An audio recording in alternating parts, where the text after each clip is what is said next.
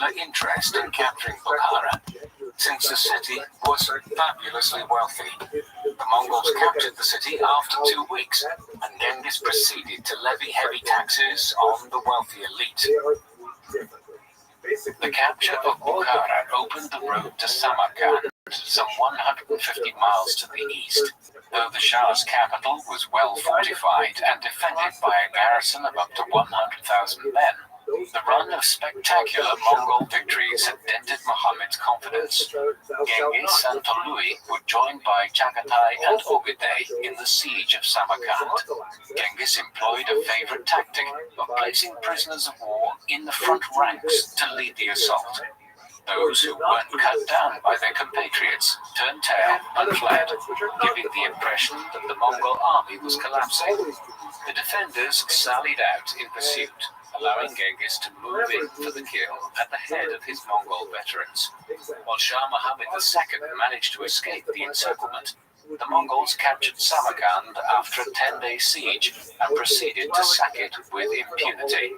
Genghis rested most of his army, but sent a force under his elder sons to take control of the Amu Darya, known in classical antiquity as the Oxus River, which separated Persia from the Turkic peoples of Central Asia.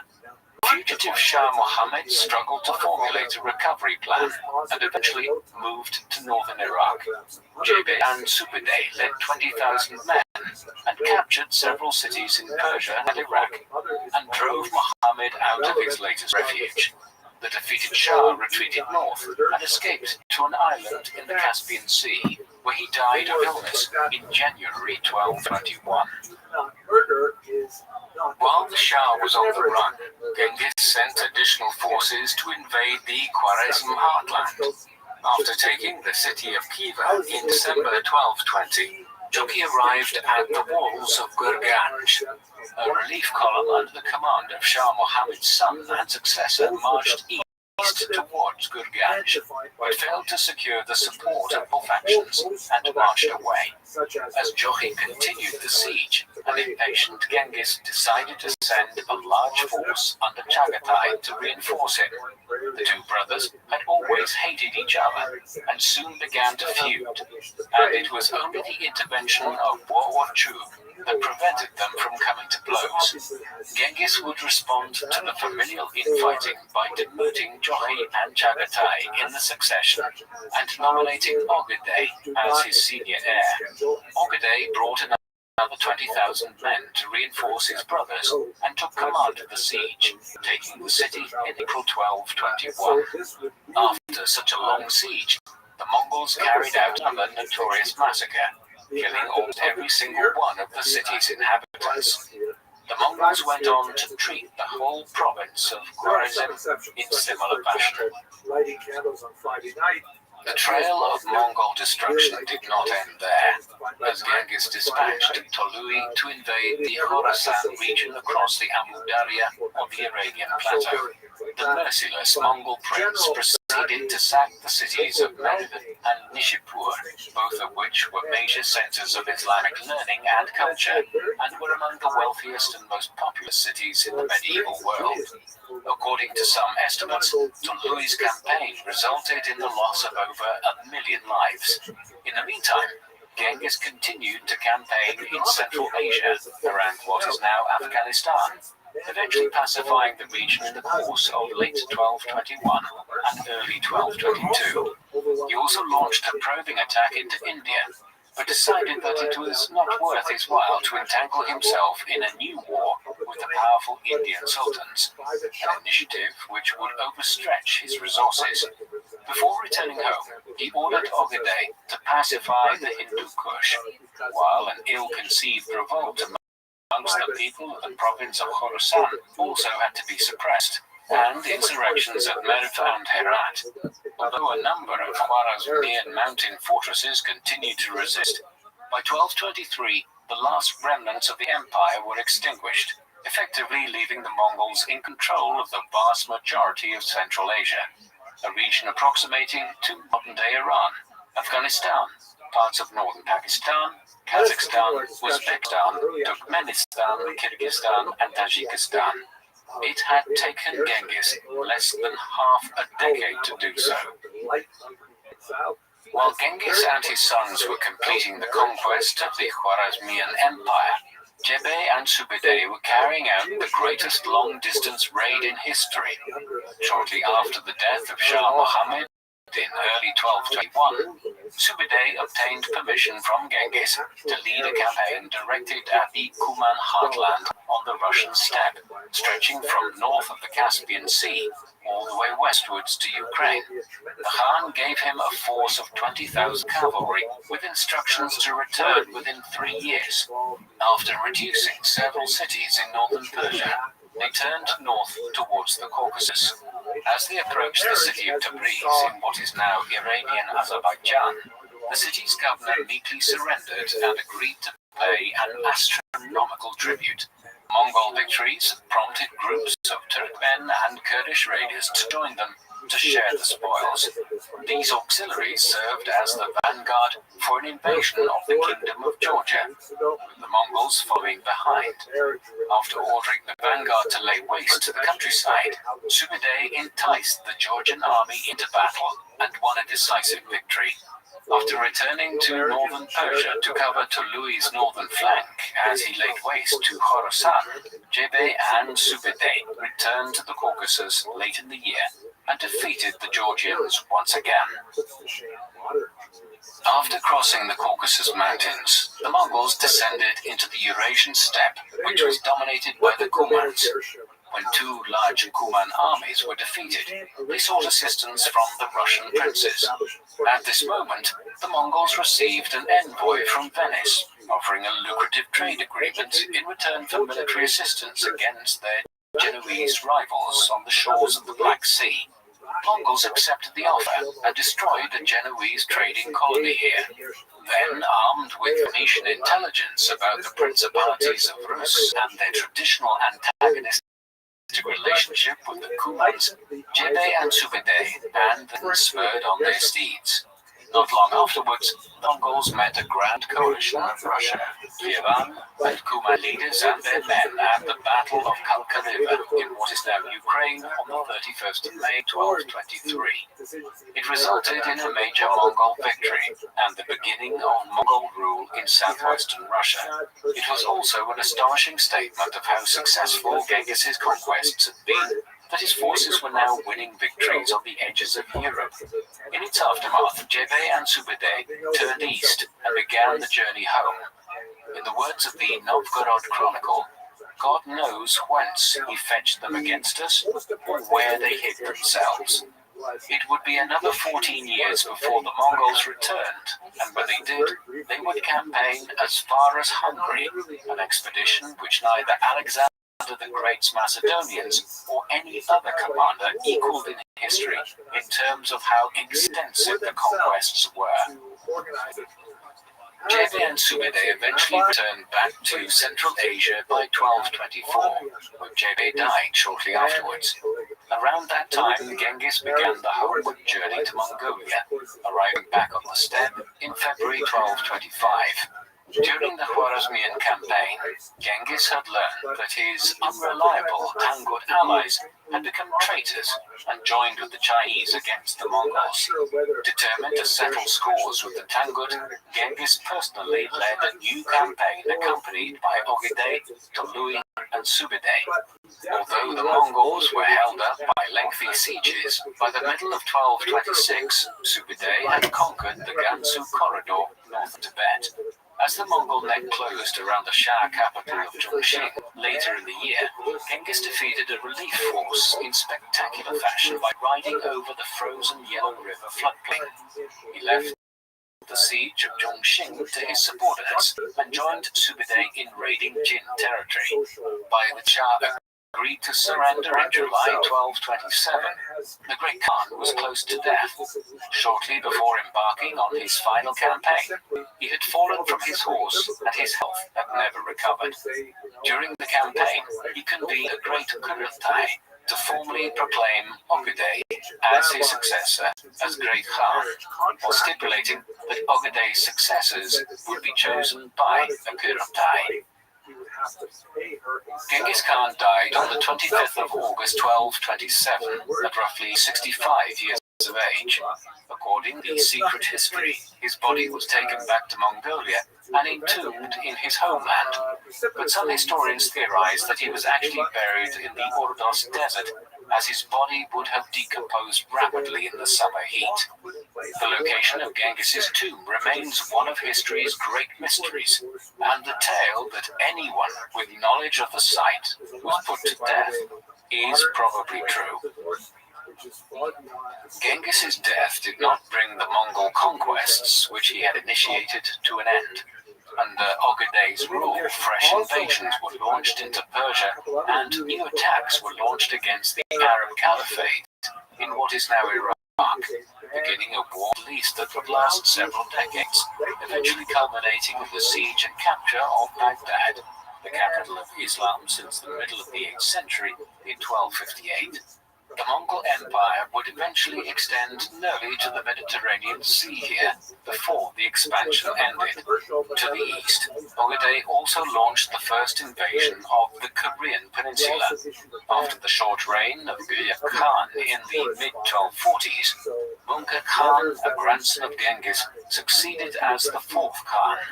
His reign was one of consolidation, as the administration of the vast Mongol Empire was improved, and largely conquered territories were brought fully under Mongol rule, particularly in the Middle East. Thereafter, the empire fragmented into several khanates, owing to succession disputes. These included the Golden Horde, or Jochid Khanate in Russia, the Yuan dynasty in China, the Chagatid Khanate in Central Asia, and the Il Khanate in the Middle East. The greatest of the later Mongol rulers was Kublai Khan, who ruled between 1260 and 1294, and was a grandson of Genghis. He completed the conquest of China, and even attempted to launch invasions of Japan, though these were unsuccessful. It was to Kublai's court that the Italian explorer and merchant Marco Polo arrived in the late 13th century, leaving behind a Western account of the splendor and grandeur of the court of this Mongolian ruler. It was a long way from the desperate straits Genghis had found himself in as a young man on the Asian steppe a century earlier. Genghis Khan leaves behind a legacy as one of the greatest conquerors in world history.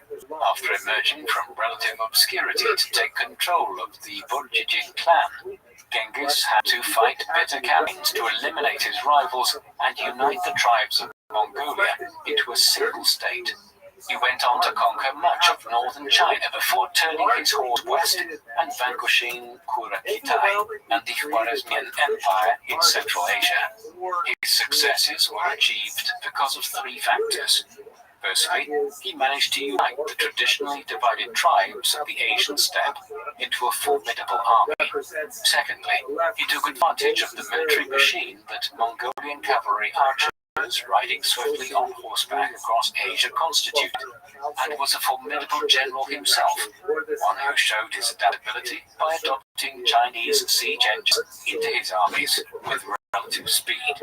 But thirdly and finally, Genghis was also somewhat lucky. When he began his conquests, Imperial China was in a weakened and divided state, while to the west, the great Muslim powers of the Middle East and Central Asia had declined considerably since the glory days of the Arab Caliphate centuries earlier. Genghis's accomplishment was that he managed to exploit these highly advantageous circumstances. His sons and his descendants would build on their father's conquests to create the largest contiguous empire in human history. What do you think of Genghis Khan? Was he a great conqueror and pragmatic political leader who was adept enough to build an empire that encompassed dozens of nations and multiple religions? Or was he a cruel and manipulative despot who ruled with an iron fist and allowed his armies to commit unimaginable atrocities on the thinnest of pretexts?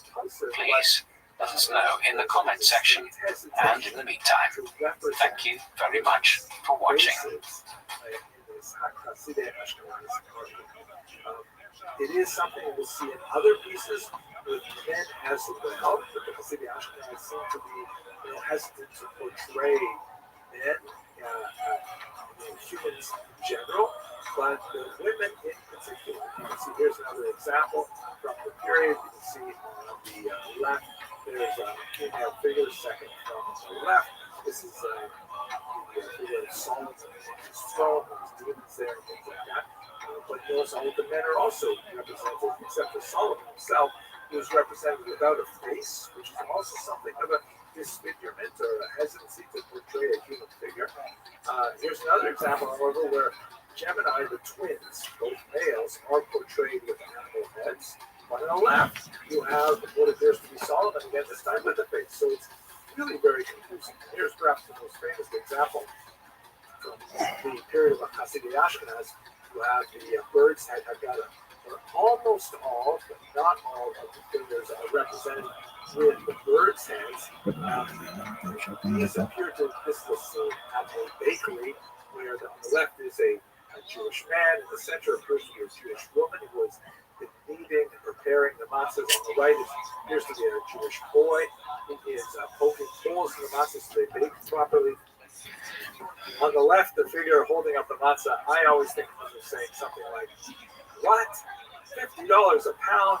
You've got to be kidding me." But at any rate, this is another example of the Hasidei Ashkenaz and their hesitancy to portray the human form. Okay, so much to say, but I've got to move on. I want to thank you, Bill, very much for watching this video.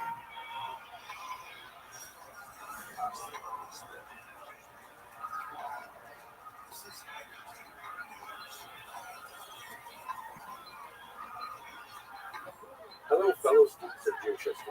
So we've had a chance to look at the communal structure of the early Ashkenazi community, and we looked a little bit about the family structure and gender in Ashkenazi society. Let's now look at the internal, intellectual, spiritual, religious life of Jews in Ashkenaz in the High Middle Ages. So in order to do that, let's first place it into its larger context. One of the most basic ideas of intellectual history is this notion of the decline of the generation. Theologically, there is this concept that there was a high moment of sensitivity and closeness to God at the revelation in Sinai, and then every subsequent generation represents kind of like a step down as we move in time away from that great event. And for the purposes of scholarship, rabbis have tended to divide these generations into kind of big chunks that corresponds more or less to the major works that they engaged in during their lifetime, the major kind of activities that they did. The man known to history as Genghis Khan was born in the middle of the 12th century, while different sources place his year of birth between 1155 and 1167. The most commonly accepted date is 1162. His personal name was Temujin, and he was a member of the Borjigin clan. There is also no consensus on Genghis's place of birth, but it is indicated that he was born around the upper valley of the Onon River, the sacred mountain of Urgan-Khaldun, in the Khenti Mountains in northeast of Mongolia. Temujin's father was a Mongol chieftain named Yesugai. According to the secret history of the Mongols, the official history of Genghis' life and conquests, written by the Mongol royal family after his death, Yesugai was the grandson of Rabbi Khan, the head of the Borjigin clan in the early 12th century. Some historians argue this could have been later propaganda to enhance Genghis' lineage, and Yesugai was not related to the royal clan at all. Nevertheless, he was clearly the leader of a fearsome band of warriors who served Habul's son Khatula in the 1150s. Yesugai was also the sworn brother of Tochris, the leader of the Kerak tribe, one of the 5 major tribal confederations of Mongolia. Yesugai and Tochris often fought against the Merkit Confederation, and in around 1160, Yesugai abducted a 15-year-old girl named Hoelun. who had been betrothed to a Merkit chieftain, sparking a feud that would last more than half a century. Over the course of the following decade, Hoelun would give Yesugai 4 sons and a daughter, of whom Temujin was the eldest. By the time of Temujin's birth, Yesugai already had 2 sons from another wife, and he was not his eldest son, or a clear heir of any kind to him. From a young age, Temujin learned horsemanship and archery, the 2 skills that formed an essential part of warfare for the nomadic peoples of the Eurasian steppe, the vast steppe stretching from Hungary in the west to Manchuria in the east. As a child, Temujin was also introduced to hunting and falconry, which would become his favorite pastimes as an adult. While Temujin was close to his siblings, his closest childhood friend was a boy from the Jadara clan named Jamuka, and the 2 became sworn brothers. During his childhood, Temujin began to learn about the complex relationships among the Mongolian tribes. The Mongol tribe into which Temujin was born was divided into 2 major clans, the Boljijin and the Taichu. The Mongols were one of 5 major tribes in the region, the others being the Kerite, Merkit, Tatars, and Naga. The peoples of Mongolia were surrounded by powerful neighbors. To the east and southeast was imperial China, which since 1115 had been ruled by the Jin dynasty founded by the Jurchen tribe from Manchuria. To the south was the Western Shan in northwestern China, ruled by the Tangut people from Tibet. To the north was the desolate and inhospitable region we call Siberia today, while substantially to the west and southwest were the Muslim powers of Central Asia and the Middle East, which were in a period of some decline by the 12th century, the Arab Caliphate having gone through its golden age centuries earlier between the 8th and 10th centuries.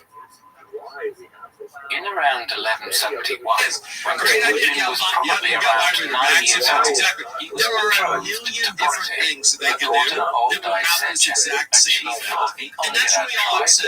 Leaders of the Mongol families often married Ongerat women. This required Temujin and his father to travel on a long journey across the Gobi Desert to take part in the betrothal ceremony. Although he was a powerful warrior, Yesugai could only afford to offer Daisetchen a single horse for his daughter. Although the Ongerat chief agreed to the match, he stipulated that the horse would serve as an initial dowry, and until a greater dowry was paid, Temujin would have to stay behind and work for his future father-in-law. The young Temujin was ashamed that his father could not afford to pay for his bride straight away. He spent 3 happy years among the Ongerat, working as a herder. Temujin heard stories about the burgeoning trade between the Ongerat and the wealthy Jin Empire south of the Great Wall. Temujin's time with the Ongerat ended when he was around 12 years old. During one of his raids, Yesugai encountered a band of Tartars. Rather than launching an attack, the Tartars invited him to dinner. Bound by the steppe traditions of hospitality, Yesugai felt he could not refuse, and was duly poisoned by his hosts. The slow-acting poison enabled Yesugai to leave instructions to bring Temujin back home. Although Daisetchen was reluctant to part with the boy, he recognized the difficulties Temujin's family faced and allowed him to leave. By the time Temujin returned home, his mother, Hoelun, had tried and failed to assume her late husband's leadership position in the name of her teenage sons, and the Taichud claimed leadership among the Mongols once again. As Hoelun's followers deserted her one by one, she and her sons were reduced to destitution and forced to hunt and fish to survive. Temujin and his brother Khazar proved the most effective at catching the prey, but their elder brothers Bekter and Belkutai began to lay claim to their food. On one occasion, Bekter stole a large fish that Temujin and Khazar had caught.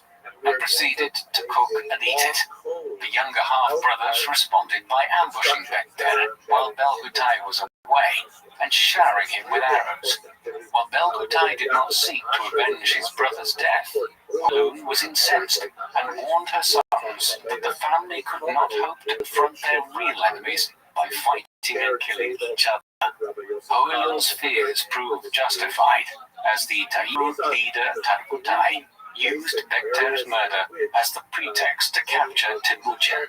The boy escaped into the woods and survived for 6 days before hunger eventually forced him to escape, during which effort he was captured and taken into Taichud captivity.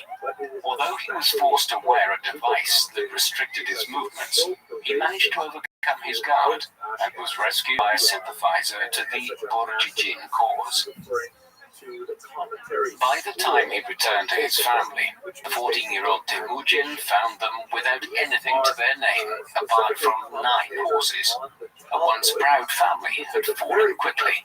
When the Taichud then raided their camp and took 8 of the horses, Temujin took the remaining steed and relentlessly pursued the enemy.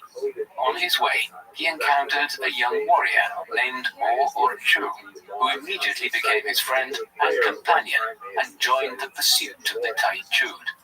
After recovering the horses in a daring night raid, they were struggling to get away from the Taichud riders when Temujin noticed that the leader of the pursuit had ridden far ahead of the rest of his men.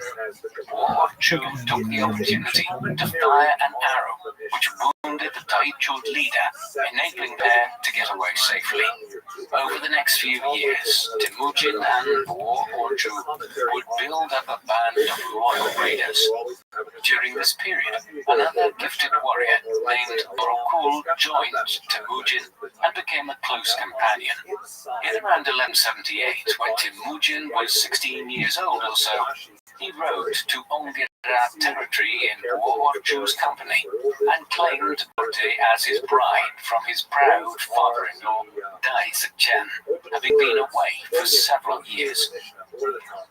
2 years later, Temujin would suffer one of the worst humiliations of his life. A large Medikit raiding party of 300 horsemen descended upon Temujin's camp and scattered them. Although Temujin managed to escape with his brothers and his mother Hoelun, Borte appears to have been deliberately left behind in order to enable Temujin's flight. As he pondered how to recover his wife, Temujin reached out to the Kerai chief Togris and appealed to him by reminding him of his sworn brotherhood with Temujin's late father Yesugai. Togris accepted Temujin as his adopted son and organized a large army to fight the Merkit. The alliance prevailed in the ensuing campaign, and Borte was rescued. During her time in Merkit captivity, Borte had been given to the brother of the Merkit chief, and by the time of her liberation, she was pregnant with his child. Nevertheless, when Borte gave birth to a son in 1182, Temujin accepted the child as his own and gave him the name Jochi. The following year, Borte gave birth to a second son, a biological child of Mujin named Chagatai, who would never stop reminding his father of Jochi's illegitimacy. Now in his early 20s, Temujin had established himself as a reasonably powerful Mongol leader, but also one who was widely feared and respected for his bravery. His main rival during this period was Jamuga, his childhood friend and sworn brother, who was by the early 1180s the leader of the Jadarat clan. The two men had crossed paths again as part of a coalition against the Merkit, but after a couple of years they went their separate ways, each with ambitions to unite the Mongols under their leadership.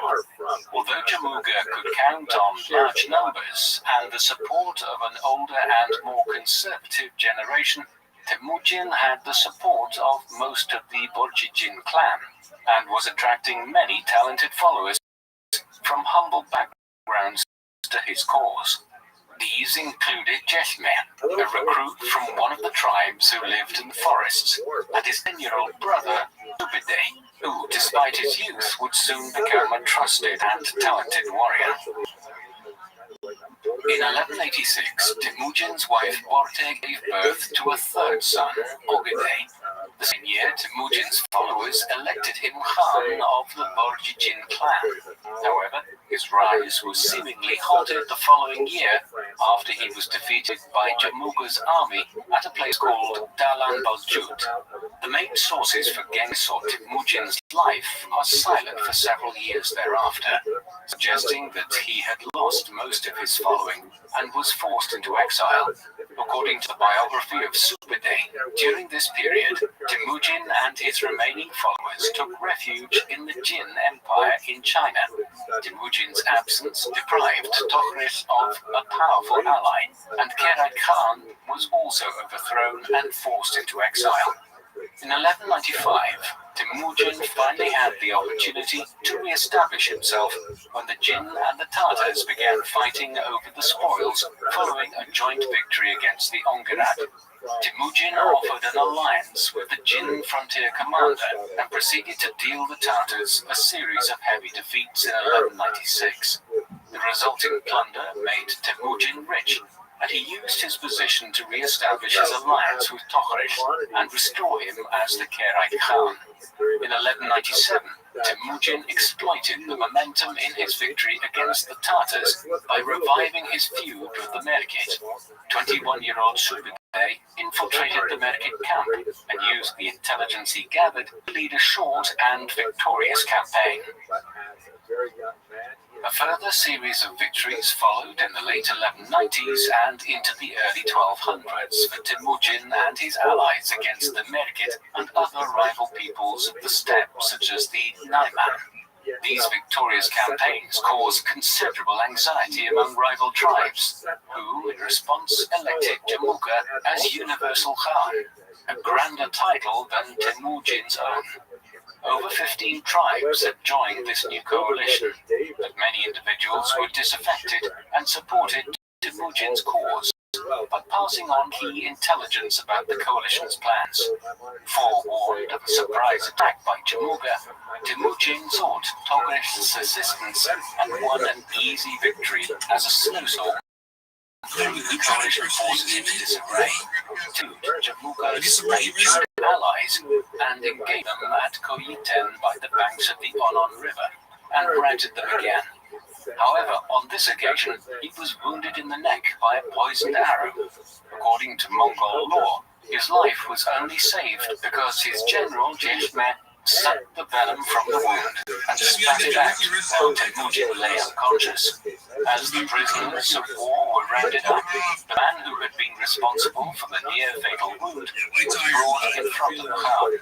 Rather than executing him, Temujin praised him for his marksmanship and recruited him as an officer. He soon acquired the nickname Jeme, or the Arrow, and would go on to become one of the Khan's greatest commanders. Jamuga's defeat led to the temporary fragmentation of his coalition, yet by 1202 he had formed a new alliance with the Naiman and a number of defectors from Temujin's forces, including several disaffected uncles and his brother, Hassan. Jamuga then launched a concerted attack on Temujin, but the Borjigin Khan proved equal to the situation, maneuvering his forces skillfully and switching between guerrilla tactics and field battles. In the winter, after a formal ceremony confirming him as heir to the Kerai Khanate, Temujin and his adopted father defeated the Naiman. In an effort to consolidate his alliance with Tokhris, he proposed that his son Jochi marry Tokhris' daughter. The proposal infuriated Tokhris' disinherited son Ilka, defected to Jamuga after his father refused to break ties with Temujin. With Ilka at his side, Jamuga rode to Tokhris' camp and forced him to join the anti-Temujin coalition. In 1203, Temujin was defeated by a Karaite army commanded by his adoptive father, but escaped with around half his force when Jamuga called off the pursuit. His old companion, Orju, and his son, Ogade, were initially unaccounted for and returned to camp with heavy wounds. While an angry Temujin sent a series of letters to his former supporters accusing them of betraying him, he began to build a new coalition. From his new base near the Baljuna convent, Temujin and his senior commanders swore an oath to fight to the bitter end. Meanwhile, the members of the coalition lost faith in Togrish's leadership, and Temujin's brother Khazar returned to his side. In the autumn, Temujin went on the offensive against Togrish and defeated the Kherite army after a hard-fought battle that lasted 3 days, until Temujin's general Mukhali broke through to the enemy's camp. While escaping from the battlefield, Togrish was killed by some Naiman bandits. Temujin then assumed the leadership of the Kherite and announced the unification of the Mongol and Kherite nations, and welcomed several of Togrish's lieutenants into his ranks. Temujin's latest success led to the formation of another coalition between Jamuga and the Naiman. As part of his preparations for this final confrontation, Temujin began to reorganize his army into units of tens, hundreds, and thousands, following the example of the Jin Chinese Empire. He also formed an elite bodyguard and began to set up administrative structures to govern the recently pacified tribes. He soon developed a formula which promised autonomy to peoples who agreed to submit without a fight, while threatening dreadful consequences for those who chose to resist. A method of psychological warfare which would be used consistently by the Mongols in their conquests over the next century. In 1204, Temujin convened Riltai, or Grand Council, to plan the upcoming campaign against the Naiman. The Khan was persuaded to launch his campaign early on the 17th of May 1204. By the end of June, the Mongols reached Naiman territory, and the first clashes took place. Although his army was far smaller than the enemy's, Temujin ordered his men to light 5 fires per person at night to give the impression of superior numbers. The Naiman commander, Taiyang Khan, was deceived by this ruse and proposed retreating to friendlier terrain in the Altai Mountains. However, his subordinates compelled him to pursue an active strategy. Over the next few months, both armies danced around each other until Taiyang prepared to do battle at Chakirot at the foot of Mount Nachu. As Temujin and his leading generals spearheaded the attack, Jamuga suddenly led his men from the field, depriving Taiyang of his numerical superiority. Despite this, the Naiman army resisted bravely, but Temujin's initial charge caught them off guard, and the Mongols gradually surrounded their valiant enemies as they retreated up the slopes of Mount Nachu. Temujin was astonished to see the enemy storm down the hill in a last-gasp charge and offered the Naiman honorable terms of surrender, but they preferred to fight to the last man. Taiyang was taken prisoner and died of the wounds sustained during the battle not long afterwards. Most of his allies submitted to Temujin. At the age of 42, after suffering several setbacks over the course of his life, Temujin had vanquished his enemies and united over 30 tribes under his rule in a large tract of the Asian steppe. Temujin's victory at Chakirmot seemed decisive, but the mysterious Jamuga was still unaccounted for. While most of his followers had deserted him and submitted to Temujin, he fled into the mountains with a dwindling band of men. Upon hearing that Temujin had put a large bounty on his head, the 5 men who remained with Jamuga tied him up and brought him to Temujin. As Temujin prized loyalty above all else, he executed Jamuga's captors for their treachery, but took considerably longer to decide on the fate of his sworn brother. Eventually, he ordered his sadistic nephew Jigidai to carry out a brutal execution by hacking him to pieces. In 1205, Temujin began to launch raids against the Tanguts to the south, while Sube'etei worked to pacify the new subjects of the Mongols by suppressing a fresh Mennonite rebellion. The following year, 1206, Temujin held another Kurultai, which brought together all the Mongol nobles to officially proclaim the creation of a new Mongol empire. It was at this juncture that Temujin was given a new title, Genghis Khan, which should more accurately be rendered as Genghis Khan. The name is usually translated as Universal Ruler. The recent scholarship suggests Fierce Ruler is a better translation. Temujin accepted the imperial throne on the condition that everyone would obey his word. After assuming imperial power, Genghis began to reward his followers. His long-standing companions of World War II and Mongolia given the highest ranks, while the likes of Bey and Superdey were ranked one step below. The four were members of a 9-man cabinet that enjoyed the greater privileges and took part in key decision-making alongside the Khan. While Genghis had united the tribes of Mongolia through conquest, he faced a monumental task eliminating various tribal and clan loyalty to forge a single Mongol nation. In order to achieve this, Genghis set out to build a new political system in which his subjects placed allegiance to the Khan and the Mongol nation above kinship ties. The success of this would depend on his ability as Khan to provide his people huge amounts of wealth, plundered from enemies through new conquests. This incentive system demanded frequent campaigns outside the new empire's borders, and Genghis consequently continued the military reorganization that he had started in the latter stages of his unification campaigns. The basic organizational unit in the new decimal system was the Chan, or 1,000 men, though the formidable 2 men or 10,000 is more widely known. Since each of Genghis's subjects was attached to a Min-Chan, this decimal system was also intended to replace the old social structure of clans and tribes. While most of the leaders of the Min-Chans were from the old aristocracy, a significant minority had more humble origins, reflecting the meritocratic ethos that allowed Genghis to find some of his greatest commanders among the lower classes.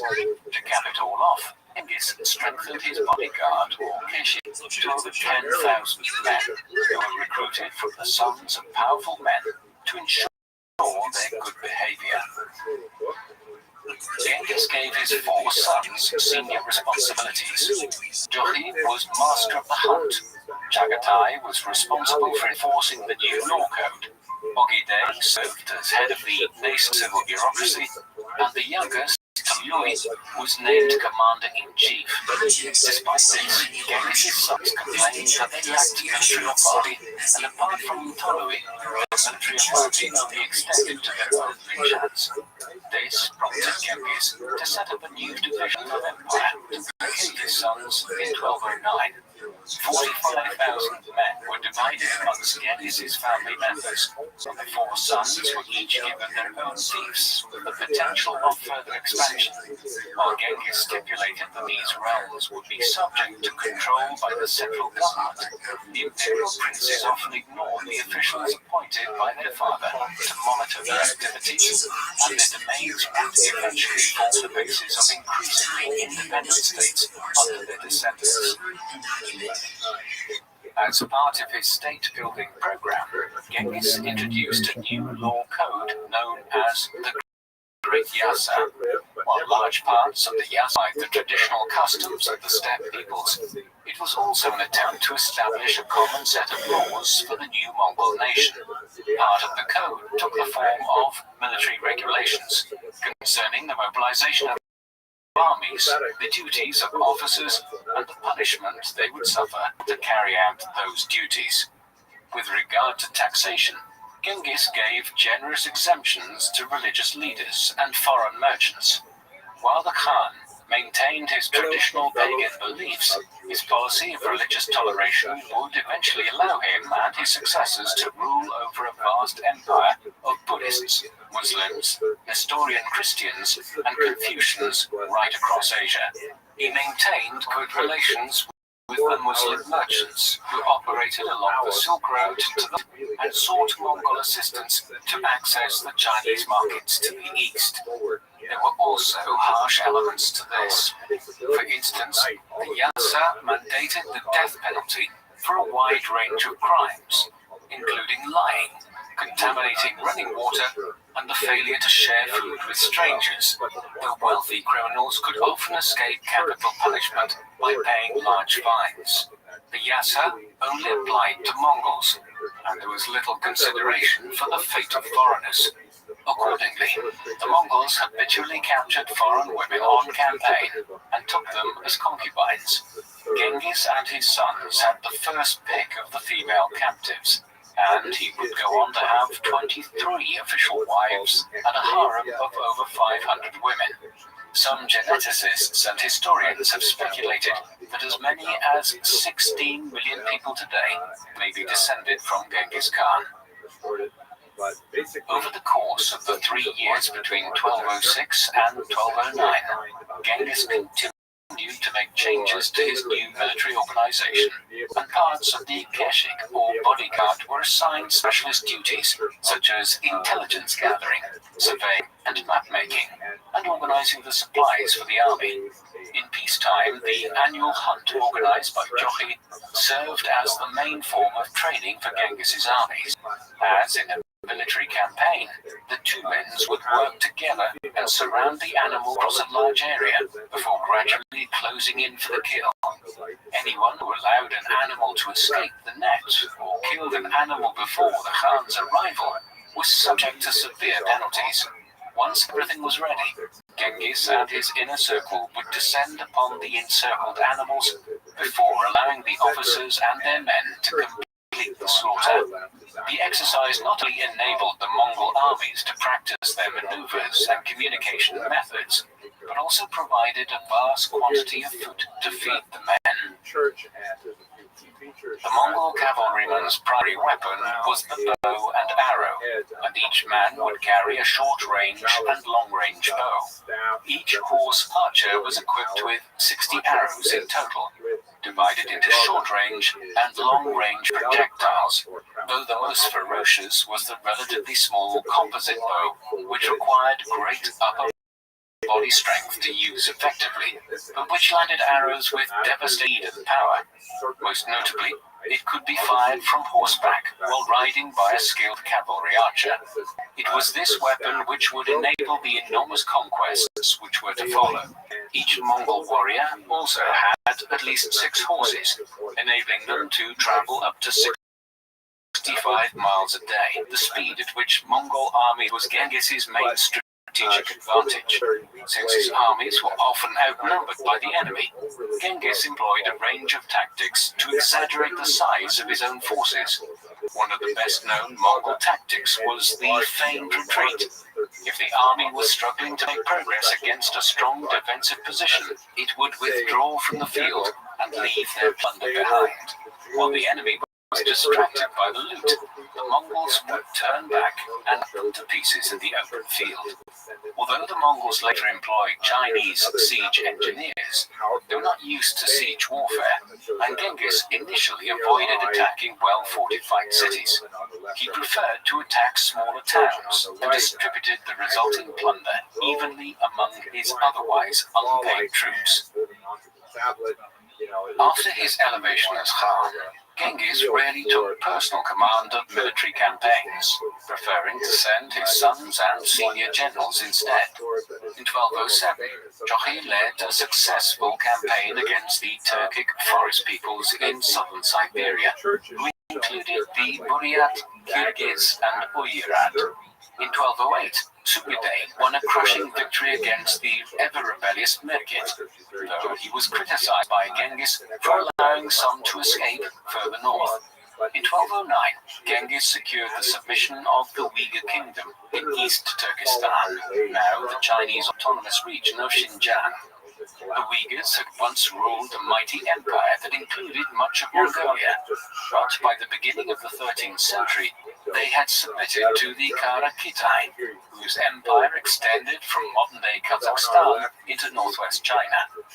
Genghis subsequently recruited many Uyghurs into the Mongol imperial administration, and adopted the Uyghur script for the first official Mongol written texts. With the conquest of the forest peoples and the submission of the Uyghurs, Genghis laid much of the groundwork for an invasion of China. Since the collapse of the Tang dynasty in 907 AD, China had been divided between a number of competing dynasties. At the beginning of the 13th century, there were 4 such states: the Jurchen Jin Empire in the northeast, the Tangut Western Shah in the north, Karakitai in the northwest, and the Sung dynasty south of the Yangtze River. Although the Sung was the only one of these states ruled by the Han Chinese majority, the rulers of all 4 states Chinese customs and administrative practices. The Mongolians would benefit substantially from the divided state of China at this time. Genghis came to see the Tangut Empire both as a source of plunder for his restless armies and a testing ground for their ability to fight the more powerful Jin. After the initial raid in 1205, Genghis launched a larger campaign in 1207, which forced the Tangut to agree to pay an annual tribute. When the payment was suspended in 1209, Genghis organized a large invasion force and embarked on a expedition. Eventually, the desperate Tangut decided on a formal submission to Genghis Khan and promised to supply troops for future campaigns. By 1211, with his rear secure, the 49-year-old Genghis Khan was ready to turn his attention to the Jin Empire. While this was motivated in part by the desire to avenge frequent Jin raids into Mongol territory, and the relentless logic of perennial conquest to feed and pay his troops, the invasion of northern China had been a long-held ambition. The Jin had conquered northern China from the Khitan Liao dynasty at the beginning of the 12th century, and proceeded to drive the Sung emperors south of the Yangtze River. While a peace treaty was signed between the Jin and Sung in 1142, relations between the 2 Chinese powers remained uneasy, and the peace was interrupted by occasional conflict. At the beginning of the 13th century, the Sung embarked on an effort to reclaim territories north of the Yangtze River. While the Jin easily defeated the invasion force, within a few years the Jin heartland of Manchuria faced a Khitan rebellion, partly encouraged by Genghis. Having been preoccupied with its wars against the Sung dynasty, the Jin left its northern frontier relatively undefended. As the Jin planned to strengthen its northern defenses by building a new wall, Genghis decided that it was time to strike. In early 1211, Genghis called a Kurultai, or Grand Council, in which he set out his plans to conquer northern China. Unlike previous steppe peoples who had intermittently conquered parts of northern China and abandoned their homeland to newcomers, Genghis intended to maintain his power base in Mongolia, from which he would rule over an empire that incorporated both the nomadic steppe cultures of Central Asia and sedentary cultures of China. The invasion force of around 100,000 men began moving in March. Genghis divided his army into 3 columns. The eastward column was commanded by Jebe and Suide. The central one was led by the Khan personally, alongside Tolui and Bukhari. So The we're going western to go ahead column and was start commanded with by some elements Genghis's 3 and other then sons. these are While the ones Genghis's that elder you sons guys faced sent no in. opposition Some of you after guys were crossing the anonymous, Gobi some of you guys Desert, have left the your other names. 2 So we're going to go ahead columns and get raided into the it. area north of Jin Can I in an confess something attempt to now? draw the If you enemy want to. out to battle. When the Jin armies refused to take the bait, Genghis decided to march his forces south. In response, the Jin formed 2 armies, one to face the advancing Mongols in a frontal attack, and the other to strike against Genghis's right flank. Genghis ordered Jebe to march his men westwards behind his column and eliminate the It's been threat to fun. his flank. Welcome in. All right, Leaving the guys. Jin Are you guys ready? First while the Jin commander confession of the deployed his day. forces in a I'm so narrow excited for pass this, to guys. I prevent love Mongols you. from fighting on open ground. The momentum of Bukhari's charge proved overwhelming for the Jin cavalry, which trampled over the infantry as it took flight. The Mongols went on to win 2 further pitched battles to destroy the Jin field armies. Genghis followed up by capturing several major cities and ordered Jade to advance to the Juyong Pass near the Jin capital of Chengdu, today Beijing. Unable to take the pass by direct assault, they feigned retreat and went on to destroy the garrison in front of the pass.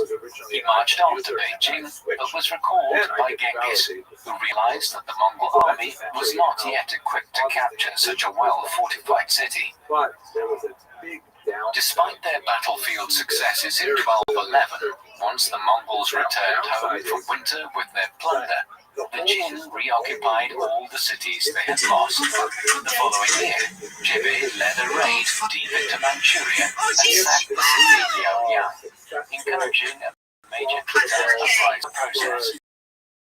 In October 1212, Genghis joined Jochi, Chagatai, and Ogedei to attack the city of Datong, but Akbar was wounded by an arrow and broke off the siege.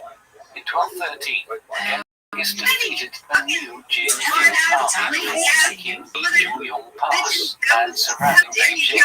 The Mongol successes led Hu Shu, the commander of the Beijing garrison, to overthrow the Jin emperor and install a puppet ruler, himself as regent. In November, Hu Shu managed to defeat the Mongols outside Beijing, and was defeated a couple of days later and killed by his deputy commander.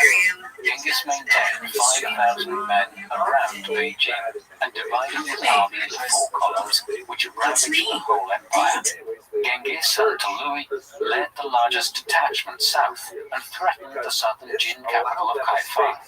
In the space of 3 short months, the 4 Mongol armies rampaged through the entirety of Jin territory and left behind a trail of devastation by destroying all the crops in an effort to starve the population into submission. While Genghis returned to Mongolia, he maintained a tight blockade on Beijing and encouraged the Jin emperor to submit to him. Although the Jin signed a peace agreement in 1214, which provided for an end to the blockade of Beijing in return for a heavy payment to the Mongols, the Jin emperor almost immediately fled south and settled at Kaifeng. Genghis resumed hostilities and appointed a general named Samuka to lead the siege of Beijing. Although the Mongol army was also suffering from extreme hunger, and both besieger and besieged had allegedly resorted to cannibalism, Samuka remained methodical in his approach. 2 Jin armies sent from the south in early 1215 were defeated by the Mongols. In May, the Mongols launched an assault on the city, and after overcoming the valiant resistance from the Jin defenders, the victorious Mongols sacked the city, devastating it to the extent that the population fell by more than 3/4 in the process. Despite this enormous setback, the Jin government in Kaifeng refused to surrender. In 1216, Mukhali defeated a Jin counterattack in the east, while Samuka led 30,000 men south and joined up with a Tangut force to devastate the countryside around Kaifeng. Genghis hardened his peace conditions following Samuka's raid, and negotiations with the Jin broke down. When Genghis returned to Mongolia in early 1216, he left Mukhali in charge as commander in China. Mukhali was given an army of 70,000 men, but most of these came from recently subjugated nations who could desert him at the first sign of Mongol weakness. The limited manpower forced the Mongol commander to scale down his operations, and in 1218, Genghis himself had to lead a pacification campaign against the Tatars, who had moved away from a pro-Mongol policy under a new ruler. By the end of the year, Genghis supplied Mukhali with reinforcements, which increased the size of his army to 100,000 men. Although he could be as brutal as his comrades, Mukhali also sought to consolidate Mongol control by acting magnanimously towards his defeated foes, and he had methodically subdued much of northern China. He died in 1223 with a pristine military record, having never lost a single battle in his career. Mukhali was aided in his campaigns by alliance with the Song dynasty, but Following his death, conflict arose between the erstwhile allies, enabling the Jin to make a brief recovery. The Mongols would have to wait another decade to fully extinguish the Jin Empire. While Mughali was campaigning in northern China, Genghis's attention had been drawn westwards. Since the beginning of the 13th century, Kara-Khitai had been at war with Shah Muhammad II of the Khwarezmian Empire, situated to the east of the Caspian Sea in Central Asia. In 1208, the fugitive Naiman prince Chukluk arrived in Kara-Khitai and built up an army under the pretext of fighting Genghis, only to overthrow his overlord and declare himself Khan in 1213. The re-emergence of an old rival on his doorstep led Genghis to send an army of 20,000 men under Jebe to invade Kara-Khitai. The Muslim majority population, suffered under Chukluk's anti-Islamic religious policy, welcomed the Mongols as liberators and defected en masse. After sweeping aside Chukluk's army, Jebe entered the Kara-Khitan capital Balasukun in what is now Kyrgyzstan in triumph and incorporated it into the Mongol Empire. He then followed Chukluk south into Kashgaria, where he encouraged Muslims to revolt by issuing the proclamation of religious tolerance in 1218. Jebe eventually caught up with Chukluk in northeastern Afghanistan and executed him. So began the Mongol westwards expansion into Central Asia, even as other parts of Genghis's armies were still undertaking the conquest of China far to the east. While Jebe was pursuing Chukluk, Genghis sent another army north under Jogi and Sudey to pursue the remnants of the Merkit, who had allied with the Kuman or Kipchaks, a Turkic people who occupied a large expanse of the Eurasian steppe from the lower Danube in the west to the Irtysh River in the east. The Mongols had driven the Merkit Kuman army into Khwarezmian territory and defeated it in battle.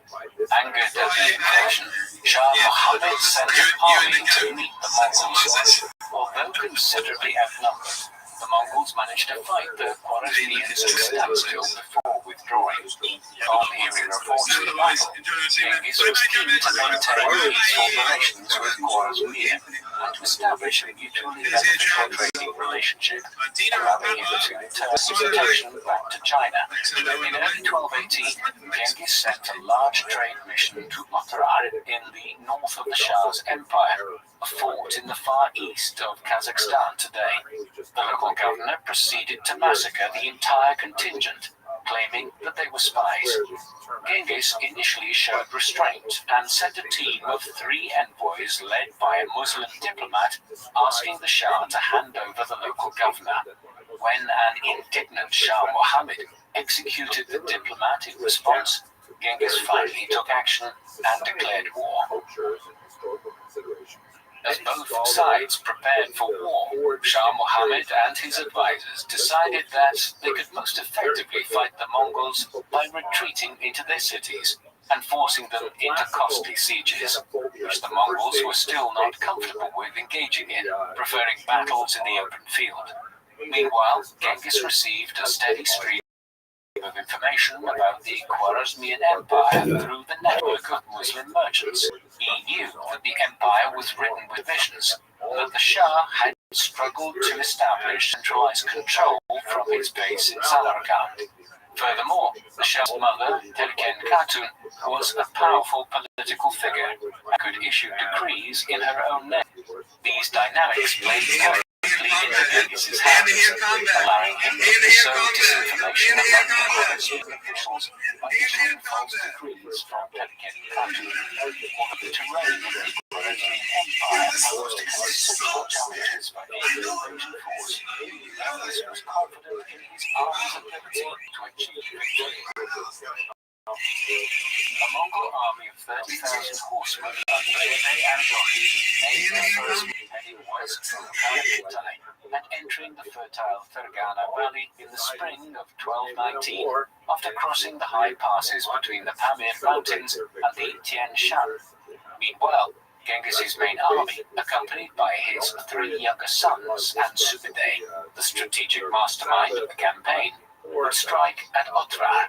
Although the Khwarezmians had intended to pursue a defensive strategy, the appearance of the Mongols in Fergana provoked Shah Muhammad into sending a large army against them.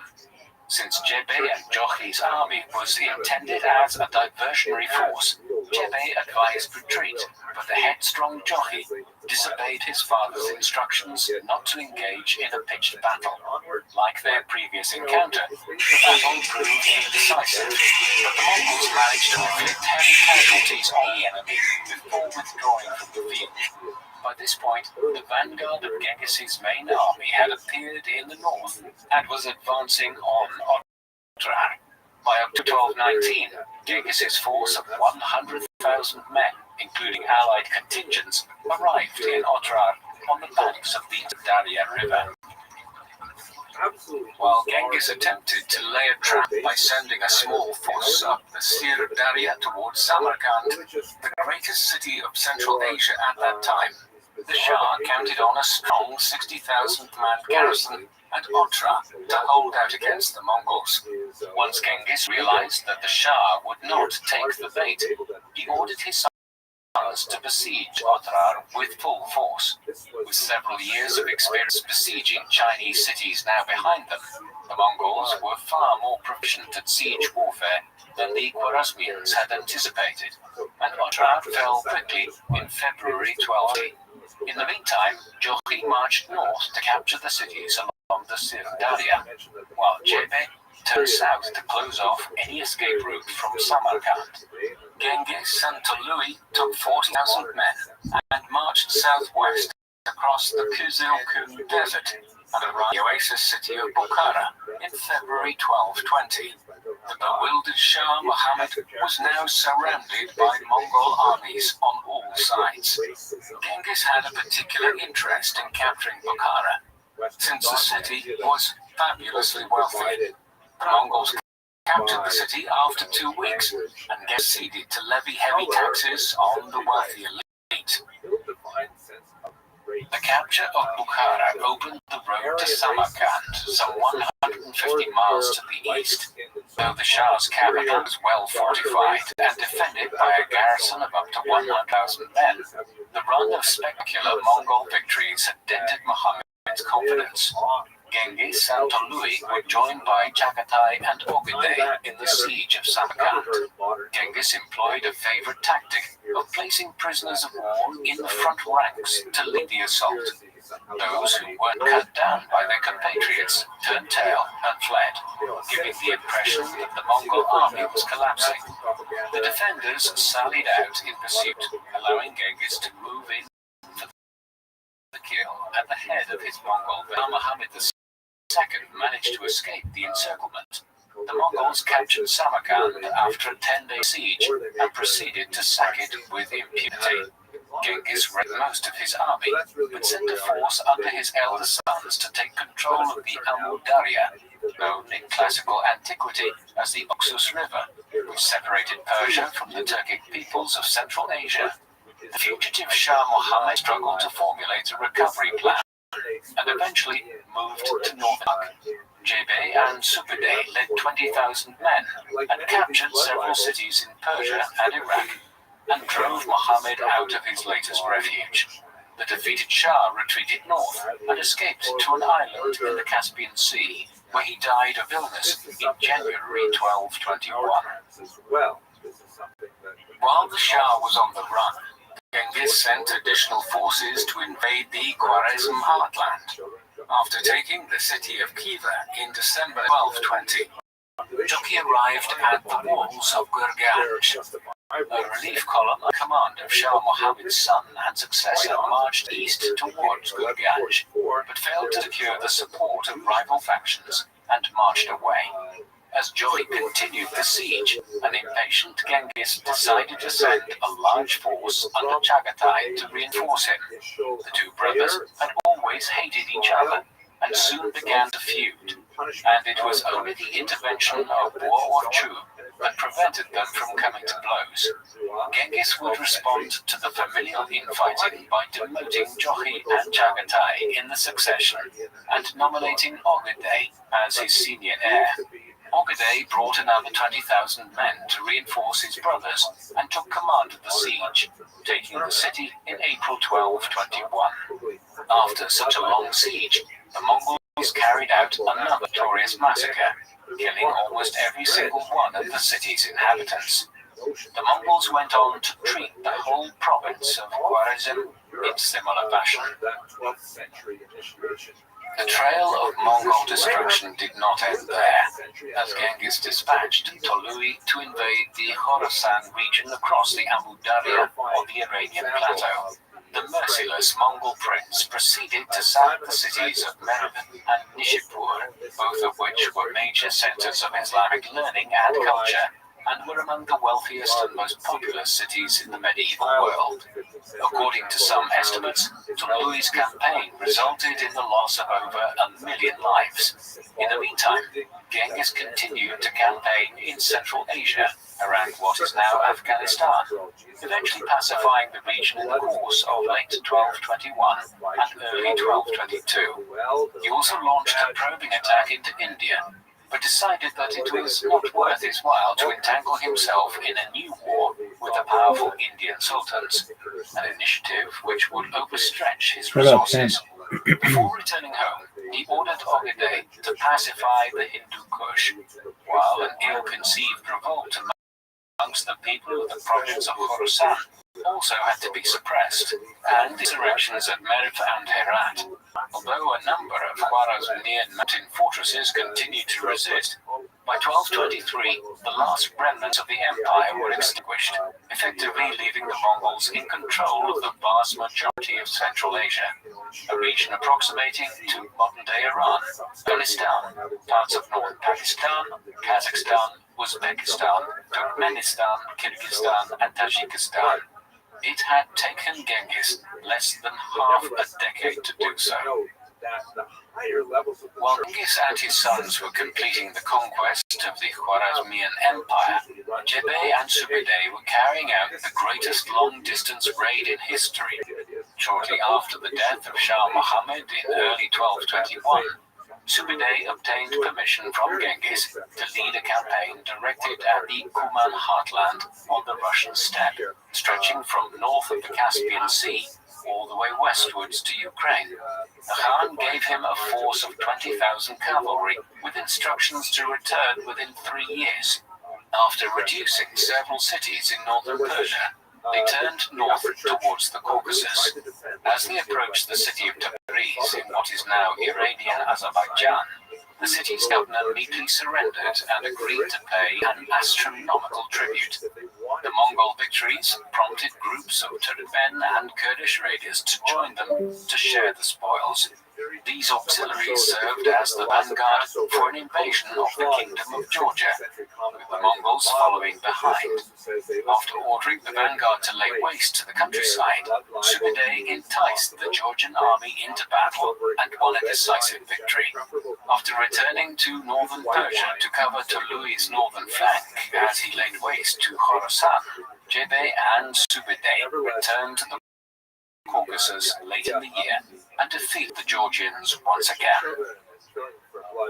After crossing the Caucasus Mountains, Mongols descended into the Eurasian steppe, which was dominated by the Kumans. When two large Kuman armies were defeated, they sought assistance from the Russian princes.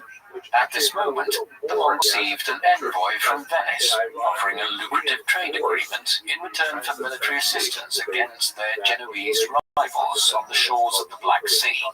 The Mongols accepted the offer and destroyed a Genoese trading colony here.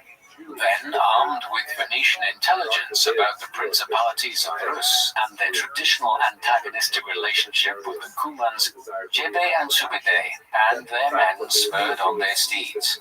Not long afterwards, the Mongols met a grand coalition of Russia, Kievan, and Kuman leaders and their men at the Battle of Kalka River in what is now Ukraine on the 31st of May 1223. It resulted in a major Mongol victory and the beginning of Mongol rule in southwestern Russia. It was also an astonishing statement of how successful Genghis's conquests had been, that his forces were now winning victories on the edges of Europe. In its aftermath, Jebe and Subedai turned east and began the journey home. In the words of the Novgorod Chronicle, God knows whence he fetched them against us, or where they hid themselves. It would be another 14 years before the Mongols returned, and when they did, they would campaign as far as Hungary, an expedition which neither Alexander the Great's Macedonians or any other commander equaled in history in terms of how extensive the conquests were. Jebe and Subedai eventually returned back to Central Asia by 1224, when Jebe died shortly afterwards. Around that time, Genghis began the homeward journey to Mongolia, arriving back on the steppe in February 1225. During his Crimean campaign, Genghis had learned that his unreliable Tangut allies had become traitors and joined with the Chinese against the Mongols. Determined to settle scores with the Tangut, Genghis personally led a new campaign accompanied by Ogedei, Tolui, and Subedai. Although the Mongols were held up by lengthy sieges, by the middle of 1226, Subedai had conquered the Gansu corridor north of Tibet. As the Mongol net closed around the Shah capital of Zhongxing later in the year, Genghis defeated a relief force in spectacular fashion by riding over the frozen Yellow River floodplain. He left the siege of Zhongxing to his subordinates and joined Subedai in raiding Jin territory. By the time the Shah agreed to surrender in July 1227, the Great Khan was close to death. Shortly before embarking on his final campaign, he had fallen from his horse and his health had never recovered. During the campaign, he convened a great Kurultai to formally proclaim Ogedei as his successor as Great Khan, while stipulating that Ogedei's successors would be chosen by a Kurultai. Genghis Khan died on the 25th of August 1227 at roughly 65 years of age. According to the secret history, his body was taken back to Mongolia and entombed in his homeland. But some historians theorize that he was actually buried in the Ordos Desert, as his body would have decomposed rapidly in the summer heat. The location of Genghis's tomb remains one of history's great mysteries, and the tale that anyone with knowledge of the site was put to death is probably true. Genghis's death did not bring the Mongol conquests which he had initiated to an end. Under Ogedei's rule, fresh invasions were launched into Persia, and new attacks were launched against the Arab Caliphate in what is now Iraq, beginning a war in the Middle East that would last several decades, eventually culminating in the siege and capture of Baghdad, the capital of Islam since the middle of the 8th century, in 1258. The Mongol Empire would eventually extend nearly to the Mediterranean Sea here, before the expansion ended. To the east, Ogedei also launched the first invasion of the Korean peninsula. After the short reign of Guyuk Khan in the mid-1240s, Ulugh Khan, a grandson of Genghis, succeeded as the fourth Khan. His reign was one of consolidation, as the administration of the vast Mongol Empire was improved, and largely territories were brought fully under Mongol rule, particularly in the Middle East. The empire fragmented into several khanates, owing to succession disputes. These included the Golden Horde, or Jochid Khanate in Russia, the Yuan dynasty in China, the Chagatid Khanate in Central Asia, and the Il Khanate in the Middle East. The greatest of the later Mongol rulers was Kublai Khan, who ruled between 1260 and 1294, and was a grandson of Genghis. He completed the conquest of China, and even attempted to launch invasions of Japan, though these were unsuccessful. It was to Kublai's court that the Italian explorer and merchant Marco Polo arrived in the late 13th century, leaving behind a Western account of the splendor and grandeur of the court of this Mongolian ruler. It was a long way from the desperate straits Genghis had found himself in as a young man on the Asian steppe a century earlier. by Genghis Khan leaves behind a legacy as one of the greatest conquerors in world history. After emerging from relative obscurity to take control of the Burjigin clan, Genghis had to fight bitter campaigns to eliminate his rivals and unite the tribes of Mongolia into a single state. He went on to conquer much of northern China before turning his hordes west and vanquishing Kurai and the Khwarezmian Empire in Central Asia. His successes were achieved because of three factors.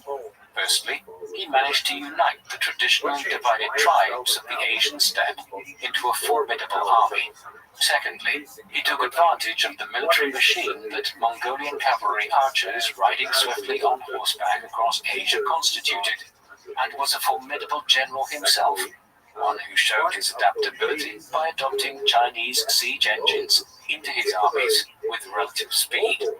But thirdly and finally, Genghis was also somewhat lucky. When he began his conquests, Imperial China was in a weakened and divided state, while to the west, the great Muslim powers of the Middle East and Central Asia had declined considerably since the glory days of the Arab Caliphate centuries earlier. Genghis's accomplishment was that he managed to exploit these highly advantageous circumstances.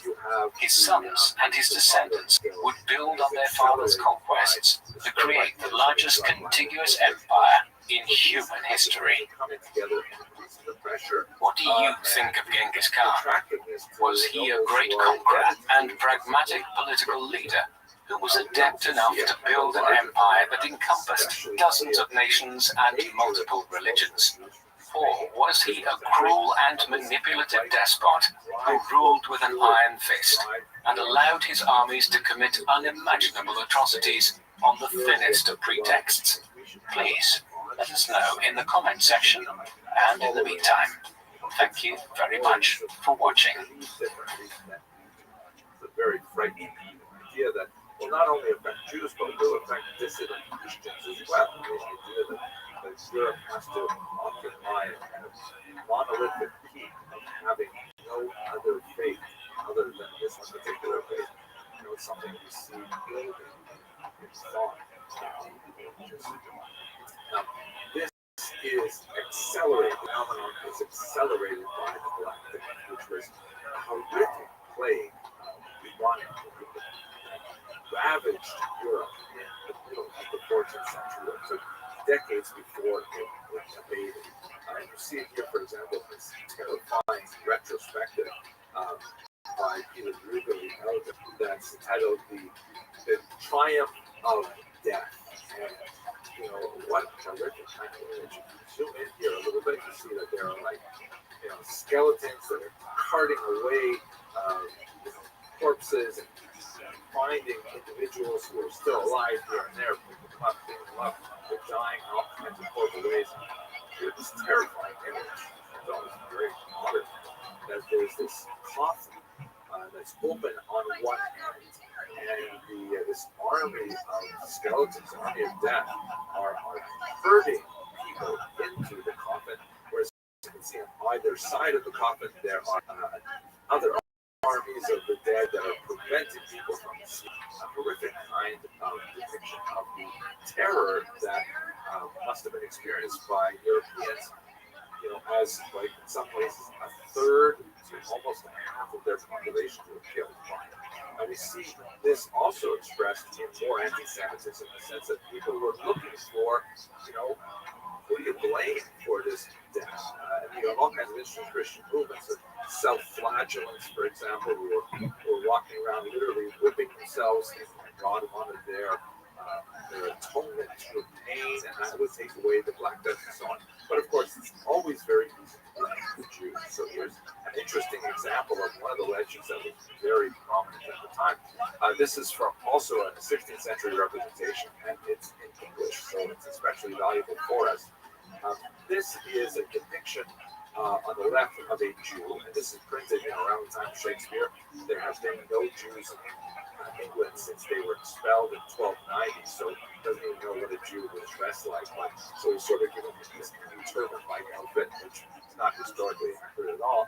And what he's done is, as this particular English depiction will describe, is made a pact with lepers to collect some of their diseased skin that's been shed through their ancestors' disease, and then he has gone to the aquifers of Europe and has dumped this poison mixed with other things we shall see into the well. The man known to history as Genghis Khan was born in the 12th century, while different sources place his year of birth between 1155 and 1167. The most commonly accepted date is 1162. His personal name was Temujin, and he was a member of the Burjijin clan. There is also no consensus on Genghis's place of birth, but it is likely that he was born around the upper valley of the Onon River, near the sacred mountain of Burgan Khaldun, in the Khenti Mountains in northeastern Mongolia. Temujin's father was a Mongol chieftain named Yesugai.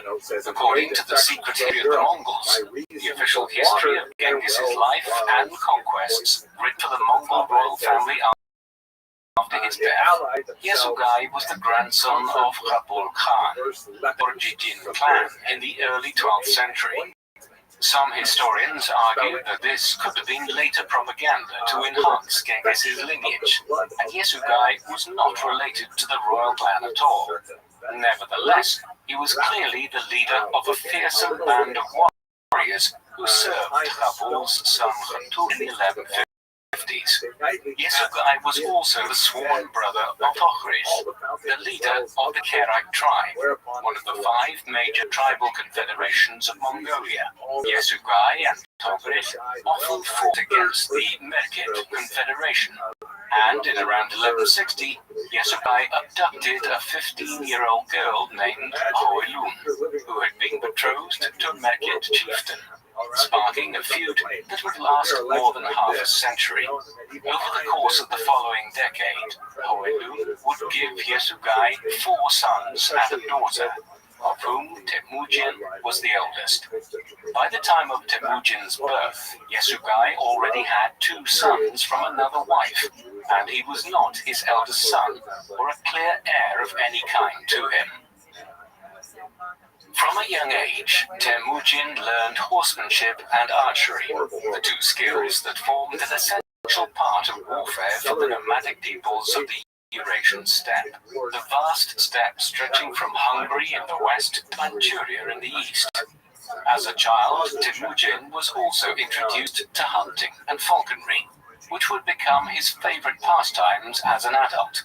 While Temujin was close to his siblings, his closest childhood friend was a boy from the Jadara clan named Jamuka, and the 2 became sworn brothers. During his childhood, Temujin began to learn about the complex relationships among the Mongolian tribes. The Mongol tribe into which Temujin was born was divided into 2 major clans, the Burjijin and the Taichud. The Mongols were one of 5 major tribes in the region, the others being the Karaite, Merkit, Tatars, and Naiman. The peoples of Mongolia were surrounded by powerful neighbors. To the east and southeast was Imperial China, which since 1115 had been ruled by the Jin dynasty founded by the Jurchen tribe from Manchuria. To the south was the Western Shan in northwestern China, ruled by the Tangut people from Tibet. To the north was the desolate and inhospitable region we call Siberia today, while substantially to the west and southwest were the Muslim powers of Central Asia and the Middle East, which were in a period of some decline by the 12th century, the Arab faith having gone through its golden age centuries earlier between the 8th and 10th centuries. In around 1171, when Temujin was probably around 9 years old, he was betrothed to Borte, the daughter of Dai Sechen, a chief of the Ongerad tribe. The leaders of prominent Mongol families often married Ongerad women, but this required Temujin and his father to travel on a long journey across the Gobi Desert to take part in the betrothal ceremony. Although he was a powerful warrior, Yesugai could only afford to offer Dai Setchen a single horse for his daughter.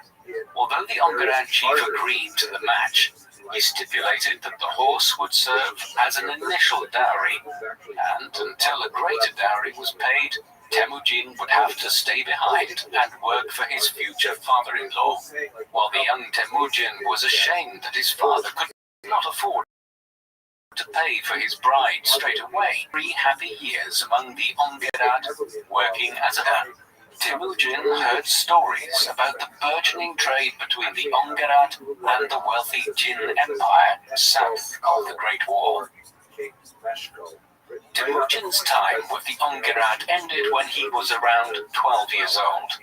During one of his raids, Yesugai encountered a band of Tartars. Rather than launching an attack, the Tartars invited him to dinner. Bound by the steppe traditions of hospitality, Yesugai felt he could not refuse, and was duly poisoned his hosts.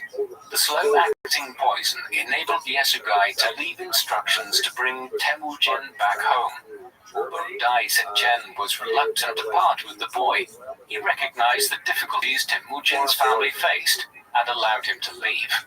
By the time Temujin returned home, his mother, Hoelun, had tried and failed to assume her late husband's leadership position in the name of her teenage sons, and the Taiyuchud claimed leadership among the Mongols once again. As Hoelun's followers deserted her one by one, she and her sons to Tushan and forced to hunt and fish and survive. Temujin and his brother Kasa proved the most effective at catching the prey, but their elder brothers Bekter and Belkutai began to lay claim to their food. On one occasion, Bekter stole a large fish that Temujin and Kasa had caught and proceeded to cook and eat it. The younger half-brothers responded by ambushing Bekter while Belkutai was away and showering him with arrows.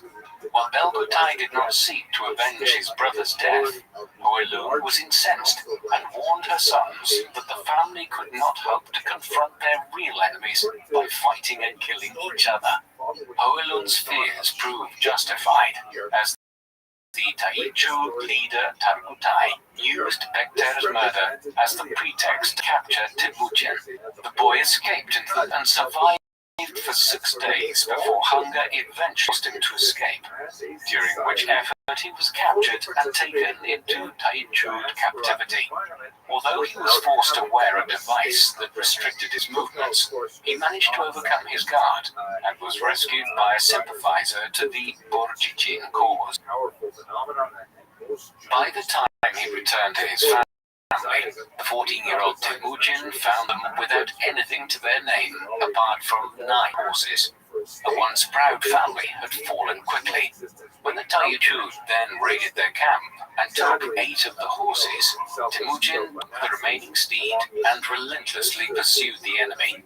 On his way, he encountered a young warrior named Mo Orchu, who immediately became his friend and companion and joined the pursuit of the Taichud. Recovering the horses in a daring night raid, they were struggling to get away from the Taichud riders when Temujin noticed that the leader of the pursuit had ridden far ahead of the rest of his men. Mo Orchu took the opportunity to fire an arrow which wounded the Taichud leader, enabling the pair to get away safely. Over the next few years, Temujin and Mo Orchu would build up a band of loyal raiders. During this period, another gifted warrior named Borokul joined Temujin and became a close companion. In around 1178, when Temujin was 16 years old or so, he rode to Ongirat territory in Mo Orchu's company and claimed Borte as his bride from his proud father-in-law, Dai Setchen, having been away for several years. 2 years later, Temujin would suffer one of the worst humiliations of his life. A large Medikit raiding party of 300 horsemen descended upon Temujin's camp and scattered them. Although Temujin managed to escape with his brothers and his mother Hoelun, Borte appears to have been deliberately left behind in order to enable Temujin's flight. As he pondered how to recover his wife, Temujin reached out to the Karaite chief Tokhris and appealed to him by reminding him of his sworn brotherhood with Temujin's late father Yasugai, accepted Temujin as his adopted son, and organized a large army to fight the Merkit. The alliance prevailed in the ensuing campaign, and Borte was rescued. During her time in Merkit captivity, Borte had been given to the brother of the Merkit chief, and by the time of her liberation, she was pregnant with his child. Nevertheless, when Borte gave birth to a son in 1182, Temujin accepted the child as his own and gave him the name Jochi. The following year, Borte gave birth to a second son, a biological child of Temujin named Chagatai, who would never stop reminding his father of Jochi's illegitimacy. Now in his early 20s, Temujin had established himself as a reasonably powerful Mongol leader, but also one who was widely feared and respected for his bravery. His main rival during this period was Jamuga, his childhood friend and sworn brother, who was by the early 1180s the leader of the Jadarat clan.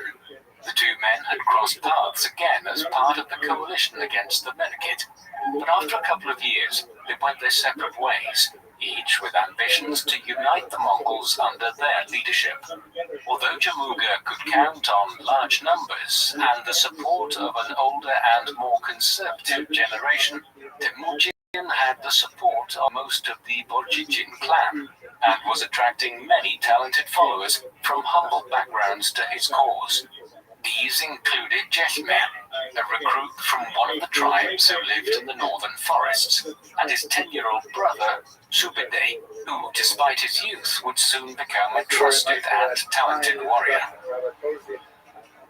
In 1186, Temujin's wife Borte gave birth to a third son, Ogedei. The same year, Temujin's followers elected him Khan of the Borjigin clan.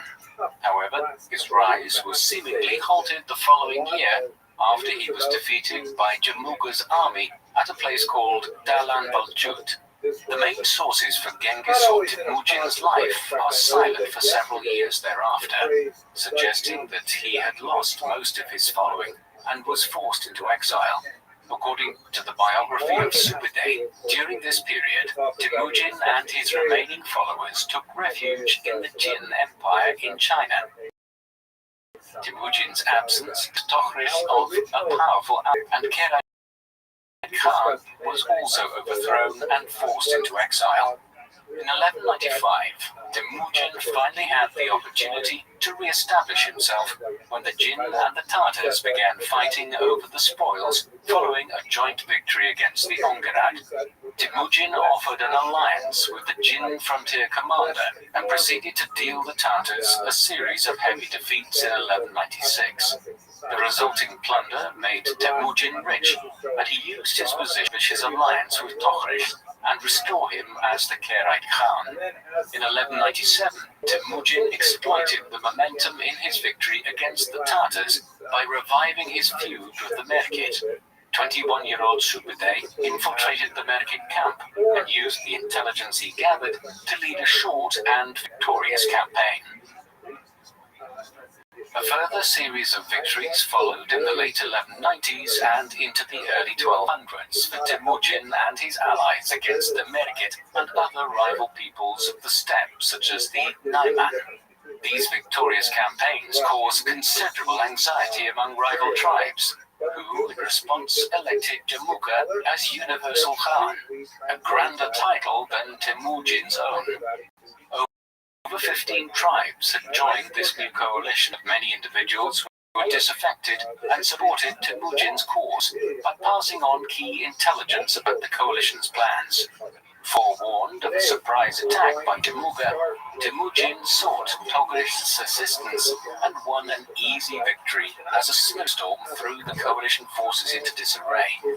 Temujin pursued Jamuga's Taijud allies and engaged them at Koyiten by the banks of the Onon River and routed them again. However, on this occasion, he was wounded in the neck by a poisoned arrow. according to Mongol law, his life was only saved because his general Jeshmet sucked the venom from the wound and spat it out while Temujin lay unconscious. As the prisoners of war were rounded up, the man who had been responsible for the near-fatal wound was brought in front of the Khan. Rather than executing him, Temujin praised him for his marksmanship and recruited him as an officer. He soon acquired the nickname Jebe, or the Arrow, and would go on to become one of the Khan's greatest commanders. Jamuka's defeat led to the temporary fragmentation of his coalition, yet by 1202, he had formed a new alliance with the Naiman and a number of defectors from Temujin's forces, including several disaffected uncles and his brother, Kasar. Jamuka then launched a concerted attack on Temujin, but the Borjigin Khan proved equal to the situation, maneuvering his forces skillfully and switching between guerrilla tactics and field battles.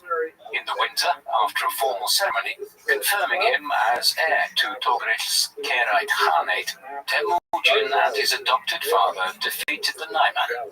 In an effort to consolidate his alliance with Togrish, he proposed that his son Jochi marry Togrish's daughter.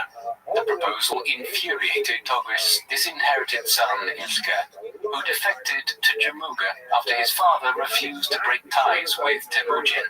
With Ilka at his side, Jamuka rode to Togrish's camp and forced him to join the anti-Temujin coalition. In 1203, Temujin was defeated by a Karaite army commanded by his adoptive father, but escaped with around half his force when Jamuka called off the pursuit. His old companion, War Orchu's son, Ogade, were initially unaccounted for and returned to camp with heavy wounds. While an angry Temujin sent a series of letters to his former supporters accusing them of betraying him, he began to build a new coalition. From his new base near the Baljuna convent, Temujin and his senior commanders swore an oath to fight to the bitter end. Meanwhile, the members of the coalition lost faith in Togrish's leadership, and Temujin's brother Kasar returned to his side. In the autumn, Temujin went on the offensive against Togrish and defeated the Karaite army after a hard-fought battle that lasted 3 days until Temujin's general Mukhali broke through to the enemy's camp. While escaping from the battlefield, Togrish was killed by some 9 bandits.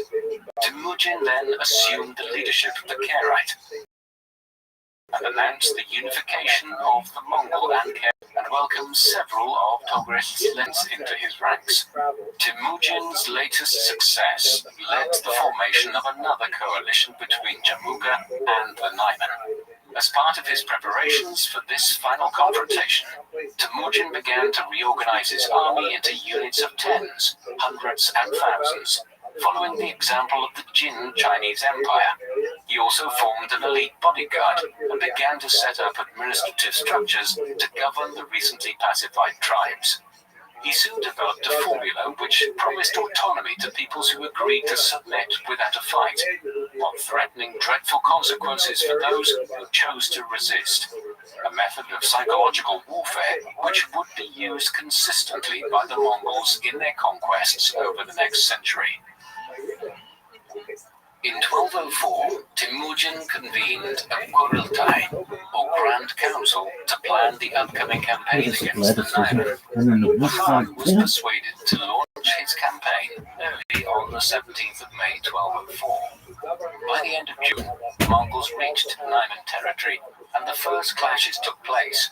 Although his army was far smaller than the enemy's, Temujin ordered his men to light 5 fires per person at night to give the impression of superior numbers.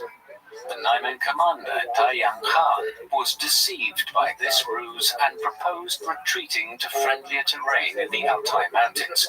However, his subordinates compelled him to pursue an active strategy. Over the next few months, both armies danced around each other until Taiyang prepared to do battle at Chakirmot, at the foot of Mount Nachu.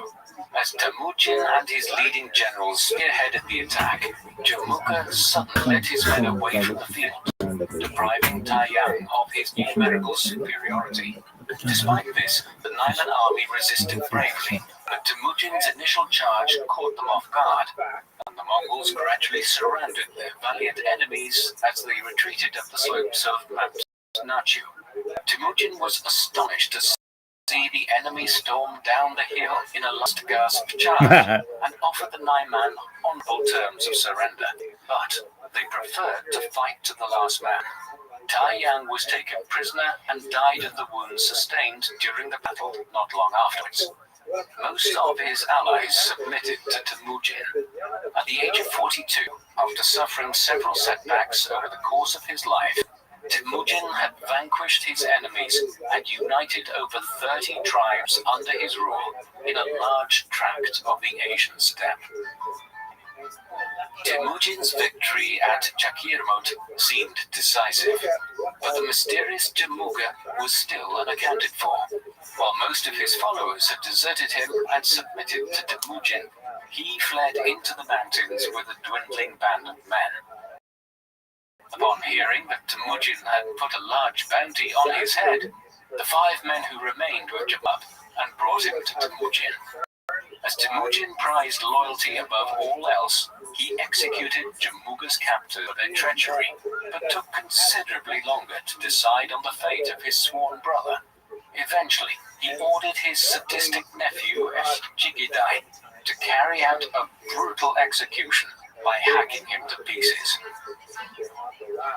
In 1205, Temujin began to launch raids against the Tanguts to the south, while Supede worked to further pacify the new subjects of the Mongols by suppressing a fresh Merkit rebellion.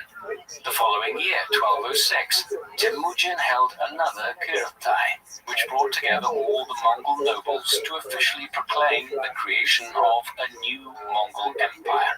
It was at this juncture that Temujin was given a new title, Genghis Khan, which should more accurately be rendered as Chinggis Khan. The name is usually translated as universal ruler, though recent scholarship suggests fierce ruler is a better translation. Temujin accepted the imperial throne on the condition that everyone would obey his word. After assuming imperial power, Genghis began to reward his followers. His long-standing companions, Bo-Orchu and Borokur, were given the highest ranks, while likes of Jebe and Supede were ranked one step below. 4 were members of a 9-man cabinet that enjoyed the greatest privileges and took part in key decision-making alongside the Khan. While Genghis had united the tribes of Mongolia through conquest, he faced a monumental task in eliminating various tribal and clan loyalties to forge a single Mongol nation. In order to achieve this, Genghis set out to build a new political system in which his subjects placed allegiance to the Khan and the Mongol nation above kinship ties. The success of this would depend on his ability as Khan to provide his people with huge amounts of wealth, plundered from enemies through new conquests. This incentive system demanded frequent campaigns outside the new empire's borders, and Genghis consequently continued the military reorganization that he had started in the latter stages of his unification campaigns.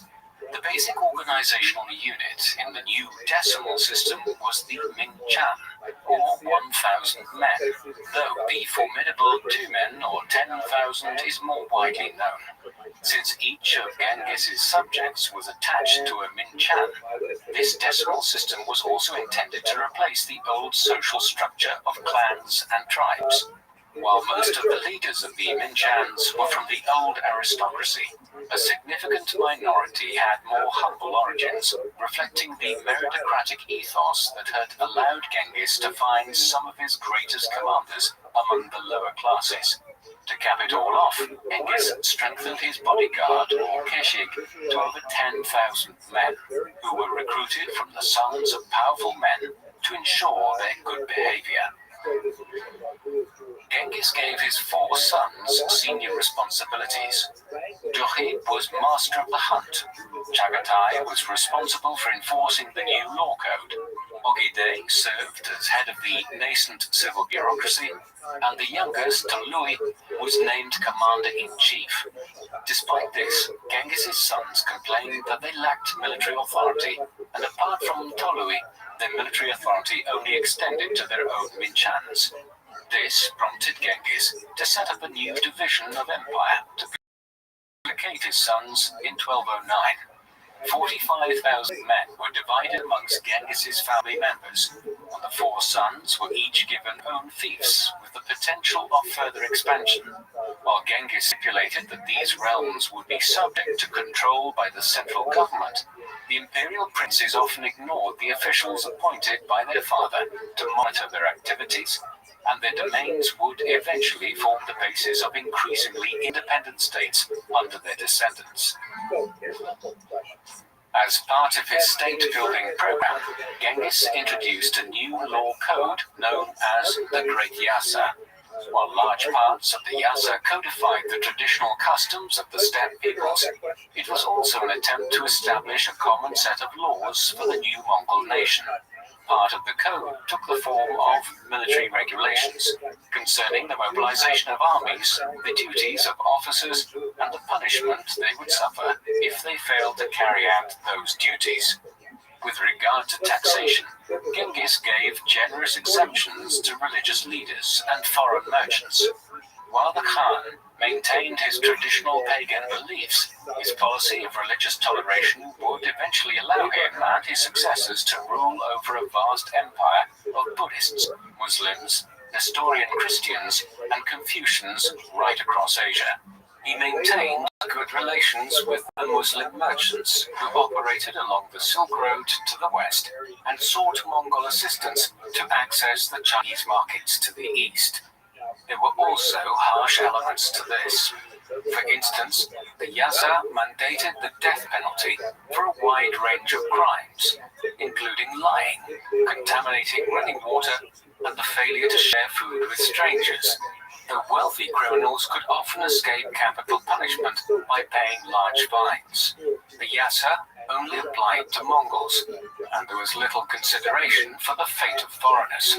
Accordingly, the Mongols habitually captured foreign women on campaign and took them as concubines. Genghis and his sons had the first pick of the female captives, and he would go on to have 23 official wives and a harem of over 500 women. Some geneticists and historians have speculated that as many as 16 million people today may be descended from Genghis Khan. Over the course of the 3 years between 1206 and 1209, Genghis continued to make changes to his new military organization, and parts of the Keshik or bodyguard were assigned specialist duties such as intelligence gathering, surveying and map-making, and organizing the supplies for the army. In peacetime, the annual hunt organized by Jochi served as the main form of training for Genghis's armies. As in a military campaign, the two men would work together and surround the animals across a large area before gradually closing in for the kill. Anyone who allowed an animal to escape the net or killed an animal before the Khan's arrival was subject to severe penalties. Once everything was ready, Genghis and his inner circle would descend upon the encircled animals before allowing the officers and their men to complete the slaughter. The exercise not only enabled the Mongol armies to practice their maneuvers and communication methods, but also provided a vast quantity of food to feed the men. The Mongol cavalryman's primary weapon was the bow and arrow, and each man would carry a short-range and long-range bow. Each horse archer was equipped with 60 arrows in total, divided into short-range and long-range projectiles, though the most ferocious was the relatively small composite bow, which required great upper body strength to use effectively, but which landed arrows with devastating speed and power. Most notably, it could be fired from horseback while riding by a skilled cavalry archer. It was this weapon which would enable the enormous conquests which were to follow. Each Mongol warrior also had at least 6 horses, enabling them to travel up to 65 miles a day. The speed at which Mongol armies moved was Genghis's main strategic advantage. Since his armies were often outnumbered by the enemy, Genghis employed a range of tactics to exaggerate the size of his own forces. One of the best-known Mongol tactics was the feigned retreat. If the army was struggling to make progress against a strong defensive position, it would withdraw from the field and leave their plunder behind. While the enemy was distracted by the loot, the Mongols would turn back and cut them to pieces in the open field. Although the Mongols later employed Chinese siege engineers, they were not used to siege warfare, and Genghis initially avoided attacking well-fortified cities. He preferred to attack smaller towns and distributed the resulting plunder evenly among his otherwise unpaid troops. After his elevation as Khan, Genghis rarely took personal command of military campaigns, preferring to send his sons and senior generals instead. In 1207, he led a successful campaign against forest peoples in southern Siberia, who included the Buryat, Kyrgyz, and Uyghur. In 1208, Subutai won a crushing victory against the ever-rebellious Merkit, though he was criticized by Genghis for allowing some to escape further north. In 1209, Genghis secured the submission of the Uyghur Kingdom in East Turkestan, now the Chinese autonomous region of Xinjiang. The Uyghurs had once ruled a mighty empire that included much of Mongolia, but by the beginning of the 13th century, they had submitted to the Kara Khitai, whose empire extended from modern-day Kazakhstan into northwest China. Genghis subsequently recruited many Uyghurs into the Mongol imperial administration and adopted the Uyghur script for the first official Mongol written texts. With the conquest of the forest peoples and the submission of the Uyghurs, Genghis laid much of the groundwork for an invasion of China. Since the collapse of the Tang dynasty in 907 AD, China had been divided between a number of competing dynasties. At the beginning of the 13th century, there were 4 How are you, Pascal? states: the Jurchen Jin Empire in the northeast. Pascal, can you hear me, Pimp? Can you hear me? Yo, dog. Pascal. How you living, Pimp? Dog. Can you hear me? Yo, Pimp. Pimp. Can you hear me, big dog? Yo, baby, can you hear me? I see you there. I like your avatar, baby. What's going on?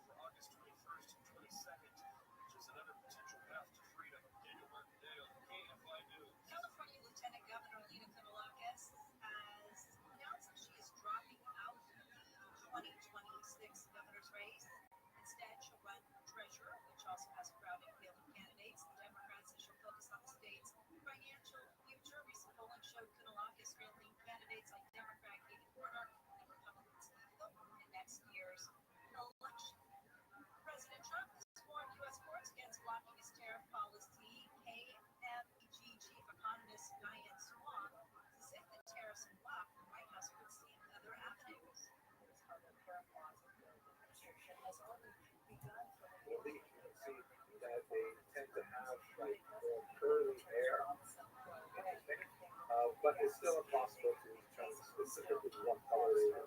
But I think we can say with some assurance is that the preponderance of the evidence suggests that they were not white like Caucasians. They weren't like, Scarlett Johansson kind of white. They looked a little bit more like, Hispanic individuals, possible culture. They look probably a little bit more like in terms of biblical. Yo, what's up, pimp? How you living? Sorry, I'm busy. You're good. What's good? Yeah. How'd you find out about me? I was actually listening to the song. You were what? I was doing several. I know. I was listening to the sound. How did you find out about me?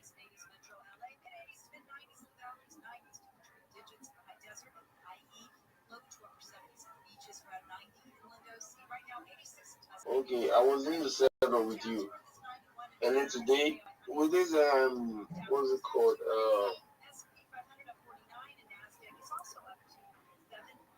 Can you hear me? Yeah, baby. What's up?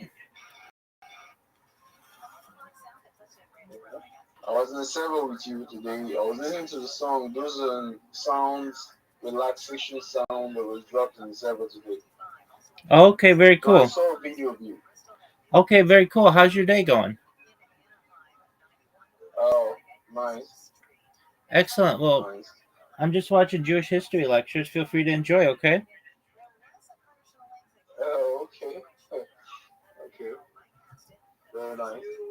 Interesting passages that refer to possibly darkness in the sense that they were at some level understood to be other, but at the same time they're also part of the community as well.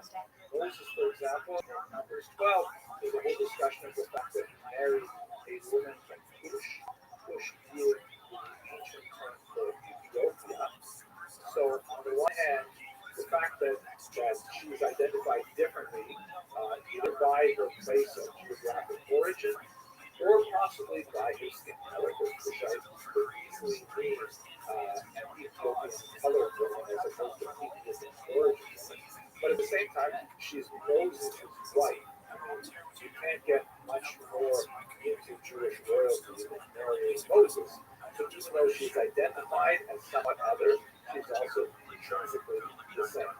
And we also have this passage in Song of Songs, which is a highly allegorical representation of the communication between God and the Jewish people. That's how it was understood in the rabbinic vision. And this passage here, the figure representing the Jewish people says, Shemora Ani V'Na'avra, which is translated, I am black, but comely. That's beautiful. That's love. Yo, pimp.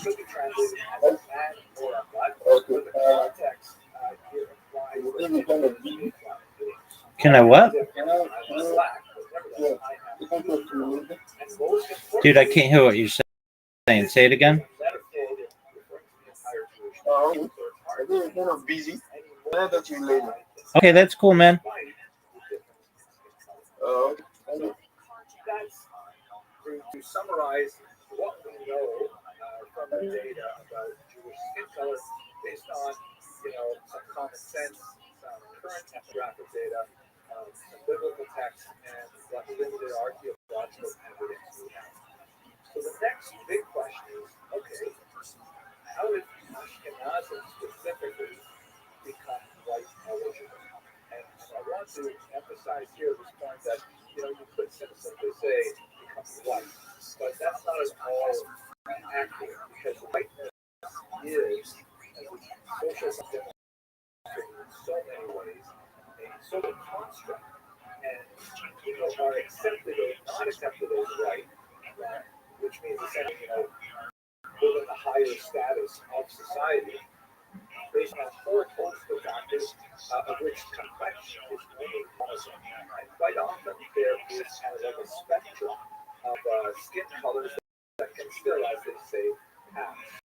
For Jews, whiteness was really not extended to them as people, when I say Ashkenazi Jews here in America, really until the 1940s. In that brief honeymoon period after the Holocaust, which unfortunately seems to be waning now, where Jews were seen as part of the great triumvirate of American society, Protestant, Catholic, Jew, the idea of building a society that could keep all of these different peoples together. Obviously, it did not extend to all peoples, but that's when sociologists say that Jews began to acquire much more rightness. It also helped that there were lots of positive images of Jews that were emanating from the media out the West Coast, everything from Rosie to various permutations of Jews being accepted in society and acting as comedians, things like that. So Jews were white primarily in the 1940s. Irish people also had to be white. That occurred at the end of the 19th century into the 20th century. Italians also, around the same time as Jews, a little bit earlier, were also white and became, so to speak, white Irish. There is a certain point, however, where a skin tone is too dark to easily extend whiteness to them. I'm not saying that as a positive thing, but that's simply how it works. So let's get to the more simple question. Okay, we know a little bit about how Jews became white eligible and how they were considered white in American society in particular, but how did they get this specific skin tone? I mean, how did you take a picture and it looks sort of like this? Scientific article, is preprint. It's going to be appearing in a very prestigious scientific journal that is based on a study of graves that were uncovered in Erfurt, Germany. Here is a photograph of the site where the graves were uncovered, just outside the old city wall. You can see in the top picture, there's a big kind of like granary there, and on the right, there's the old city wall. And immediately below the granary, they found these graves. The article is by S. Waldman et al. There's about 30 the authors. And it's genome-wide data from medieval German Jews show that the Ashkenazi founder event predated the 14th century. I'm going to unpack this very important title shortly. Basically, what they did, here is a rare moment where you have an opportunity to study the DNA of individuals at a specific moment in time and look at the unfolding genetic history of a people. They did so with great respect. As Waldman and others are at Hebrew University, many of them are respected institutions, but they went to halakhic authorities to ask, like, how are we allowed to study these bones? Because we have lots of questions that we can ask these bones, but there's a lot of halakhic ramifications around disturbing graves at all. So they received permission to study the teeth that were already dislodged from the skulls of their own teeth. In that matter, are not considered part of the dead body. They aren't like intrinsic to it. They've already fallen off of the skull, so to speak. So they lovingly took these teeth and they analyzed DNA from there. They also did some fascinating things with analyzing the enamel of the teeth, and they were able to figure out some great things about the diet and water supply and so on. But let's focus on the genetic material. The graveyard was dated fairly accurately to right about 1350.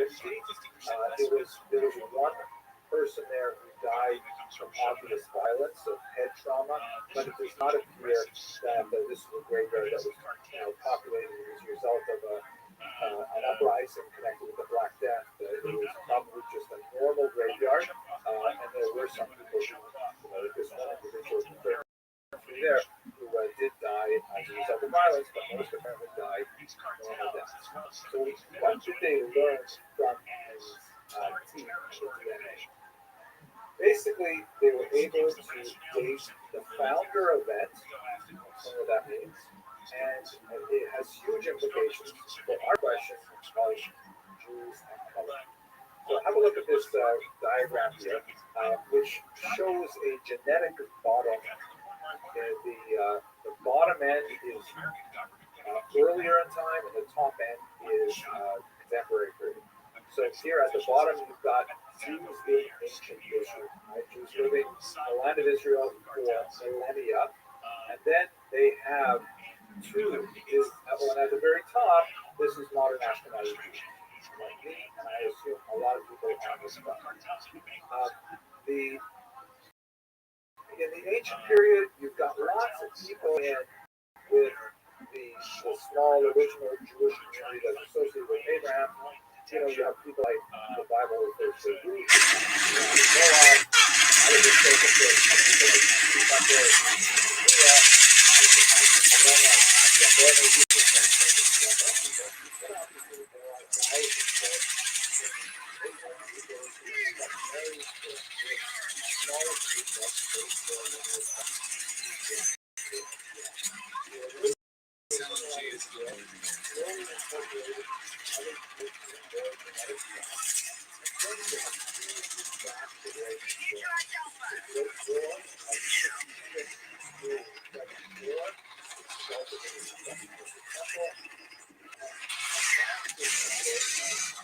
like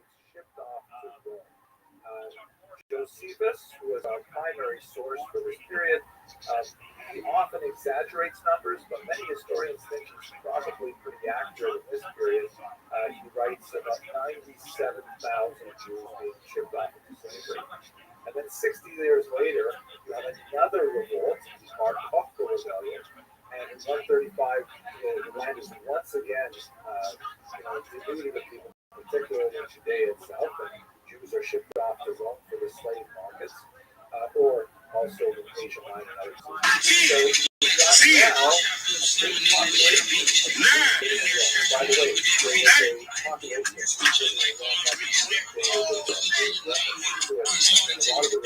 literature that goes back well into the first century before the Common Era, even some scattered references to the second century before the Common Era, when Judah Maccabee first made a pact with the Romans. And we have corresponding evidence from Cicero and various other Roman authors.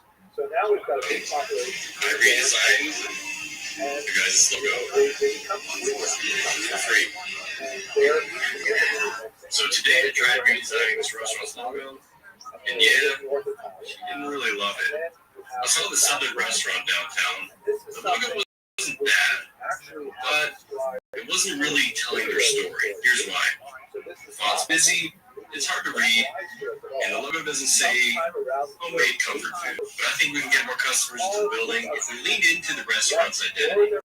You can't expect people to see the quality of your restaurant if your logo doesn't say it, but if we show some character with this rustic farmhouse font and make the logo clean and legible, the message becomes clear. So I made this clean, rustic, inviting, a logo that makes you think, yeah, this is I eat there.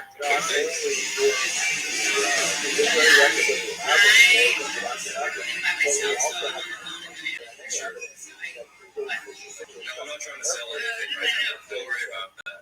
No, I just want to see what you guys think. And I'm wondering if that's a style you guys want to, go with in the future. She wasn't really feeling it. Kind of disappointing. Not everybody will see your vision right away. But I'll keep designing until somebody does.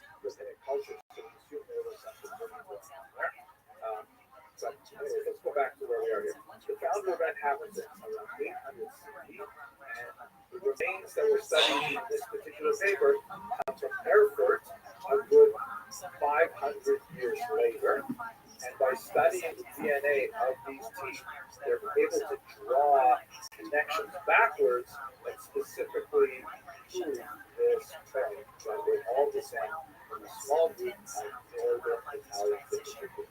One thing that is not supported by the data, and I don't want to go down a rabbit hole here, but they're anti-Semites in particular are very enamored with these pieces that Ashkenazi Jews have nothing to do with the Middle East at all, that they are actually a Central Asian people called the Khazars. You know that there's some weird event that happened in the 8th century where some Khazars apparently converted to Judaism. Fascinating, not for us today to go into detail, but the Khazarian thesis, which is advanced by people who want to try why frequently that's like because we want to try and undercut the Ashkenazi connection to the land of Israel and the biblical people. Isn't this Rothschild? Rumored to kill bundles for Central Asian pretend to be connected with the biblical text. The DNA data in this study and many others does not support that. All along with which was It's the branch. I don't think it's. historical records. So it's just one of those crazy flat. Bottom line, Nick, come in. what exactly are the Ashkenazi made of? Have a look at this map. Come in. This is a DNA mapping projection of migration that was identified in a study. Oh, our tree is going. And commercial data confirms this basic element. And that big purple line represents Yeah, he's about done. the language probably around the first and second century, making their way through Italy, big Italian companies there, and then upstream to our down to Germany, where they formed the Ashkenazi. From there, they spread out to the east, in particular, that's where the Russian, Ukrainian, Polish, Romanian population really expands, and there are some Sephardic mixtures. There's some green lines there. Right there. Yep. Get the knife. Get the knife. South Africa, and it's not talking about every single group, but it does what the numbers look like. Study the DNA of these airport Ashkenazi members, who, by the way, this story that appeared in the Times today, are remarkably similar to modern Ashkenazi Jews. In fact, modern Ashkenazi Jews have a much narrower spectrum. Miss Aquarius, how you doing, girl? I'm good. Hi, Rabbi. How are you? Hi. What's good? You just woke up. I'm cold now. I'm cold. I just got back in my bed. I'm cold. All right. Well, this is a perfect place to get warm. I am. I'm cold. Are you going to take a nap? I took one earlier. Yeah, I might take another one. Once I got through eating, I'm just cold now. Well, that's good. So I might be taking one to warm up. All right, we'll get under the covers. You know how it is. Yeah, I am. Do I don't like. I like to be cold. Oh, okay. Well, I don't like to be cold. I don't like to be hot. I like to be just right. Of course. Okay.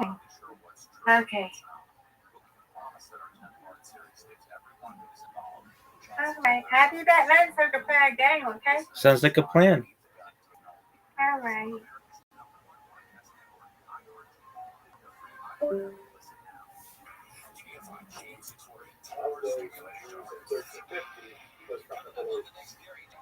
A large chunk, 45 to 70% of the DNA of those airport Jews came from here. Slightly different balances between South and North, slightly different proportions between the two communities of Jews that are represented in Erfurt, but this tells the whole story about the lighter complexion. Ashkenaz Jews look lighter skinned primarily because they passed through Italy over the course of 800 odd years before they decided to make their way up to Germany. Once they got to Germany, they basically didn't intermarry at all. A very small number, huge level of endogamy that resulted in the white. There you go. That's basically the story of how Jews got to be eligible. Ashkenazi Jews got to be eligible. To return to the larger perspective, what difference does any of this make? And a lot of data from archaeology, from biblical texts, rabbinic texts, from DNA studies. What difference does it make? I'm proud to be working very closely with current publishers on three-volume history of Jews. One of the reasons why I was very honored to accept an offer to go by them, besides the fact they have some amazing people that I look up to, Rabbi Rothschild, I love that they think in a broad sense about literature. This is one of the projects for which they are most proud, the production of the world's first Amharic civil anthems. This is the first printed volume in Amharic, one of the languages used by Ethiopian Jews, to allow them to go to their native language and have that facing Hebrew translation so they can make access to the Hebrew original, to which they were largely shut out for many hundreds of years. Theirs is a message of Jewish family. And like families, we have tremendous diversity. This is something that comes across very We gotta try this, because I don't know how many times I've tried filling a bottle jack, and every single time you got cool oil all over the ground. See, we gotta try this. Right there's my jack. Let's get one. It's gonna be. Let's put some oil in it. You can see it's all oily from spilling everywhere. These things are the most convenient thing to use, but they put such a small hole for filling them. It's hard to hit. So let's get some oil. All right, I'm gonna use transmission fluid. Let's see if it works. Like this hole is so hard to hit. Okay, let's try and see if it really, we should be focusing on the things that mean something to us. The final thing I'd like to get across here is that as doing my research, I came across this wonderful channel, that is run by a beautiful couple who has the last name Hart. Where are you going to find a funnel that small? Fuck's sake. Art. And when you go on their channel, they're very charming and articulate and straightforward. I highly recommend you check them out and subscribe. They're talking about things that mean a lot to them. They're talking about things like marriage, elevating the family. And I look at this and I just say, wow, they're so excited about Judaism. I want some of that excitement to rub off on me. And I don't want to spend time thinking about it. And I wish that other people would feel similar. With that, I want to thank you very much for your endurance and for the patience that you've shown by listening to this webinar. I'm going to stop talking now and turn it over to Rabbi Posey to direct us into the Q&A. Thank you. Thank you so much for this. This is absolutely fascinating. This is so important, especially for the time that we're studying.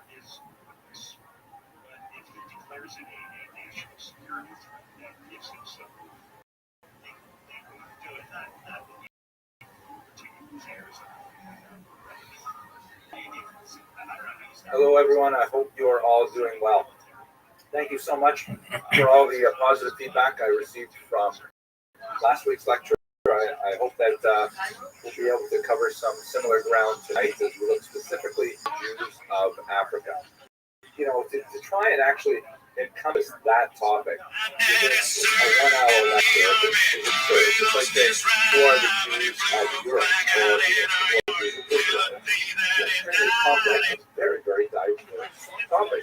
Africa is a huge continent with thousands of ethnicities and languages, and Jews are similarly diverse within the continent. My goal for tonight is to try and give you a very broad overview, focusing specifically on the Jews of Ethiopia, about whom we know the most. And then we're going to come back to North America and talk about the populations of Jews from Africa in America. So that's the plan for tonight. But here, have a look at the satellite photograph of Africa. We've got Jews in Africa, ahead of the biblical Jews in Palestine. So we spent a little bit of time at that location. We've got Jews in Alexandria, Egypt, very important site, location of Jews antiquity. Iran, Carthage, Ethiopia, by the way, I'm putting these up kind of like in chronological order of when lots of Jews in Algeria and in Morocco. And we have several West African regions that support Jewish populations. Much of the background historical information is largely lost, very difficult to filter out, but the entire continent is represented. Of course, we go to sub-Saharan Africa. Oh, I forgot to mention Fustat, which is, of course, the home of Maimonides, just outside Cairo, major Jewish center. But if you move to sub-Saharan Africa, you have, of course, South Africa, which has lots of Jews. Most of them are immigrants from Lithuania. So they would be Ashkenazi Jews who transplanted themselves in the 19th century in particular to that region. But they're all African Jews, really quite diverse.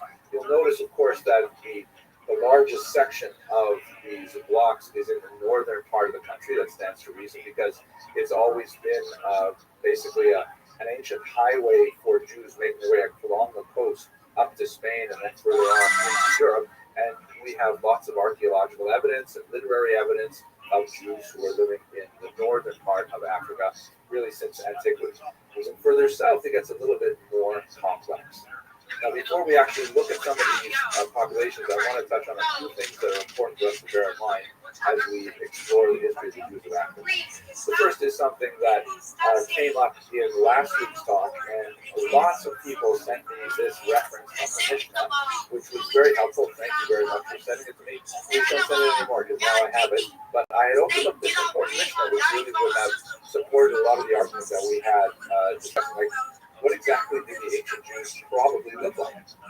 So this text is from the Mishnah, which would date from about the year 200 at the latest. It probably goes back far earlier.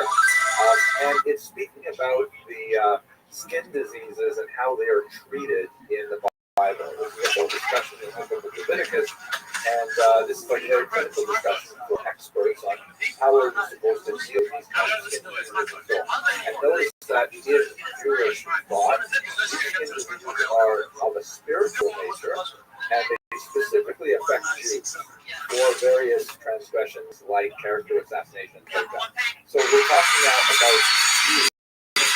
Look at the first line, look at the English here. The bright spot in a German appears as dull white. So the Hebrew term is Germani, and the country of Germany doesn't exist in the 2nd century, but the region that we would associate today with Germany and with northern France, and so that was known as Germania or Germania, and it's so referred to in the ancient Talmud as well. So a German person, here we're talking about a German Jewish person. If you had a Jewish person who came all the way from Germania, if they had a bright spot on their arm, which would require some kind of purification ritual, it would have dull white. However, because the skin tone of an Ethiopian is quite different from a German, it will look different. And the dull white, the text reads, spot in an Ethiopian appears as bright white. And basically, this is sort of an antique scientific document, a diagnostic manual to help specialists try to figure out how to diagnose this tzara spot on people of various ethnicities with different skin tones. Then the text continues. Rabbi Ishmael says the children of Israel, and then kind of like a pious phrase, may I be an atonement for them, are like boxwood, neither black nor white, but an intermediate shade. So this is an interesting thing. He actually gives us a marker to try and determine what did the skin tone of ancient Israelites, at least from the 2nd century, look like. This is what boxwood looks like. It looks a little bit more olivey than my skin. I'm looking at my skin here. And here's a few different tones that will happen if it's sealed or if you look at end grain. But I think that basically comports with the image that we had prior, that the Jews of antiquity probably had skin tones somewhere in the family. But please note, very importantly, that Mishnah is talking about all Jews of a variety of skin tones. The Mishnah specifically outlines those Jews who are, of the same lineage as Abraham, Isaac, and Jacob, so on and so forth. But that there are also Jews who are Germans and are Ethiopians as well. In other words, kind of like a big tent Judaism, which I think is very important for our discussion as well. One the negative aspects of this overall story, however, is something known as the Hamitic myth. And this comes from a rather bizarre story that occurred in the book of Genesis, where Noah, who is shown here in the room, he looks like he's passed out. They land the ark somewhere around Mount Ararat in Turkey. He gets out and immediately he plants vines and he drinks the fruit of the vine, which gets him drunk and he passes out naked. His sons, Shem and Ham and Japheth, discover him.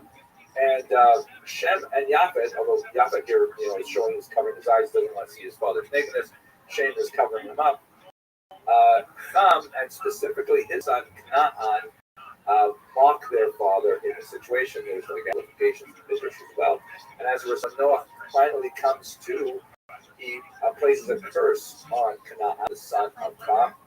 And that curse is associated in much of rabbinic literature with African servitude.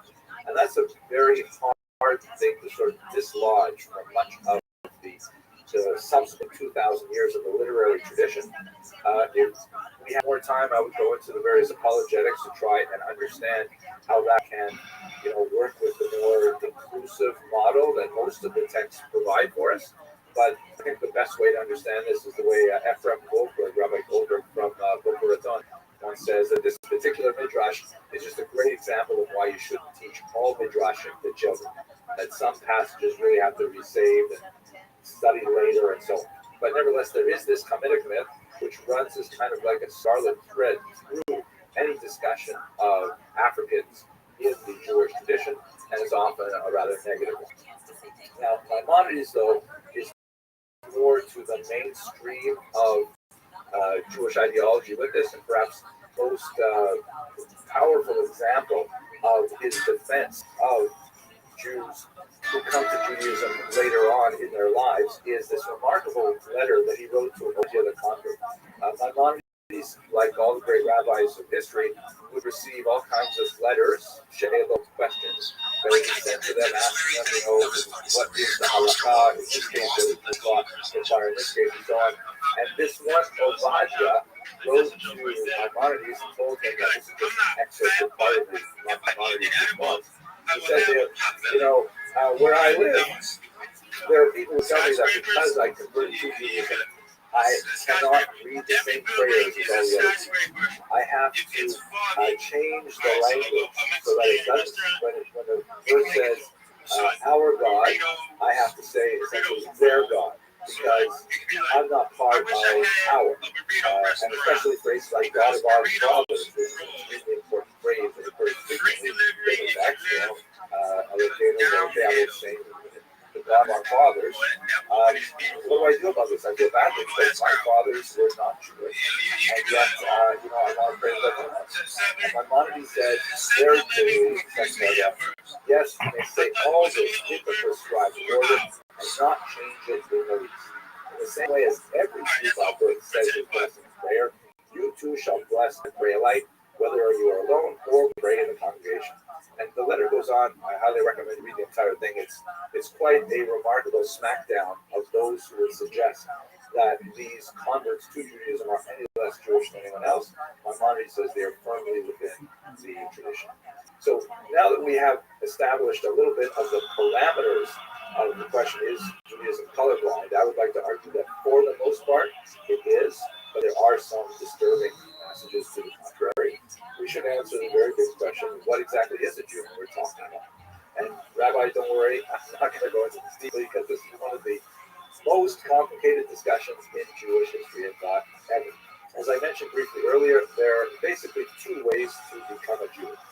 One is to be born of a Jewish mother, kind of like a tribal affiliation, although it's not really tribal because normally tribal status would be conferred through the father, but for the vast majority of the last 2,000 years, that has been the standard of admission to the Jewish people. If your mother is Jewish, regardless of who your father is. Now, true, when you read the Bible, there are lots of passages where it seems that Judaism is rather patrilineal, following after the father. And so there's a lot of discussion in rabbinic literature and the Talmud and so on. How do we derive the idea of matrilineal descent, exclusivity? exclusively. In another lecture, I discussed this in more detail, but I'm not going to go into it today. But until you get to the 20th century, specifically the 1980s, when the Reform movement instituted a decision on patrilineal status, which invokes a certain amount of confirmation for 30 days, the standard traditional way of becoming a Jew was through one's mother. Now, conversion, on the other hand, is open to everyone, and it requires basically two things. The first is circumcision, obviously from men only. If a man is already circumcised, as we shall see was relevant with Ethiopian Jews because they had been practicing circumcision, there is sometimes a symbolic taking of a drop of blood to symbolize a circumcision without actually removing the force. So that usually set a fairly high bar that kept most non-ethnic Jews from converting to Judaism in the ancient period as of today. Well, second thing, immersion in a mikvah is actually much easier. A mikvah is sometimes translated as ritualarium. It's basically kind of like a pool, sort of a spa pool that has special restrictions on where the water comes from. It can't be like tap water flowing from the city. It has to be water that comes from the rain or from the ocean without traveling through metal pipes and things like that. But basically, immersion in mikvah is easy. And the third one, which is the cause of most of the controversy then and now, is acceptance of the commandments. So, what exactly does acceptance mean?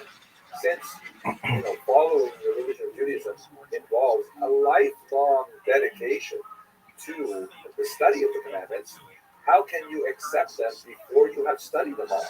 And furthermore, we are imperfect as human beings. We may accept them now, but what if we have a crisis of conscience? And what if we just eat a cheeseburger or something? What happens to a person who's converted and then, has a moment of weakness?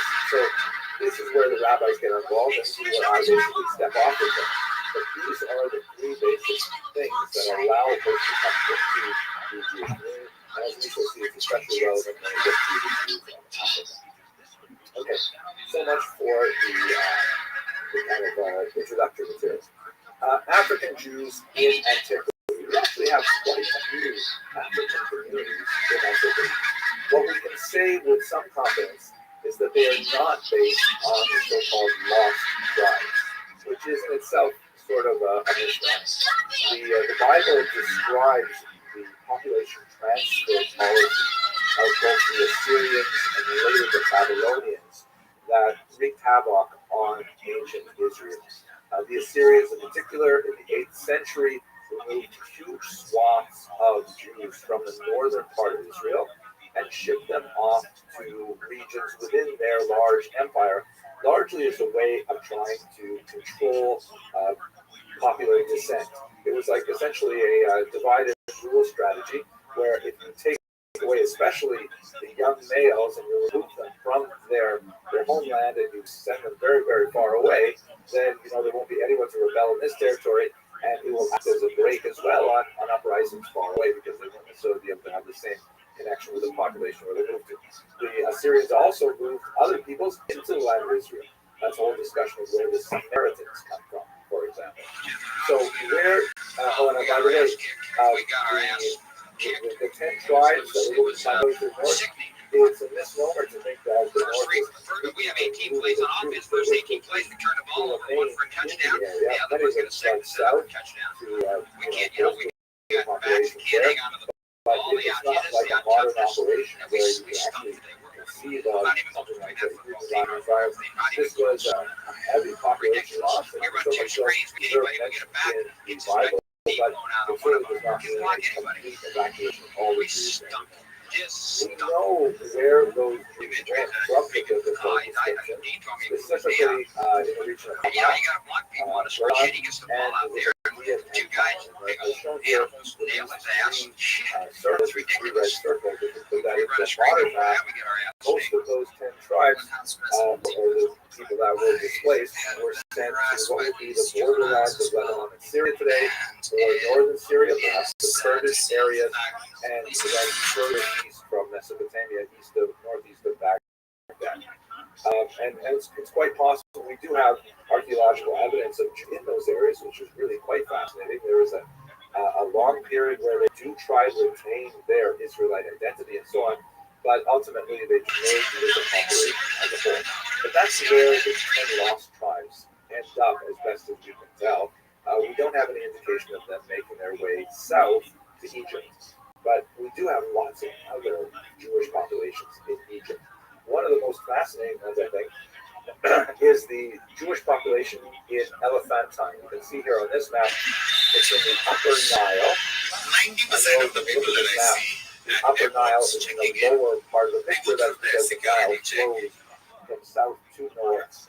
So the higher elevation of the Nile is in the south.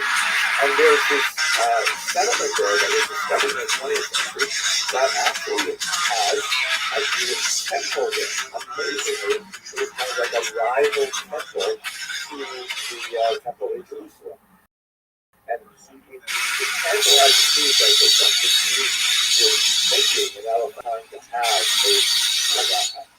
a separate temple beside them. But we also have, the ruins of the temple have been excavated. We knew they had a lot of conflict with local resistance. The temple was also destroyed by the followers of Noon, another Egyptian religion.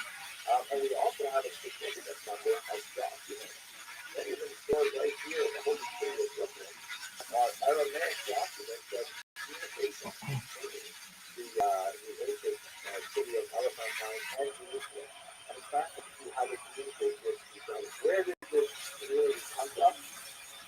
Most scholars believe that this was originally a military colony of Jews that was set up during the period of the first and operated region 6th century before the Common Era. This is a very, very long time ago, a very significant Jewish population in the Upper Nile region. And we don't know what happened to them after their temple was destroyed. Not impossible they happened last in effect the local population because it's not that far from Ethiopia to the American otherwise. If we go to the lower Mount Delta in Africa, see there's a very close city here called Alexandria. Alexandria established by Alexander the Great, 4th century before the Common Era, also very, very interesting.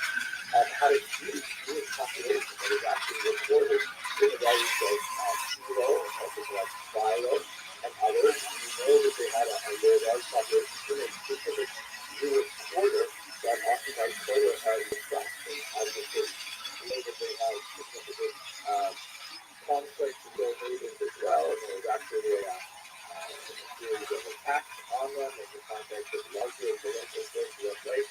But there's no question that we've got very ancient Jewish communities living in the Egyptian region of Africa, totally separate from the entire Exodus story, which would have been, 1,200 years prior to the settlement that I'm describing in Alexandria today. Okay, so this just gives you a sense of how Israel had a tremendous amount of interaction with its neighbor to the southwest, just on the African continent, and it's not surprising that they would leave some lasting mark. Now, I mentioned many different Jewish groups, or many groups of people who identify Jewish origin in Africa. Some of them have some interesting support from DNA studies, but for the most part, there's not too direct of any literature that describes what their presence in the African continent. A major exception that we are seeing the name of Ethiopia. We know for centuries that there was a Jewish community in Ethiopia, a living Jewish community in Ethiopia, not long as I found time for Alexandria.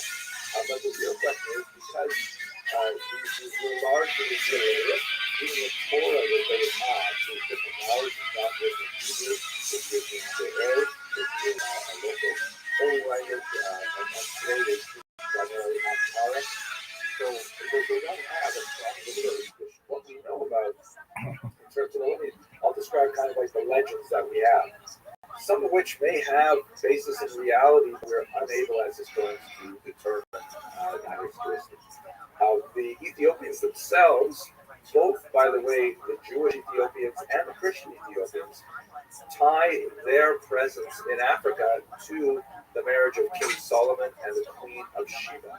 That is the dominant thinking among Ethiopians. It's recorded in the holy book, the Kebra Nagast, which was written in the 14th century.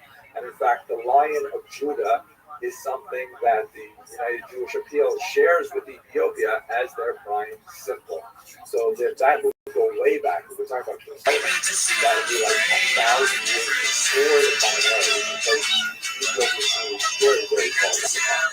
By the way, there are some really tantalizing things about the way that Ethiopians practice Judaism that would suggest that level of antiquity is something we want. For example, the Ethiopians had the holiday of Purim, which commemorates events that took place in Persia in the 5th century before the Common Era, right? So the whole story of Esther, Ahasuerus is set in Persia at that time, but they lacked the holiday of Hanukkah, which would have taken place in the 2nd century before the Common Era.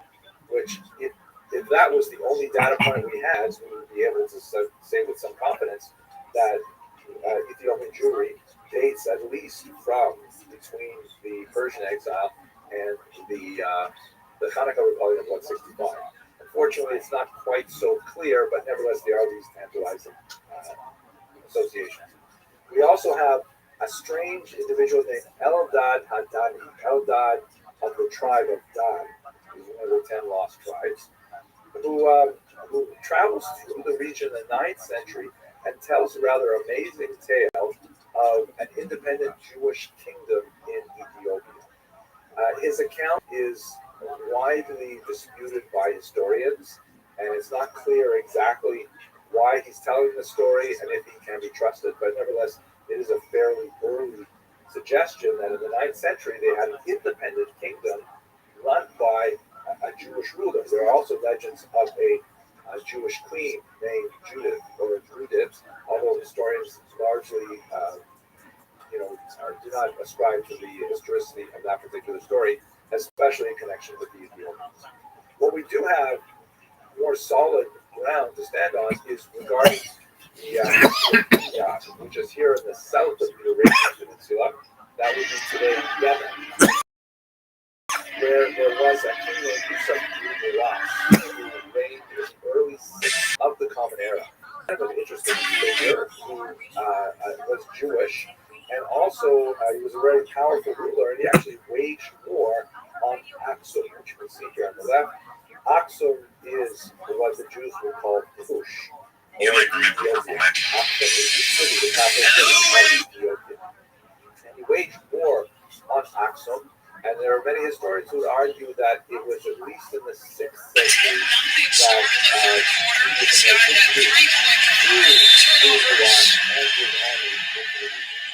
Still, all of these things are largely apocryphal. We don't know how to evaluate the statements. The Ethiopians themselves developed very little written records to help us figure these things out. So it's very difficult to actually verify these different other names of the states.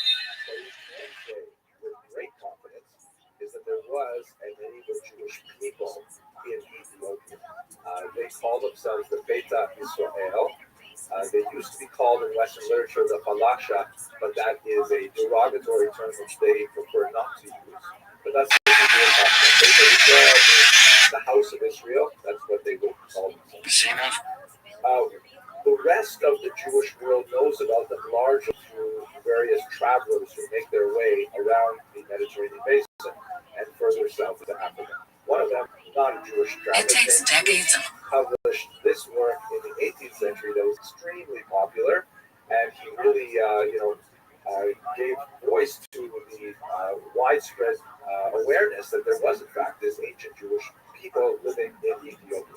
But we have many, many other sources besides James Bruce in the 18th century. We have, we mentioned him last week, Benjamin Sudella. We have the great scholar Rabbi Obadiah of Bertinoro. That's a major commentator on the Mishnah, known simply as the Rav, the rabbi, and he encounters and interviews Ethiopian Jews. And so there's lots and lots of examples, Kazaki and Regensburg and many others, who attest to the fact that Boom said he gonna sit and tell him the story again. they come from us in a lot of ways, but they are in fact there. So, but with James Bruce's popularization of their accounts, this sort of brought unwanted attention to the Ethiopian Jews because This is it athleticism. was primarily It's really Christian impressive. Man. proselytizing efforts was directed at them because there's something special about finding an ancient Jewish community and turning them over to Christianity that must have appealed to a lot of early, convert seekers. And so there was a renewed attention from Europeans on the Beit Israel from the 18th century on. In the 19th century, the organized Jewish community gets much more involved, and they begin to have delegations going to the Ethiopian Jews, working with them, and working to reintegrate them into the larger Jewish population. But this attention from outsiders did not improve their local situation in Ethiopia. It's believed that at this time, that's when they acquired the name Falasha, which means something like outsider or wanderer. And they began to find themselves the ironic, it's not really ironic, it's the Jewish condition, but they began to find themselves the targets of anti-Semitism. So that's one of the, the downsides of being Jewish, I guess. But at the same time, in halakhic literature, a person insists on his Jewish identity despite persecution. It's another argument to validate his claims of Jewish identity, because why would anyone want to go through that? The Ethiopian Jews make a huge change for themselves in the 20th century in particular.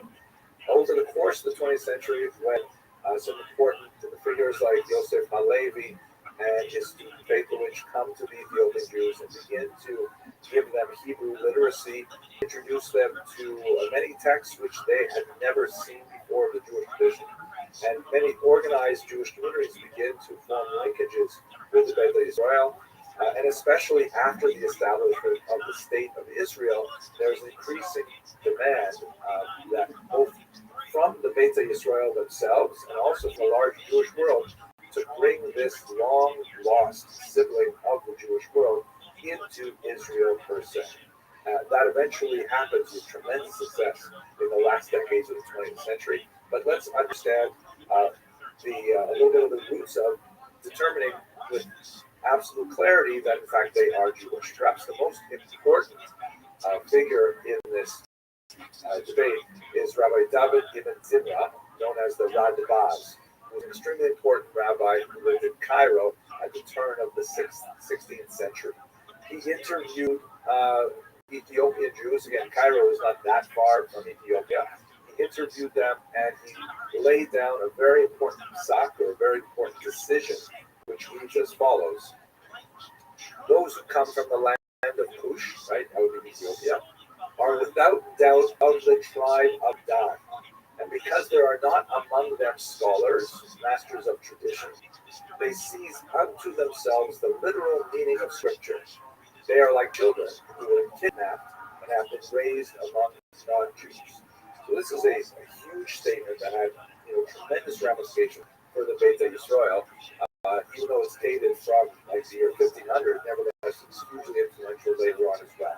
And many contemporary rabbis like Great Avadi Yosef, the chief Sephardic rabbi, was completely in consonance with this idea. But Radbaz alludes to the fact that they had largely lost rabbinic tradition. Their holy books were limited to parts of the Tanakh, the Hebrew scriptures, including parts that we did not include in our holy scriptures, apocryphal books. That is, books that if you go to a Christian Bible, you'll find a whole bunch of them at the end. These are works of antiquity that were translated to Ge'ez, and then they were incorporated into the Ethiopian Bible at some point in the long history. They also lacked widespread literacy and placed a tremendous amount of emphasis on their leaders, their rabbinic leaders, who they call Kohanim, and they were the repositories of all knowledge. And since they were operating out the basic tools of Jewish literacy, many of the customs and practices of the Ethiopian Jews were quite foreign to modern Jews.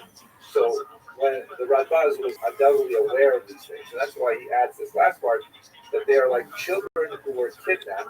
This is a technical term of the Talmud. It's Tinokos Shenishku. Kidnapped children, they are fully Jewish, but since they lacked the upbringing that would accrue to a normal Jewish childhood. Amy Oates, we've been talking about this. Come on over and talk to me here. We've been talking about this because basis, they can't be held culpable for the things that they do in contravention of Jewish law. So a tremendous amount of extra tolerance has to be paid for that in order to bring them back into the rest of the When in the 20th century the state of Israel was established, and there were increasing movements such as Operation Solomon, which was a remarkable airlift of thousands of Ethiopians in a very short time. Which always can see a whole bunch of Ethiopians coming off the transport way into Israel for the first time. There were many calls for at least some kind of symbolic conversion, because even if we were to affirm the notion that they are all descended from original Jews, what do you think about when Karl Malone gets included on teams like this? I like it. I think he's top 20 greatest players. You think Karl Malone is? What about his off the court stuff? Does that factor in at all? I really don't know a lot off the court stuff about Karl. He got a 13-year-old pregnant. Of controversy, this is after all the state of Israel. Everything happens in controversy. They created something. Timeout. You need a timeout? A 30-second? I need a fucking full timeout. You wait a second. I have a question. Talk to me. When you said 13-year-old pregnant, was he 16? I think he was a grown-up. Let's check. He was 20, and he got a 13-year-old pregnant. That doesn't seem cool to me. Some people thought it was someone insulting, that after the persecution that they had suffered for so many hundreds of years, they should be asked to the kid did go on to go to the, I think the NFL. Demetrius Bell was his name, but I don't think Carlton was in his life at all, and he said he treated like his mom went to the sperm bank. Bro, I am. That threw me the fuck off. Like, I don't. Yeah, that's bad. Is it true? And this is documented? True and documented. I didn't even know this. You understand what I'm saying? Like, that's my thing, bro. I didn't know this at all. So, like, you never heard this? No. Was this girl in Utah? No, it was in Louisiana. I think it was when he was at Louisiana Tech. And he still went to the NBA? Yeah. It's wild, isn't it? Let's move to America, as I suggested. What do you think about when the American experience with Africa, of course, is heavily tainted by the experience of the disastrous, horrific transatlantic slave trade, which brought millions of Africans against their will to these shores and those of South America, and put them into forced servitude for the rest of their lives. It's impossible, especially in the space of a short lecture like this, to encompass the degree of human suffering that accompanied this kind of massive displacement. But I'd like to focus on one specific aspect of that, is that we should recall, as I mentioned at the beginning, Africa is a hugely diverse society, multiple languages, multiple peoples and ethnicities, and the slave traders couldn't care less.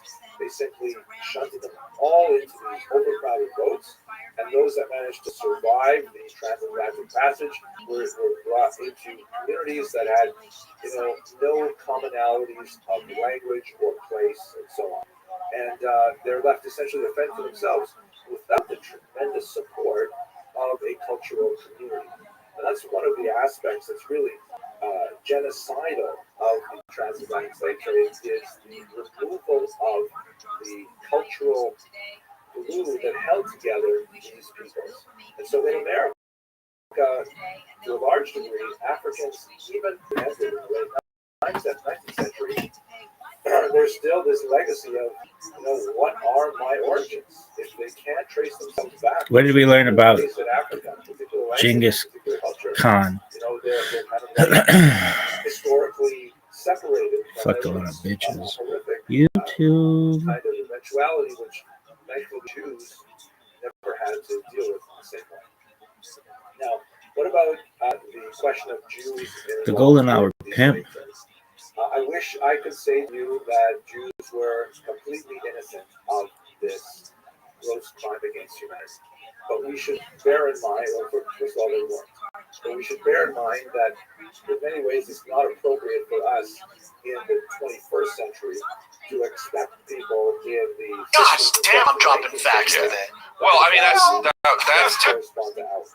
Slavery was incredibly widespread, completely accepted, and to refuse to have slaves on moral grounds was something that was only when you get into the 18th and 19th century something that was looked upon with favor.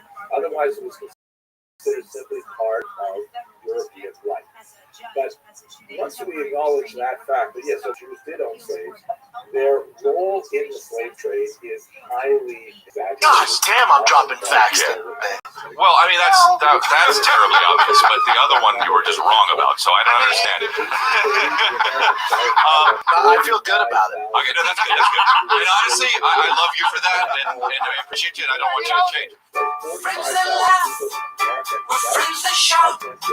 Sometimes we don't know what we're talking about, but that won't stop us. Nothing can stop us. Ooh, yeah. Show you use the love, just rebrand it enough. It's stronger, better, bigger power goes in. Ooh, yeah. Show you use the love, just rebrand it enough. It's stronger, better, bigger power goes in the cold hour. It's the cold hour. What's up with, what do you mean you look like you're flying a plane? Don't you look like this every time? I don't understand. It's the headphones, normally wear that. You have to cool blood here. Oh, gotcha. Yeah, I've never really. No, without the headphones. Oh, really? Without the headphones, I look like a gay flight attendant. Oh, yeah, well. I look like I drive this bitch. What is it about flight attendants that he's gay? It's so weird, though, that, like, gay guys do that. Like, then when they get so high up, they're like, all right, fuck guys now. I'll tell you this. I was in elevation. I was coming home from Dallas, and like so they said the guy announces, "Hey, we're gonna be late." The flight attendant left their ID at the hotel, and we have to wait for them. Oh, go! Oh, hell no. Hey, murder everyone, dude! Oh no! Dude, are you? Listen, fire her. I almost missed my flight. I almost missed my next flight. But then the guy comes walking in. Everybody's looking at him like this, like, what? Oh my God! I didn't understand it. I said, get someone else. Yeah, crazy. Hey, but back to Chris's point, what is it about really nurses and flight attendants, if they're male, they just love cock? It's the I wonder why they're drawn to it. What it is, but if you get above, 20,000 feet, you have 10,000. You have to take this. I think because it was originally a job that in the old time that women, it was stewardess, right? Which they got rid of that. Oh, so it's safe. So it's safe. Nurse, like it's safe. Yeah. And cheerleader, right? And now the gays, which more power to them, they're just like no. But here's the thing: only cheerleader, that person comes off gay, right? No, flight attendant. Yes. You always tell you have a gay flight attendant. I don't know. You have a gay flight attendant, but it doesn't mean. I think 100% of the time. Sure, cheerleader is gay. Yeah, you have to say, but not all Oh, no, I think flight attendants batting like 95% gay. It's up there, but cheerleader's higher. It's very rare. Cheerleader's higher, though. It has to be. But yes, maybe also Rams game, dude. This guy's got more makeup. With the male cheerleaders? Yeah. No, that's different though. Them boys are one broken ankle away from going full trans. But with the flight attendants, it's always weird to me with the flight attendants when they're big people. Yeah. You know damn well this ain't the gig for you. Right. You're too big to be fit through the aisle. Yeah, be tiny and gay. Be a little wispy. Yes. Yes. Float around, dude. We're there. Be a little Casey. Is that what we're trying to say? Casey's too thick. You know, back in the day, they used to have weight limits for flight attendants. They used to make them weigh in like models. License. You said, dude, they were.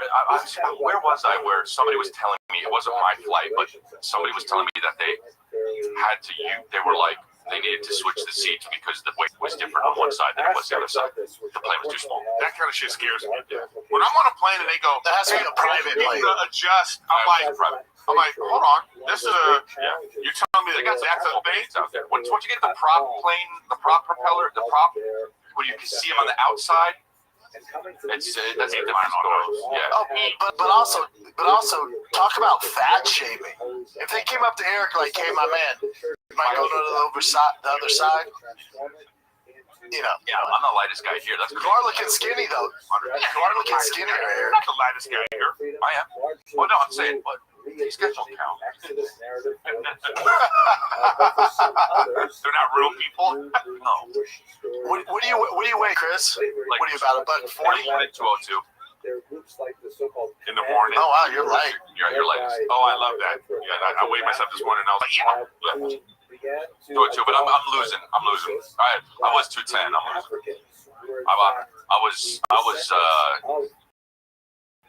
I guess I was in bad shape. I don't think I ever. Funny, like when you're in bad shape, but you're in the sneaky bad shape where you don't realize it until you see an old picture of yourself and you're like, what the fuck? You know?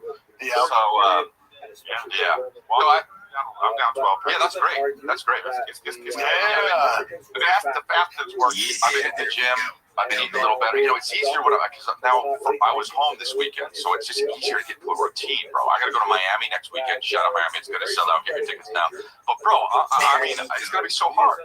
Oh, and speaking of everybody, Also, Houston, go to getticketschristolay.com. yay! Join the Patreon because we're doing Chris and I are going to do the newlywed game. Our wives are. Oh, yeah. Our wives are coming into our show. Cool. Join our Patreon. So join our Patreon for that. Oh, And, Eric, your boy Matt Rife bought that haunted house, the Annabelle house. Yeah, man. Ain't that crazy? well, yeah. Dude, that's what. If I had his money, I'd do the exact same shit. I love that stuff. Love it. You know that. Love it. Bro, he'd be what do you call him? Refurbishing? What Refinancing? House, redoing like all the serial killer houses, you know. Just be, Yeah, he would redo the Dahmer place. yeah, you build a house back on the place. Even where they demolished them, they're like, I gotta build a I mean, it's like, you know, it's a kind of a destination spot. Where is it? I'm not sure where it is, but I know that they. So this is the thing about this, and this is It's on the East Coast. This is cool, and this is, you know, props to him for getting into other, you know, areas of business, you know. But I love that this is a business, and also nothing is haunted. Yeah, that's the best part. That's just the best part. It's like Bigfoot thing. No, you gotta look into it. You don't know. You gotta look into it, dude. Do you know the history of that house? Hey, possess me. I'm with you too. Possess me. I'm ready. Dude. Go hang out. Go hang out there. Go stay the night there, and let me know how you come out alive. Yeah, but this, I don't want to because of how it's going to be so creaky and boring. Yeah, I know, and terrifying. Yeah, and you'll be able to know. It's like, oh, the pipes are bad in this house. Yeah. You know, oh shit, no ghosts, just the house settling. That's Even these people that those people had those experiences. They would go to people's houses. Ed and Lorraine Warren. Yeah, and they would be like, yeah, your pipes. So what is the story with this? This is so all I know is this is the Conjuring house, but it's the Annabelle doll. I've seen almost every horror movie. The Conjuring ones, I saw the first two, and I was like, I hate this. So I don't know really. Oh, you're an idiot. Oh, you're a fucking idiot. Fucking asshole, bro. Real Annabelle doll looks like that. I'm out. Yeah, that's Hold on, let me just give you a little history here. Let me give you the history. That Annabelle doll, the guy who was on one of those ghost shows carried that doll right across the state lines. He died the next day. This is like 2 weeks ago. no. That happened. This is 2 weeks ago. Yeah, that happened. This is real. Post Malone, when he went to Zach Bagans' Haunted Mansion, which is so cool, he went there. He has the most haunted artifact on the planet, they say. It's like worth so much money. And Post Malone was like, I want to touch it. And Zach's like, I don't recommend it. This is real, Chris. Okay. They open it up. He touches it. The next day, motherfucker, the next day, his plane crashes. He stayed alive. His plane crashes. Post Malone's plane crashed the next day. He goes on tour. He fell through the flooring of his tour, and then got a car accident 3 weeks later. Dude, he should have listened to Bilbo Baggins. Bilbo Baggins? Who's the guy? Look at that. Look at that. Weird. Paranormal investigator who helped lead Annabelle doll tour passes away. Hold on a second. Bilbo Baggins? What's the guy you said? Baggins? Who's Zach Baggins. Zach Baggins. What's that? Ghost Adventures. I'm in love with motherfuckers. know Aaron. I don't know exactly. But, so that's so here's the thing that I always think of. Okay, so yes, that is very weird. I understand why somebody would be like, wait, let's read about this. It's very Explain it. Here's how I explain it. Explain it. The world's been around for however long the world's been around. Some stuff like this has to happen. It has to. Oh, coincidence. Coincidence. Post Malone touches the haunted stuff. Go ahead. At some point, it's not even coincidence because the world's been around for too long that eventually somebody has to touch a doll, cross state lines, and die. It has to happen. So this is just the time that it happened. How long has he been on this tour? Oh, wow. You know, how long was he doing the tour? Was it the first day? I don't know. Did you hear us? That was the first time. That was the first time Post Malone's touched that scary artifact, and his plane literally crashed the next day, fell on stage and on tour, and then got a car crash. There has to be. And y'all want to think it's fake? No, I don't. Not that I think it's fake. It's that the world's been around too long. You think it's a coincidence? Yeah, I know you're saying that. It's driving me a nuts. musical artist that touches a doll, then gets in a plane crash, then gets in a car crash, then falls through stage. It has to happen. It has to happen as long as time's going. That must happen. Because they're haunted, Chris. Because they're haunted. There's an easier explanation, though, is just that time keeps going. Let's hear it. I just did. I just said it. It doesn't make sense, though, bud. You're saying it has to happen at some point. Check this out. It's too much of a coincidence. Somebody needs to slip and fall on a banana peel, crack their head open, and then a possum walks up and pisses on their face. That has to happen. As long as time keeps going, it'll happen. It's not because the possum's haunted. It's not because your face is haunted. It just happens. Yeah, but if that happened right after you touched the evil artifact. Evil artifact. That's exactly. Someone would say it's because of that. I am willing to accept that maybe ghosts are real. All I'm saying is, possess me. If Lars No, you're not the guy for the job. You're not the guy for the job, man. You're not the No, but this is my thing. It's like I don't understand why there isn't more. You know, it's the same thing like with the aliens and stuff like that. It's like, okay, well, you know, where is it? Aliens is a little harder to refute, but I don't know. With AI, it's CGI now. You know what I mean? You know, it's like this, you notice like once we started to get cell phone cameras, how Bigfoot sightings, ghosts disappear. Yeah. They just disappear. Yeah. And now all of a sudden we have like video where you can type in a thing and go ship sky with blah blah blah, and the AI makes it like now you can't. Yeah. But no, they had this shit. Right. They've had it. They just now it's just. And you guys don't believe in curses either? Like certain curse where like all 6 of their children died in mysterious ways? You think that's just a coincidence? All I'm saying is I don't know what it is, but if you say it has to happen, I'm gonna freak out. But it does though. Make something up. It has to eventually happen. Has happened. That's so stupid. That's so stupid. It's really not. It is. It's so dumb. It's so boring. You know what I'm going to do? I don't normally do this. I'm going to look at the comments and see what people think about this on this episode. Because I really don't think no. Actually, you know what? The last time I looked at the comments, they were fucking amazing. I was like, what's going on? Well, now they're not going to be. Right. Yeah, I don't know. Maybe it's because the comment section is cursed. I don't know, dude, but I would like to get the Annabelle doll on this show. Look at this. Oh, son. That was almost. Look at this. Look at this. Unprecedented. But this is what's that? Yeah. So here is the opening joke, which I think in many ways to deeper issues that we have been looking at in terms of questions of Jewish identity in the last two lectures, and we'll continue with today as well. It's one of my favorite jokes because it has really a tremendous amount of depth to it. It's expressed in a classically Jewish manner. So the joke goes like this. There's this Jewish out-of-work actor, young man wants to make it big in Hollywood.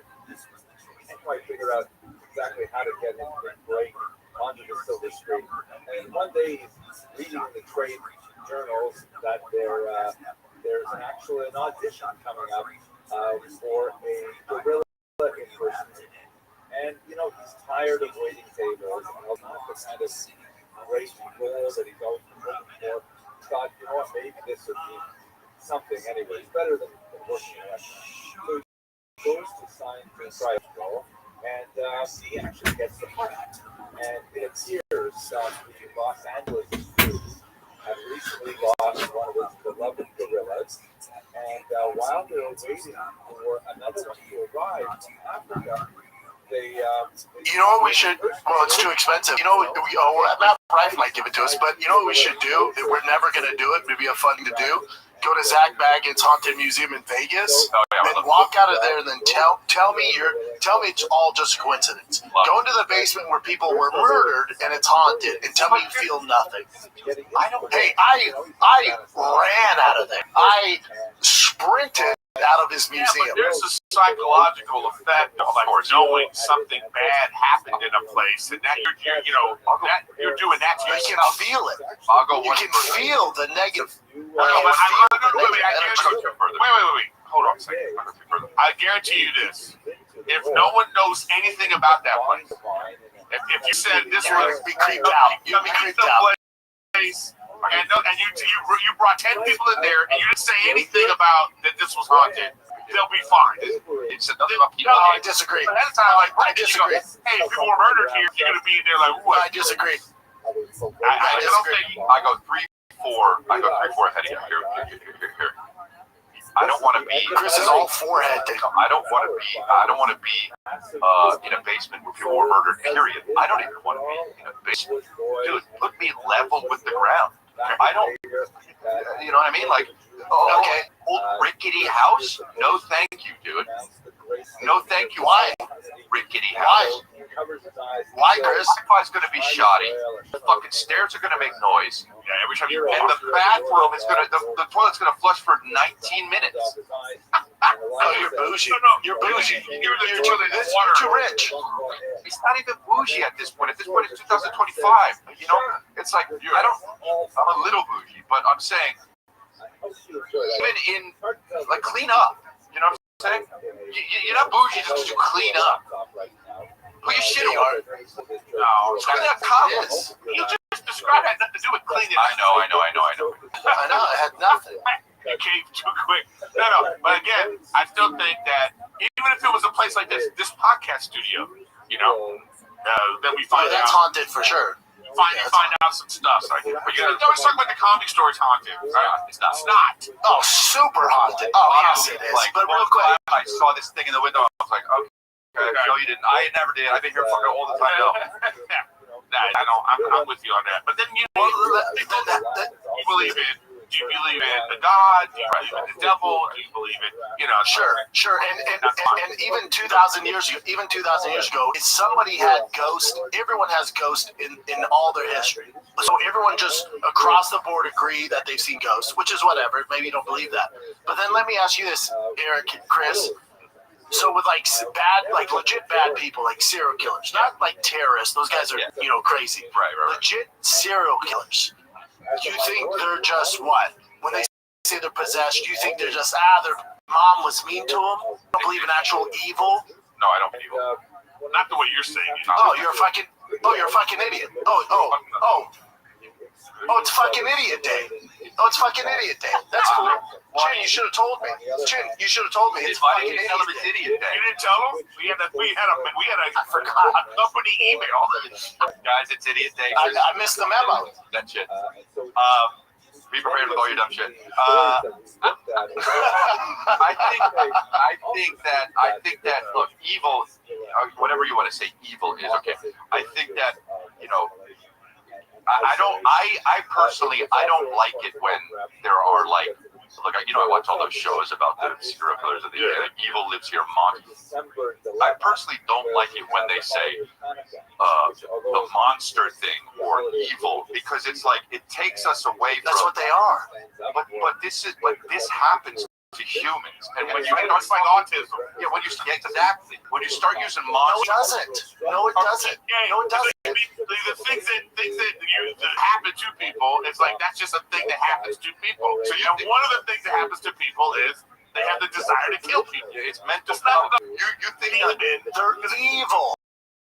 I'm not saying you should. It'd be a form of evil when you can kill children and women, have no conscious, you can just go to bed like, well, that's what I do. Yeah, that's awful. That would be Nobody's arguing that's not evil. awful. Those people deserve to be beheaded. They're psychopaths. Evil is But something. you guys are saying it's like autism. Well, no.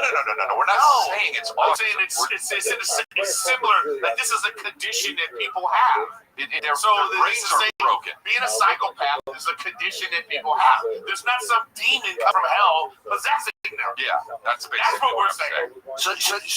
So you think people are born that way? You don't think they're No. I think it's both nature and nurture. I think that if the evil that you're talking about is, somebody lets the bad thoughts and shittiness overcome them, then sure, I believe that. But I don't believe it's like some spirit or force or That's what I'm. Yeah, that's all. But I mean, look, I am not saying, oh, let's give these serial killers a chance, put them in therapy. No, kill them all. Murder them. But when you start talking about evil, demon, possessed, that kind of thing, I'm not really. Hey, look, can it be true? Of course, I don't know shit. Look, there are words for things that never happened, like telekinesis. That's never happened ever. Right. Okay. Right. But there's a word for it. Right. You know what I mean? Exactly. Right. No one has ever moved something with their mind. Right. But there's a word for it. But there's a word for it. Well, yeah, sure. Well, there's also a word for a higher being. It's called God. Right. So, are you both atheists? No, I'm not saying there's no God. I'm not saying there is God. I'm not saying there's no God. But you've never seen him. Right. But no one can prove it. Right. But nobody can prove that we're not in the simulation. Like I have no idea. I don't know. Just because you can't prove something doesn't mean that it's real. And that's what faith is. Exactly. And yeah, that's what faith is. Yeah. Right. What do you mean exactly? Yeah. I know. What do you mean exactly? So what I'm saying, if you have faith in God and the higher being, the opposite of that would be what? Yeah. The devil, Satan, the evil, darkness. sure, yeah. Right. So there's some people who have faith in that dark being, in that dark evilness. Yes. The same way you two might have faith in the goodness. But I'm not saying I believe in God or not believe in God, and I'm not saying I believe it. I'm not saying I don't. There's no way that. I mean, I've even said it. It's possible. Yeah. But I just don't. I don't know if I think that calling people monsters and saying the evil overtook them, it's shirking responsibility. It's shirking blame, dude. Like cop out. Yeah, I mean, dude, you can just be a fucking piece of shit and let your circumstances dictate what you do in life. It's not fucking Satan, dude. You're a piece of shit. You know what I'm saying? Like, that's what I think. I think Jeffrey Dahmer, I think he had mental problems. I think he's a fucking awful person. Get rid of him. But to be like, oh, the evil took him over. Bro, that's him. Fuck him. I don't know. To me, that's how it comes. That's how it comes across. There's no monsters. Like, it's just like there's a monster among us, dude. That's a human being that is a piece of shit that fucking let their circumstances dictate. Yeah, they didn't get help when they were very young. Their mother, father beat the shit out of them, and that does that mean That's a that you're myth. gonna? That's a myth. That's a myth. Well, that's a myth. Jeffrey That Dahmer had great But it parents. doesn't mean. But it doesn't mean that because your parents beat the shit out of you, you're going to be a fucking piece of shit. Plenty of people overcome that. Jeffrey Dahmer or whoever, it didn't happen to Jeffrey Dahmer. There are people that just they let that win. Is that evil? I wouldn't say that's evil. If you would, then fine. I would say that that's just what happens to humans a lot. It's a big word. It was a big word. That's what I think. You know, you're talking about the cause or the effect or is it an adjective? Is it a verb? Like I would like you're describing something as like this act is an evil act. That's different than saying like, you know, evil as a noun. That person's evil. You know? Yeah. I think my whole thing is if you know, because a lot of people go, that's a good person, right? Like they do better, karma. You think happen to good people. On the other spectrum of that, is the exact opposite. Sure, yes. Where there is evil shit in the world going energy, on at all times. If you put out energy, then if you put out shitty energy, how come we never say like when somebody's doing something good, how come we never say like an angel possessed them to be good? They do. They do. An angel went in there and people say that all the time. Money to charity. How come we never say that? I've never heard they want the credit. But I've never heard anyone say that because they want the credit for themselves. They don't want the credit when they murder people. It's a God's act. No, they'll say it all the time. Oh, it's a how about that? God, When they're like all the time. How about that when they're like, oh, dude, got a Netflix special. Look at God. Fucking fuck you, dude. That was your agent. I mean, how busy? I mean, that guy. I mean, if that would just be a really tough job. Yeah, God. You're just like, oh God, another bless you. I gotta delegate. Another, you know what I mean? Another. I don't know. I saw this. Gotta be like, I'm gonna have to let that car crash happen. I can't. My hands are tied. All right, kids, let's take a little break from chatting with the boys out there in North Hollywood at the Golden Hour headquarters. This one's for Eric. My man is looking fit. He's dropped at least 15 pounds. I said, what's your secret, big dog? He said, well, listen, man. I was a little bored with my workout routine. I hit a plateau. I'm kind of new to fitness. What should I do? I said, bud, you need to check out Fitbod. It sets you up with a custom workout plan tailored to your fitness goals, man. We got you, dude. It's easy. It's an app. It's a freaking app that's basically your personal trainer in your pocket. And it's customized just for you to help you stay focused and get a better workout. And it's going to improve, right? You're just not going to keep doing the same workout over and over and over. So you're ready to go, man. Fitbod creates a personalized workout routine based on your goals, your fitness levels, and what equipment you have at the crib. He got you covered, man. Workouts adapt to your growth. So each workout is challenge enough to push you to make progress. So you're constantly making progress. If your goal is to lose weight, add lean muscle, it got you, man. You're on track for that. Fitbod tracks your muscle recovery so you can avoid burnouts, and you got to keep the workout going, keep your momentum going. Fine-tuned by experienced certified personal trainers to bring best practices and exercises to you guys, all right? So level up your workouts. Be like Eric Griffin. He's getting lean. He's getting mean. He's dropping weight this summer. It's a fully customized fitness plans that work for you with over 1,000 demonstration videos. There's no more excuses. Get your big butt in shape. Get in shape this summer with Fitbod. Join the Fitbod today to get your personalized workout. Get 25% off your subscription or try the app free for 7 days at fitbod.me/goldenhour. That's fitbod.me/goldenhour. But yeah, I don't know. Look, I think we're kind of talking about the same thing. I just don't know if I'm believing it's some ultimate force in the world that is going to exist no matter what. I would call it human nature. Okay, let me ask you this. If you believe in evil spirits and all that kind of stuff, it's like, so what's stopping them? Yeah. Because it's like, if they're so bad and they want to do this, why is it only why is it never in plain sight? Like, why aren't they trying to take over the president? Why are they Trump, Kamala, and Beelzebub? Beelzebub on the ticket? Why is it the dude?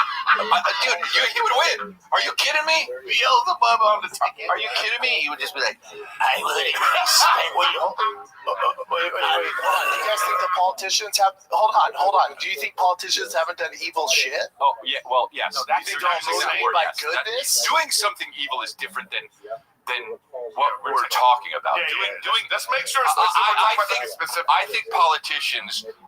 Here's what What's your definition of evil? Well, that's what we're talking about. That would help this out. But Yeah, I know. But this is what. But no. No, it help you out. Yeah. We're on the same Yeah. page. Here's what I think. You're the one that needs to get on this page. Here's what I think. We know what you're saying. No. Here's what, You think ghosts are my real overall goal and for this. devils take over serial killers. Yeah. That's what we No, know where I'm you're saying at. No. I'm not saying, but I'm saying as much as people believe in Jesus and Yeah, God, yeah. on the same, there's always out. Sure, So yes. if all this religion, which most people are religious in the world, Yeah. if all this religion, the higher being, there has to be something down there. right. So if you're gonna believe up there, Right. you have to believe down there. Well, that's fine. I don't. There's actual evil people. I'm not. I don't know. Look, I don't really know if I believe if there's up there, then there's down there.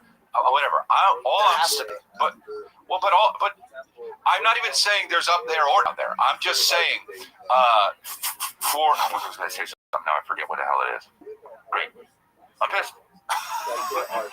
I was going to say something. I'm pissed. God damn it, dude. God damn it. It was good. And my mom will be like, "That's not important if you forgot it." And that's not true when moms say that.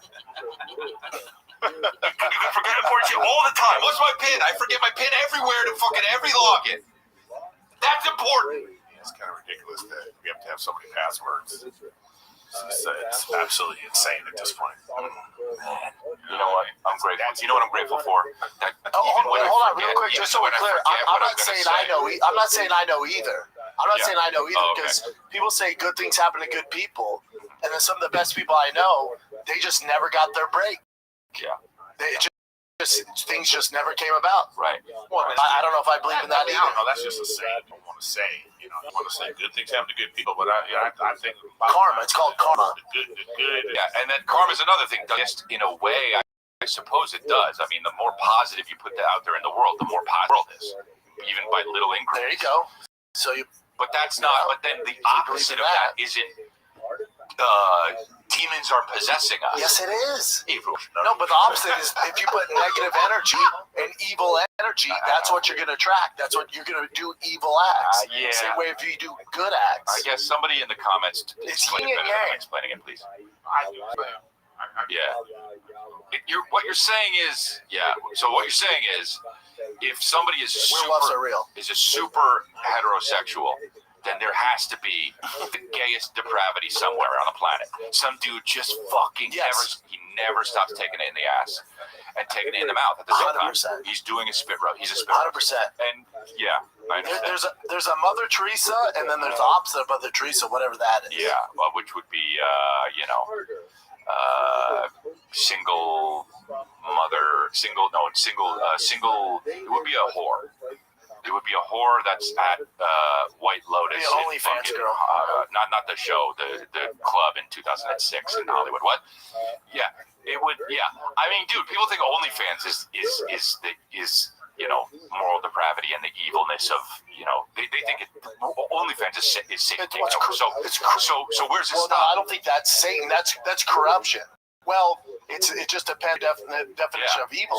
So you're a little bit further off on that. There's like 14 million women on OnlyFans, and the average money they make And only 50. $2,300. Well, yeah, but it's still right.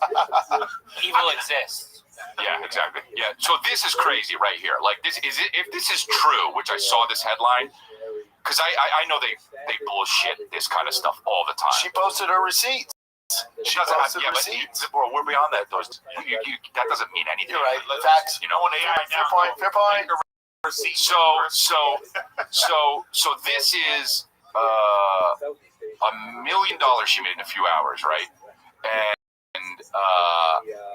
this is from subscribers that were waiting for her, I guess, Her content was captured at 1 a.m. on her 18th birthday on August 8th. She got 5.8 million. So there was a screenshot of her income. So so when? My whole question is, when did she make the content?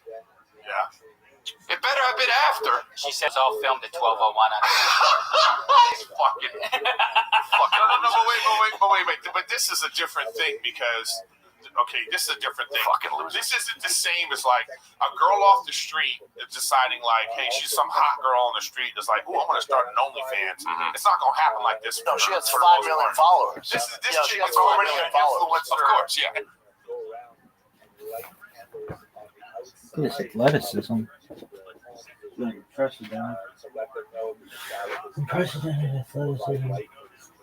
So on, things like that. You see there's a sort of oil lamp sticking out of the doorway there. Really unusual customs elsewhere in the Jewish world. By the time you get to the 13th, 14th, 15th century in particular, that's when you begin to see the Portuguese showing up. Here is a depiction of the Jews of Malabar that were described by Benjamin of Tudela, who spoke in first class, as black Jews. And in fact, here they do look more dark skinned in this particular representation.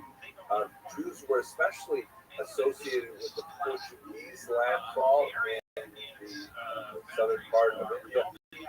Portugal, of course, was one of the early maritime seafaring countries that took advantage of this international trade to great advantage. And Jews were frequently employed as translators. Not necessarily that they would end up knowing, come there knowing the local language. This was true not only in the Far East, but also in the Americas. Some of the very first people to get off Columbus's boats were Jewish translators or Jewish translators who had been converted to Christianity, and they would walk out there and speak to the local population and try every single language they could think of until they finally were able to create some sort of common vocabulary. So one of these great Portuguese Jewish translators was someone who later took the name Gaspar da Gama after his patron, Vasco da Gama.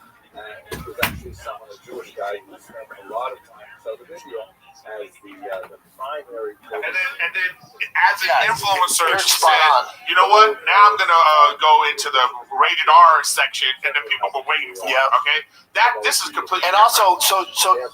also, she got 5,000 from subscriptions, right? And then she got messages to pay additional for. Right. So that's 500. Let's say it's $1. So 500,000 people out of her 5.5 million subscribers. Right.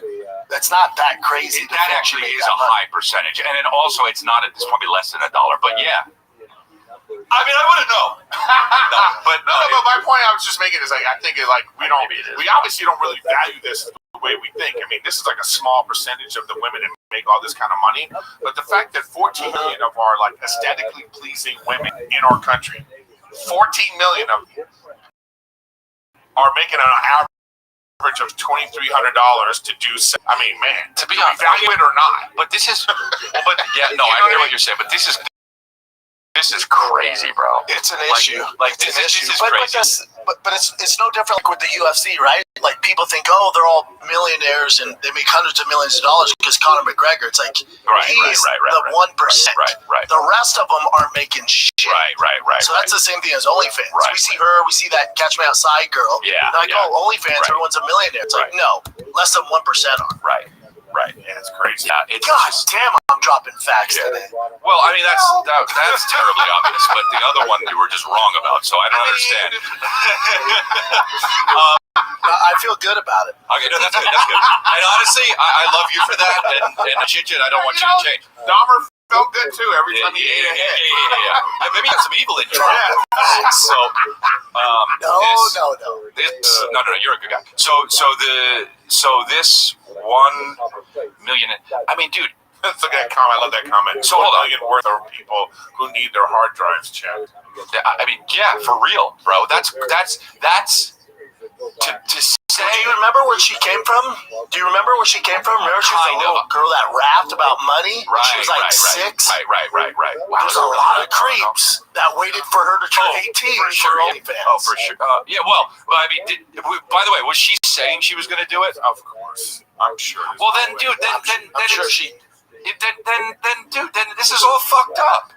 It's just say that's grooming, bro. To be. Oh, this is reverse grooming. Yeah, exactly. No, but because here's the thing. I'm gonna be 18 But soon. but here's the thing. The men waiting for this. That's a problem too. It's like, and look, there needs to be an age. Okay. So what's the age? If this is fucked up, and we decide as a society that this is fucked up, then just make the age higher. Well, wait. Here's the thing, though. It's not about what her age is.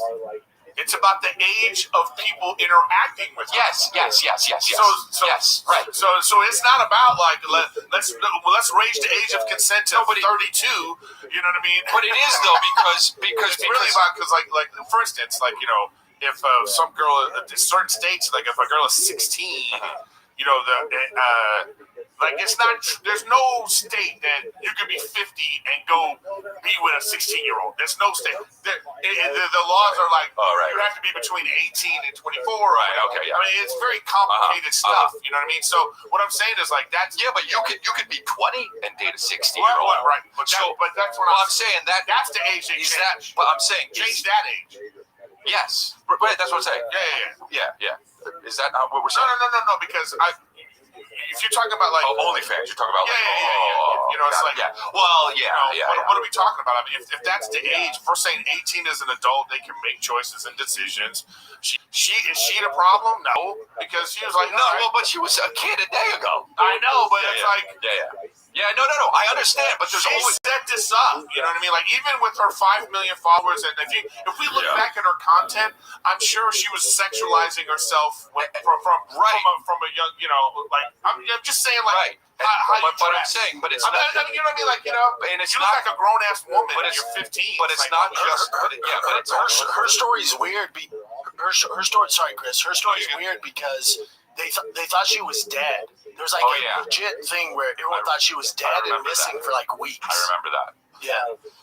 It's fucking weird, but it's just it's like don't fake. But then it I think it was fake. But there's also that whole argument. It got me. No, I think so. Had a whole bunch to do with evil, but there was a. You were thinking about it. You're like, she's missing. There has to be. But that make the 18. But that opens up the door to. Look, this is the side of OnlyFans where you'd be like, okay, this may be more morally questionable, right? So then, where's that line? Some people just think it's morally questionable to be on OnlyFans, period. Right. So and look, whether it is or it isn't, look, Jeff Dye has that thing where he's like, a lot of people are pro-sex workers, but not pro-sex customers. That joke is hilarious.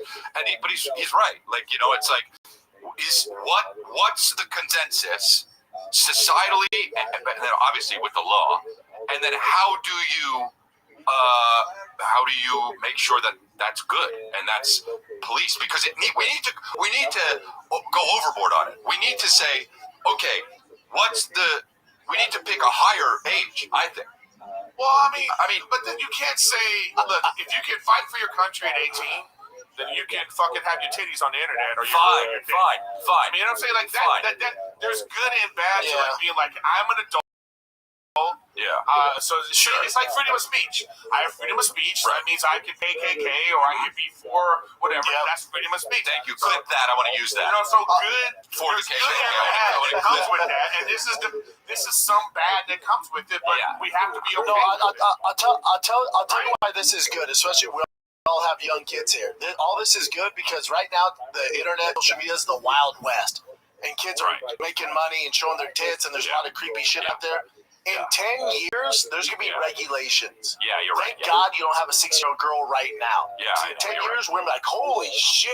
Yeah, I know. There's more mass shootings, there's more mental health issues. I know. Yeah, remember when it was just, when you could just, 18, you could post whatever you want? All that's going to go away. Yeah. By the time we have our kids are old enough to deal with it, there's gonna be regulations that No, but prevent some of it. I kind of hope maybe. so. Well, wait, hold on, guys.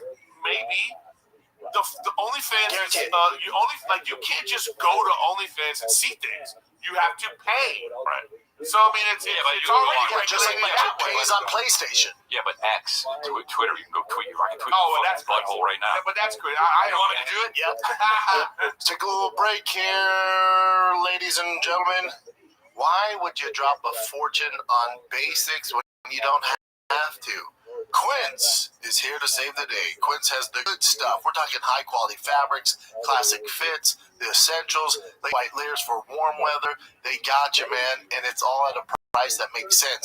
Everything we've ordered from Quince has been nothing but solid. Like my boy Eric got some luggage for them. My word, he won't pipe down about it. He's on the road all the time. Chris got some pants. I got some tees and pants. It's great stuff. And here's what's great about it. Everything with Quince is half the cost of similar brands because they work directly. They directly with the companies cutting out the middleman. Quince gives you luxury pieces without the markup. All right? They got stuff across the board. We've gotten luggage. We got pants. We got clothes. We got the essentials. They have bedding. They got towels. They got cookware. They got everything, man. I recommend their luggage or their bags. They're fantastic. Top quality, top designs.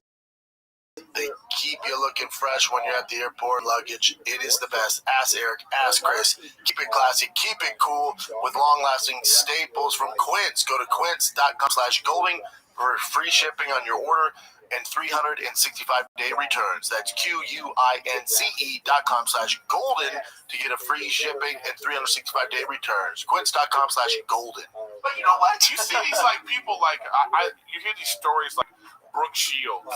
You know, she's telling the stories of when she was like 13, 14 years old and how like, you know, what was going on and you know, and these and models and stuff too. Yeah. You hear about this stuff that you go, oh man, this is terrible. And, you know, how we sexualize young women at a certain age, but then now you have like Instagram and that kind of stuff, and they're sexualizing themselves. Yeah. Well, you know what I mean? It feeds on itself. It's like you go like, the wag in a circle. The wag in a circle is just new. So eventually, people are like, "Whoa, this is so bad for women and kids." Yeah. It's gonna circle back around. Yeah. By the time our kids are old enough, hopefully. I just can't wait till Handmaid's Tale. Till we're all in Handmaid's Tale, and everyone's covered up, and you have to fuck like this. Which is a little hole in her. You're watching the fucking news. The internet, like you say, though, the internet is bananas. I mean, they changed. I remember, remember the Yahoo chat rooms, and they got rid of all that. You know, they got rid of that, and then they, there's no chat room anymore. They're all gone. Oh, really? Yeah. There's no really more chat rooms, like, or just, all that shit's gone. Are there really? They got crazy. Oh, wow. Yeah, I guess so. I guess I wouldn't know. Yeah, but this is where we're going back to. It keeps showing this. I don't know. It is interesting, though. I just want to see how you guys are doing in your marriages for the do's and don'ts from 1913. This will be good for the Patreon later. What I don't understand is what here. I will say this. I read this, and it's interesting how I thought it would be way more. The number one is crazy. Yeah, I thought it would be way more misogynist. You're looking at the wrong one. No, but look at the one for wives. I It's understand. super misogynist. No. Read all of them though. Because by the 50s, it was way more misogynist. I get it. And I didn't know that. Don't let him have to search the house for you after his day's work. Listen for his latchkey and meet him on the threshold. See, there, I don't see anything wrong with it. I even give my wife a, sweetie, I'm home. And by the way, I have a touch pad. No. I have keys. I'll raise you. Yeah. My wife should be tracking me on her phone. There you go, because you know she is. And be at the door. Shit. Not have to use the keys or the pad. Yeah. It should be like that. As I'm walking, I don't have to stop. The door opens, and I just walk by. Yep. And I grab a drink and a cigarette. Thank you, man. And hire a band. Undress, meet me in my chambers. I want chambers. No, she runs as I'm getting my drink. I think she runs ahead of me. All right, the next one. Don't say I told you so to your husband. However much you feel tempted to. I agree with that, but this is don't good say advice. but don't say I told you so to anybody. That's so fucking annoying. Don't be discontented and think your husband not manly because he happens to be short and thin and not very strong. Manliness is not a purely a physical quality. I love that. That's hilarious. Little ass bitches fucking coming up with that shit. Say it. Okay, but that's okay. All right. Don't let your husband wear a violet tie with grass green socks. Oh, because it look like what the they're Joker. saying, what they're saying is don't make sure that he matches. If he's colorblind. Yeah. But in general. Right. Don't omit to pay your husband a compliment. If he looks nice dressed for the opera.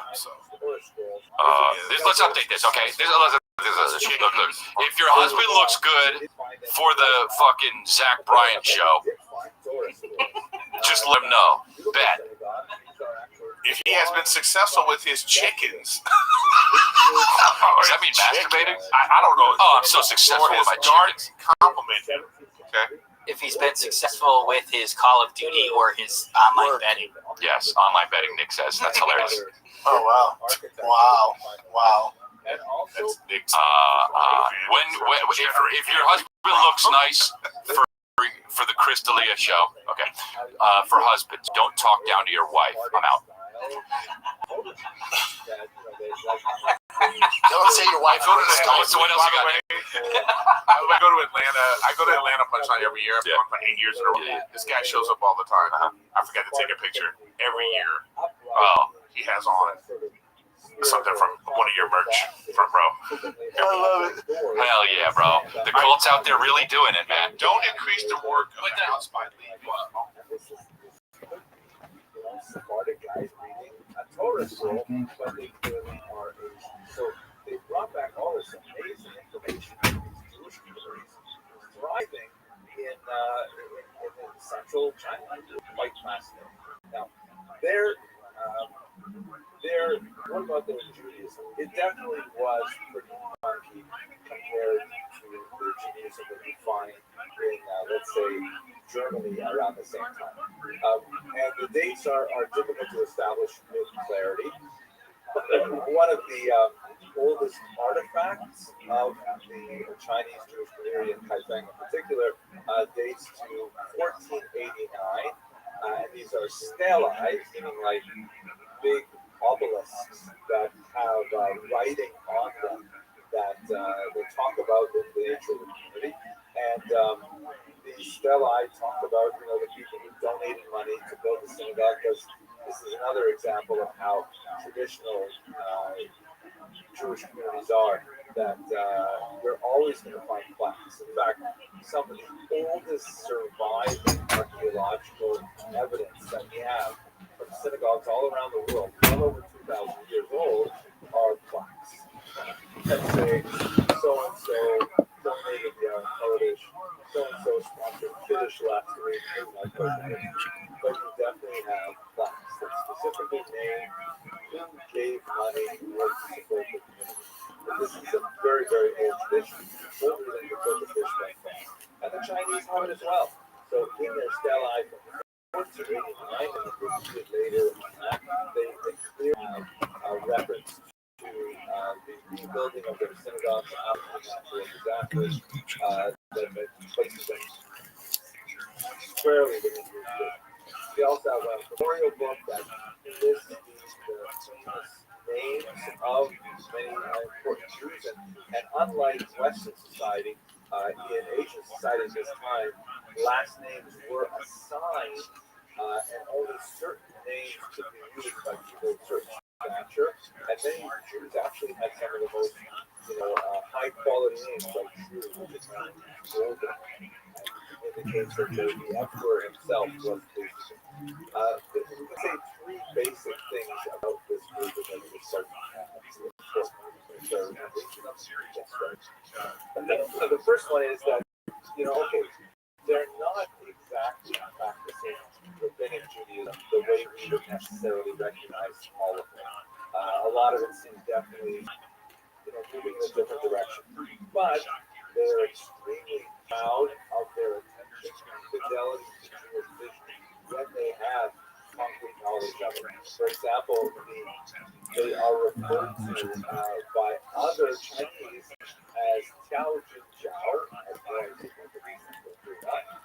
the group that excises the same, which is a reference, of course, to a passage in the book of Galatians, which we just read, about how, remember when Jacob is wrestling with the mysterious angelic being, and he's wounded in the thigh. I mean, the Torah says that, therefore, the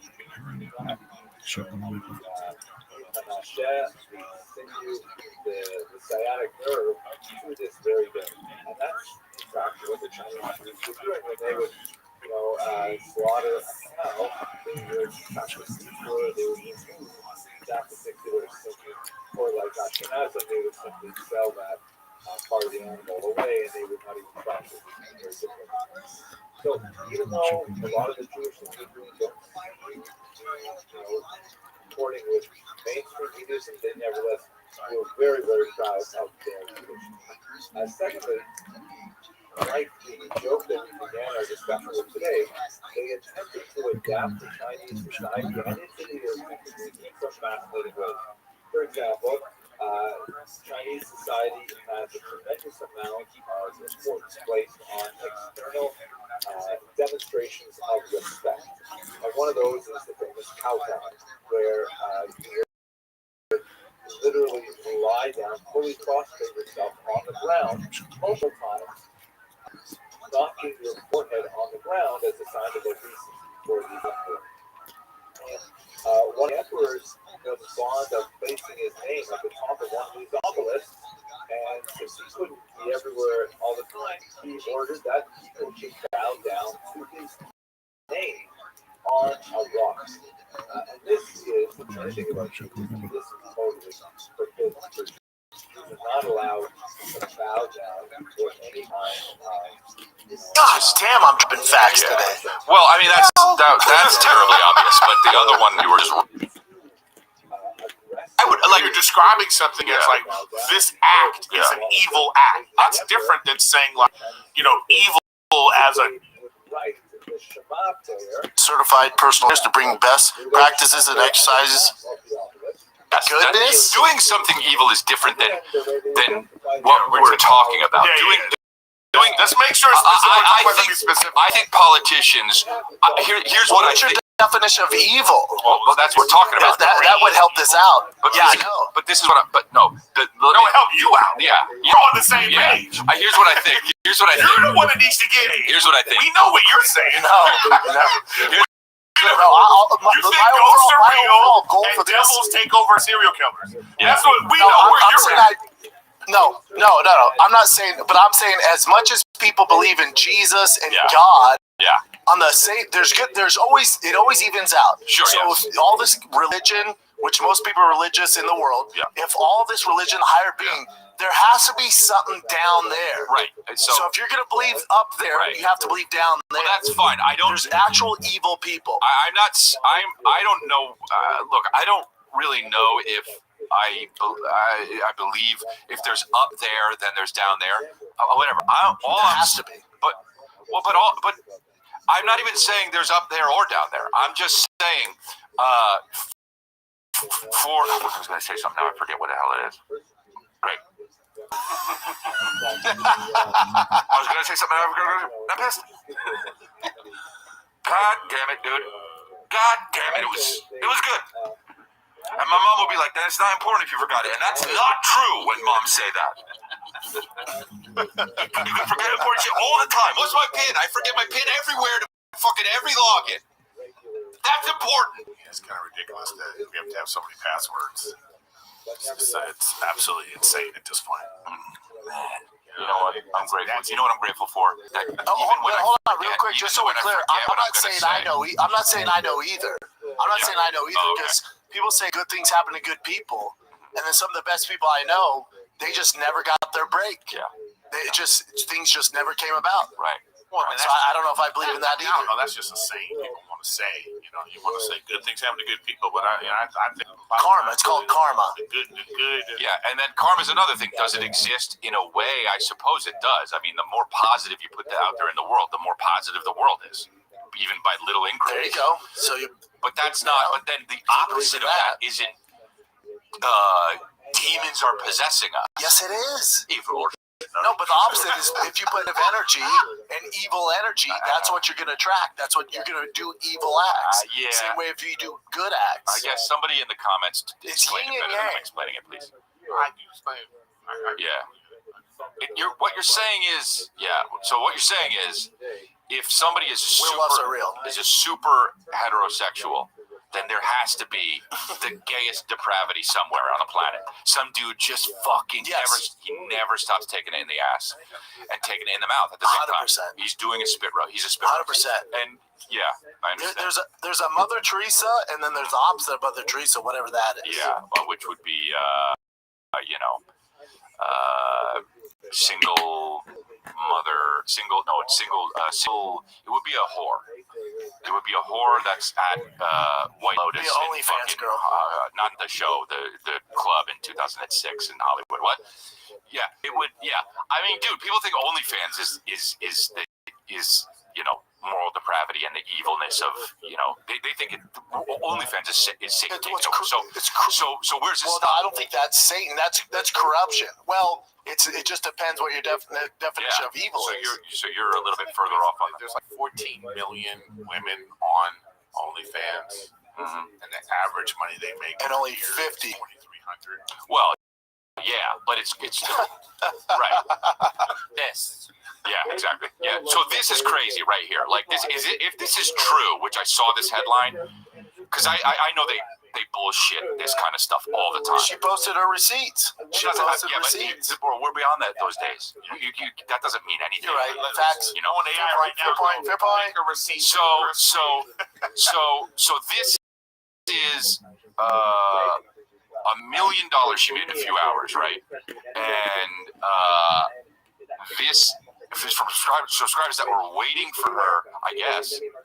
Her content was captured 12:01 a.m. on her 18th birthday on August 8th. She had 5.8 million subscribers. Screenshot of her income. So when? But my old question is, when did she make the content? Yeah. It better have been after. She said it was all filmed at 12:01. These fucking. No, wait. But this is a different thing because. Okay, this is a different thing. Fucking loser. This isn't the same as like a girl off the street that's deciding like, hey, she's some hot girl on the street that's like, oh, I'm going to start an OnlyFans.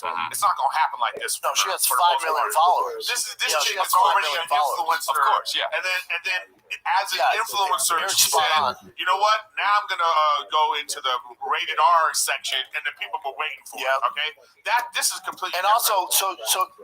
Also, she got 5,000 from subscriptions, right? And then she got messages to pay additional for. Right. So that's 500. Let's say it's $1. So 500,000 people out of her 5.5 million subscribers. Right. That's not that crazy. That actually is a high percentage, and then also it's probably less than $1. But yeah. I mean, I wouldn't know. But my point I was just making is like I think it's like we obviously don't really value this the way we think. I mean, this is like a small percentage of the women that make all this kind of money. But the fact that 14 million of our like aesthetically pleasing women in our country, 14 million of them are making an average of $2,300 to do this kind of stuff. I mean, man, do we value it or not? But this is, I hear what you're saying, but this is crazy, bro. It's an issue. Like it's this an issue. is But crazy. the same thing with this. But it's no different like with the UFC, right? Like people think, oh, they're all millionaires and they make hundreds of millions of dollars because Conor McGregor. It's like he's the 1%. Right. The rest of them aren't making shit. Right. So that's the same thing as OnlyFans. We see her. We see that Catch Me Outside girl. Yeah. Like, OnlyFans, everyone's a millionaire. It's like, no. Less than 1% are. Right. Yeah, it's crazy. Yeah, it's damn, I'm dropping facts today. Well, I mean that's terribly obvious, but the other one you were just wrong about, so I don't understand. I feel good about it. Okay, no, that's good. And honestly, I love you for that, and I appreciate you. And I don't want you to change. Dahmer felt good too every time he ate a head. Yeah. Maybe you got some evil in you. Yeah, facts. So, no. No, you're a good guy. So this 1 million. I mean, dude, Let's look at that comment. I love that comment. So hold on. $1 million worth of people who need their hard drives checked. Yeah, I mean, yeah, for real, bro. That's to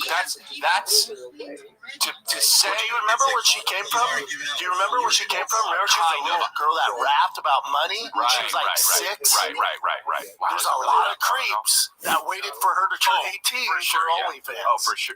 Yeah, well, I mean, by the way, was she saying she was going to do it? Of course, I'm sure. Well, then, dude, then sure it's, dude, then this is all fucked up. It's the same. That's grooming, bro. To be Oh, this is reverse grooming. Yeah, exactly. No, but because here's the thing. I'm gonna be 18 But soon. here's the thing. Men waiting for this. That's and look, there needs to be an age. Okay. So what's the age? If this is fucked up, and we decide as a society that this is fucked up, then just make the age higher. Well, wait. But here's the thing, though. It's not about what her age is. It's about the age of people interacting with her. Yes. So yes, right. So it's not about like let's raise the age of consent to 32. You know what I mean? But it is though because it's really about because like for instance if some girl at certain dates like if a girl is 16. You know, it's not. There's no state that you could be 50 and go be with a 16-year-old. There's no state. The laws are like you have to be between 18 and 24. Right. Okay. Yeah. I mean, it's very complicated stuff. You know what I mean? So what I'm saying is like that's but you could be 20 and date a 16-year-old. Right. But that's what I'm saying. That's the age they change. But I'm saying change that age. Yes. Right. That's what I'm saying. Yeah. Is that not what we're saying? No. Because if you're talking about like OnlyFans, you're talking about You know, it's like What are we talking about? I mean, if that's the age, if we're saying 18 is an adult, they can make choices and decisions. She did that, so it's like is she the problem? No, because she was like but she was a kid a day ago. I know, but it's like no. I understand, but there's she always set this up. You know what I mean? Like even with her 5 million followers, and if we look back at her content, I'm sure she was sexualizing herself from a young. You know, like I'm just saying, like but I'm saying, but it's you know what I mean? Like and it's you look like a grown ass woman. But you're 15. But it's not just. But it's her story's weird. Her story's like Chris. Her story's weird because they thought she was dead. There's like a legit thing where everyone thought she was dead and missing for like weeks. I remember that. Yeah. It's fucking weird, but it's just it's like don't fake. But then it I think it was fake. But there's also that whole argument. It got me. I think it had a whole bunch to do with evil. But there was you were thinking about it. You're like, she's missing. There has to be. But that you make the 18. But that opens up the door to look. This is the side of OnlyFans where you'd be like, okay, this may be more morally questionable, right? So then where's that line? Some people just think it's morally questionable to be on OnlyFans, period. Right. So and look, whether it is or it isn't, look, Jeff Dye has that thing where he's like, a lot of people are pro-sex workers but not pro-sex customers. That joke is hilarious. But he's right. Like, it's like, what's the consensus societally, and then obviously with the law, and then how do you make sure that that's good and that's policed? Because we need to go overboard on it. We need to say, okay, we need to pick a higher age, I think. Well, I mean, but then you can't say, look, if you can fight for your country at 18, then you can fucking have your titties on the internet or fine. I mean, I'm saying like that there's good in like I'm an adult. Yeah.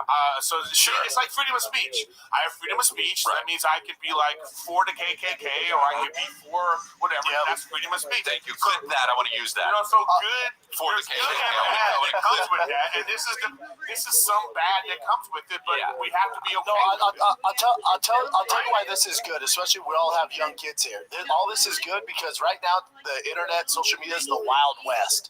And kids are making money and showing their tits, and there's a lot of creepy shit out there.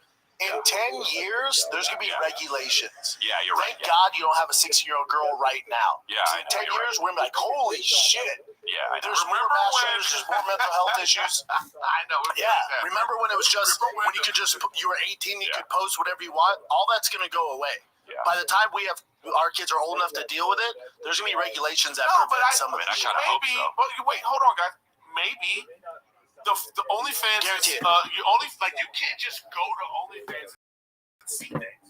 You have to pay. Right.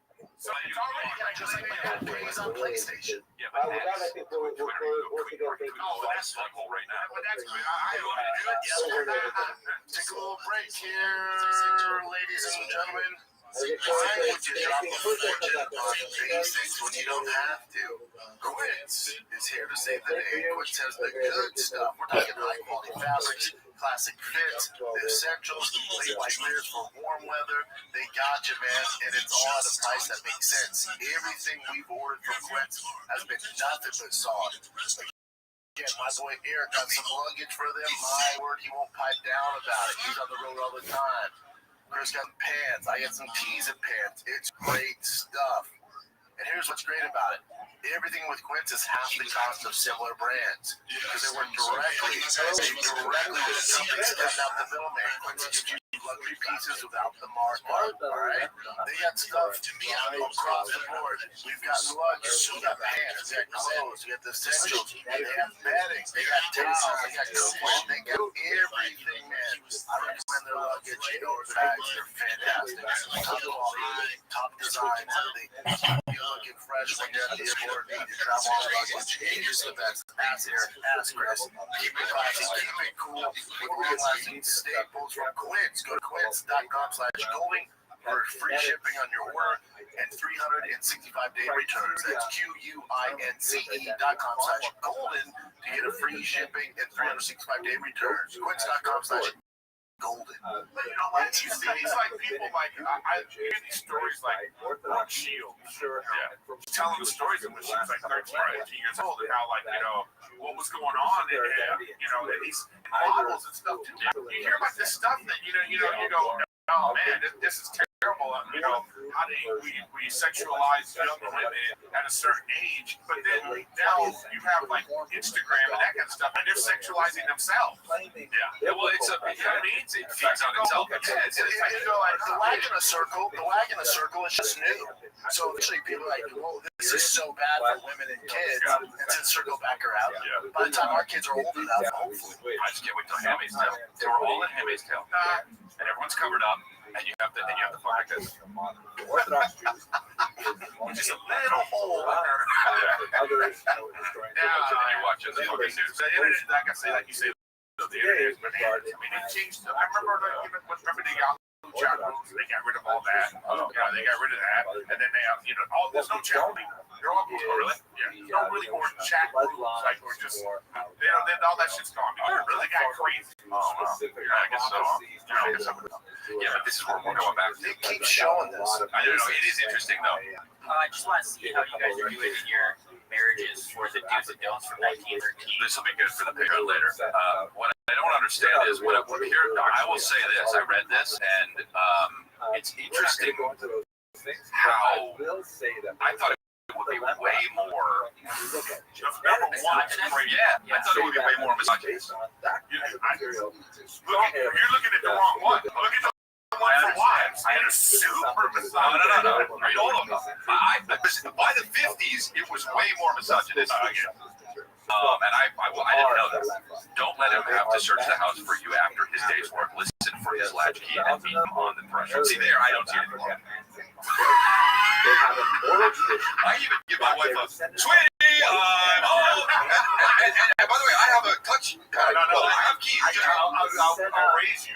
My wife should be tracking me on her There phone. you go, because you know she did. And be at the door. Should not have to use the keys or the pad. And she'd be like that. As I'm walking out here, I have to stop. Yeah. And I I grab a drink and a cigarette. Then bam, And hire a band. Undress, meet me in my chamber. yeah, she runs as I'm getting my drink, and then she runs ahead of me. All right, the next one. Don't say I told you so to your husband. However much you feel tempted to. I agree with that, but This is don't good say advice. don't say I told you so to anybody. That's so fucking annoying. Don't be discontented and think your husband not manly because he happens to be short and thin and very not strong. Manliness is not a purely a physical quality. I love that. That's hilarious. Little ass bitches fucking coming up with that shit. Yeah, but that's okay. All right. Don't let your husband wear a violet tie, grass green socks. What they're saying is don't make sure that he matches his color. Yeah. But the dilemma also if he looks nice, sacrifice to be more connected to let's update this, okay? If your husband looks good for the Zach Bryan show, furthermore, they have other smaller just let him know. Bet. If he had been successful with his chickens, I don't know. Oh, I'm so successful with the garden. He's successful with his Call of Duty or his online bet. Yeah, setting things up. That's hilarious. Oh, wow. What does the science say? So understand if your husband looks nice for the Chris D'Elia show, okay. For husbands, don't talk down to your wife. I'm out. Worked on this major project and wrote a book about it. Don't say your wife What else I got? I go to Atlanta first time every year, 8 years in a row. This guy shows up all the time. I forget to take a picture every year. What Goldstein and his extensive team did Something from is they one of your merch. swab Bro. self-identified Hell yeah, bro. The cult's out there really doing it, man. Don't increase the work of the house by leaving all your things lying around your place. Hold on, what is this fucking find out?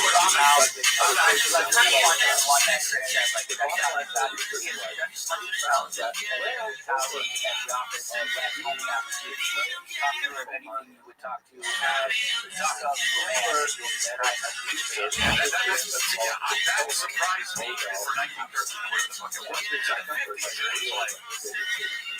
Shut up. Yeah, get back in the kitchen. Yeah. I want to show you. I wonder who wrote this. Some skinny ass guy. Show your ankles and shut the fuck up. I want to come. So. 1952 was where this came from. So for husbands, don't talk. So the second one, don't say, But the husband in the picture looks super gay. yeah, well, that's the thing. Look at that fucking sweatsuit. What is this? He wrote it. Look at what she had, too. Jesus Christ. That's a bikini right there. He's almost jizzing. Imagine you have to swim with the coat on. So heavy. thinking about genetics, Honey, you're we aware of go that. to the beach, get my swim coat. That's back when it really was a suit. You know what I mean? Because they call it a suit. And a wife. Yeah, it's like, okay. Yeah. Get your jewels on. We're going swimming. Right, she drowned? All right, okay, so here's another one. Don't say your wife wastes time in reading, even if she only reads fiction. That's hilarious. Just the way they put it. Don't sneer, even if she reads bullshit. Don't sneer at your wife's cookery or bridge playing or singing or indeed anything else she does. Yo, what's going on, Apollo? It's basically sex. How you living, pimp? What's good, son? Sir, How are you? it's been a few days. Absolutely. You on your way to the Caribbean? Yeah, on the 18th. Congratulations, man. That's wonderful. Yeah. So you've got to be really excited. That's 10 days away. Yeah, but I'm in a little quagmire. What's your quagmire, big dog? I need your advice because you're the ultimate streamer that I know. 1,000%. So I'm trying to buy a DJI Osmos 3 with Pocket 3. Right? But I don't know. I want to start a new YouTube channel with it, but I don't know if it's worth me spending. I think the total is going to be like $3,000. And I kind of wanted to see what your your options are, what your advice is All right, so for streaming. right. Okay, so you have data, correct? What do you mean data? Well, you're going to be streaming. Are you going to be doing like streaming away from your Wi-Fi router? Well, I can record. I don't know how good the internet is on the island. Right. So I was thinking of recording, pre-recording. You get what I'm saying? Yeah. Like, and then uploading it later. Right. So it won't be live, right? Right. Okay, I've got you. Yeah. So you won't be streaming. You'll be uploading, which is I want to use it. Yeah. Like ideally, right? But we got to be realistic. Like once you leave the U.S., you don't have that infrastructure like here. So ideally, I would love to live stream, but I don't know how good the fucking their internet is. okay. You get what I'm saying? Yeah, absolutely. So why are you thinking it's going to cost you $3,000? Because I was gonna buy a few items that you want to know the items or you. Yeah, because the camera itself is $750. I was gonna buy a capture card. I was gonna buy a fucking stream deck. I was gonna buy a few things. I'm starting a hot dog business. Right. What's the name of the hot dog business? Hot dog card. Right. What's the name of the hot dog business?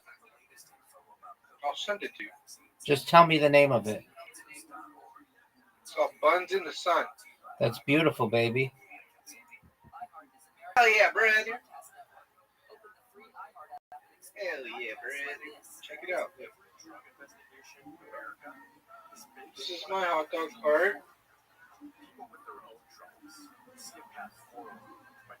Hell yeah, brother.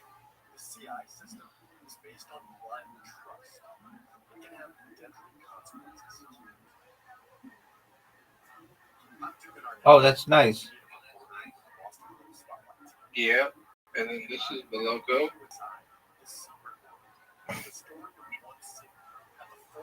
And it's a tricycle, so I'll be pedaling around. Right. Now, does that really translate to Spanish? No. So Buns in the Sun. right, it doesn't translate in Spanish. So isn't that going to be an issue? Yeah. No. Why? Well, wouldn't you want to put like the Spanish name? No, because this island, the majority of people speak English. Oh, okay. Okay, that's good. Excellent. Yeah, so it's not like a, you know. Yeah. Did you have AI on your logo? Yeah. Okay, it looks like it. I'm not saying that's a bad thing, but there are going to be some people who don't like that. It's a kind of a busy logo. Oh, yeah. Well, it's not. I'm not going full corporate here, you know. I've got you. I mean, if it's just going on the side of the yeah. Do you need a business license? I don't know. Until I get there, I'll figure it out. But it shouldn't be hard. Okay. Have you thought about putting an electric? I know it's kind of odd. I know it's kind of odd, but I could literally, you know what I mean? Yeah. It's not going to be that expensive. It's not going to be that expensive. I understand. Maybe like $5 or so. Okay. So back to the DJI Osmo Pocket 3. It's a great camera. Okay, so where? It's going to have face and object tracking, which is really cool. And okay, so that's $750. Then what else are you going to buy? Just a list of other capture card, Steam Deck for live streaming. What else? Some air tags. I wanted some air tags because when I'm traveling, you know what I mean, I can be able to check my luggage. What else? Some AR glasses. They're for streaming content on the glasses instead of using a television. Okay, so What else? like the Wayfair, the Ray-Ban Meta glasses. No, they're different. These ones are different. I'll share it with you. Look, let me see if I can share it with you. Jeepers creepers, where'd you get them peepers? Peepers. You know who Jeepers Creeper is? I know that song, and it's Jeepers Creepers. Where'd you get those peepers? Yeah. Peepers? Did Yeah. you say peepers? Yeah, it's like a old-fashioned way of saying eyes. Yeah, I listened to the guy that sang the originals. Okay, so Stream Deck is like what, $200? Yeah, it's about $200 for the glasses. Okay. How much is your capture card?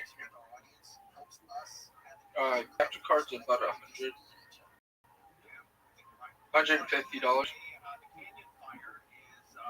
Okay. Let me see if I can go to my account. I'll take a screenshot of the order. And you already bought all this stuff? I need no, the payment. Like I need to get. So I need to update my payment on here on Amazon. You know, like to finalize it. Right. So I wish I can. I wish. All right. So the first thing that you're going to need, and I really would just advise you this. I wouldn't buy anything until I got there and I saw what the setup is.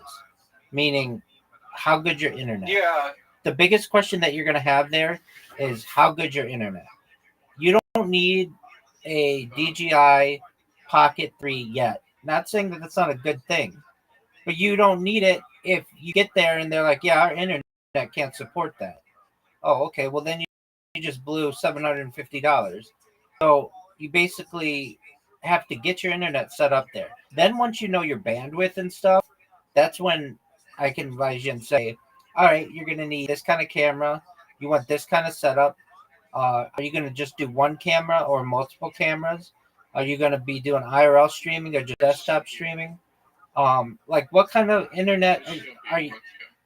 Have you Googled what kind of internet is available in this city? They don't really say. That's the shitty part. No, of like, course. There's no way to fucking. There's no way to like really Google going like. We just never. You know what I mean? Oh, I don't agree. They have different companies, and I don't know really. You know what I mean? I don't agree with that. So we have Rotan Honduras offers several internet service providers catering to residents and visitors, though speeds and reliability can vary significantly.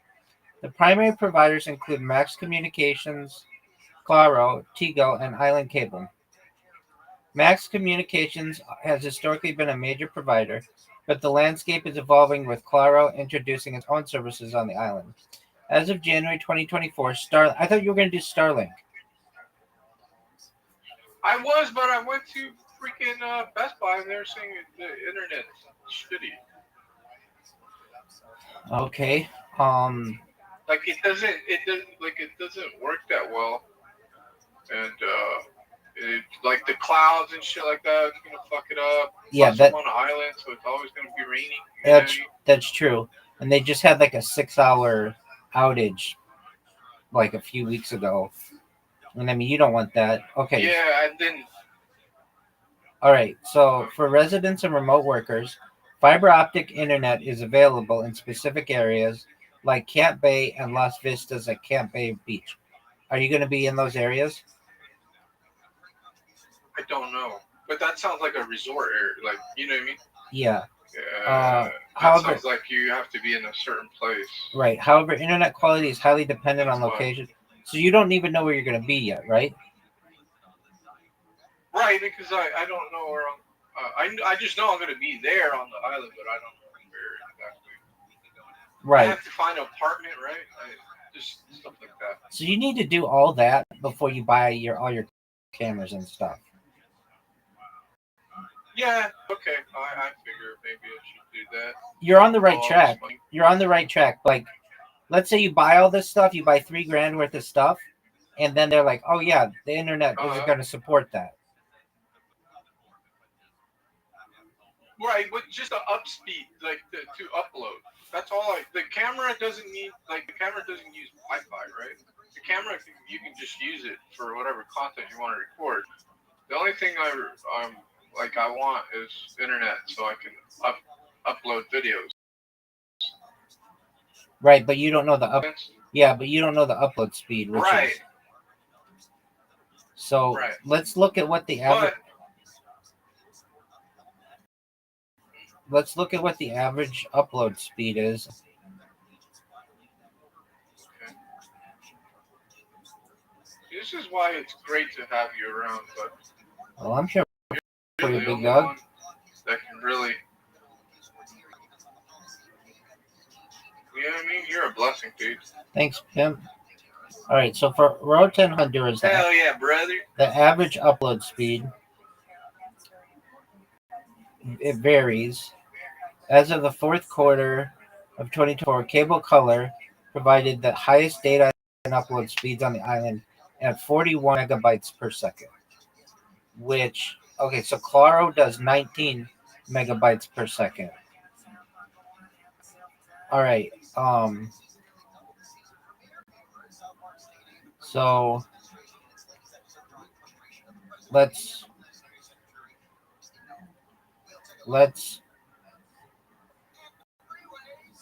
compare that to what you're gonna get. I know it's not going to be exactly like the United States, and it all depends right. on your on your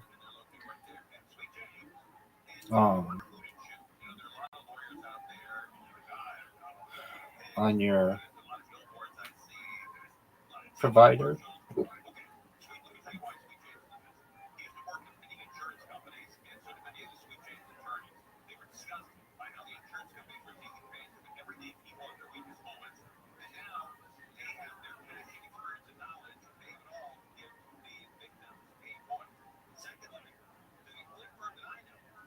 Like Toy Story right now. All right, so Toy Story 3. So if you can get let's see here. Let's make sure we've got this correct.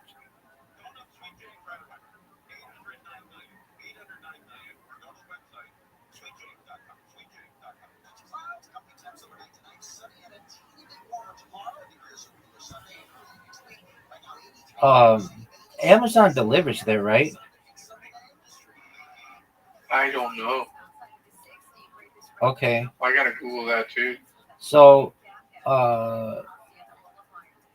Claro is the fastest fixed broadband provider in Honduras, with a median download speed. That doesn't really matter. 47 megabytes per second. Median upload speed at 10 megabytes per second, and that's the fastest. Tigo has a median fixed broadband upload speed of 6.3. So you're getting that's not ideal. That's right. What is your upload speed like for yours? Like 45. Holy fuck. Yeah.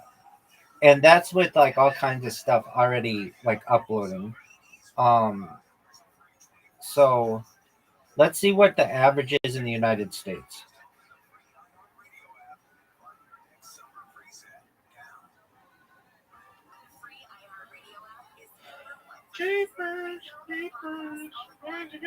Okay, so the average in the United States is about 25. So you're looking at maybe like half as much. Okay, but that's also not necessarily that was That was for Honduras, not necessarily on the island, which I imagine an island's going to be less. Um, all right, let's see if anybody has talked about this on YouTube. Like, I'm sure somebody is a streamer out there, and they're like, well, there's people that upload content, right? So that's why I always like how to. yeah, but that's how the hell different. do they do That's it? different. They're not live streaming. So, like, if you're just uploading content, it doesn't really matter the speed if you have the time to just let it upload. But what you want is to be able to live stream. And if that's what you're going for, then it has to be fast, or else it'll just always say buffering on the other end. They shoot Love is Blind from there. Who? You know the show Love is Blind? No. It's like Fudge. it's a show on Netflix, and they shoot from that. Oh, they're out of Roatan? Yeah, but they don't What they the don't fuck, live dude? they don't live stream. Might be on set too. Yeah, exactly. Right. Live I streaming might be on webcams set, too. are available for. Okay, so so they do have some live streaming capability.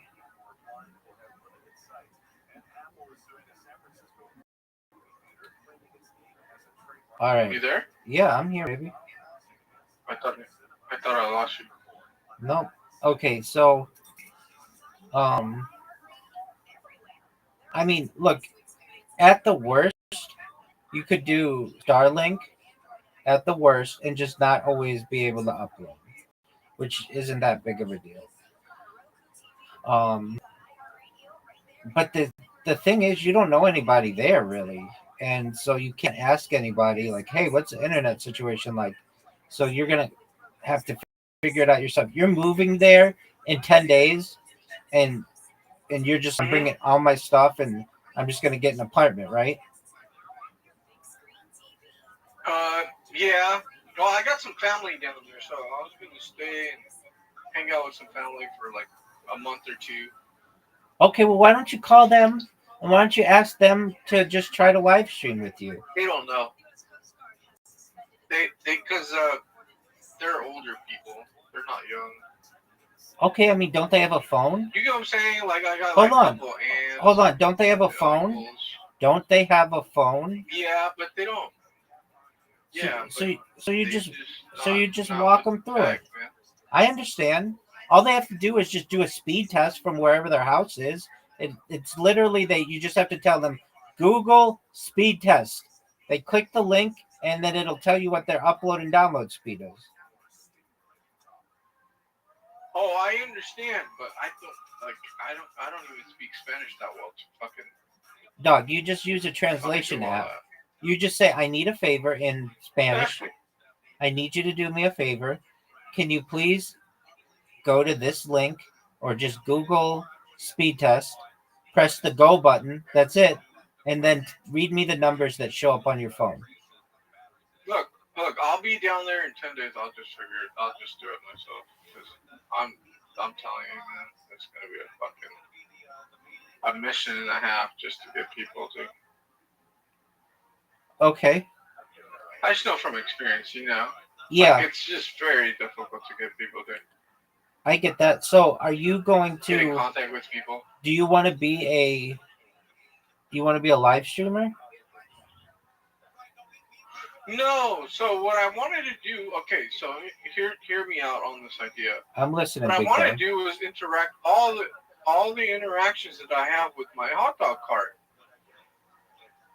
That's great. You want to So live basically, you know, like people from Canada or whatever. Yeah, right? you want to live stream your hot dog cart. I'm just going to. Yeah, or not even live stream it, just to Record it? record all the cool people that I interact with. Okay, then why don't you just do that on GoPros?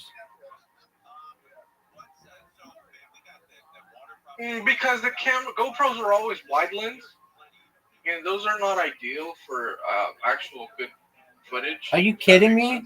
That's the best thing that you have for footage, and it's not always wide lens. You can make it whatever lens you want. That's how they get like underwater video that's really sharp and clear, or on top of a mountain, or skydiving. That's like the clearest kind. Right, but it's That's the clearest kind of video you're gonna get. Wide lens. You just adjust it to be 4x3 or 6x9 or whatever you want it to be. Okay. If I were you, I would get a 360 camera though, because then it would get everything that, like, you just have to put it in the middle of your cart, and then it'll get everything. Does that make sense? Mm-hmm. So, how the fuck do I get by here? I don't know how to do this, man. So they make 360 GoPros that are waterproof and have stabilization. That's another thing.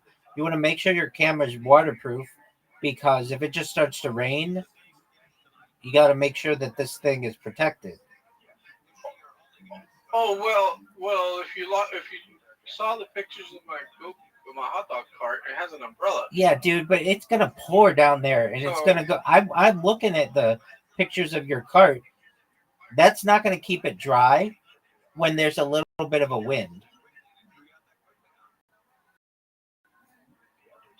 Right. Well, I wouldn't be out there if it's raining. I wouldn't be. Yeah, but you know how rain can like, you know how rain, especially in the Caribbean, you know how rain can come out of nowhere. Yeah. If you've ever seen the GoPro Max, it's waterproof, 360 degrees. It's really small. You could just put it on. I have a GoPro. I have a GoPro. I could just take the GoPro. But I kind of wanted this one because it's a built-in gimbal as well. Like, it tracks your face and stuff. I get that. So I thought it was very cool. Like, it's more advanced tech. I get that, but old GoPro, you don't have a 360 degree camera. This is what I'm saying. If you put the 360 degree camera on your umbrella, it will get all the interactions. So you don't even have to worry about it with the gimbal or anything like that. You've got to understand that gimbal is going to give out after 6 months of like 24 or like always being used. That gimbal is really not made that well to be used 8 hours a day in the sun with the sand and stuff like that. It's made for some limited usage outside, but mostly a lot of people use them for inside as well. But a 360 camera on your umbrella will capture everything that's going on. And so it'll capture the interactions with the money. It'll capture the interactions of you just, chilling with people. Hey, you guys are from Canada? I'm from the United. If I just do an interview with you, you're on your vacation here in Honduras, and okay, so you're onto something. Okay, so you're onto something. All right, so how much is a GoPro 360 camera then? $390. Oh. And DJI just released a brand new one as well. What's the price on that? It literally just came out like last week because I was the Pocket one. Yeah, something. It just came out, so it's kind of cool, Yeah. Okay, so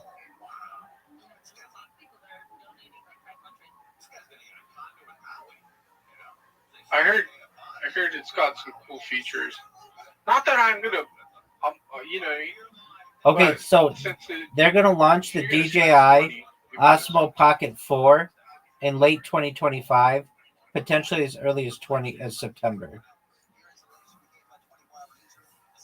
The Pocket 4? Yeah. What are you talking about? Like the Pocket Osmo's Pocket 3, but the Pocket 4? Exactly. Right, I'm not looking for that one. They have a 360 camera now. Oh, okay, just for a moment. DJI came out with it. Okay, just for a moment.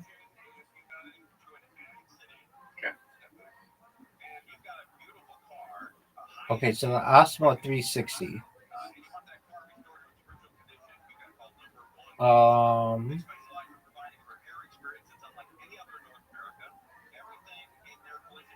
Yeah, it came out a week ago.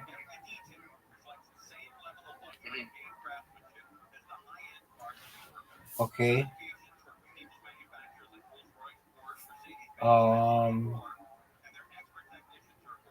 This one's cool as fuck. I mean, I would say this one's great too. What? It's got a screen on it. What features does it? It's got a screen on it, and the GoPro does not. And it comes with 3 batteries, and it's not rated that highly, but it's really new. It's $700. I do like that it has a screen on it. That's tight. Comes with a selfie stick and other stuff. Okay, so this is the way to go, because you can just put this thing on your umbrella and it'll capture everything. And send me an image of it. Sure. Of what you're looking at. Just because I know it was an article that came out, but I didn't because I was so asphyxiated with just getting the Pocket 3.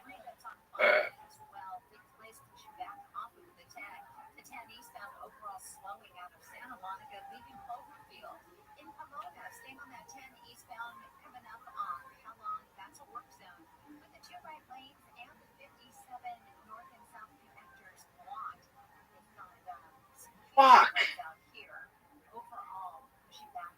Oh, bastards.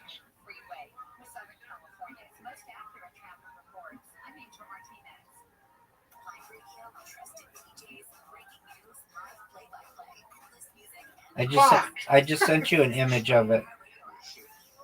Okay. Let me take a look. Okay.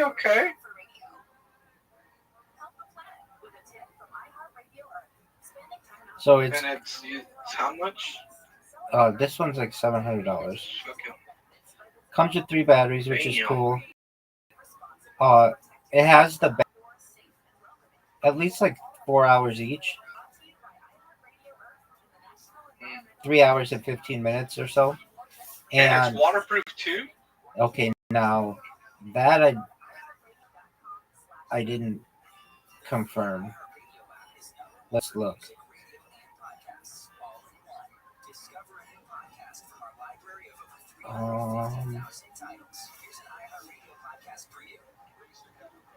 I don't think it's waterproof. Oh my god. I don't think it's waterproof.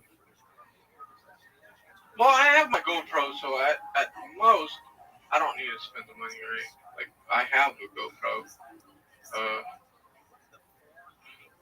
and I could just I have a new YouTube channel that I wanted to put to work.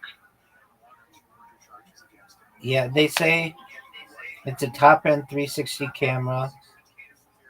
I mean, people are putting these things on drones. Okay, so you take that camera. That's kind of crazy. Why would? Huh? You take this camera and you put it on your umbrella, and then it's gonna get all of your. Where on my umbrella? On top of my umbrella, or like? I think you can put it just on the pole. You can put it right on the pole. I mean, if you want to do it from above, you can too. But I would just put it on the pole, and it'll do like 360 around the. Or you could just put it on its own little thing. Now, if I were you, I'd be worried somebody could just come up and steal it. So you're gonna have to be careful about that. Oh, yeah, ain't no one touching me. I'll fuck them up, dude. Yeah, I get that. I'm not worried. I'm not worried about shit.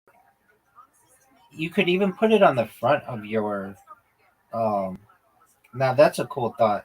Putting it on the front of your cart, and then it's basically then like a dash cam as well. And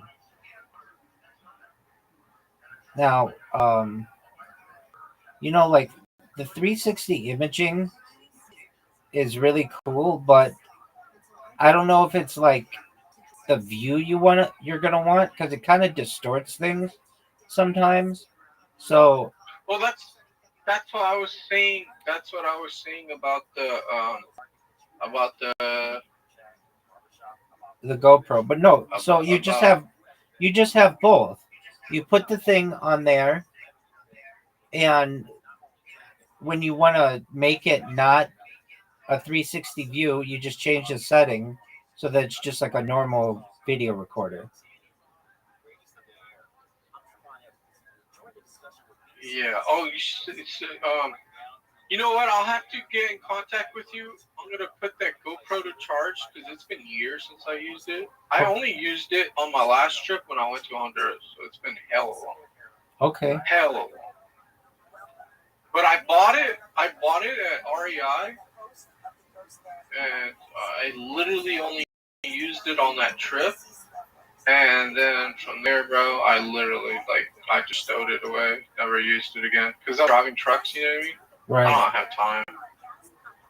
And then the GoPro is not ideal for a truck, so Right. there's no image stabilization or anything back then. You know what I mean? Right. And since a lot of the roads are shit, the camera would just be bouncing up and down. So that's why I never really utilized it like that. Right. Looking at the image, this is still perfect for what you need. Like, it'll be really cool. I mean, if that's what you want to do. And you can edit with your phone. Right. So I wanted to capture videos So of the girls I talked to. Right. Exactly. So let's talk about that. With this, you've got your 360 thing going, and then if you have an interaction with some chick, you can just go on your cell phone, and so long as you have like cell phone service, you can just edit right there. Like, you don't have to wait to go home and upload it to your computer.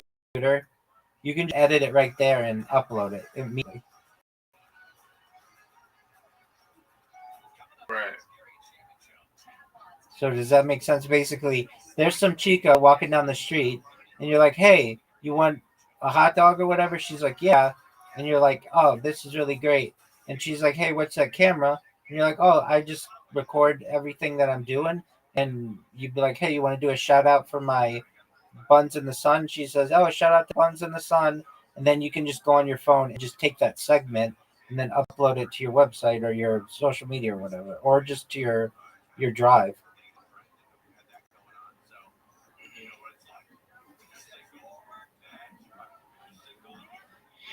Yeah, buddy. And then you can get a waterproof case for it, so you don't have to worry about the waterproofing aspect of it. Yeah. So what? Okay, so you said that you don't want to be a streamer, at least not initially. You just want to have content, and that's totally cool. And this will give you that ability. And then when you go back to your apartment or whatever, if you want to upload the whole day, you certainly could. I mean, that's a really cool thought. People, I think, would love that. Basically, To do what? so think about it like this. You've got your little camera, and let's say you're on your bike or your cart for 8 hours a day. So once you get home, you just upload that data to your like YouTube channel overnight, and then it'll publish, and so people can just know what you were like, follow your day, but just in 8 hour increments. So you'd have like day one of you selling hot dogs, day two of you selling hot dogs, day three of you selling hot dogs, and you can always edit it in case something happens that you don't want in there or whatever. I don't know what happens. You throw up or something, whatever. If there's any part of it that you don't want, but then I think you'd get pretty famous because you'd be like a tourist attraction. Like, hey, if you're ever in this part of Honduras, go check out this hot dog cart because they have a really popular YouTube channel. Yeah, well, that's what I was trying to say. I was trying to promote my business, my hot dog cart, right? Like, hey, welcome to Rotown with, you know, Right. Well, but check out Buns in the Sun, right? And I would just be like people all around the world. It would attract business. I understand that. People that want to be on my little, you know what I mean? Yeah. What I'm saying though is that whenever you're selling this stuff, you just upload that to YouTube, like at night, if you want. You could live stream it as well, but you're gonna have to worry about connectivity and all the other things we talked about. Yeah. Or you just record it and then upload it at night. Maybe you don't upload 8 hours of it or whatever you're working, or maybe just an hour a day, and then that's your content. And people can just literally in like paradise have like a front row view of your hot dog cart and your interactions with tourists. Yeah, I would love that. I would love that.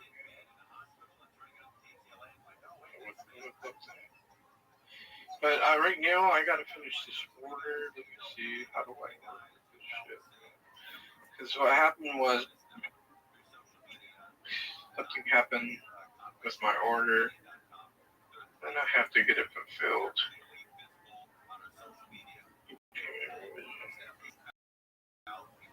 It doesn't tell me how much it is.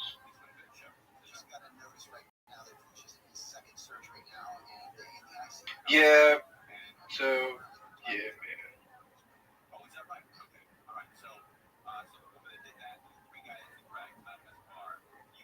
But how do I set up the mics? How do I set up these mics? All right. So can you see if you can use an Osmo? What's it called?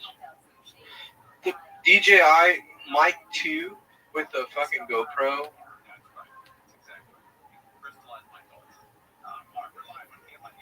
Is it possible to connect both of them? That's the problem. Is like DJI, or if you have a Sony camera, you can hook up the DJI, what should we call it? But yeah, so the the Mic 2, whatever. yeah, it's inconsistent and problematic. Is it? Yeah, it officially supports it, but people say that it's inconsistent.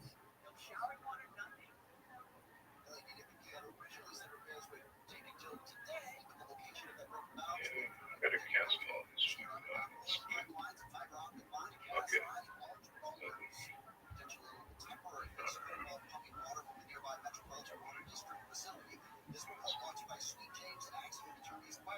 Why? Why the fuck does Amazon suck dick like this, dude? Fuck.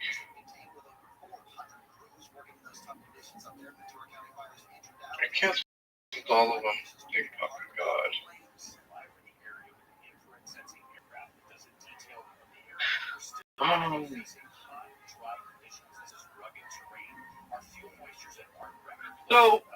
So this is the best camera to go with you? You're thinking the Osmos 360? Yeah. With the screen? Yeah, and then I would get the microphones with it, but I wouldn't say that it's. Oh. Uh-huh. You know, I have to watch a video on this Osmos 3. Yeah, I mean, just the reviews aren't very good. They say, some people say it's really good, but then other people, like I want to see. I don't know. Like other people are saying that. Comparison with who makes another one? You say GoPro makes another one. Yeah, the reason why I like this one more is there's a screen on it, so you can see exactly what it's showing.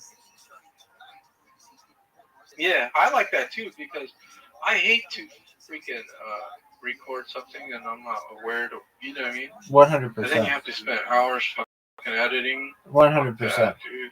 I like that this one connects to your phone and you'll be able to watch it on your phone as well. So that's all cool. And this is gonna get everything. It'll get all your interactions with people. Like if you go with the Pocket 3, you're gonna like. Okay, so what could happen is it does face tracking. Okay, well, it might face track the wrong person. You're going to be in a busy tour area. There are going to be people all around. So it might not face track the right person. Or it might get caught on like the wrong interaction that you want. And you're going to be recalibrating that thing all the time. With a 360 camera, it's just always going and it's always running everything. You don't have to worry about angles. You don't have to worry about that you got in the way or whatever. It's going to be always recording. Okay. I like it. And if you put a waterproof case on it. See, I'm glad I talked to you. You don't understand. I was going to spend $3,000. I know you were. I'm glad I talked to you beforehand. Right. So if I were you, I would check out the scene down there and make sure it's cool and it's for me. And then if that works, then I personally, I don't know if I would just go out and buy the whole DJI thing. Well, yeah, actually I would if I can return it if it doesn't work out for me. So I would buy it. I would buy the microphones. I would buy the waterproof case, knowing that I have 30 days to return this if I don't like it. And then I can go to REI and I have a lifetime return. Yeah, but they're not going to have that. They're not going to have that in Honduras. Huh? They don't have an REI in Honduras. No, but what I can do is I can ship the item back and have my mom go return it. Yeah. Or I can just have my mom purchase it. I have my mom purchase it, right, with her name on it. And then, like, if the item doesn't work out, I'll ship it back over here. And then she can return it and get the money. Like, if it doesn't work out, you know. But I have to go to REI to investigate. Oh, fuck, dude. Really? I jumped. I'm playing Toy Story 3 on my PS5, and I fucking jumped off a building as Woody. Shit. What the fuck? Oh. So, you get what I'm saying? Like, yeah, I could just do that. That would actually be better. Well, you have to be. Then I would have somebody. Because there's no REI over there, you know what I mean? So. Right. Are you sure it's not just 300? REI is expensive. Yeah, it's super expensive. Are you sure, though, that their warranty is... Yeah. I'm pretty sure. What, you want to type it in? Yeah, I am, and it's saying that... What REI's... It says that they once... It says they once offered a lifetime guarantee, but they no longer do. Oh. Okay, so when I bought my GoPro, right, it was like almost 8 years ago. Like, they offered some shit like that. Okay, well, they said they changed their return policy in around 2013, and so they no longer offer a lifetime warranty. It does guarantee customer satisfaction with its returns for 360. It seems like it's 30 days for eligible items purchased. Outdoor electronics would be 90 days. So you're looking at 90 days. Okay. 90 is sufficient, Yeah, right? On an island. but you just buy it at Amazon though. It's gonna be cheaper. There's no middleman. Amazon has a program that you can't sell it cheaper than Amazon offers it, or you can't put it on Amazon.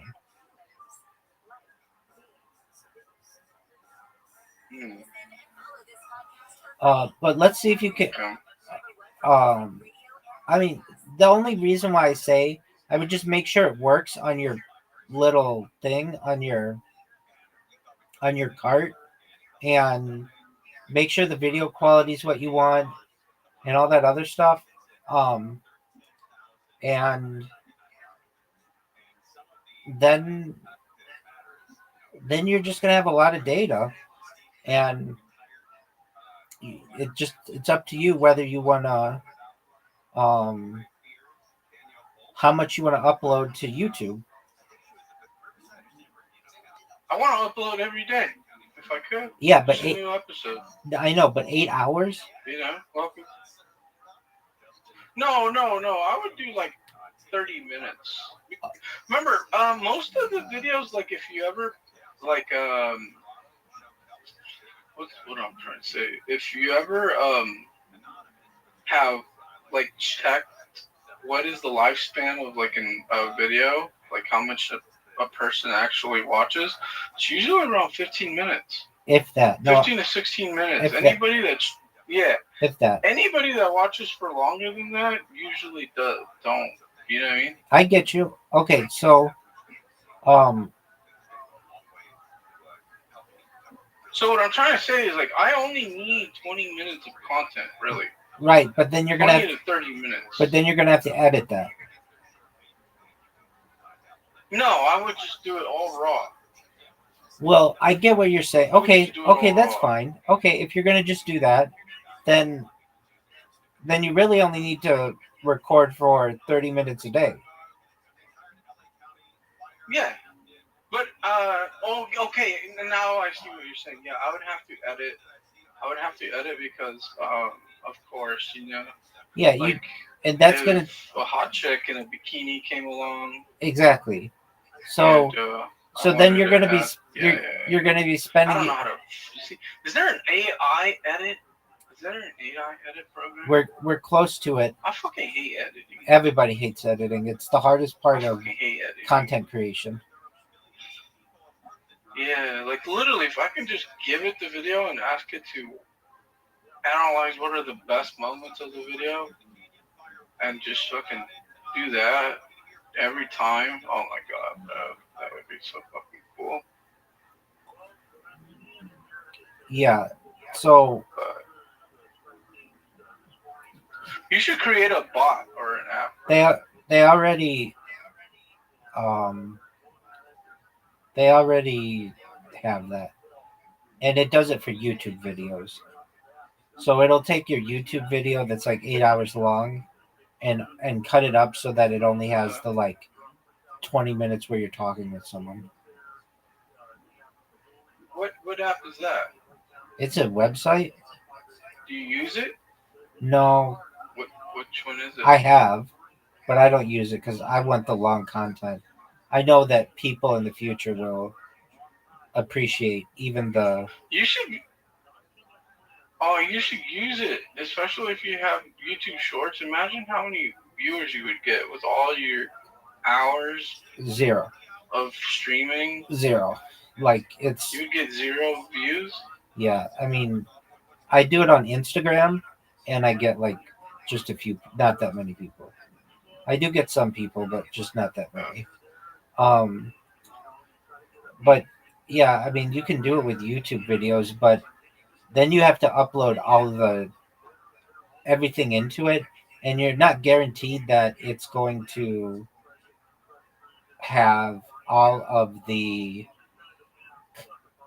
instances that you want. Mm-hmm.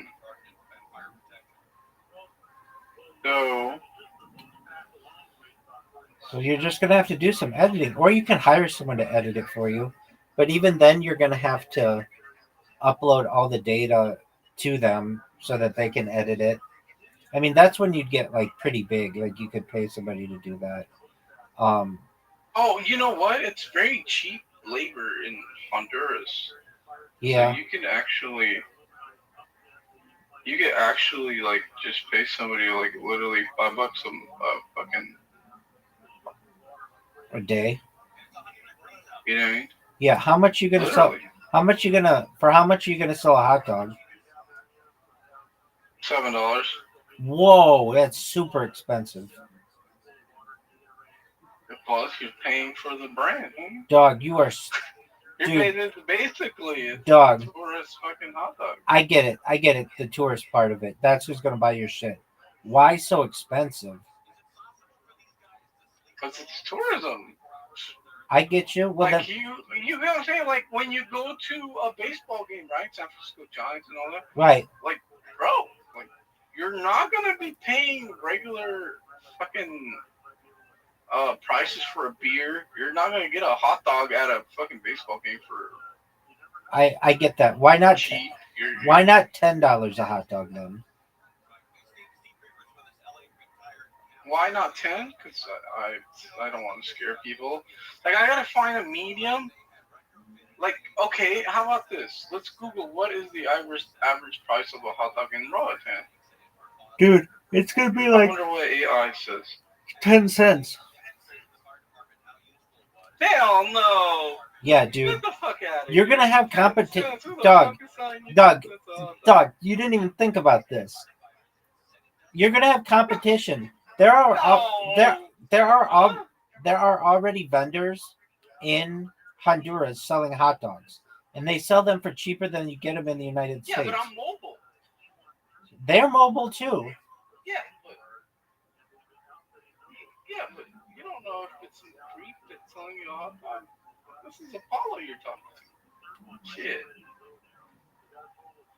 Shit, we got that California game, man. Remember, I'm taking Cali with me on a trip. People are gonna laugh at you if you sell these things for $7. No. The people on the island will. Maybe not the tourists. But Yeah, the people on the island, yeah, but I'm this like okay, how do I put this? Majority of people that are going to be eating hot dogs are people that don't want local foods that think they're weird, right? Like if I'm on a trip and I can find a hot dog or a cheeseburger, and I'm like I can actually fucking and I like glizzies, I like hot dogs, you know, like I can literally hang out on the island. Come talk to Apollo, and he speaks English, and he's fucking, you know what I mean? Like, you're just there, and he has a cool little hot dog cart. I'm gonna be playing music. I was trying to put LED lights on my fucking hot dog cart. So yeah, that would be nighttime. I have like lights and shit. You know what I mean? That would like, be cool. It's not like, you get what I'm saying? Not some hole in the wall where you're gonna get fucking your asshole ripped out once you shit the hot dog. Yeah, it says even in the United States, average is like $2 to $3. No, there's literally you can go to Wiener Schnitzel. They like I spent like $30 on fucking 6 hot dogs. Okay, well that's $5. That's $5 each, and Let me see what a hot dog here. That's $5 each. I can do 5. Yeah, 5's better than 7. 7's not a good number to use. Because 7, maybe I include a drink and a bag of chips. How about no, that? quit that. Just make people. Just so you get what I'm saying. Like, look, let me see what a hot dog. They have Tomato Alley Treehouse menu. What is their fucking menu here? And they have a simple ass little hot dog. Dude, how many hot dogs do you think you're gonna sell a day? Huh? How many hot dogs do you honestly think you're gonna sell a day? I don't know. I don't know. Maybe I think you will sell. Because Listen. I think you will sell 8 hot dogs a day. 8 times 5 is what? $40. Bucks? $40. You think only 8 hot dogs, and there's thousands of people on the fucking beach. Kids, there's Okay, it's so not like a boring ass beach. Like it's a very packed fucking beach. okay, then let's say you sell There's multiple beaches too. let's say you sell 50 hot dogs a day. 15? 50. Oh, 50. Oh shit. At $5? Yeah, that's $250 a day. But that's not all profit. Yeah, it's not bad. Yeah, but you've got to pay for No, it's not, but you've got to pay for hot dogs and stuff in that. So that's probably going to be 50%. So you're going to make maybe $125 a day, which is okay. yeah. Because the rent, the average rent is like $200 in Roatan for the month. Okay, so what are you going to do? So if I can pay my rent, Are you sure on that number? I am positive. I was watching a video. Like, if you're gonna pay $500 for a more upscale, right? Yeah. It just depends. But I'm not trying to live too upscale. I'm just because I'm trying to make my money. Like, you get what I'm saying? Like, I have diabetes, so what happens if I get sick? Stuff like that. I need the money to. You get what I'm saying? Pay for medical bills. Right. Are Like, you I gonna have to budget, right? Are you gonna be able to Not get like- insulin there? Hmm? Are you gonna be able to Yeah. get insulin? Yeah, they have a hospital. They have a hospital, like, literally in the middle of the island, like, downtown. Okay, but you're gonna be able to get insulin? Yes, bro. If you know what I mean? They're not gonna set up a hospital where you can't get insulin. They give you prescriptions. They're gonna give you prescriptions so you can go. Okay. What the fuck am I going on? It seems the apartments are a lot more expensive than you're thinking. How much? How much more? Remember, it depends on where. Yeah, but I mean, like So a lot if of you're it. looking at upscale stuff, you're gonna get upscale prices. I'm putting in not upscale.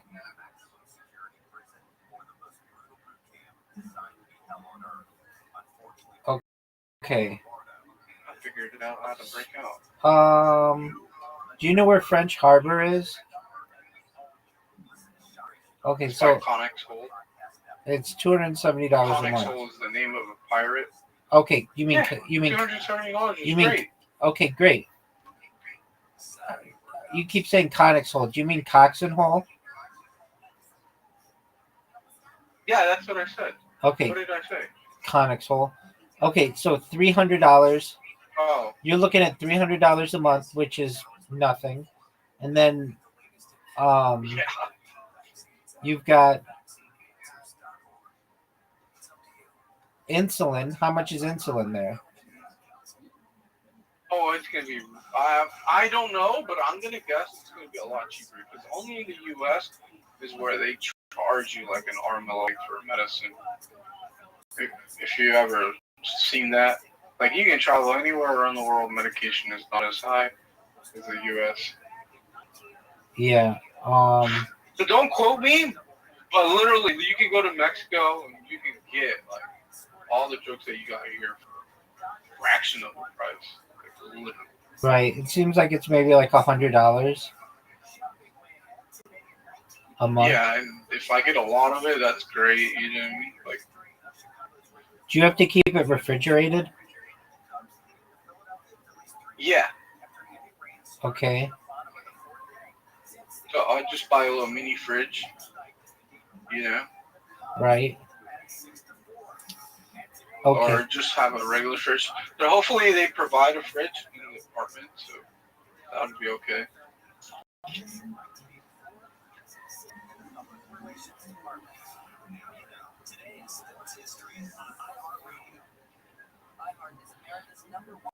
Why are you so set on? Hell yeah, brother. Why are you so set on hot dogs? Because it's food that can't get you sick, unless if the hot dogs have already like out of the Yeah. processing plant. Why don't They you? come like Oh. they're already like salmonella or something, you know. I get that. But you can't get sick. I You get eat that. A hot dog cold or hot. I get. Yeah, you Like can. the Yeah, you actual- can. Yeah, you can. But I get that. Why don't you do ice cream? Huh? Why don't you do ice I cream? don't. I already bought the hot dog cart. No, because I already bought the hot dog cart. Where is it? There's no way. It's gonna be shipped. I bought it on Alibaba. Oh man. It's not like I did. That's what I'm saying. Like, it's not like that. But I'm not gonna do ice cream because the electricity goes out very frequent in Roatan. Like you know what I mean?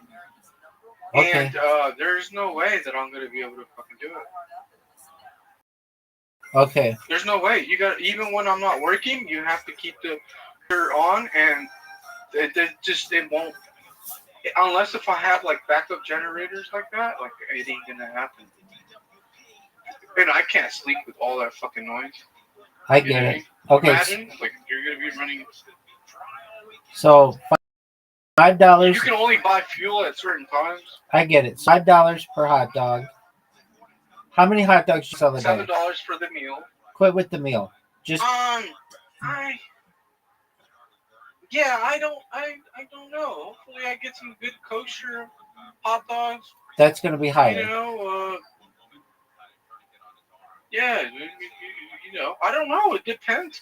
Like, I've been looking at videos of the beaches. If you type in Roatan beaches, on like they have West Bay, right? I think it's called West Bay or West End. Like that's like one of the most popular attractions. They have a hotel right on the water near the sandy beach. Like there are hundreds of people out there every day, and I figure like you're gonna need in between food, right? Even with kids and tourists. Like you, as a tourist, right? Your goal is to eat a good little breakfast. Then if you need snacks, like you don't want to go inside the hotel or inside a restaurant to pay large amounts of money for food. A lot of these If people you want will. something that you can just grab sometimes. I get that. I get that. What makes you think that you're gonna just be able to sell or to just have a hot dog cart there? One, presentation.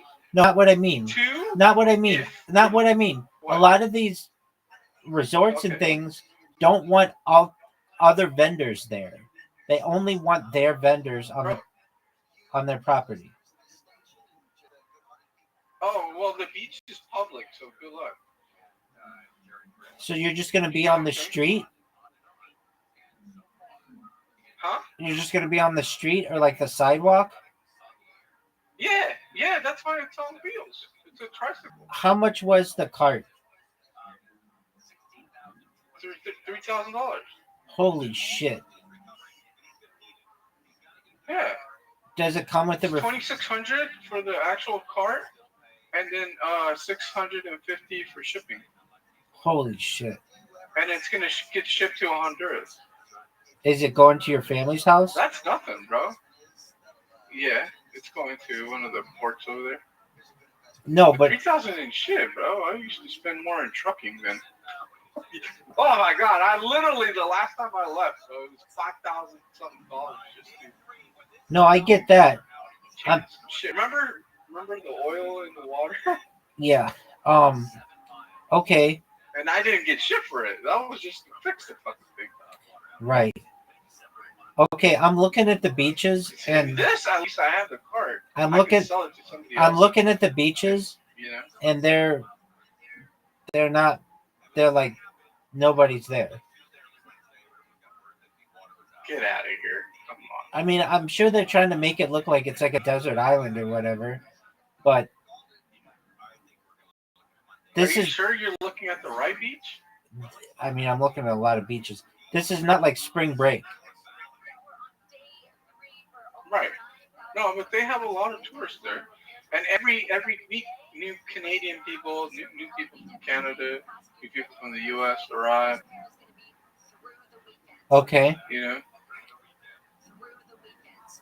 So, like I said, man, I've never had a problem in business.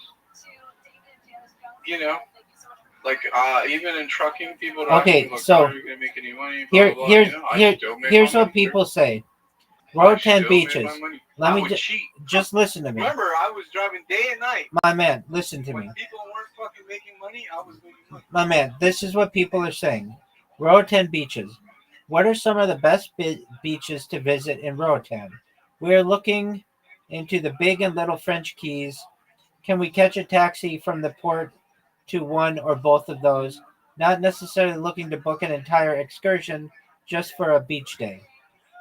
I read another post saying that you can just get off on the dock and there's a beach. Are there any other beaches worth traveling to or paying for? We are looking mostly for a lounge day, maybe some snorkeling. We don't drink, so bars or open bars are not appealing to us. So the first person says West Bay. We went back to Little French Key in December. While beautiful, it was like a ghost town. It's always been popular. It was eerie. We were doing monkeys and sloths with Ronnie's tours and Daniel. Okay. Uh, how did West Bay compare with Little French Key? I've never been to West Bay. There are several beach clubs on West Bay. We went to Bananarama. Pretty, but difficult to get a drink, and we're not offered a menu. Not super friendly, but this was like 10 years ago. Okay. Next person says, whenever we go to Roatan, we usually do the Jolly Roger catamaran snorkel. It's a good time. You snorkel for around 45 minutes, and then the catamaran does a slow sail back with the drinks and food included. Hey, aren't you going to be doing. Why do you need this cart? I thought you were going to be doing like booking or something for that company. No, so things have changed. Okay, what happened Right there? now, the trucking market is fucking terrible. What happened with that? Well, they never said anything back. They said they were gonna kind of wind down. Wait. And Okay, let me get this straight. You had said to them, hey, I want to be a scheduler for it and work remote. And they said, that's great. We want you to do that. And then they just never got back to you? Yeah, it looks like the market has just gone worse. That's what I'm trying to tell you. Like the market here in the U.S. has gone worse for trucking. It's not that advantageous to, you know. They never said that they were gonna, like, they haven't contacted me, but I can just figure, like, it's gonna be a while, or it might be a couple years until the market gets back. Because all this, like, you know, jobs are coming back, the market's great, it's fucking bullshit. I gotcha. Okay, so the one thing that may be good for you is that this island is a drop off for cruise ships. So you'll get like random people every day from that. And that's what I was trying to tell you. That's why I wanted to record and I wanted to sell hot dogs, because I don't need a whole lot of money to survive there. You know, if rent is $270, I'm pretty sure I could make my little bit of money there, and every day, you know what I mean? I get that. You don't need much. Like, I have money. I have money to fucking, you know, I got a stack of cash on me right now. You know what I mean? Like, I don't need the money like that, but what I don't want to do is I don't want to, like, I have diabetes, and the doctor told me that I should be going out there and fucking, you know, moving around. So I figure with this, I would be able to, instead of just sitting at home and trying to, if I ever fucking got a call back from those guys, right, to do their dispatching, I would be out there moving around and fucking, You know what I mean? I'd be out there just moving around and making sure that I'm not just sitting down and I have some cardiovascular fucking movement. What are you gonna sell? What kind of drinks do we sell? Yeah. Like, who sells? I don't get it. We, like, who's we? I said, what kind of drinks are you going to Like, sell? would I sell? Yeah. I'm going to sell soda. Okay, what kind? Whatever soda pops that they have out there. Okay. Coke, Pepsi, if they have it, cans, you know. Okay. Bottles or cans? Try to do some diet. Bottles cans, or cans. Okay. And no, cans. Are you going to sell water? Yeah. Okay. And you're going to sell chips? Yeah, and they have a Walmart on the mainland that I can go buy, and you know how they have those giant boxes with the little bags? Yeah. I'm going to try to see if they have those, and I can just sell, like, you know, basically it's like $5 for the hot dog, $1 for the bag of chips, and $1 for a soda. So it's $7. Okay. Get a whole little meal and a napkin. You know what I mean? I'll provide good service. Like, I'm not there to rip people off. What kind of condiment? I'll make sure, like, they have good service. What kind of condiments you gonna have? I'm gonna have relish, maybe some onions.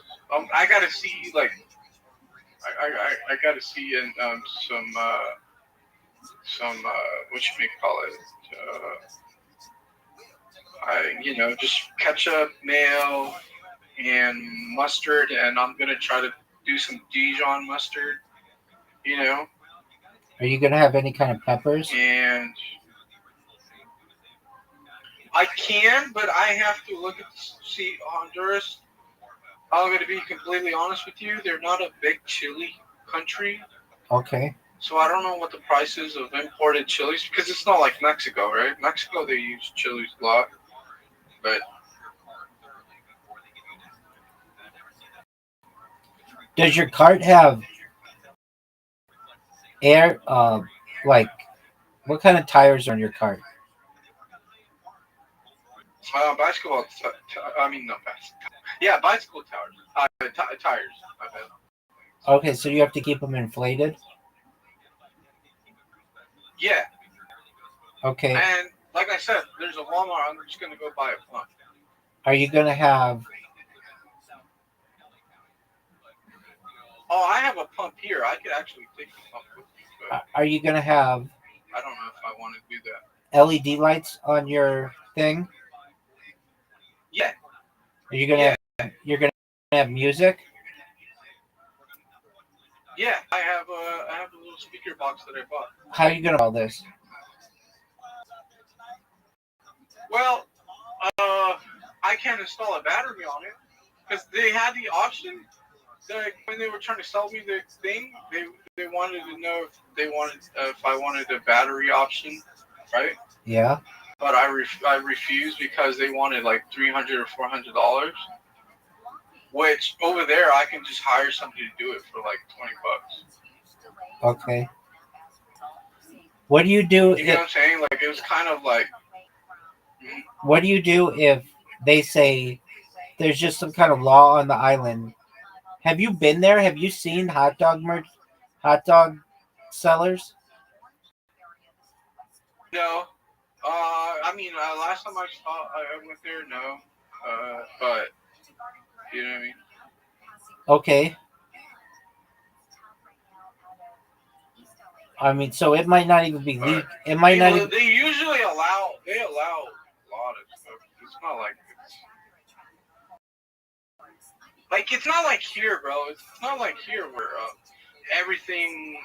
Oh, you've been down to LA, right? You know how they have the Mexican vendors. Where, dog? Like, they just do whatever the fuck sometimes. Like, it's like that. Like, it's not. I'm not saying that I'm gonna be that, but it's like there's no real like. People are not like assholes like here in the States, where like, oh shit, like, you know. Right. Like you just set up your own little business and you're good to go. You know what I mean? Here in the States, like everybody wants permits, you do this and that, and there's a lot of red tape that comes along. And it kind of sucks for business because, like, that's not how, business is business. And I'm not saying, like, people don't need to follow, like, certain laws or whatever, but it's just, yeah. It's just too much red tape fucks up shit, if that makes sense. Like, you're not going to get very far. Did you talk to your family and Does that ask? make sense? Did you talk to your family and ask, like, hey, do you think I'd be able to do a hot dog cart there? Yeah, they're not on the island. They're mostly on the mainland, so they don't know much. But I've been to the island, so that's what I'm saying. Like, And you said that you didn't see anybody selling hot dogs. Right, because I didn't pay attention to that when I went there. You have to understand, this was like almost 8 years ago when I went. So it's not like I went there and I was like, oh shit, I want to open up a hot dog business, Like, the only reason why I opened up a hot dog business is because, or I wanted to move is because shit here is just going nuts. You can't afford shit at Costco anymore. Like, everything's so goddamn expensive. The trucking game has went to shit. There's just numerous stuff that I'm not happy with. I'm not happy with the current politics as well. There's just a lot, man. You know what I'm saying? And I've been looking to get out, and I finally got my wings to fucking do it. And I'm like, okay, Yeah, why did you buy the hot dog cart before going there? Because of the internet issue, and another thing, I didn't know if they were going to lock my cards out. Okay. So when you start going to different places, I know. This phone number that I have is going to get canceled on the 18th. Like, I won't have a phone number anymore. Well, aren't you going to get I already called Verizon. Aren't you going to get a cell phone? Verizon, they already told me. Huh? They don't cover that area? Yeah, they don't. That's what I'm saying. A lot of shit, man, changes. Like, it just, a lot of changes. I called Verizon because I have Verizon Business, right? Like, my phone number is an actual business number.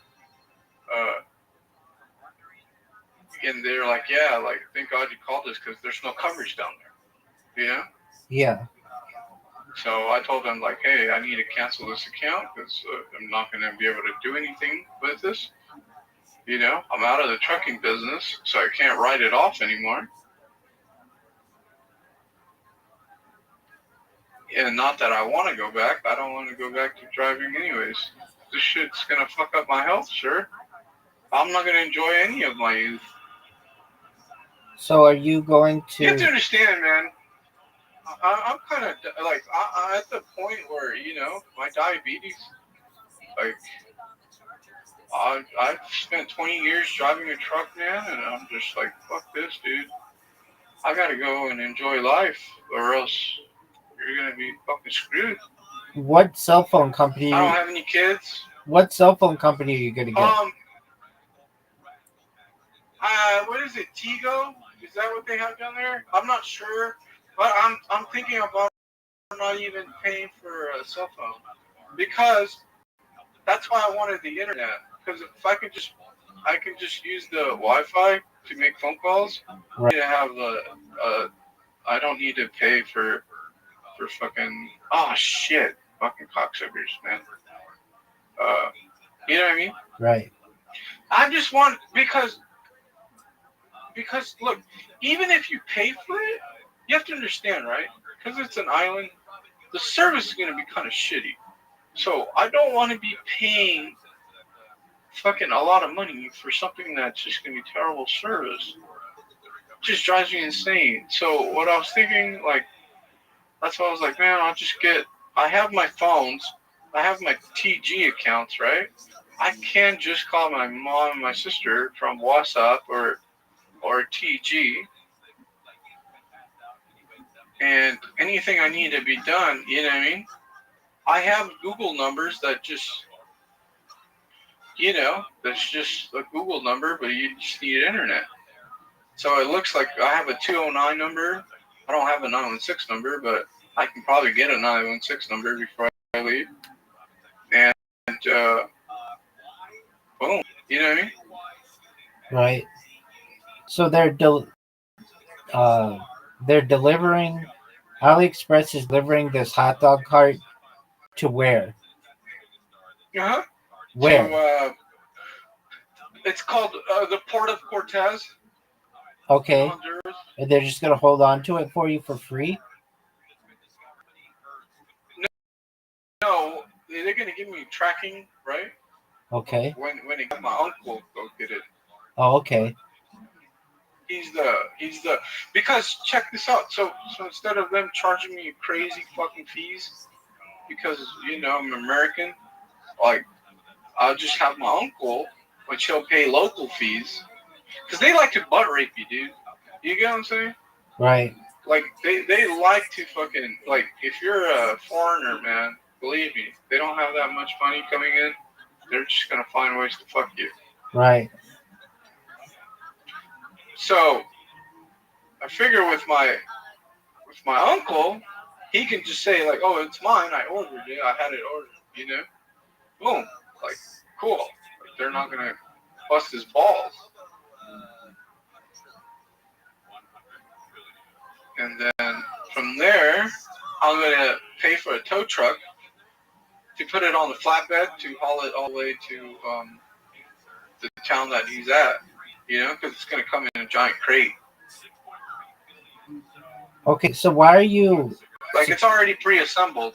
Yeah, why are you so set on this island? Oh, because it's beautiful. Okay, I'm but telling you, man, when I got there was nothing else that I wanted to live at. That's where I wanted to live. My mind since the day I was there. okay.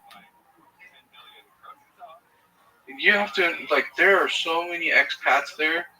Like, people, like, you have to come and visit me. Well, if you would come and visit me, you'd be like, dog, like, okay, like, let's sell fucking hot dogs. All right. Well, when they have, I'm telling you, man, because it sounds crazy until you get there, and there's like monkeys, there's fucking birds flying around. When they have, it's just nothing normal. You know what I mean? When they have live streaming capabilities, I'll visit you. Oh, brother. Like, I will literally, because the price of living is so cheap. Like, if I can really make it happen, I swear to God, I'll pay for your ticket. Doug, do you know that they are requiring face masks in Honduras again? Right now? 13 days ago. Okay. So what?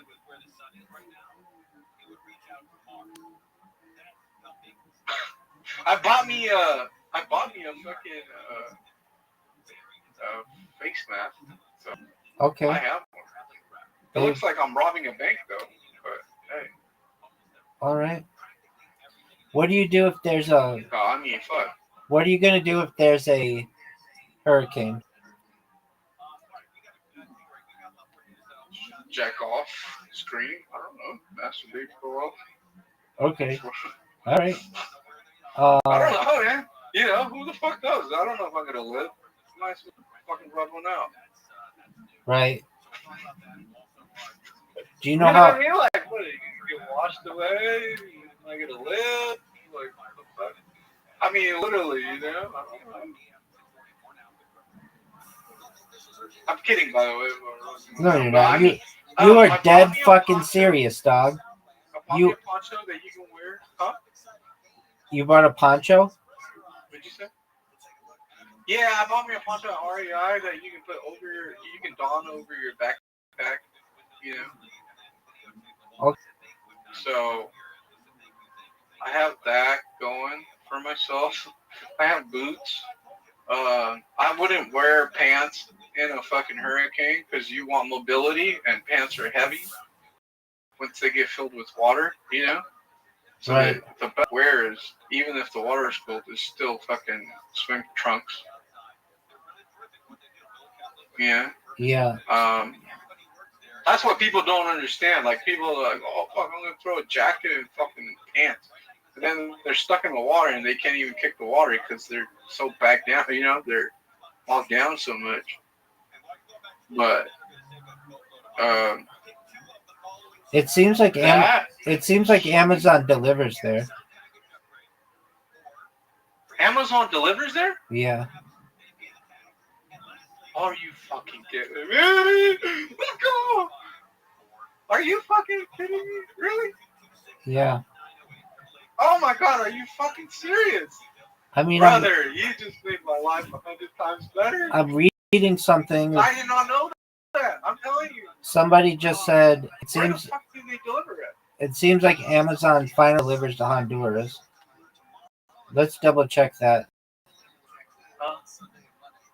Well, to the mainland, or are you talking to the island? Oh no, probably not the island, but yes, Amazon ships to Honduras through its Amazon Global Service, but only for eligible products. Not all items on Amazon are available for direct international shipping to Honduras. Shipping costs start at $9.99 for standard delivery and $18.99 for priority. Okay, so let's see.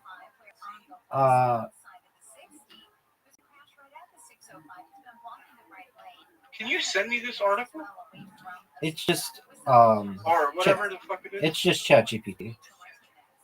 Amazon does not offer direct shipping for most items to Roatan. So they do the mainland, but I can just go get it at the mainland. Yeah. I can just go get it at the mainland, literally. I mean, it's only like a few hour boat ferry trip. It takes a few hours on the ferry. It takes like 30 minutes on a plane. Because they have a plane, you know. You can pay for your ticket to fly, or you can pay your ticket with the ferry. And since some people don't like to fly, you know, they rather just take the ferry. But I don't know what the prices are, the price difference to fly. But it's the same charter, basically. Yeah. Right. But people all around the world come there, bro. Like, I'm telling you. Look, if I sell hot dogs and I'm fucking successful, come and live stream my fucking in Roatan. You know what I mean? Word, dog. Oh, fuck, dude, I fell. But I don't know if you would love to leave your room to come hang out with me. You know what I mean? Fuck yeah, if I went viral. Because that would mean. If I go Hell viral. yeah, bro. I'll make you viral. Absolutely. Well, because there's so many girls there. That's what I'm trying to tell you. Like, you can literally talk to any, like, you know what I mean? There's so many people from Canada and the U.S. and You're obsessed with these other places Canadians around the world. Huh? You're obsessed with these Canadians. No, I like Canada. You know what I mean? I like Canada. Canadians are good people to me. You know what I mean? Yeah, are you going to learn Spanish? Oh, I already know Spanish. Fluently? Bilingual. Huh? Fluently? Yeah, literally. Perfect. Fuck, man. That's why I chose. Like, I'm telling you, like, that's why everything I do, man, it has some kind of, you know, it's some kind of, maybe it's not, like, you have to ask me all the questions to get all the, you know what I mean? How do you get Honduran citizenship? You can spend $2,500, or you have to be able to make like $2,500 a month or something. Well, you're not going to make that. Yeah, I think I will. You're not making $2,500 on a hot dog. But at the same time, you don't know that, man. I'm telling you, I'm the master of making money. Okay, but let's say you can't make. You just don't know. Can't you get it through descent? See, you Don't you have family that's Honduran? yeah, So then can't you get it through descent? yeah. Okay, so then why are you talking about having to make $2,500? Because if this is for people, like, I'm just giving you game, right? Like, if you wanted to do it, say you go there and you're like, fuck, Apollo, you were right. All these questions I had, okay, now I understand why, right? And you're like, how the fuck do I make it here? And then I'll just be like, yo, you just need like $2,500 a month for your Social Security check. I think we cover it. Or I think it was like $1,500 a month, some fucking easy number.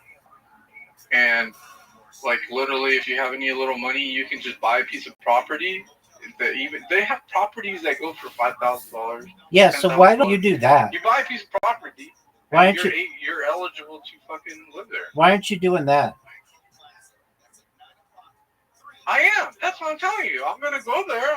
I'm gonna get an apartment at first, right? But what I'm gonna end up doing is I'm gonna invest my money from my business into property. Buy property so I can store my equipment. And the thing, this is what I love about business. You can scale up. See, you only think about one hot dog cart. What happens if I'm very good at what I do, just like what I did with trucking, right? What happens if I get really good at selling hot dogs and people know my brand? They like, that means I can buy another hot dog cart and staff somebody else to run that hot dog cart. Like literally, you can go from like one hot dog cart to like 10 hot dog carts. It's a 37-mile long fucking island or something like that. 35 miles or 33 miles, something like that. But it's not a little fucking island, and not everywhere it's populated for tourism, but there is a lot of growth happening. A lot of people are growing, like, other areas are growing now. So it's advantageous to me to continue to, make a good brand and grow it and just buy new equipment. The equipment pays for itself after a while. That's how business, I used to have a CPR business. All of my equipment that I bought for my CPR business was all through the accounts that I had when I was teaching here in Sacramento. And I literally had a bunch of equipment. I'll take them to classes, have large classes, So it's not my first business. My first business was CPR. Second business is trucking. And hopefully this is going to be my third. You know what I mean? Right. So it's not like I've never done business before. I know exactly how, you know what I mean? Right. Look. Like, I wish I could show you my camera. I literally have my mannequins here that, like, we're going to put them up for sale or donate them to the American Red Cross. Oh, let's see. Look. So,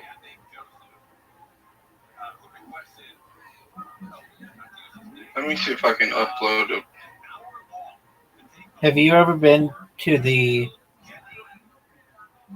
Look, check it out. Look, I just sent it to you.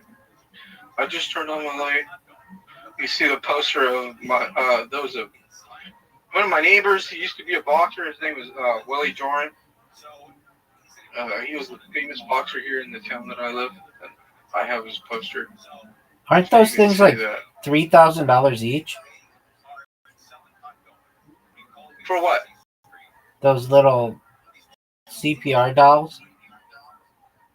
No, so I paid about like maybe $300, $400 for like a set group of 4, but they're expensive now. You're literally looking around like $700 or something. And I have a bunch of them. Like, that is nothing. I have way more equipment than that. I have the the EpiPens and the infant, you know what I mean? You ever take an EpiPen? Oh, I did on accident. I was teaching at the American Red Cross one day, and there was a, like a EpiPen Yeah. And then there was a real EpiPen, and I kind of mixed both of them, and I stabbed my thumb with the real one. Did you get adrenaline? And I fucking, hell yeah, fuck yeah, dude. Was it? I was like, oh shit, okay. Was it cool? Yeah, it was fucking some shit. Did you like it? I mean, it gave you energy. It hurt my thumb though, because remember it was a needle. Yeah. EpiPen has a long gauge needle because it's supposed to be out of your thigh, right? On the outer side of your thigh. And I fucking, like I said, I took the back end cap because it has two caps. Where the needle comes out and then the one in the back. Once you take the one in the back and then you stab the EpiPen, that's where the needle comes out. The needle does not eject if you don't take the back end out. And I took the back end out because I thought it was just a fucking, it wasn't a real EpiPen, and I fucking ended up stabbing myself. I bent the shit out of the needle on my thumb. It was fucking, it hurt, like, it fucking hurt, but, like, the adrenaline rush was mad crazy.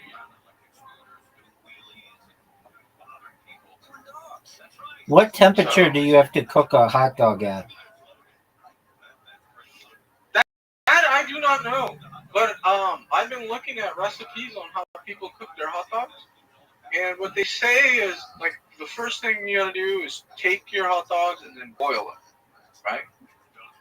Boil the hot dogs, and then when you boil your hot dog, to serve it, you want to cook it on the Blackstone. So it's both, like, you know what I mean? And that's what gives it a lot of flavor, I guess. Like, it makes it more juicy, your hot dog, because it becomes more crispy at that point. Okay, but you don't know the temperature? No, because it wouldn't matter, right? Like, once it's boiled, it's boiled.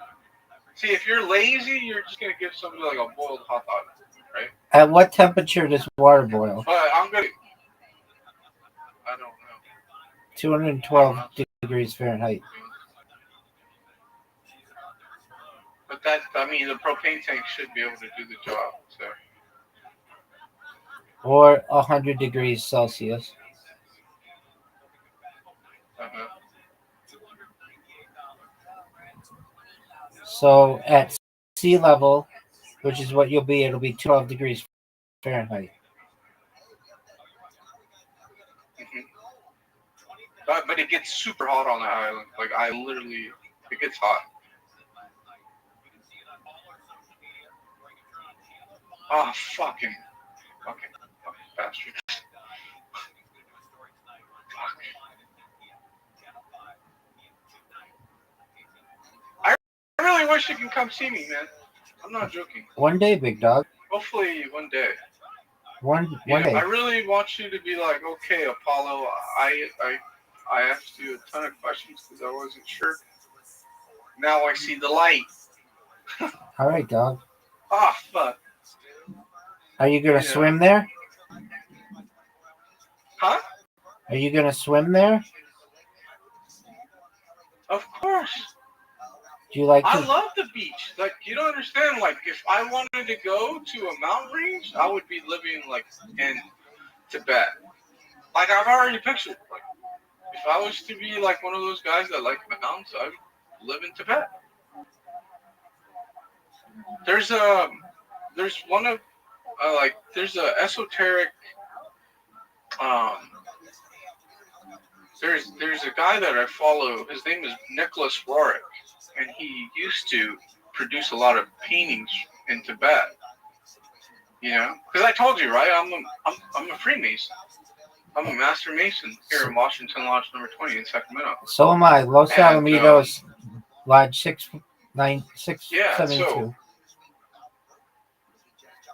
Yeah, yeah, look, how do I put it? So that's why, like, for me, Nicholas Roerich was a Rosicrucian. He was from the Rosy Cross, and he used to hang out with the vice president,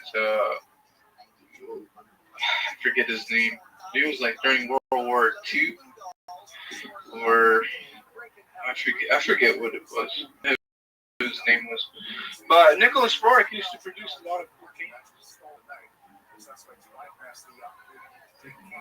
And I always figured, man, if I was to go out there and be in Tibet. But I'm a beach loving guy. I love the water, so. You know what I mean? Do you like to fish? I never fished, but yeah, like I would. Here's this. Look, check it out.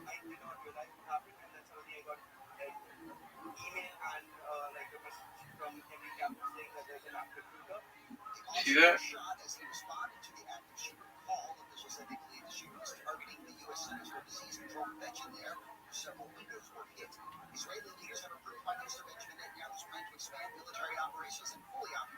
You there, Rabbi?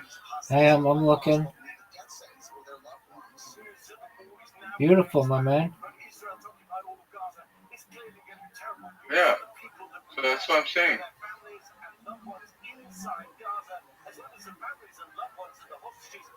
Well, I'm just, you know, I'm a master that just likes business.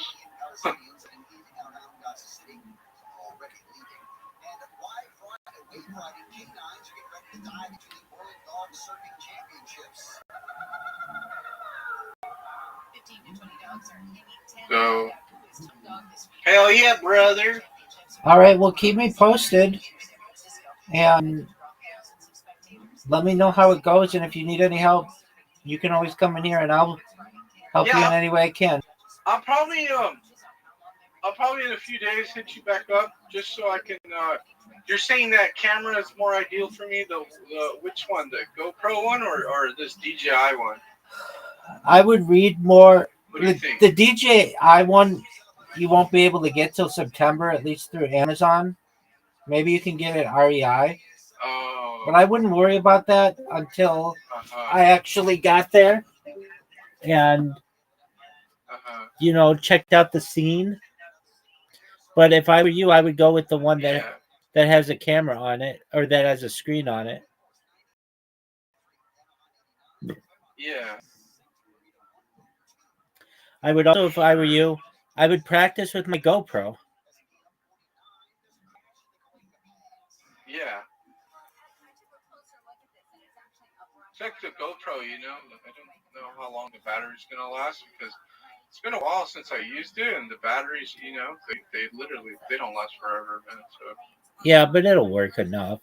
And then just go there like a tourist and then upload some shit to your YouTube channel, and I'll check it out.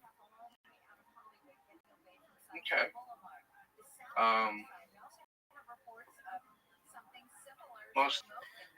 What's the name of your YouTube channel? Brother, Crypto Degens. Oh, okay, yeah. But I might make a new channel. I might make another channel because I was trying to content for my. You need a new channel for your. But I might. You need a new channel for. Yeah, I might just change the name. Yeah, I might just change the name and fucking put a new image.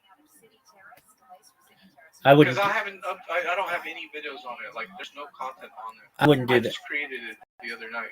Okay, then do that. Yeah. So.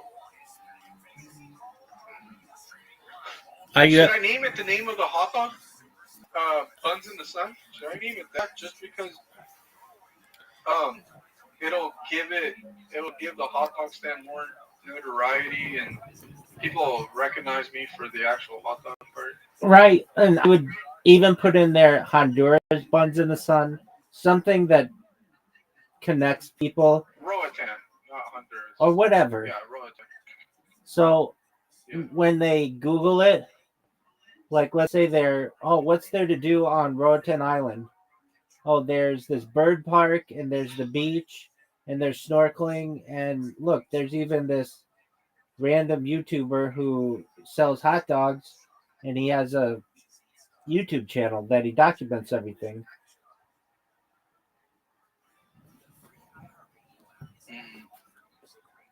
Are you ever gonna launch your cryptocurrency? I launched one the other day and it fucking flopped. So I'm not so enthusiastic. I launched the Momo one. Nobody bought in. I asked Dumpstar to fucking buy in or do something, you know what I mean? Because he launched some fucking token called Poncho. And that shit flopped too. So, seems like a couple guys just dumped the chart. Did they make any money on it? You know what I mean? I don't know if they did, but I just know that the chart got fucking destroyed. I had bought like $20 worth of it just to see, you know what I mean? What I was gonna get, and I doubled my money though, because I put like $20. I ended up selling it for like $40. You sold your own coin? No, I'm talking about Poncho. Oh, okay. My token, I haven't sold it yet, but I will because the project is kind of dead. You know what I mean? I have to relaunch it. Okay. I'm just gonna relaunch it, but because I had a friend just teach me how to do it, right? How to do it off Slurp. What is it called? Slurp tools or something.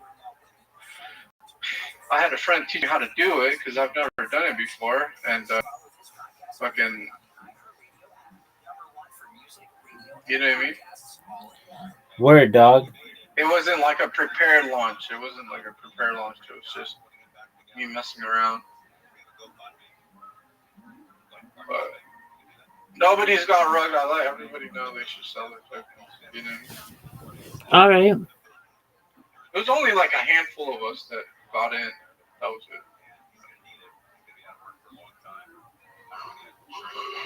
it.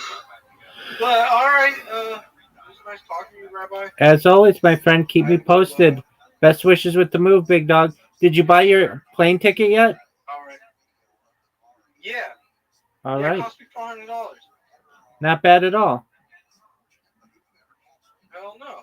And if I would live in Houston, it only costs $120. But you don't live in Houston. Right. So that's why it was $400. That's not bad at all. It's not that bad. You know what are you doing with Romeo? My mom. My mom's gonna take care of Romy. Okay. Remember, I bought Romy for my mom, so. But he traveled with you. It's a gift for my mom. But he traveled with you. But he would travel with. I know he would travel with me because my sister had a baby.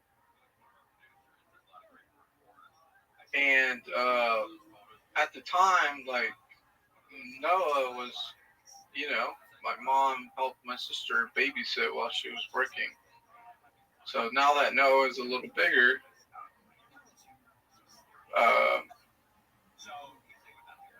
you know what I mean? My mom has more time for Romy. Huh, Romy? Oh. All right, that's tight. So, yes, sir. But all right, Playboy. I'll catch you later. Take care, pimp. All right. Later.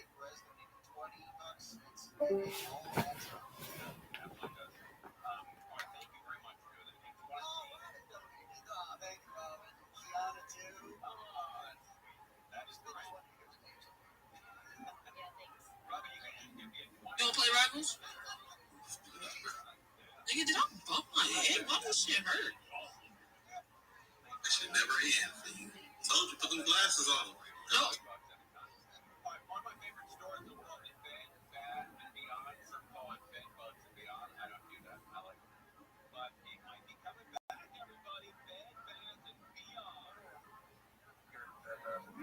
It's more like his character makes sense. Nakessa, hello. Thank you. How you doing? His character is really good, and he plays it really good. And he is a handsome guy. I'm not saying he is not, but I don't know. There's just some actors that they're handsome, but they're like not a wow moment for me. But then it's like the character makes sense. There's actually sometimes there's even actors that I think like, they don't look that great, but then the character makes it better. Like, A special grand opening happening this morning in Nashville. There's lots of alcohol, lots of nonsense galore. Under a new name, Bed Bath & Beyond Home. Okay, well, who cares? Why is that? Bed Bath & Beyond Home. Joining forces with Kirkland's Home. So when you think back to Bed Bath & Beyond, you think of the gadget wall and the towel wall. They didn't really have home decor and furnishing, so we've merged those two.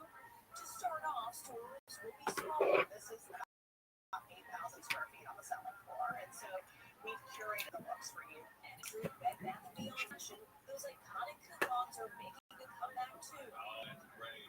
Or they to go to the 20% off, or you're there all the time. What are those coupons? 20% off? Oh yeah, 20% off, and they've always mailed them to you. So just take the stash in your pocket with you, because you never know when you're going to drop it.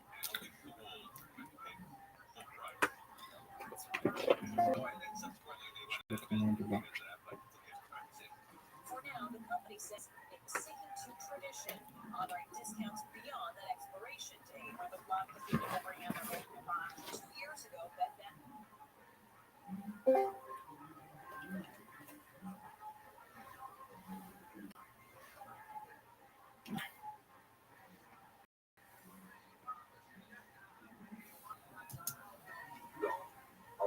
Long time ago.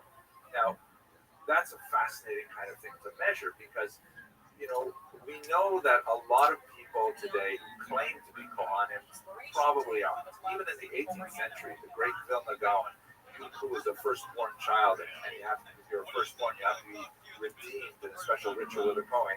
He was famous for performing this ritual for himself with every Kohen he met, because you could be absolutely sure that the last Kohen was a real Kohen. Maybe this one's a real Kohen, so he would do it over and over again just to make sure that he did it right. Most firstborns, like myself, for example, only had it done once, and that's enough already. But nevertheless, this represents the possibility that many people simply adopted this Kohen. It has a higher status, for example. So maybe like when they moved from Eastern Europe to America, and people didn't know them, they might say, I think I'd like to be a Kohen. There's a lot of great jokes about that. So we don't know really how many of those Kohanim really are Kohanim, and how many others really do descend from parents.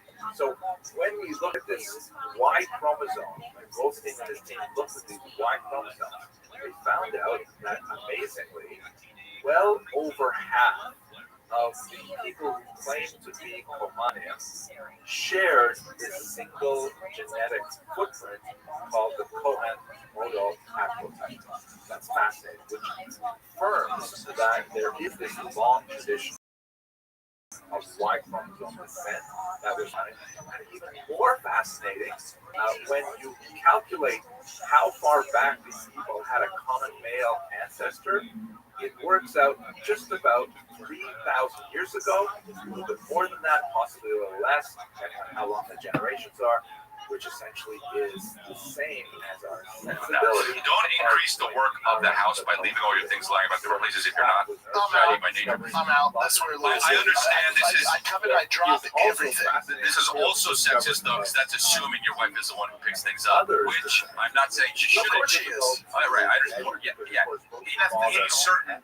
certain marriages, yes. But this is not that blanket what wives should be doing unless you have that understanding, which is totally okay. And it's fucking awesome.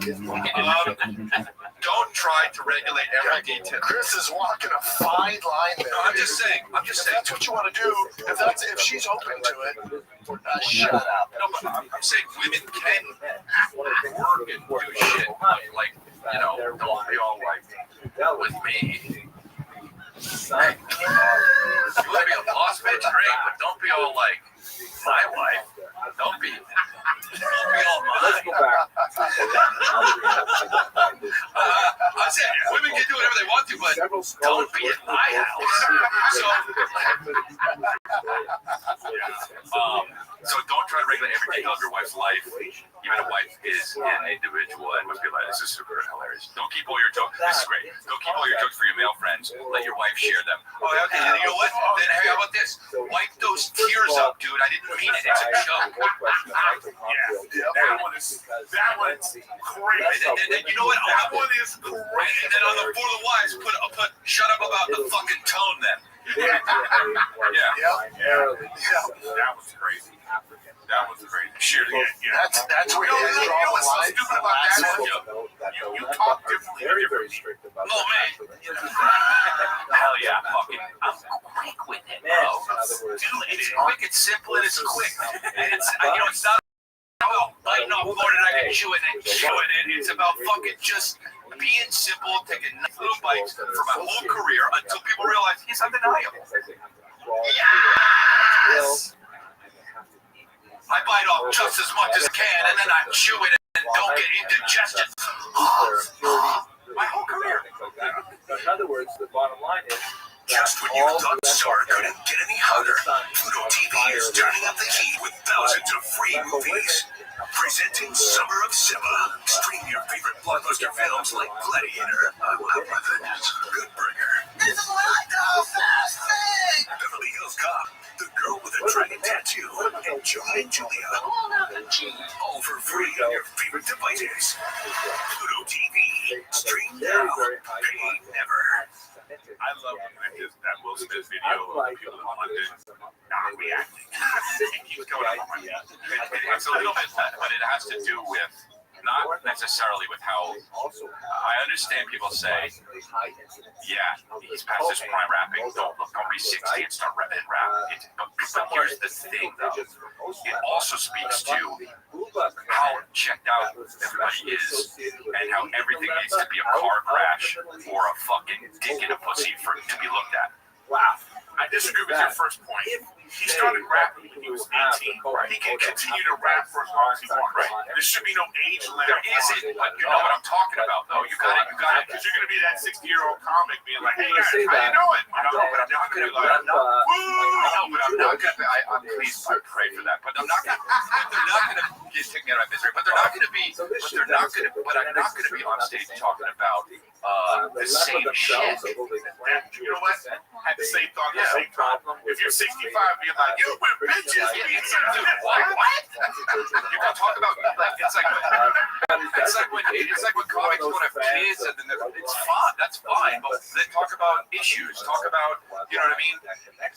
It's just weird to get up there and be 60 and talk about the dating game. Or I mean, I guess you could talk about dating, but talking about dating is okay, but not in a certain way though. You're in a weird marriage. Alan talks about animals. I'm saying you're in a public weird marriage. Those are real issues. You're in a public weird marriage, okay? And then your song that comes out is "I Like Pretty Hello, Girls." fellow students of Jewish history. Right, it's very weird. So excited. It's tough. Mexico City. It's very weird. If he was single, like if he had divorced her, after Chris Rock and realized, oh, this bitch got me crazy. Right. They have a public divorce, and now he's out here now, like, what up, back? And y'all see him, yeah. He's like, it's like, you know, the news, Will Smith seen with 32-year-old such and such. Yeah. You know what I mean? He's like, this is the bounce back. Yeah, Will. But you still married.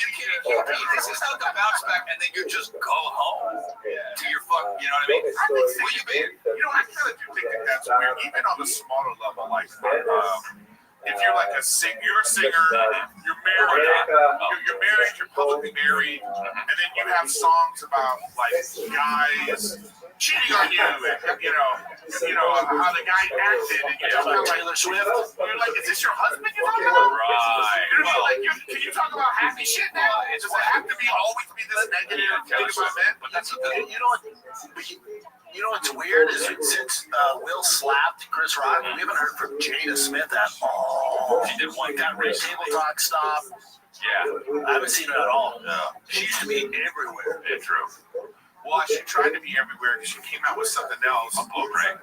Right, and she got lambasted. You know, they were like, this is ridiculous. And I think she was like, oh, maybe I should. And maybe he finally put his foot down. Like, yo. Yeah.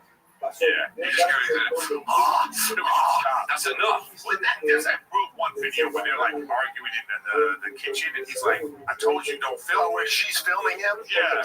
Like that's the one where you go, "Oh, this is a." That's Cringy. Yeah, that's cringy shit like that, man. You know? Yeah. When they were doing Red Table Talk, and she was talking about like sucking Tupac off, and he's there. He's like, "What the fuck?" Oh, She's like, "That's my true love." Oh, you did? Yeah, bitch. They found out this was AI. Who knows? So this was the thing. Would you say she has been instrumental in you and I redefining our relationship? I would say don't just start filming me without asking me. If you could film I'll say a couple of us again, please. I'm still dealing with foolishness. Mom, she can go just. Would you say He knows it's funny. the person I called? It's so uncomfortable. Social media presence is my bread and butter. Okay, so you can't just use me for social. Well, now he's serious, and He's been serious. What are you talking about? Yeah, he's serious from the jump. Yeah, from the jump. Right. Please Read the room, Chris. Yeah, what are you talking about? I give people the benefit of the doubt. No, dude. No. I feel this. Come on, figure it out. Yeah, I feel the evil in this. This is a possession. No, that's that bullshit right there. Like I don't. Well, yeah. But listen, I don't need to know good about their relationship. Who knows if it's good or bad? And they have their moments. That right there. No, that's not okay. Yeah, that's not okay. I just feel that and be like, this isn't. Yeah. Well, And then you start thinking about like, you can see that and be like this. That's the cipher for like. All right, so I bet you when they go shopping, this happens. Like you can probably now dictate every interaction they have. You know what's gonna happen. Oh man, this happened there. Don't film your life without consent. Social media is his bread and butter. Rule 6. Yeah. Yep. There you go. Wait, that's rule 6. They don't lie for it. What's rule 1 on that? Send to your chickens. I just feel Yeah, no, that was but anyway, getting back to it is that, that's who he is. You don't like pretty girls. right. You know what I mean? Oh, that guy doesn't like pretty girls. If he came out with a song called "I Wish My Wife Would Stop Recording," that would go crazy. Yeah. Stop don't hit that red button. I'm okay with live photos at most. That'd be the name of the Red Button would be the name of that song. Live photos at most. That'd be the name of the album. Yeah. Red Button. Maybe your boomerang. Absolutely not. If you record me though. You know what? I kind of feel like I wouldn't mind watching his rap. I like his rap. I think he's the kind of guy that after this stuff happened, pretty girls come down, he sees on the comments, that thing happened in London. I think he's the type that probably had a hey guys, okay, that just say up, and that's why you kind of have that little bit kind of silent for a little while. Since like even that one rap channel where he was like kind of behind and Chris Rock. It's like I wonder if they're gonna be like, hey, this isn't the whole that's like we need to come out with a they're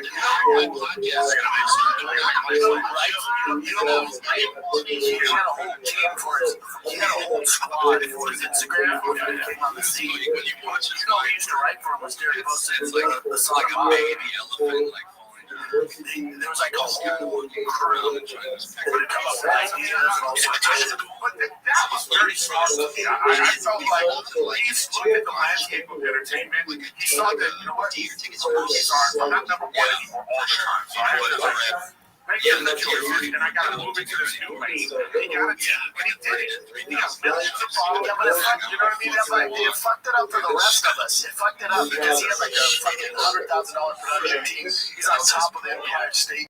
All right, I guess I'll post a selfie with my fucking kid. Yeah, I know. Right. Yeah, that is true.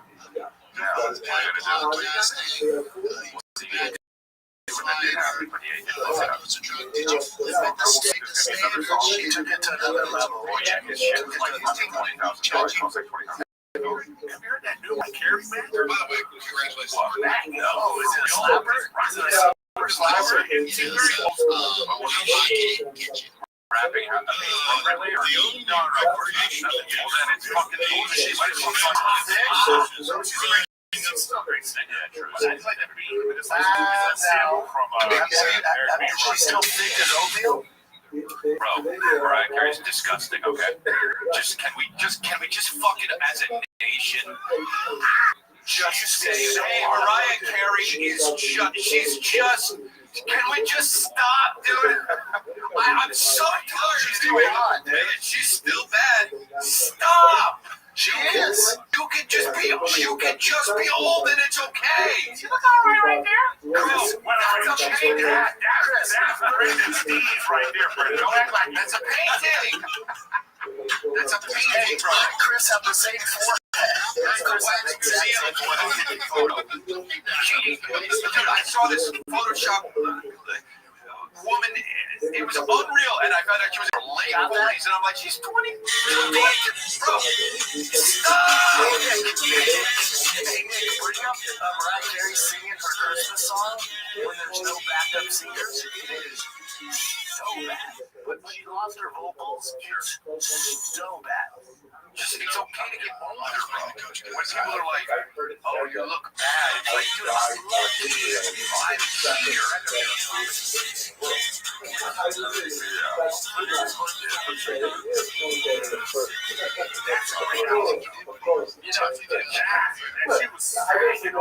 She's so talented, right? She's so talented. She was so hot when she was younger.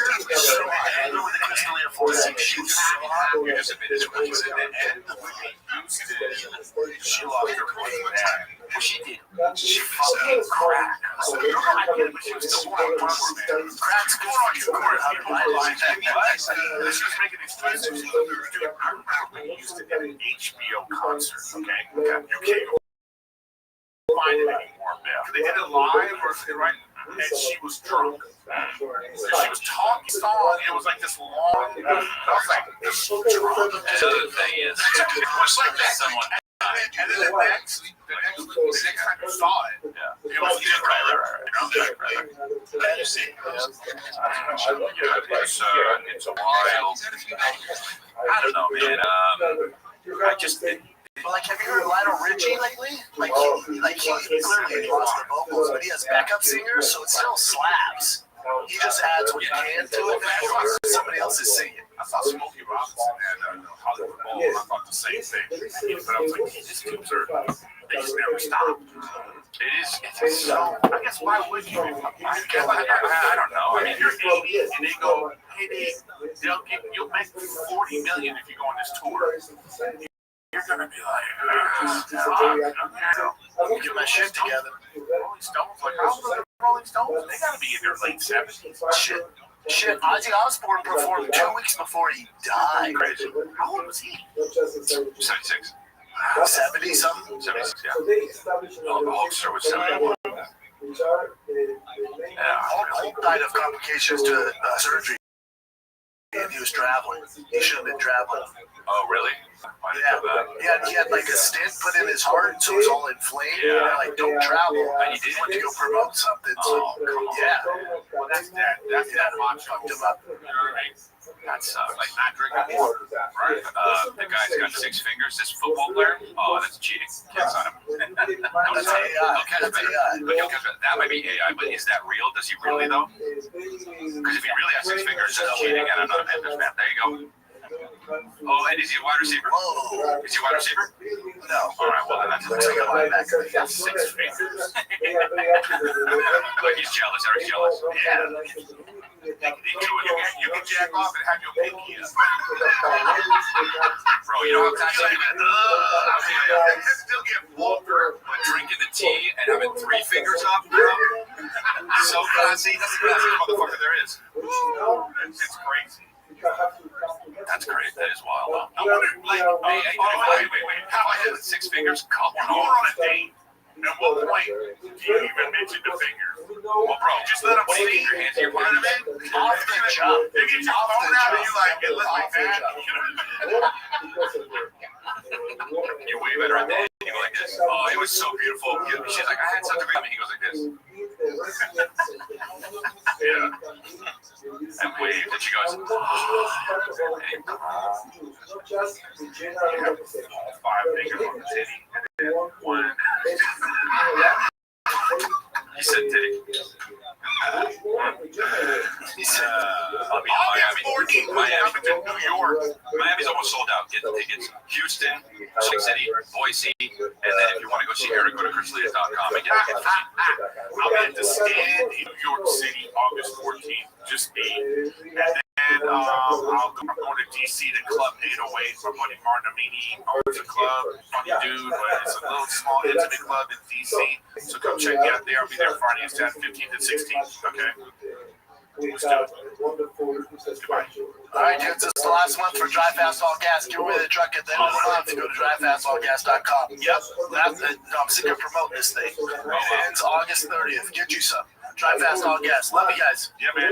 What's up, guys? I'm giving away the Ultimate Ram TRX with over $50,000 in upgrade. This is one of one.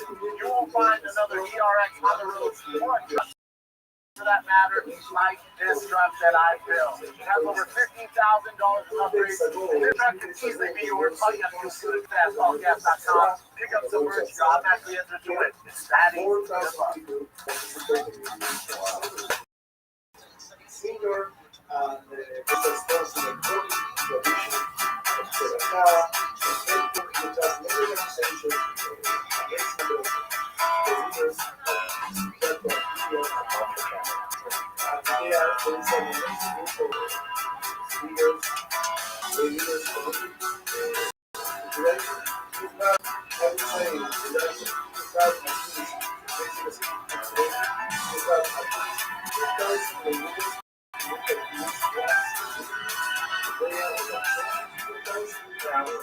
just against that, what kind of committees from Nasat Kala to Gosh, damn, I'm dropping facts today. Well, I mean, that's terribly obvious, but the other one you were just wrong about, so I don't understand it. I feel good about it. Okay, no, that's good. Honestly, I love you for that, and I appreciate it. I don't want you to change. Friends that laugh, friends that shout. Sometimes we don't know what we're talking about, but that won't stop us. Nothing can stop us. Let's show you love. Just bring it out. It's stronger, better, bigger power, 'cause it is God.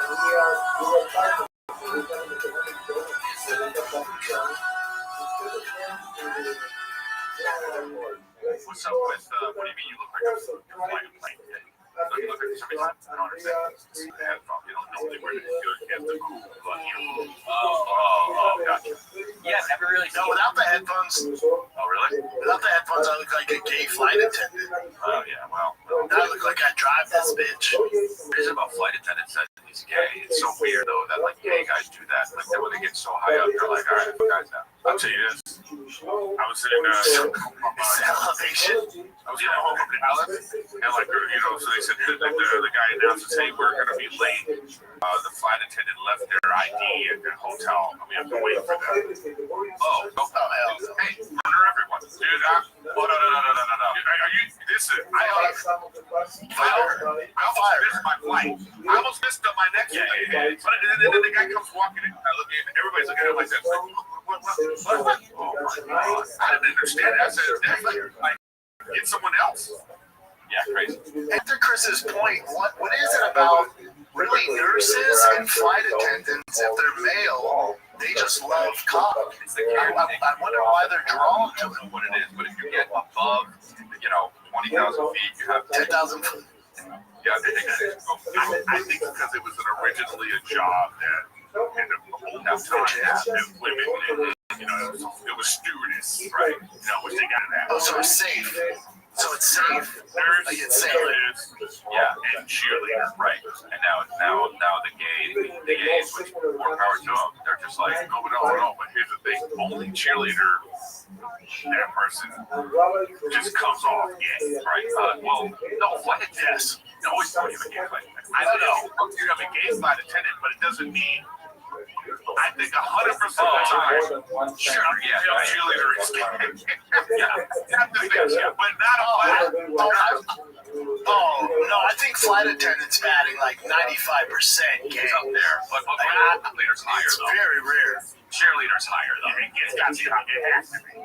But yes, I also Rams game, dude. This guy's got more. Oh, with the male cheerleaders? Yeah.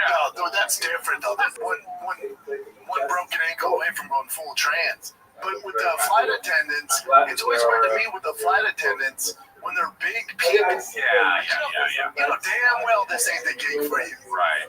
You're too big to be fit through the aisle. Yeah, be tiny and be a little wispy. Yes. Yes. Float around, dude. We're there. Be a little Casey. Is that what we're trying to say?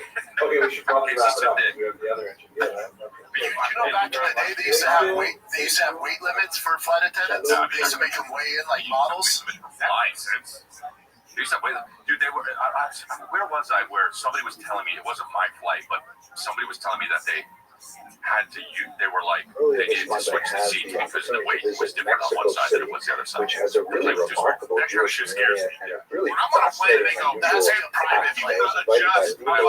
Which is this wonderful organization that provides all kinds of learning opportunities and the prop plane, the prop propeller, the prop. When you see them on the outside, city and that's even different.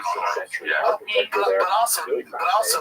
Talk about fat shaming. If they came up to Eric like, hey, my man, might go to the other side. Lots of muscle and activity.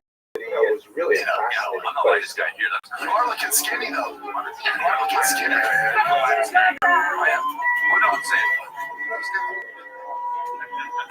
was just a few days past the day that we had visited it, so there was What do you weigh, Chris? kind of like shrines still around, especially on the old Jewish street. Kaya de Oh, you're light. You're light. Oh, I love that. Which was I know we unusual missed up this morning. I was for the like, central core of the Good too, old but I'm Jewish losing. neighborhood. But in fact, there was a synagogue of Jesus Maria on the street. I was But it's textile, where there were all kinds of businesses. You know what? It's funny, like when you're in bad shape, when you're in the sneaky bad shape, where you don't realize it until you see an old picture of yourself, and you're like, what the fuck? You know? Yeah. So, doorposts of a lot of them. Well, I'm down. So, yeah, that's great. That's great.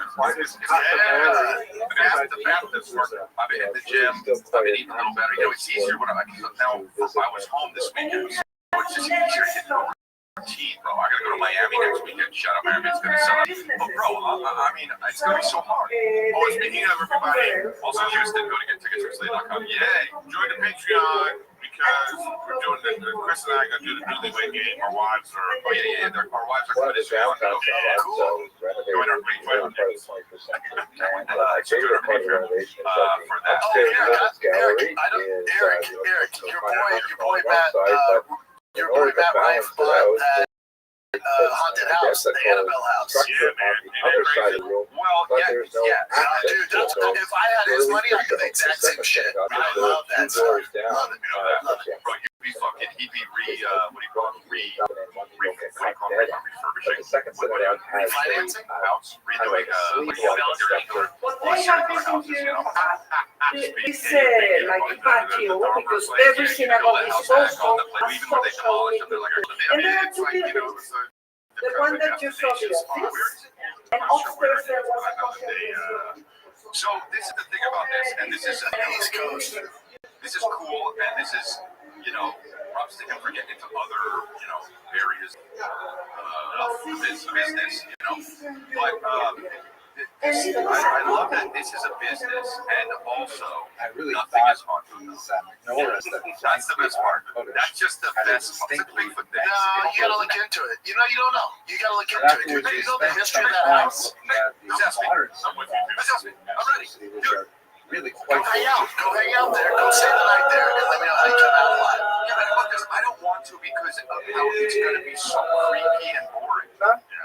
I'm Jack. Cool. Terrifying. Also, and you'll be able to know. It's like, soy the vibes are bad. Yeah. Oh, shit, no ghosts. Just the house settling. That's these people that those people had those experiences.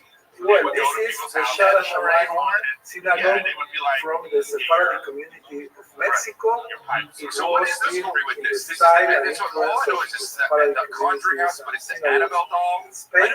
Annabelle, Because I've seen almost, I've seen almost every horror movie. The Conjuring ones, I saw the first two, and I was like, I hate this. So I don't know really. Oh, you're an idiot. Oh, you're a fucking idiot. Fucking asshole. Real Annabelle doll looks like that, I'm out. It's very active. This is very active. Let me give you a little history here. Let me give you a history. That Annabelle doll, the guy who was on one of those ghost shows carried that doll right across the state lines. He died the next day. This is like 2 weeks ago. Huge cavernous sanctuaries. I had the privilege of meeting This is 2 weeks ago. Post Malone, yeah, that happened. This is real. Post Malone, we went to Zach Baggins' haunted mansion, which is so cool. He went there. He has the most haunted artifact on the planet. They say it's like worth so much money. And Post Malone was like, I want to touch it. And Zach's like, I don't recommend it. This is real, Chris. They open it up. He touches it. The next day, motherfucker, the next day, his plane crashes. He stayed alive. His plane crashes. Post Malone's plane crashed the next day. He goes to it. He goes on tour. He fell through the flooring of his tour, and they got a car accident 3 weeks later. Dude, he should listen to Bilbo Back. These are Chagall windows. Bilbo Back? Who's the guy? Look at that. Look at that. We had paranormal investigator who helped the lead Annabelle doll tour passes away. Hold on a second. Bilbo Baggins? What was that guy you said? Okay. Baggins?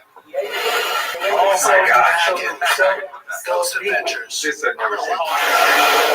Wow. So, that's...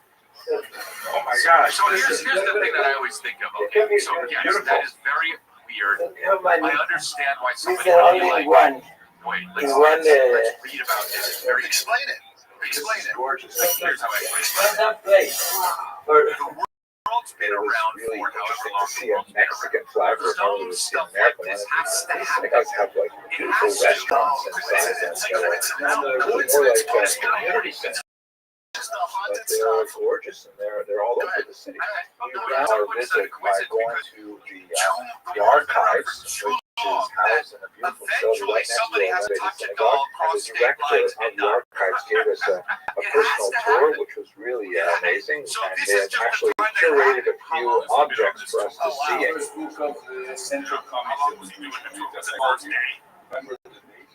Some of the last Jews that That was the first time. That was the first time Post Malone's touched that scary artifact. His plane literally crashed the next day. They were on stage and on tour, and they got a car crash. You don't want to think it's fake. supposedly natural Switzerland.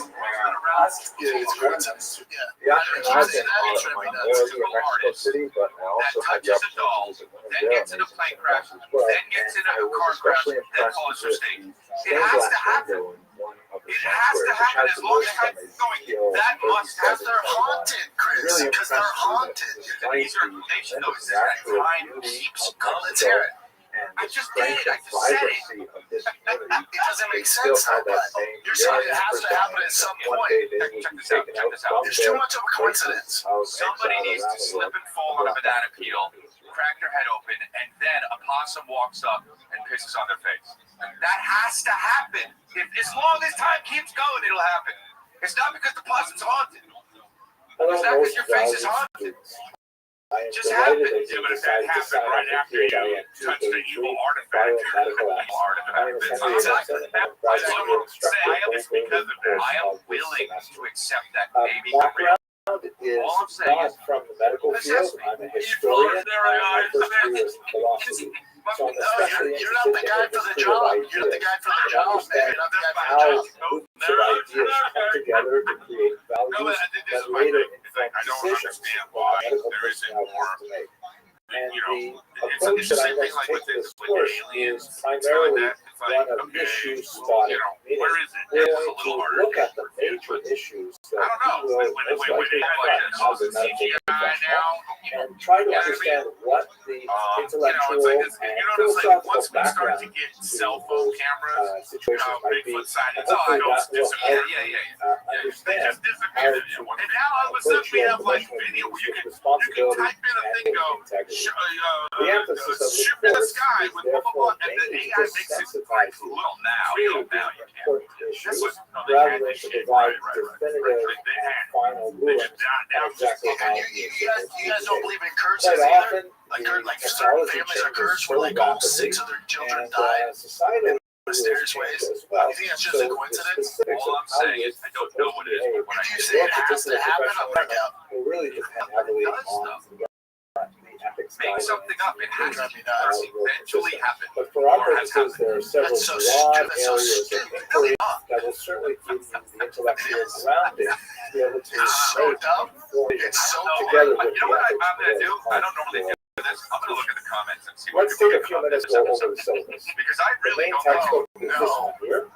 Actually, you know, Legal last and month the ethical comments, they were issues for fucking health amazing. professionals, What's and going it on? takes a decidedly secular they're not approach, gonna be. understanding the various backgrounds that come to bear on any given question that you may face. But we're also going to look at it specifically I don't know, dude, but from these two issues. That is a required text, and I would rely on it very It's too heavily. expensive. We also have a couple of Not right, like recommended give it to texts. us, but you know what we should do? If we're never gonna do it, maybe a fun thing to do.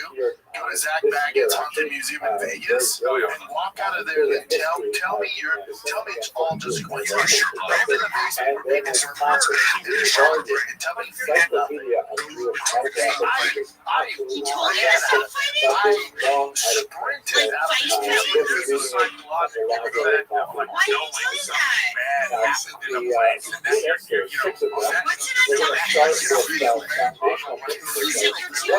that?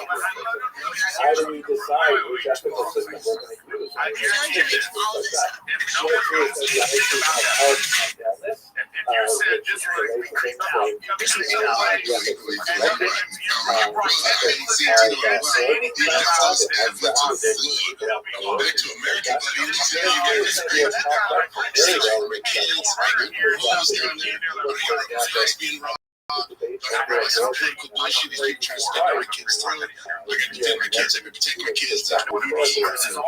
It's great coming man. I love it. I want to like,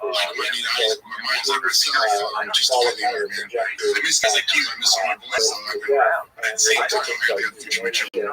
My children being taught school, and right now they're being taught school is short history. So my kids are victims. My kids are victims. And it's turn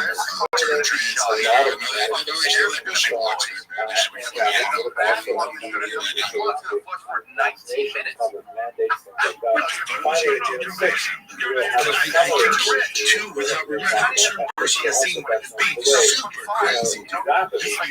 He was in blackface. He was calling people the N-word. He was super competitive, hyper competitive. You know why he got fired from DC? Dude, he would go in the markets, like, who's your biggest DJ, and then take us to the radio station. Look at this blood scissors.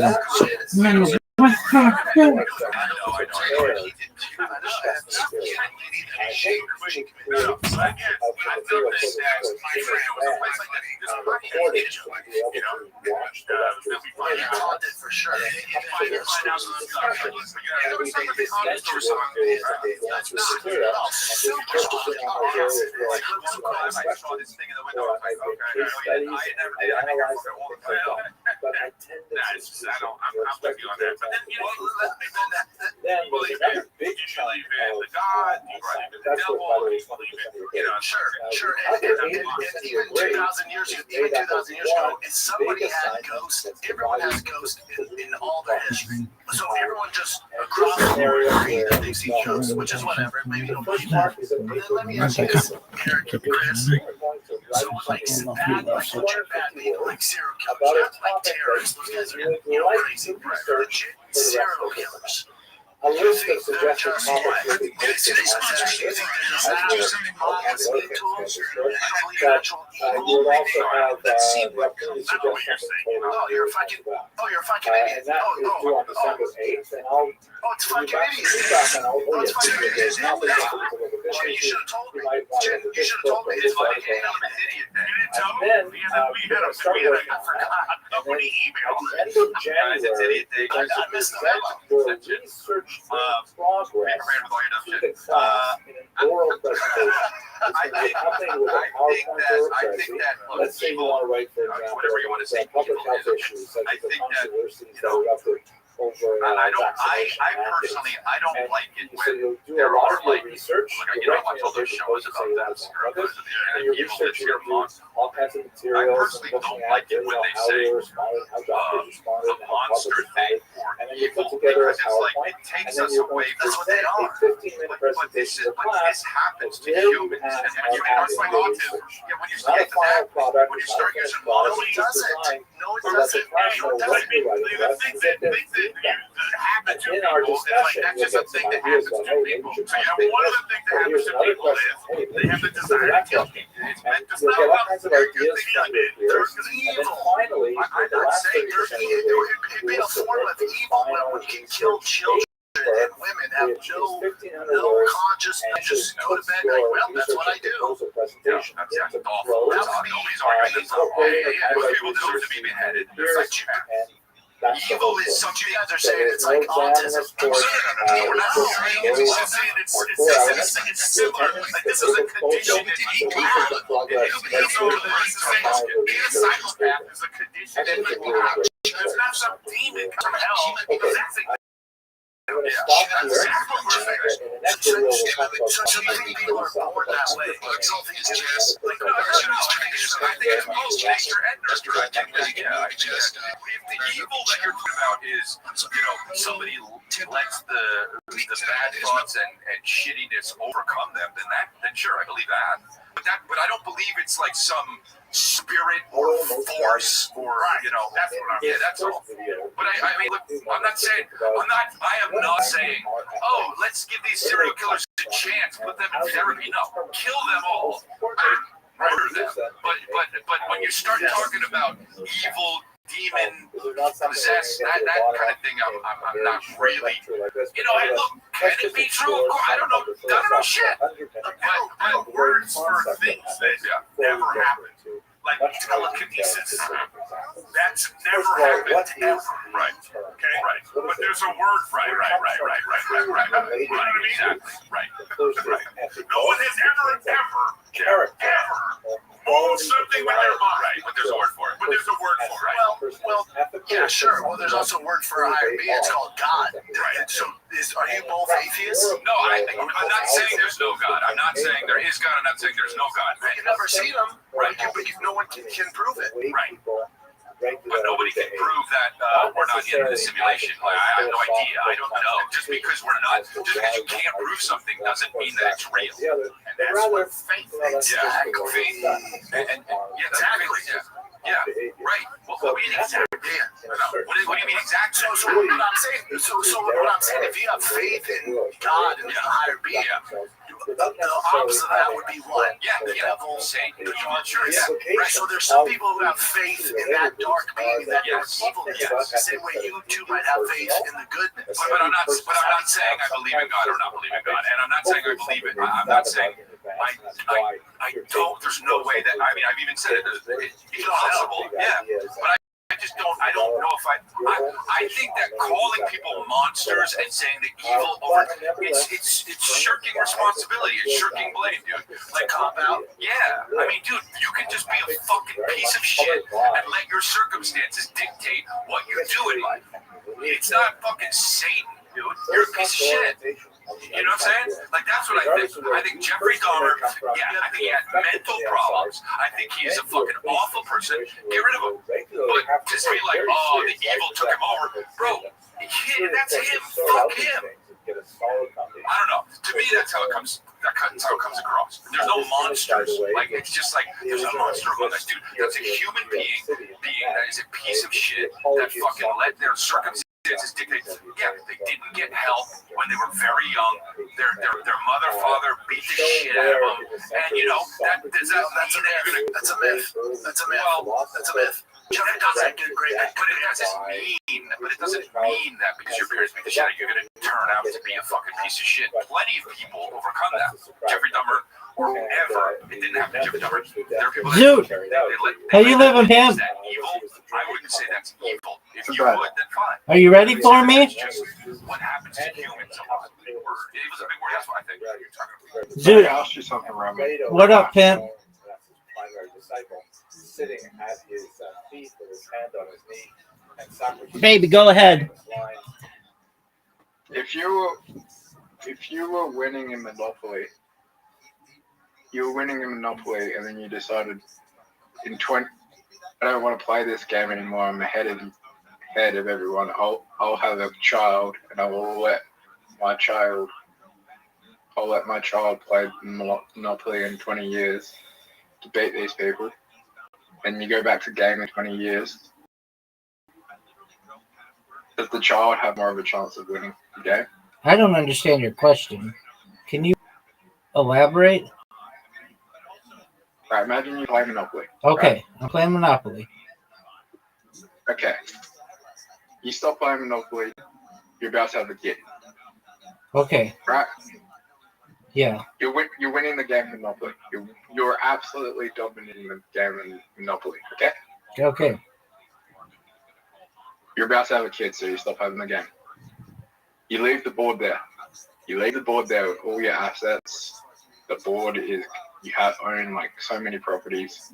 There's 3 players left in the game. You're in front by a landslide, right? Okay. Okay. You forget about the game for 20 years. Your child comes back to the game and takes over your spot. And then he tells everyone that was playing the game to come back. Okay, you have an invitation. Does your child have a better chance of winning than everyone else in the game? You were absolutely destroying, Yeah. and nothing changed about the game? No. Yeah, seemingly they have a much better chance. The only difference is you can't play, only your child can play the game now. Have they ever played before? Yes, they played other games. No, have they ever played Monopoly before? Yeah, they played Monopoly before. Yeah, then they have a better chance to win. Did you know that you have an invitation to Hatch Monsters? So why don't most people do that for their children?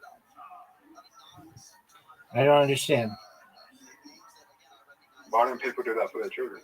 What, play Monopoly and then don't play for 20 years and then play? Well, Monopoly in real life. Buy assets for their children in real life. They do.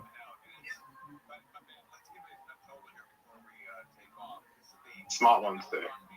Right. Well, I'm just saying, if you want your child to win, you got to buy assets for them. Okay.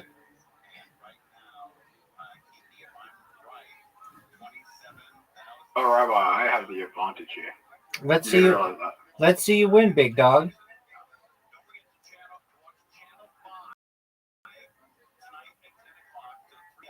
Why did you go poison? Dog.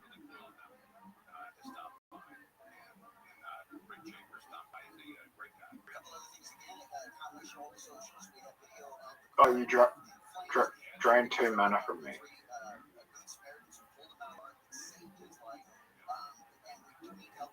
Right by. Sure move.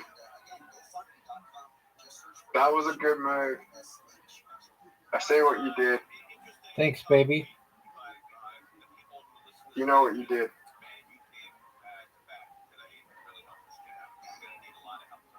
Oh, good move, dude. Oh yeah, it was a great move. You know what? It was a great move. Yep, I see it. I can do this. Oh, you did really well, dude. That was amazing. But I helped you. You made a bad move. Okay, that was decent. Rabbi, you can do a lot of damage to me right here.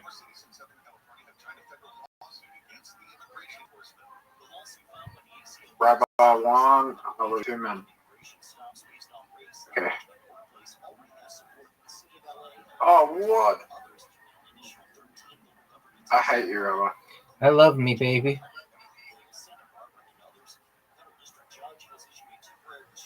No way. Do you know what? You know why I voted that one? Why?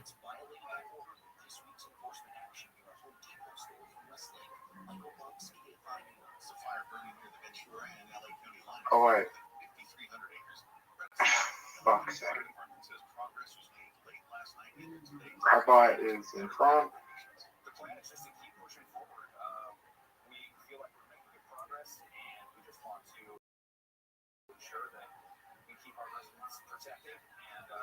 Water tiles are shuffled around.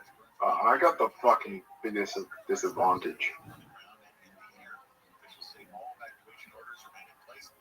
I don't know about that, son. No, water tiles are shuffled every time. Word, dog. Do you think that's an advantage or a disadvantage? It depends. Fuck. See, like... You're up, pimp. You're up, big dog. I know I'm up. Well, let's see you do well.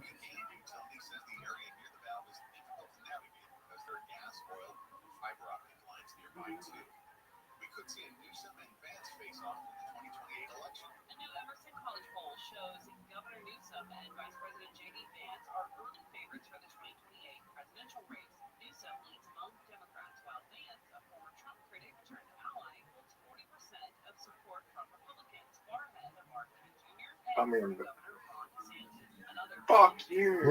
Look at all these moves.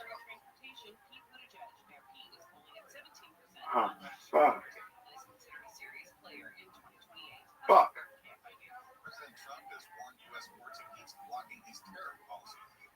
Rabbi, you're the worst human being in the world. Thanks, baby. That's mean. That's No, okay. no. I take shit all day. No big deal. Who do you think the worst? Who do you think the worst human to ever exist was? It's subjective. I don't feel any person is any worse than anybody else. Really? Yeah, they don't all have the same opportunities, so it all evens out in the end.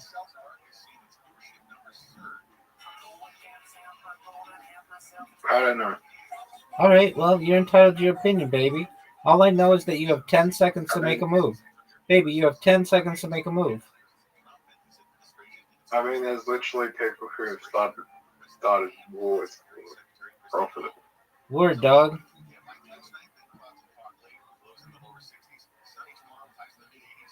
Look at this move. Which is still happening.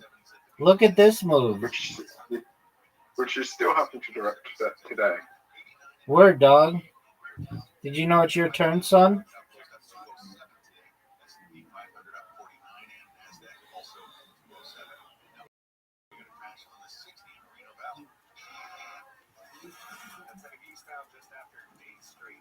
Look at you. Look at you.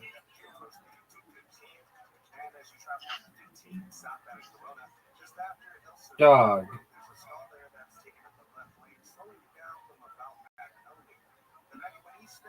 I mean, there isn't. You're up, pimp.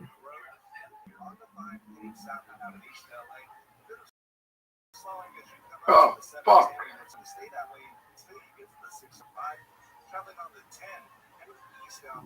I like Rabbi Rothschild.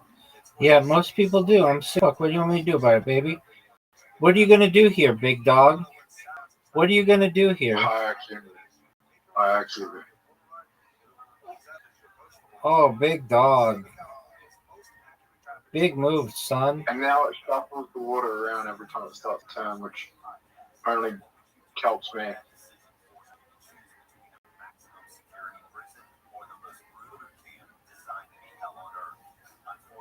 Oh, you know what the best part is when you did the psycho fight? I had no mana anyway. Are you proud of that? Yep.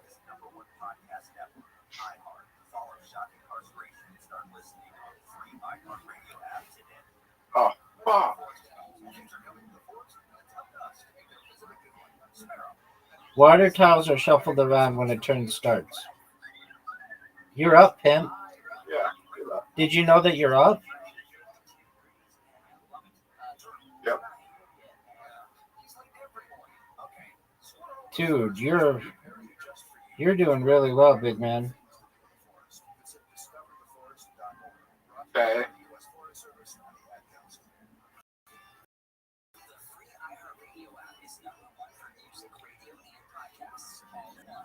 That wasn't. I don't think that was a good move. Okay, well, you're entitled to your opinion, big dog.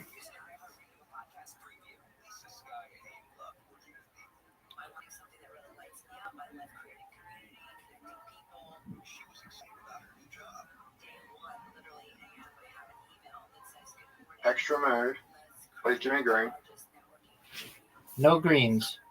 No green. No green, pimp.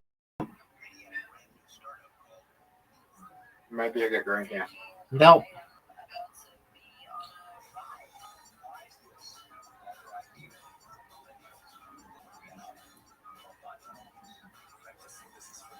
You can do a lot of damage to me here. And I'm about to. Oh, Rabbi, look at this. Oh, no. You're up, pimp. Dog, did you know that's your turn?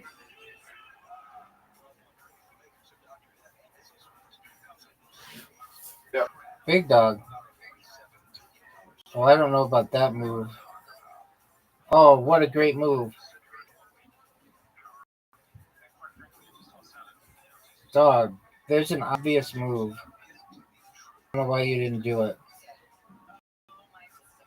Obvious move. There you go. Big time. I might have just helped you. It's very easy for you to evolve right now.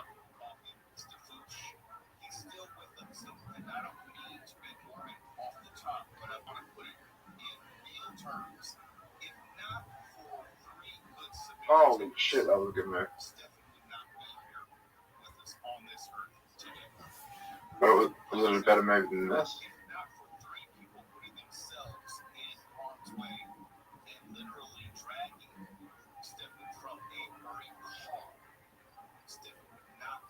Rabbi is behind a little bit.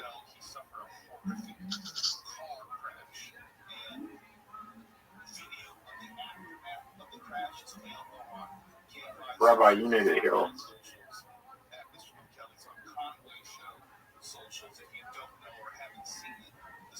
Big dog. Oh, you just won. Big dog.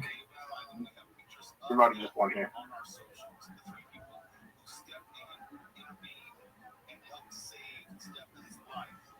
Okay. I don't think you won. Big dog. Yeah, you would have won. If your cock was bigger, you would have won. Just because I need it to be, baby. You're up, son. What are you going to do? That was a bad move.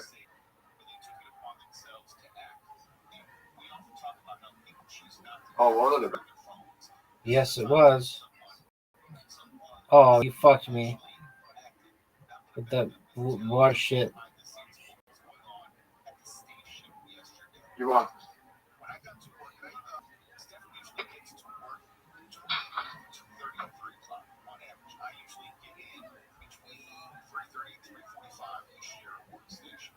Rabbi, you might have lost. Yeah, you just lost. Do you know how you lost? Let's see it, baby.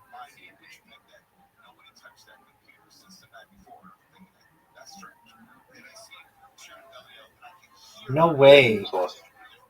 No way.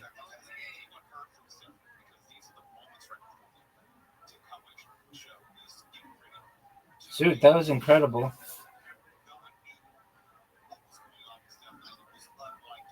That was a good play. That was beautiful. Let's go again. Nope. We're playing something different. Monopoly? We can play Monopoly after this.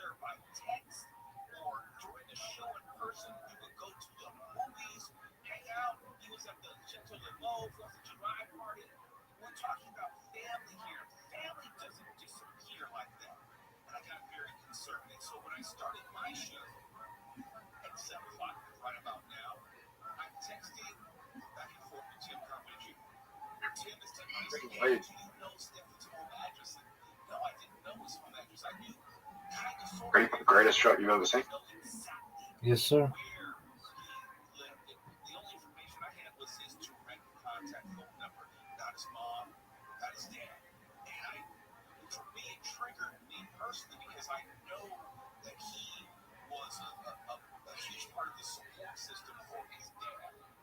Did you see that shot?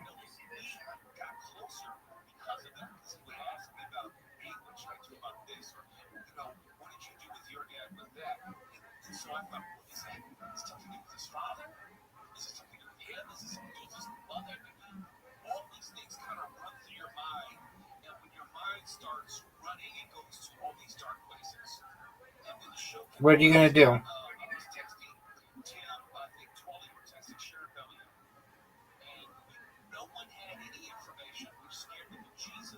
Rabbi, I helped you. Yeah, you did, baby. That was a terrible shot by you, though. Thank you.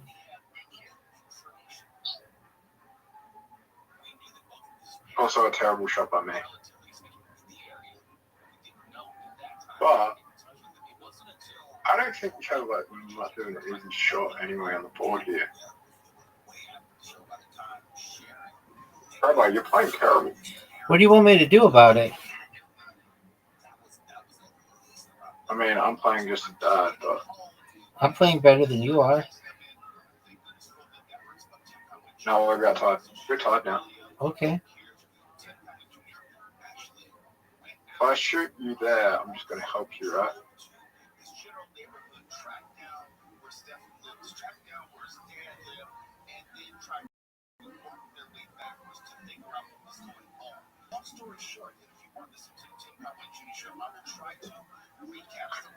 Oh, you fucked up. Rabbi, you know you're meant to hit the black, right?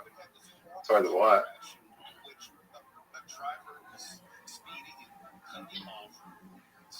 Do you think that was a good job? It's all right.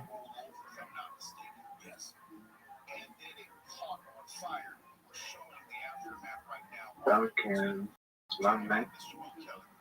What's your favorite song? All of them. Depends on my mood. Depends on the day.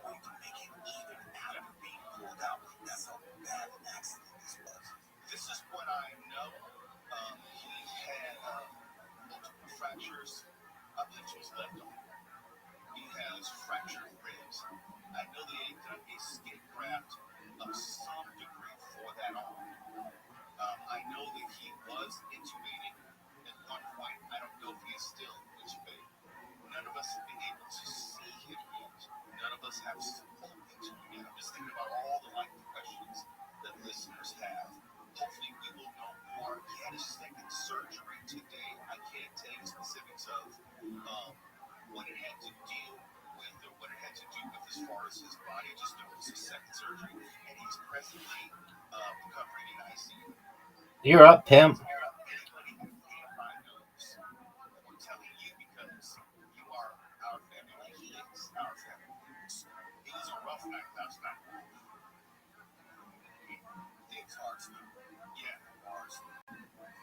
Did you see how good a shot that was?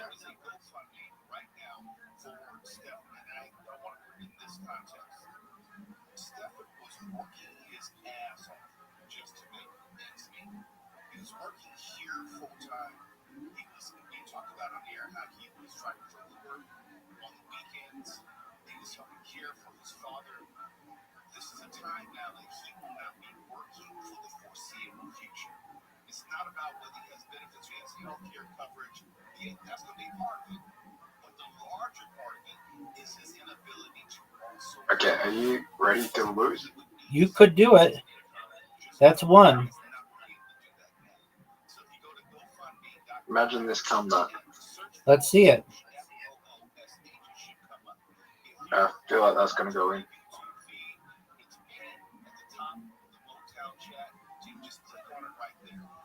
Do you get like an extra shot for me for fucking like? You I feel like you should get an extra shot for me pocketing. No, they add a disc to the board for you. Oh, they do. Word, dog. Oh fuck, that sucks. Well, what do you want me to do about it? Well, it was my fault, isn't it? Oh, baby. Oh, I nearly won you the game. No, I would have had to hit the red one in. No. Yeah. I think it would give me. No, it doesn't. Would it give me another fault? I think it would put it back on the board. What? Oh no. Dog. Are you ready for this, Zoot? Yep. Zoot, I'm going to dedicate this shot to your comedy career. I want it to be successful. And the Bonnie Blue. Look at that, son.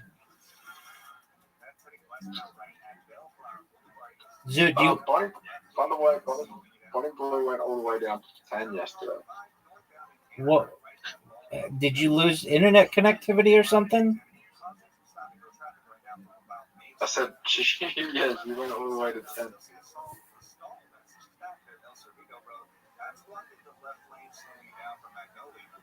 Why did she go all the way to 10?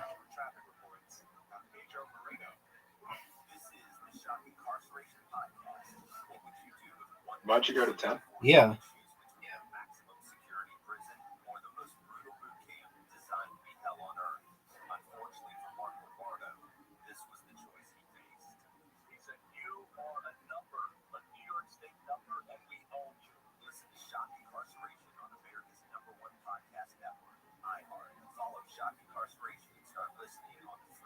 You're up, pimp. My mama don't like you when she likes everyone. You're singing Justin Bieber. Are you going to go? You are correct. I know, but are you going to go? Yep.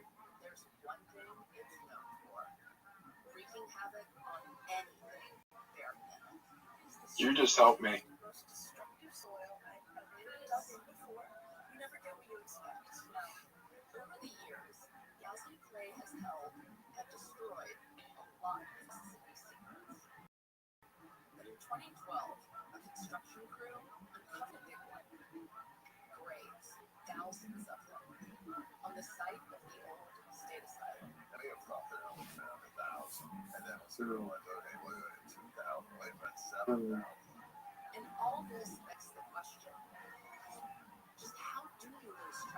You ready, Rabbi?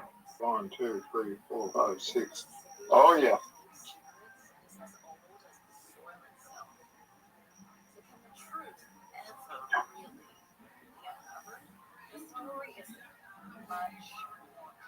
You didn't move the 8. I was going to take it. I know. Listen on America's #1 podcast network, iHeart. Open your free iHeart app and listen now.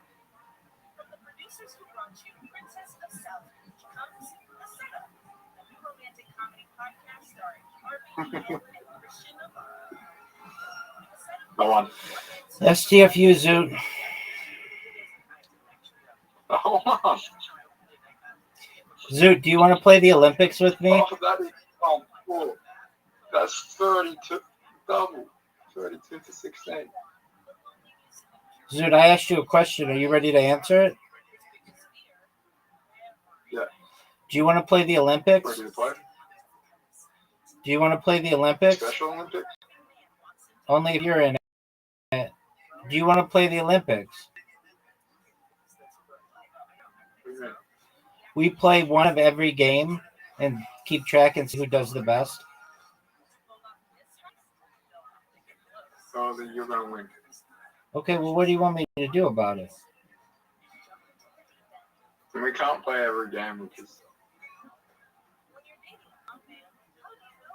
some games you need 4 players for. No, but we play all the major games that we play. Good move, dog. I just won. Maybe.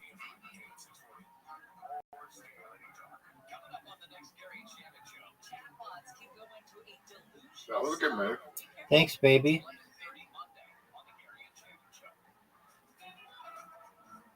You're up, pimp.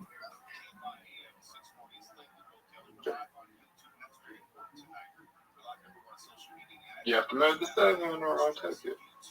Why would you do that? Why not? That was like what worst move you can make. Perhaps.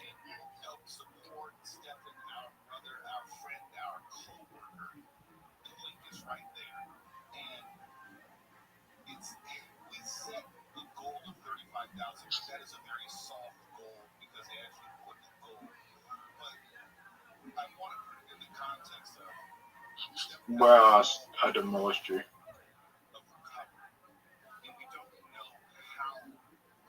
What are we playing off this game? We're going to keep playing this. Till you win? Perhaps. Why are you so bad?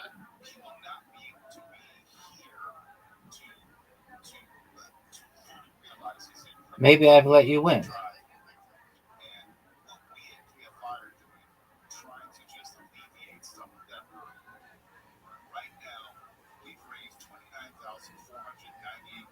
Just play the Olympics. We go in alphabetical order of games.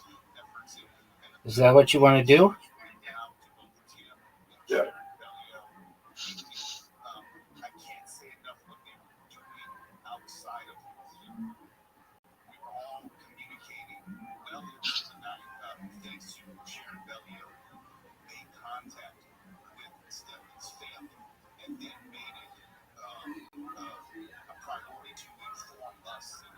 Rabbi, you on?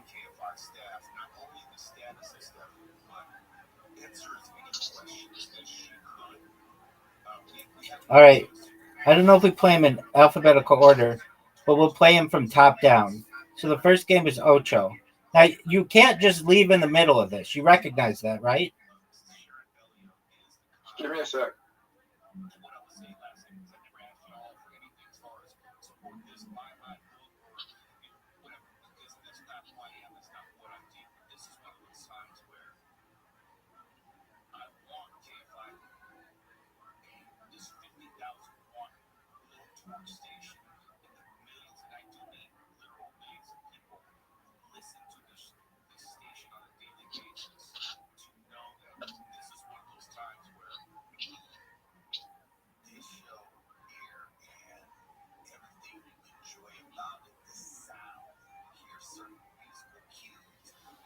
Yo, dog.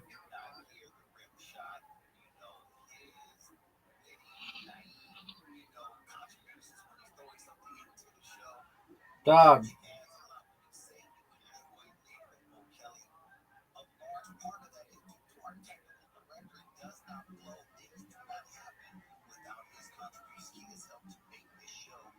Yeah, Rick Steiner went viral. Who did? Who's that? Some guy.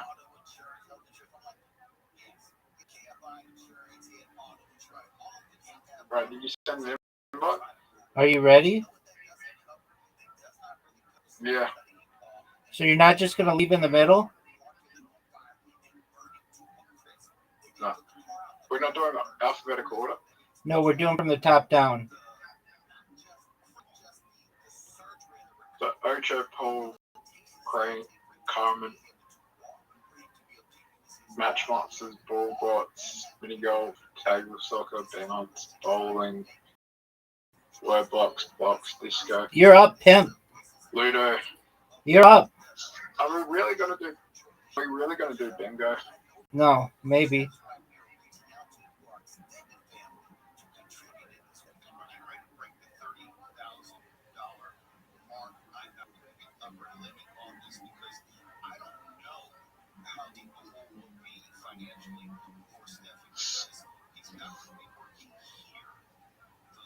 Robert, I got a really bad hand. I mean, what do you want me to do about it, pimp? I mean, oh no. Oh no.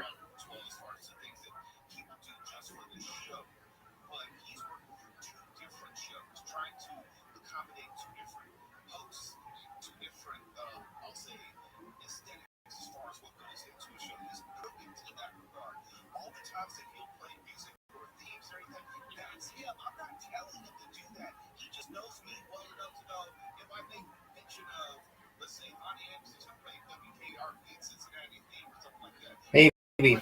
That's 1-0. Oh. One Rabbi's winning. Well, Next is pool. yeah, you got lucky. I mean, what do you want me to do about it?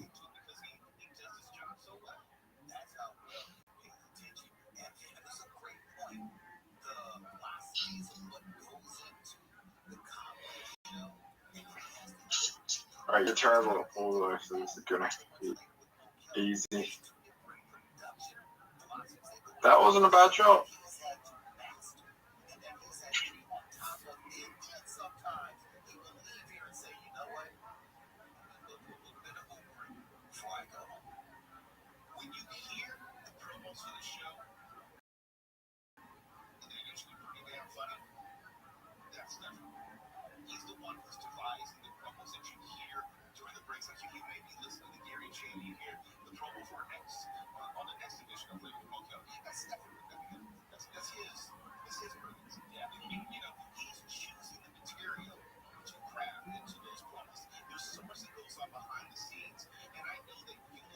Look how sick a shot that was. Did you see that?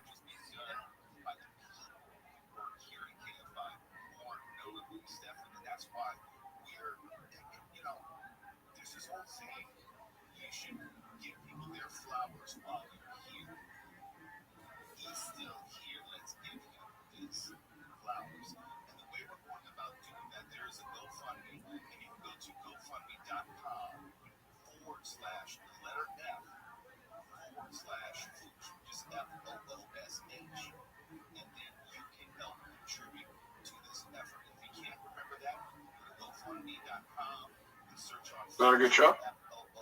I don't think so. Because you failed to hit the stripe first, son. No! Does that give you two? Fuck yeah. STFU Zoo.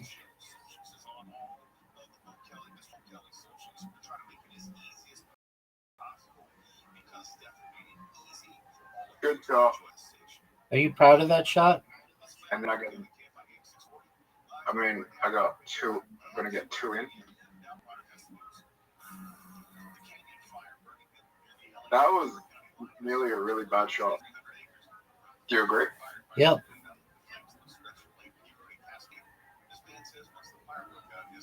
And this is a shot. Oh, that was a kick shot, and a bank shot, dog.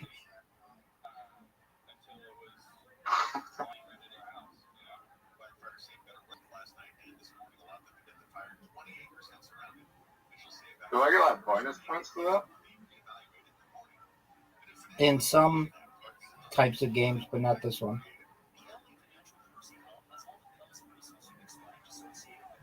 Dude, look at you play. But look, I have the worst fucking shot possible.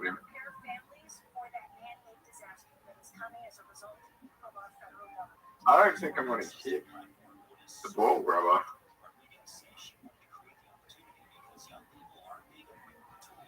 I don't think I can get it in from here. Time's running out, son. So I'm just gonna do that.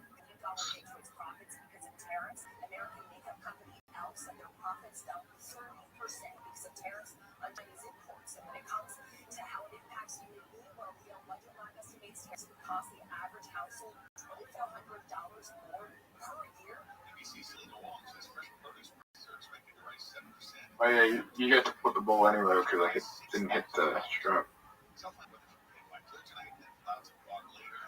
I don't think that's a good job anymore. Go, you ran out of time. I know. Why'd you do that? Why not? Stay in the game. Maybe. Or maybe you'll scratch it.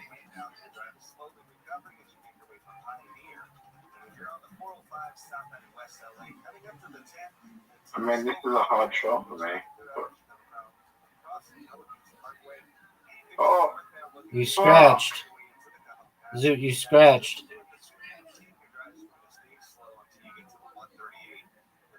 I had the perfect shot. It didn't go in.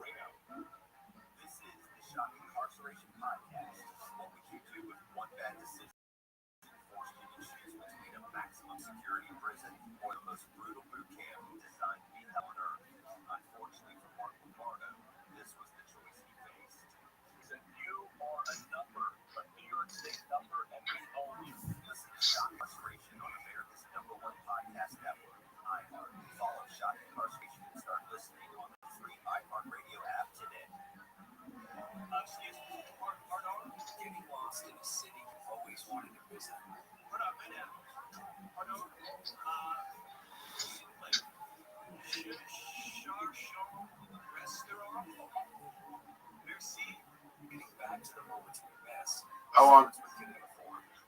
It's 1-1. Okay, next game.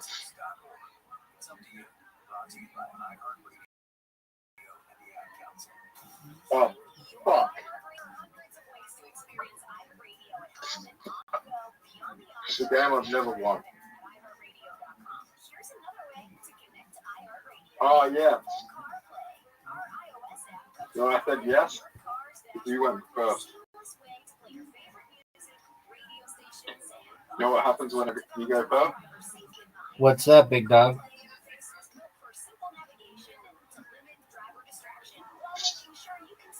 You don't get to get it in if you go first.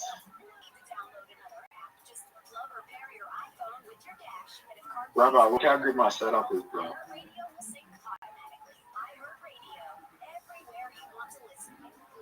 I haven't watched it. I know, Zoot. I don't think I do, though.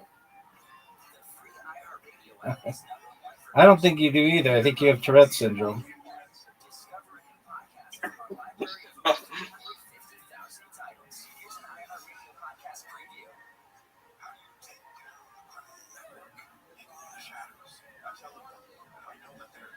All right, Zoot. Here's your turn to start taking some leads.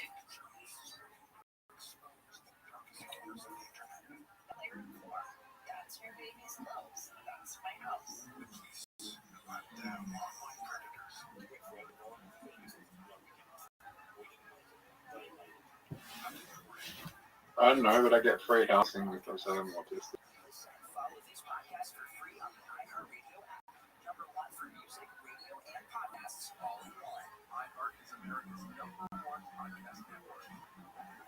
September 1979.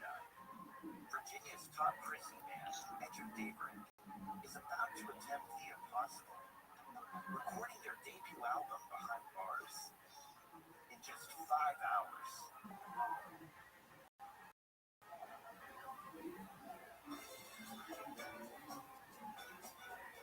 They were black artists serving extremely long felony sentences, each had grown up under segregation and get caught up in America's prison movement during their 20s. I'm Jimmy Petrus, music and culture writer. For the past 5 years, I've been talking to the band's 3 surviving members, Jamal Jahanubi, Neil Cade, and Harry Cupcake Cole. We were of the state penal system. They would come in and stand around the wall and sweat would pour off them just like it poured off of us, just to hear us play. I just won. I love hearing you say that.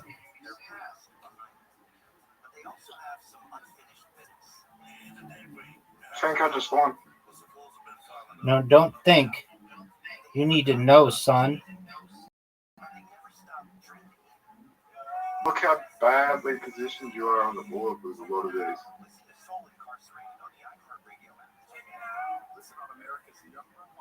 Bad position.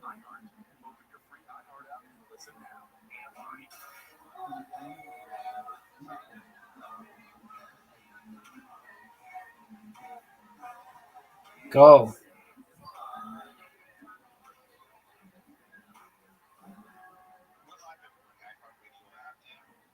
Especially on YouTube tonight, it's really important that it gets you to log on to our YouTube channel. Not for me, but for Stefan. You can at youtube.com or on the YouTube app at Mr. O'Kelly, RNOKELLY. The reason because in the chat area we have the GoFundMe pin, make it real easy for you to find and be able to help. What an amazing shot.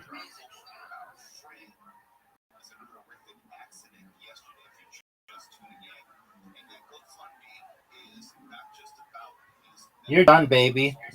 2 games to 1. Bro, what's next? Match Monsters. Match Monsters.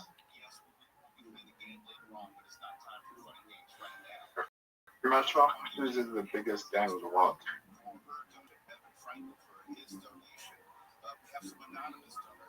I mean, if I bought a DLC character, you'd be fucked. Then we wouldn't be playing. You have to play fairly. Are you gonna pick your other guy?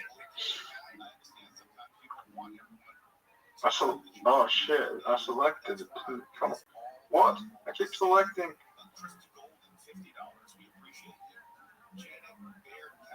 Brother. I think I accidentally hit the wrong one. What is it?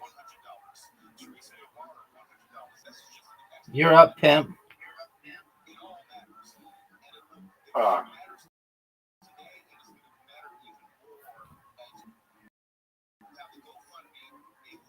So they give me DLC characters.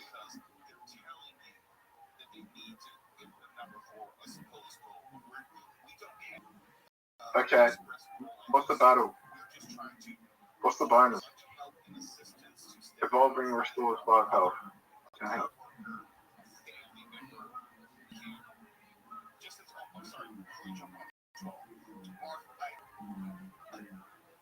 Rabbi, your turn. I know, big dog.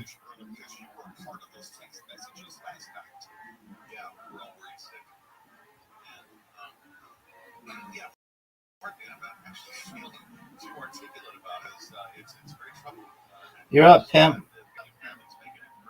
Alright.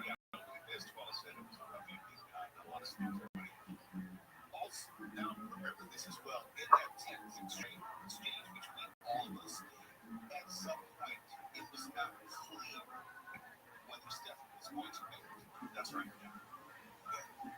We didn't know. I got problems. You're right, you do.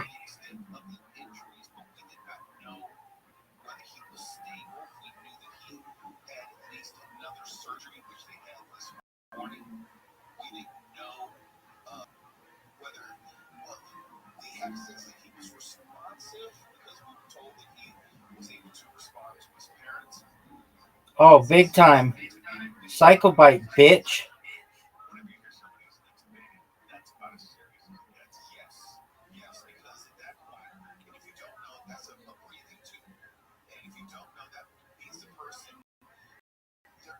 Oh my God, do you see what I see?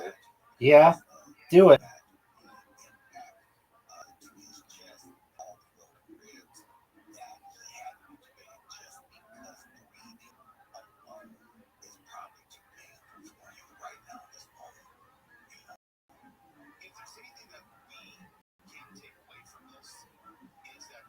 And again.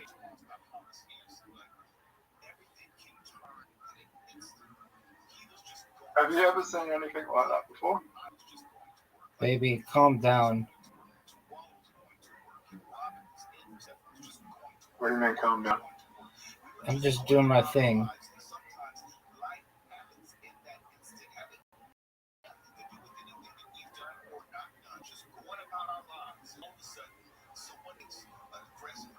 Did you know that it's your turn?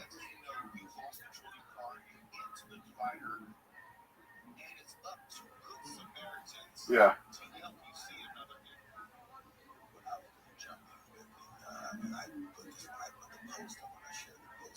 Oh, fuck.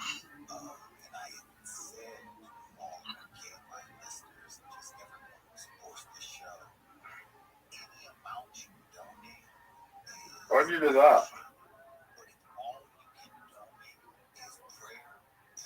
Oh, no. Oh, no, you got lucky.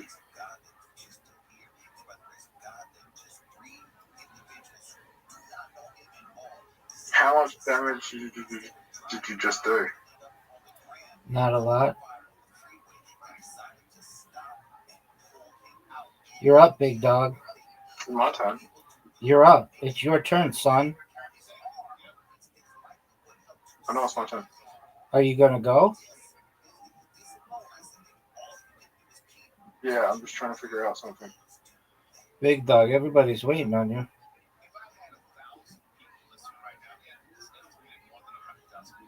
Yeah, I think I got it.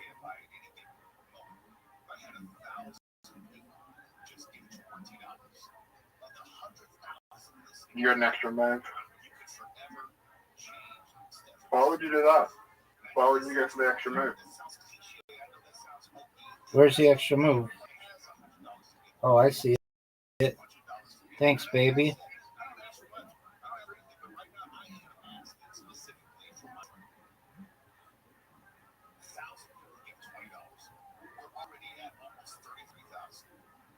Yeah, we're tied now.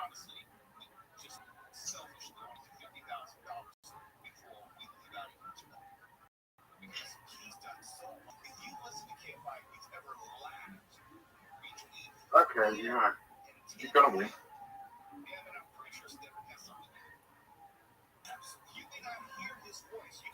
Good job, Zoot.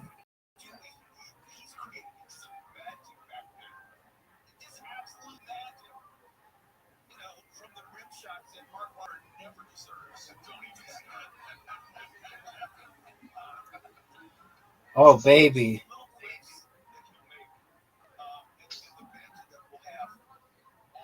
Cashed out a road ship from $100,000.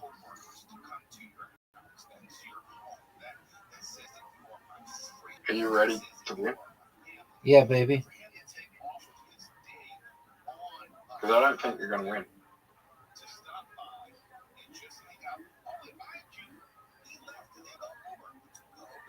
Rabbi. Yo, pimp. We just healed a little.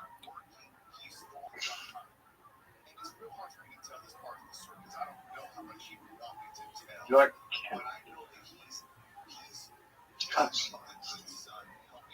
Celeste.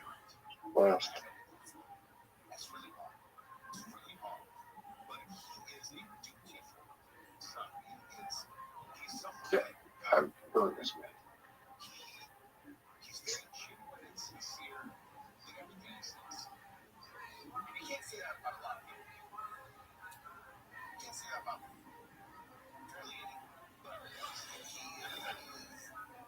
Are you gonna go?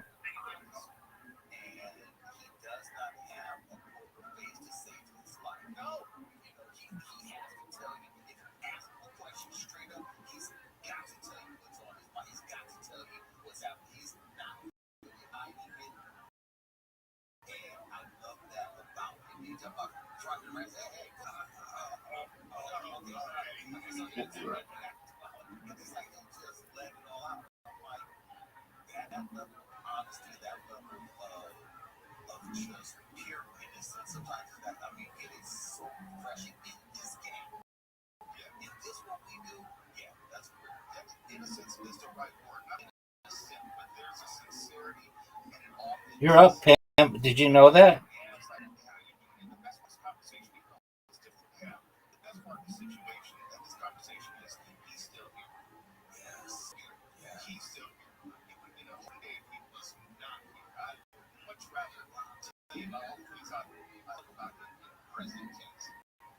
Do you think I can win? Maybe.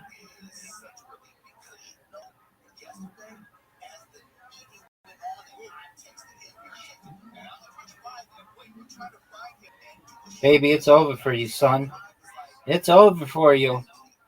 3 games to 1. Fucking, you chose the hardest fucking match monsters to win on as well. I mean, what do you want me to do? All right. Do you want to play Brawl Bots, yes or no? Yes. Although you know I'm dog shit at robots. I am too. No, you're not as dog shit as me. I'm terrible at it.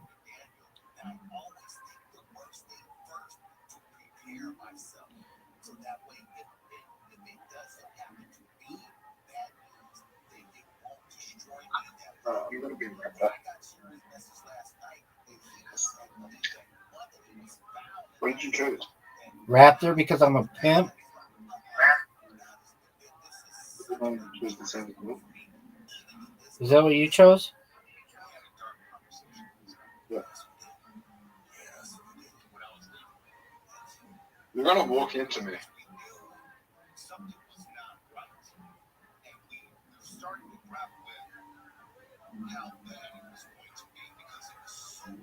Oh, what? You're gonna hurt yourself.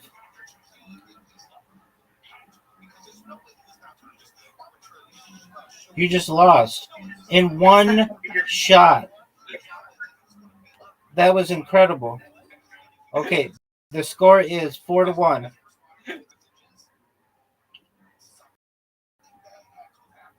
And I didn't even shoot it. That was your shot. Do a mini go. It's 4-1. I'm gonna come back. Mini go.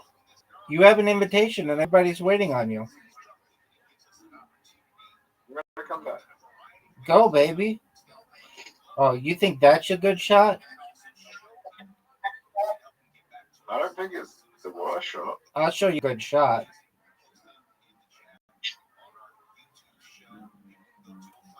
Do you see my shot, Zoot? Zoot, do you see my shot? That's an incredible shot, but I don't. Thank you, baby. I don't think I have that level of shot.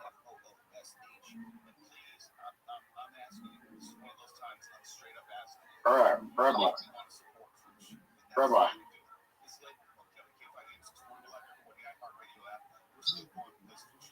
Oh.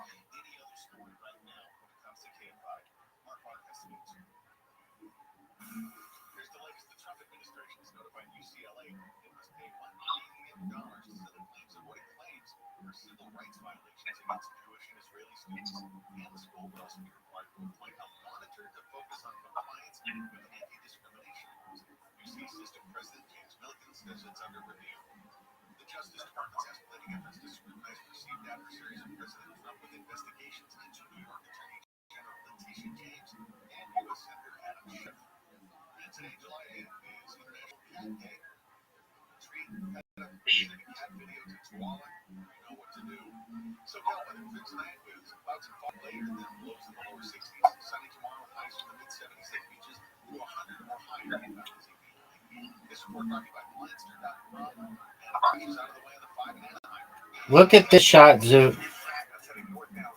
Are you going to be able to beat that?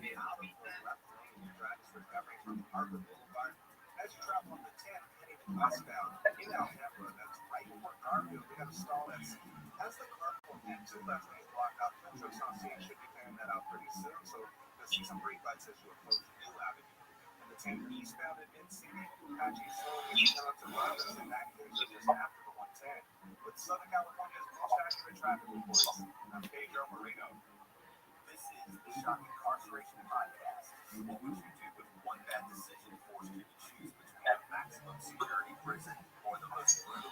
Look how good a shot this is, Zoot. Zoot, look how good a shot this is. Zoot, look how good a shot this is.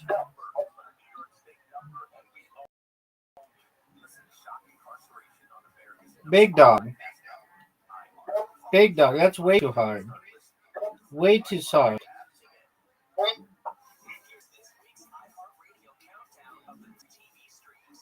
Zoot. Zoot. Zoot. Zoot, can you hear me? Zoot. Zoot, what are you doing?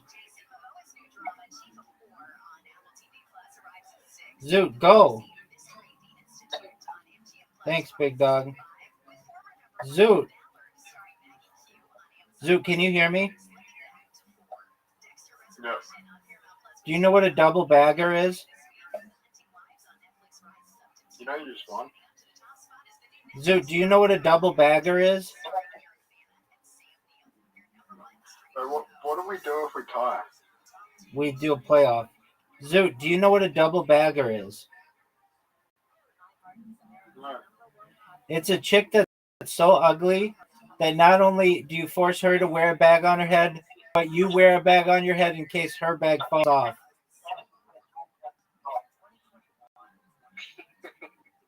Isn't that funny?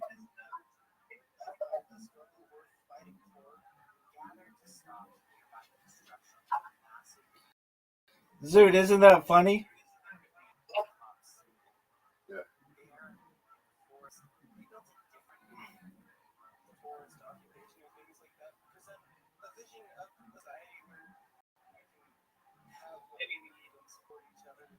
Zoot, was that chick at the adult library or whatever a double bagger? No.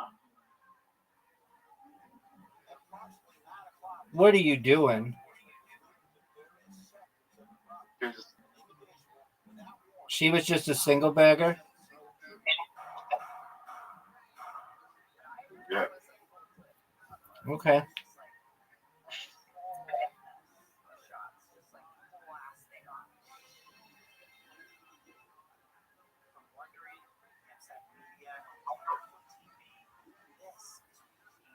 Look how sick this shot is.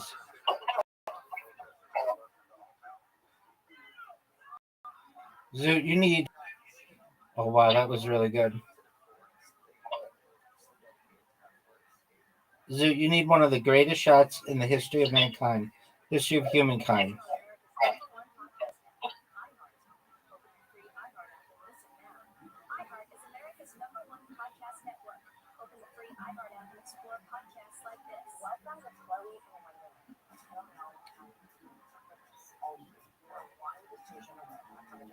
Zoot, it's over.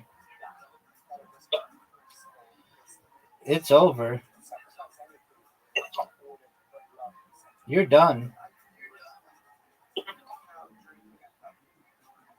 All right, that makes 5-1. I won the first. You won the second.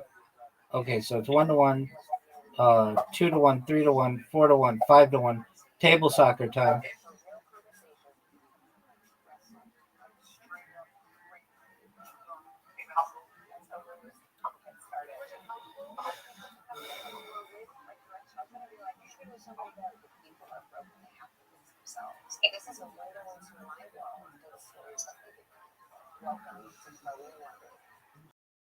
Stand up and 2 knots, right?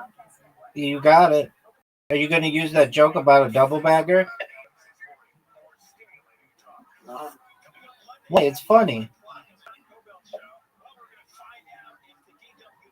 Did you make that up? 1000% not.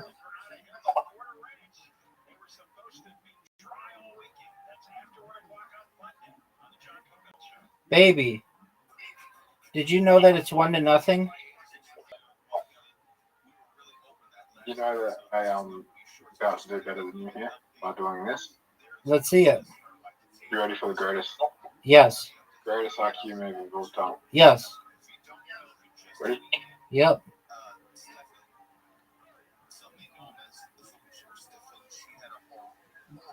Okay. Now you're in a really bad position where you're just going to give me the ball.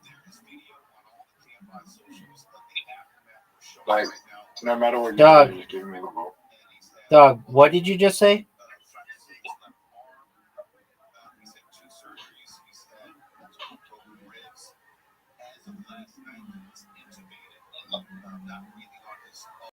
Dog, do you know what the dragon attack is? Will you give me the ball?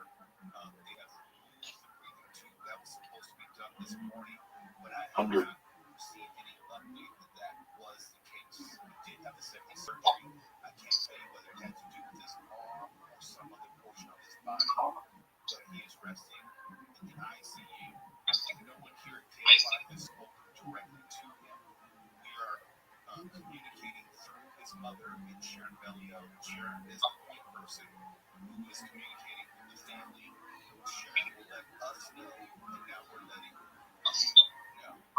Are you going to try to make this?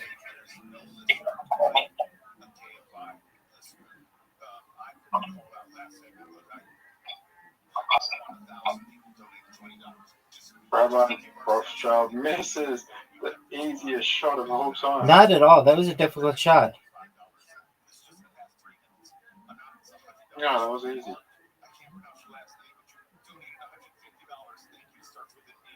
Oh, what? Oh.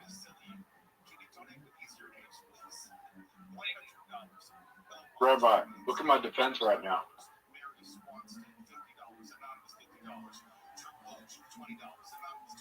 You find it annoying that you can't score in the first game, first shoot?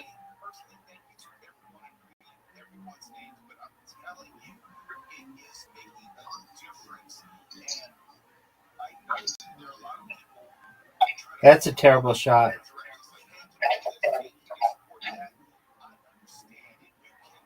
I don't think it is.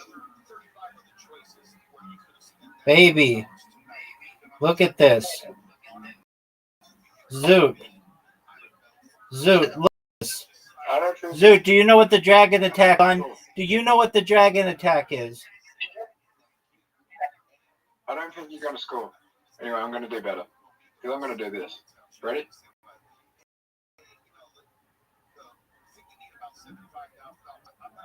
Right, mate. You think that was a good shot? No. Rabbi. Yo, pimp. You have really good defense. Thanks, baby.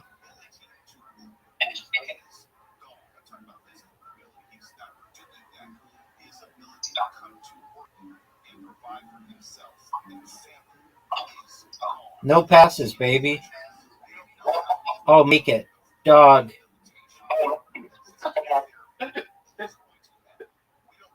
Rabbi, I'm going to say something. What?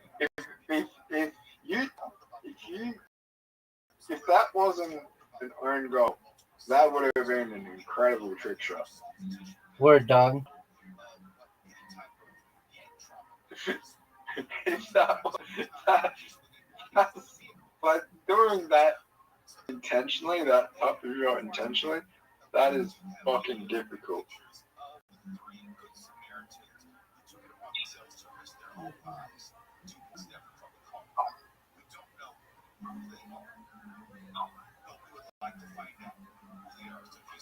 Don't do this. Come back.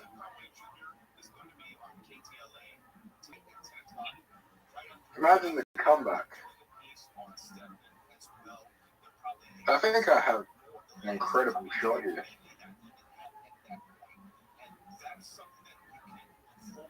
That was a good trick shot. Watch this move, Zoot. Zoot. Do you know what the dragon attack is?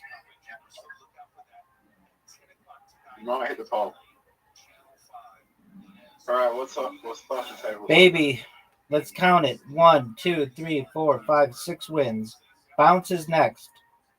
Do you want to play easy, standard, or pro? We'll play standard. What, bounce? Yeah.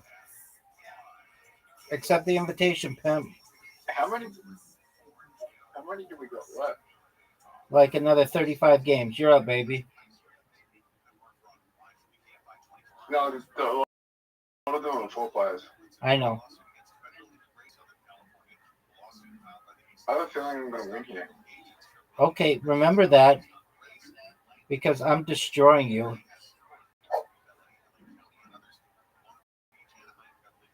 You're only 1 second in front of me.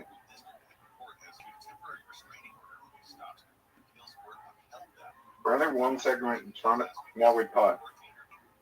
How did you fuck up this one? I'm not good at this one.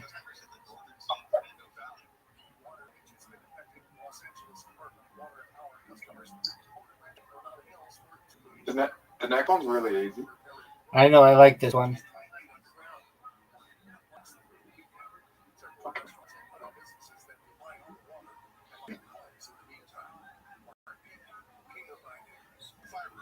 Put up to me.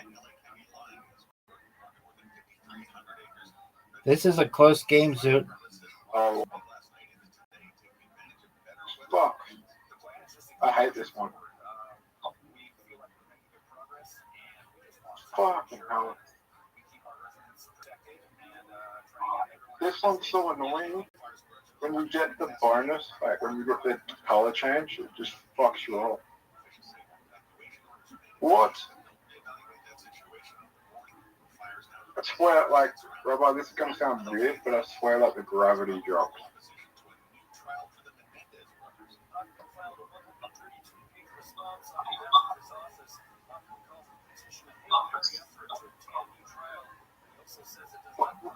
Rabbi, there's something happening on my screen. What do you want?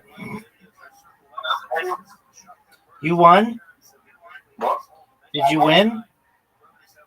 No, there's something happening on my screen. Okay, well, what's happening on your screen? A drop. Dog, that's 7 wins. I lag like crazy. Okay, well, what do you want me to do about it, big dog? Get me a better phone. Not gonna happen. 7-1, Zoot. Now, it's bowling. Bowling.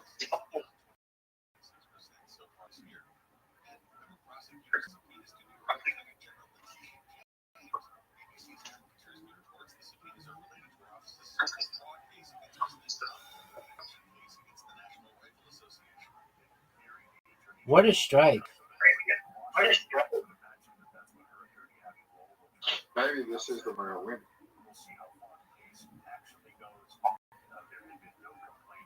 You know I'm terrible at one. Yeah. But you started off really well.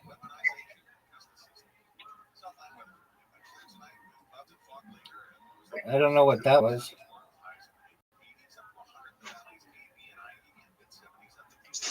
Was that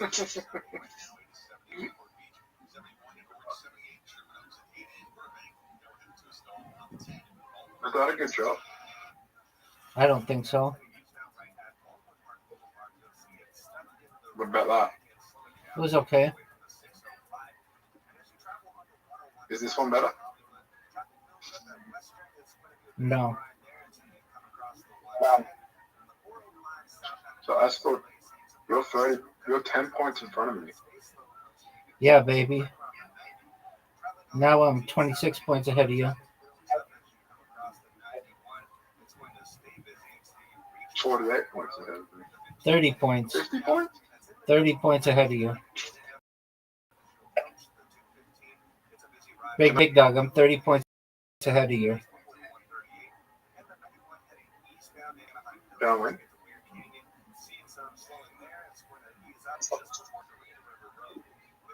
Do I need to get Turkey to win? Do you need what? To the Turkey to win. You're 672. 69. Get it, big dog. Copy mine. You're done. It's over for you.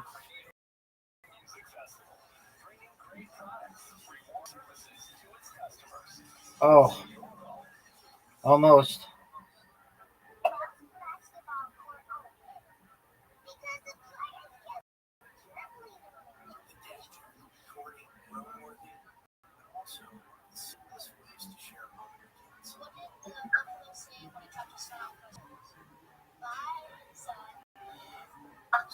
Dog.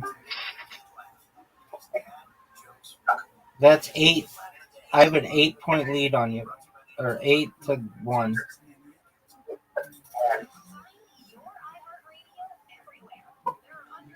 You're up, big dog. Everybody's waiting on you. It's 8-1.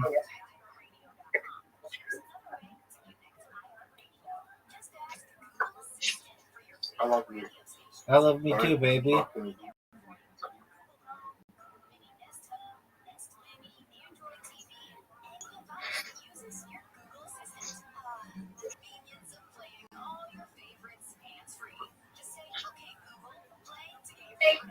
I think Carlson would over.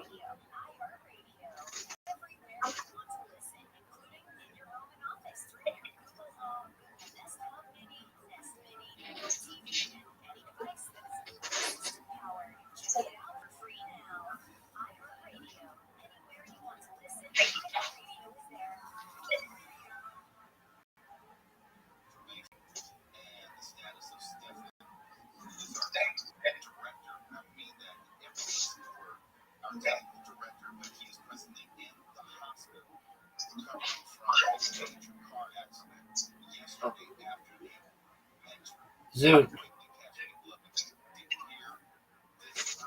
One more round, baby.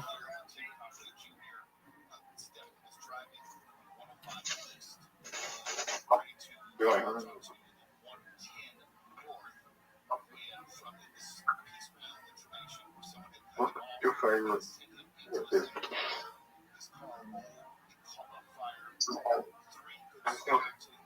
Oh.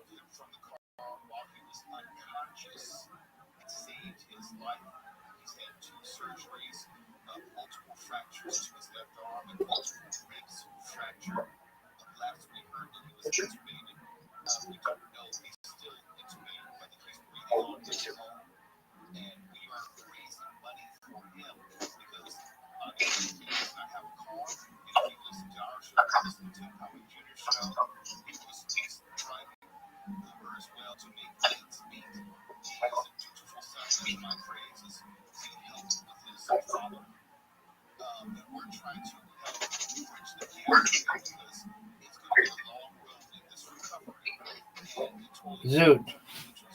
You just lost another game, son.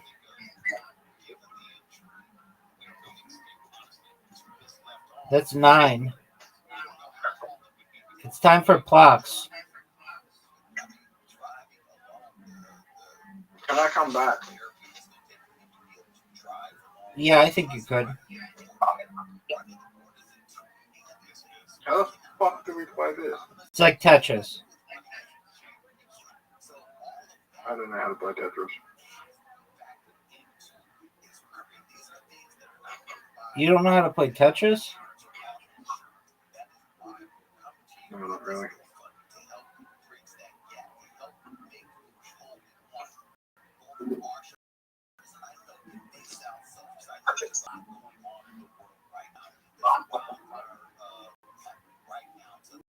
Do you know how to play Tetris?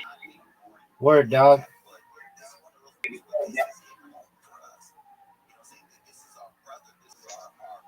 Rabbi, do you like making eye contact when you talk to people?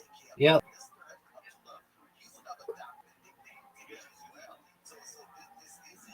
They good at it? Yep.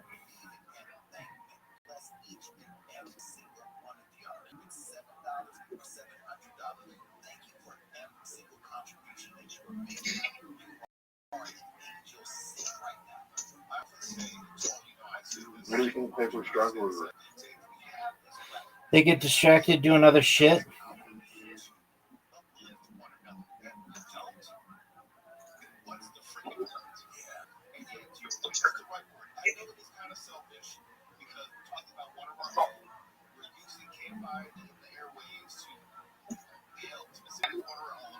So that's 88 No.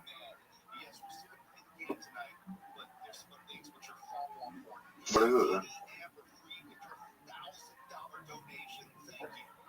Could just be someone's distracted, but that doesn't necessarily mean they have ADHD. They could just be distracted. Sorry. She's pretty distracted. They're just doing other shit. They get distracted.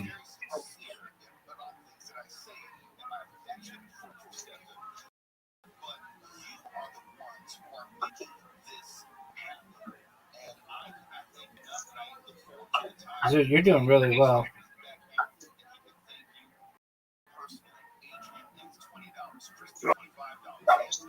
For never playing before, you are.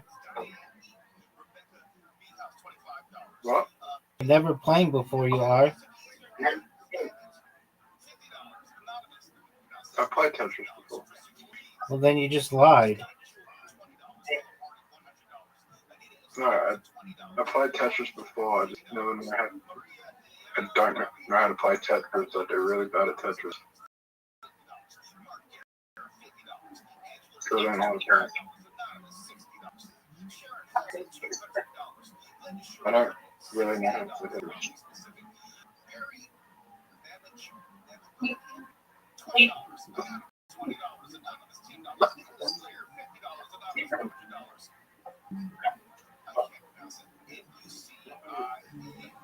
Rabbi, it's nearly over.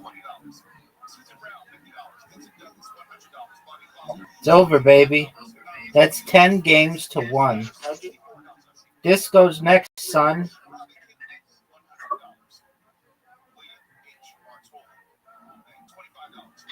How'd you win? I just did better than you did. Do you know that you have an invitation? Do you know you have an invitation?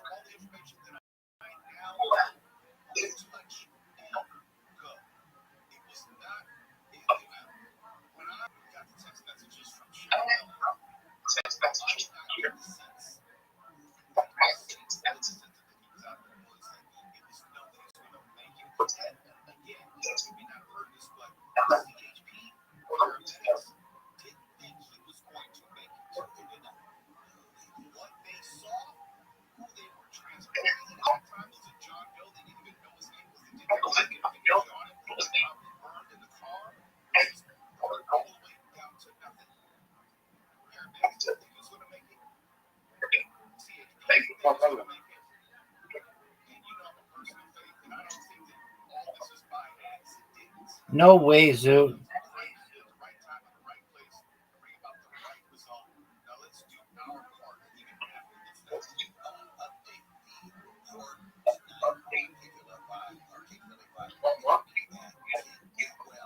Playoff.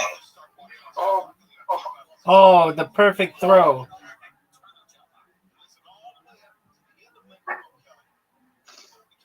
Zoot. what was that? Zoot. You got to win 10-2. Do you want to play Ludo, yes or no? Yeah, let's play later. No one knows how to play this, though. I don't have a.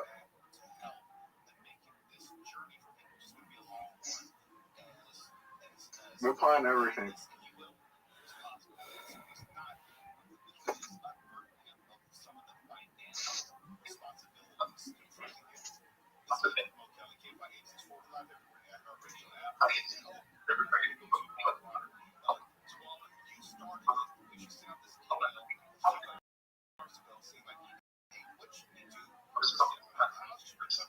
Jeff is correct.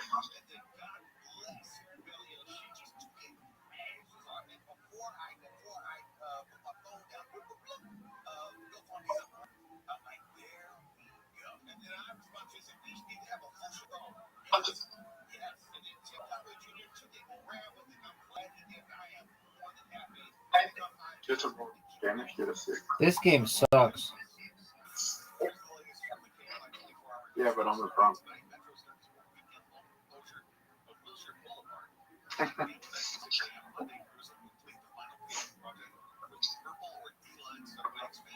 You're gonna move to a 6.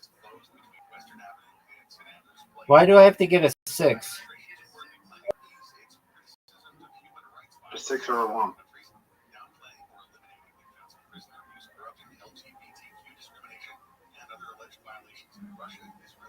Oh, you did it.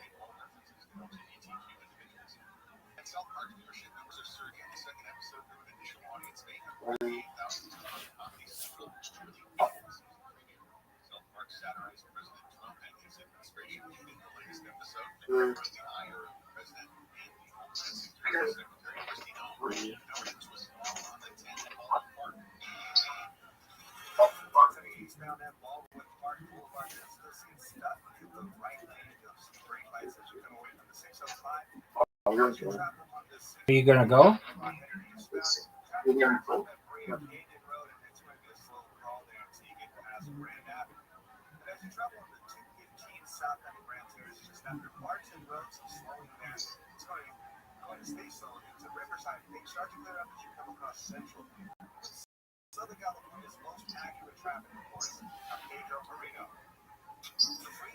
Are you going to go? Yep. Oh, I had to start all over? Fuck you, Zoot. Yep. Yeah.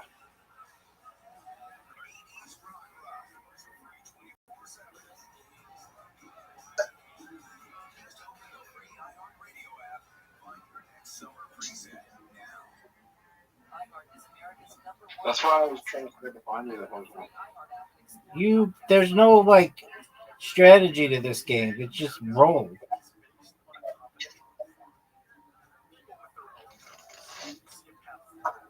Oh, there is a strategy. There's absolutely no strategy to this.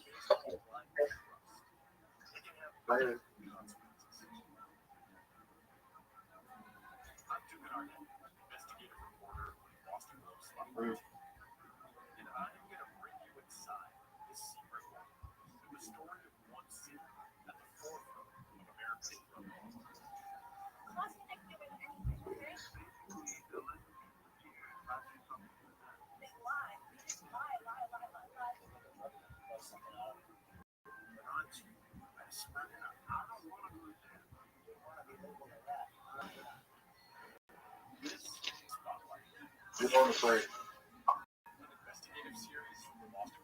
How about you're on the free? I know.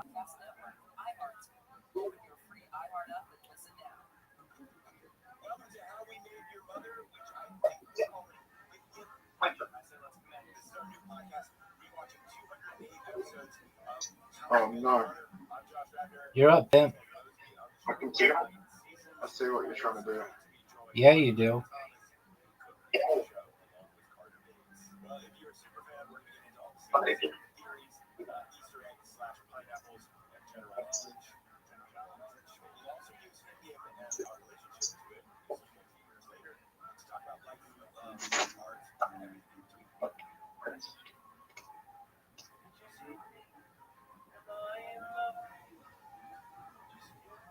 Yeah, I can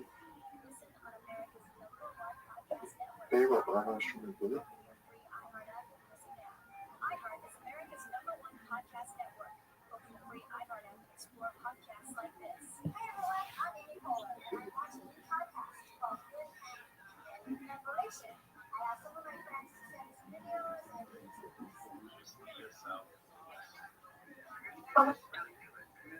Okay.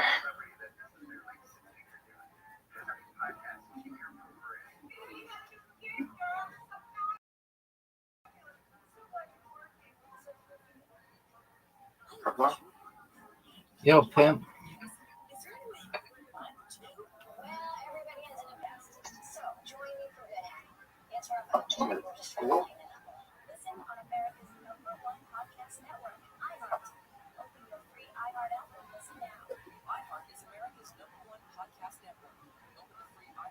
Fuck.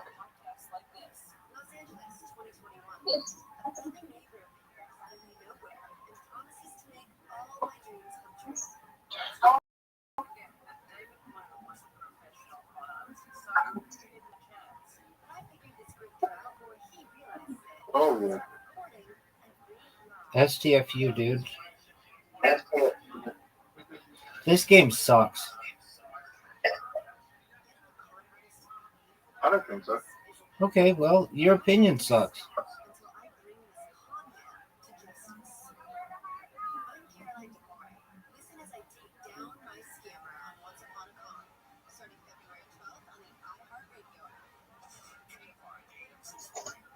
There you go, finally. You've won 2 games in a row. 10-3. Bingo time, son.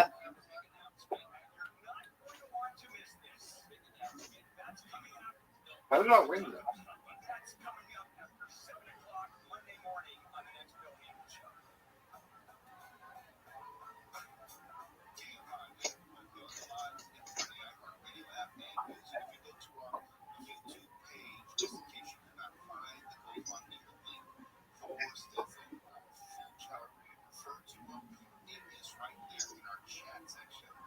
Is there any way you can just speed up the game for it to be over? I wish.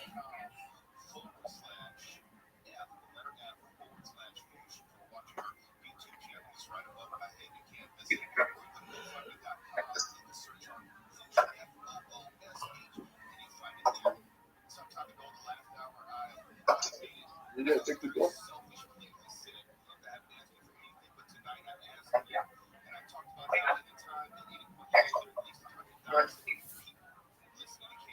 Rabbi, did you hit 52? Nope.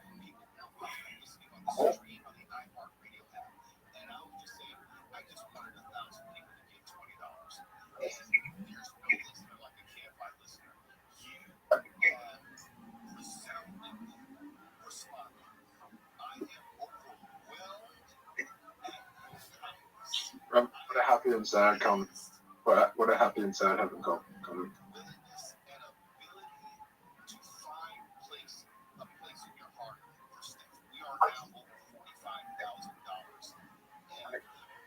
Rabbi, what a happy and sad having comment. Their emotions. Correct.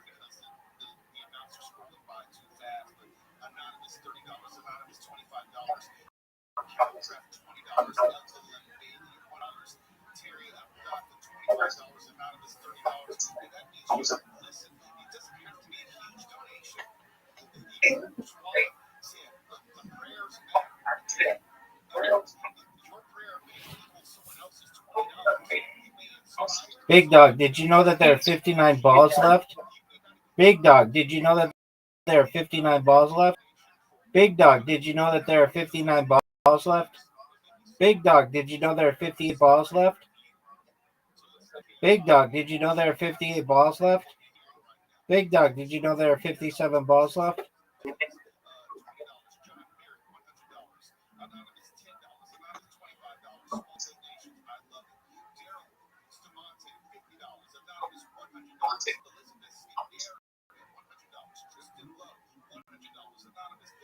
Do you think you're going to win?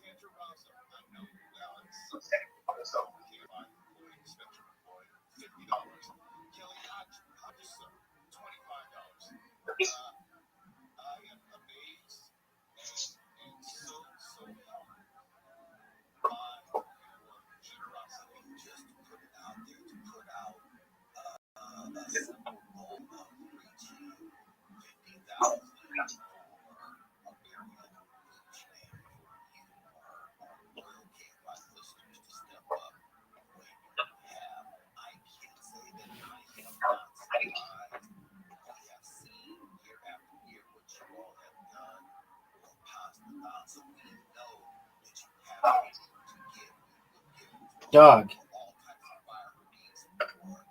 how do you think you're doing? Do you remember that time when the game finished and we both won, but then we forgot to both check in, and then we realized we could have just won, but we were too fucking. We couldn't pay attention to what was being drawn. Yeah, because it's boring as fudge.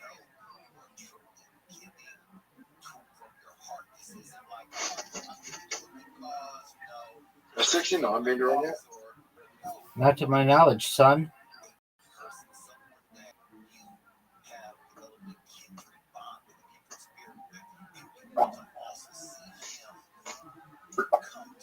Is this just one braille, or do you need it the whole thing? You need just the one thing. Do you need everyone? No. I need G54, son. G54.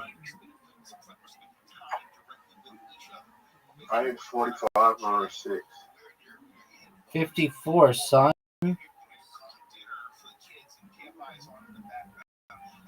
54.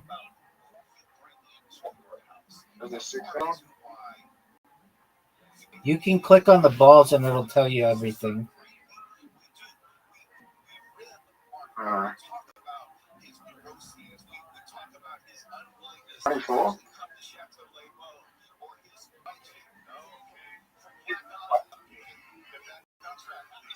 Yeah, been drawn?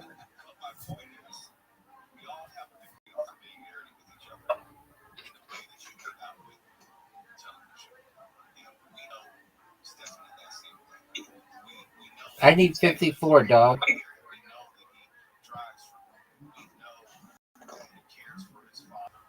It's game over, baby. This bitch is over. Dog.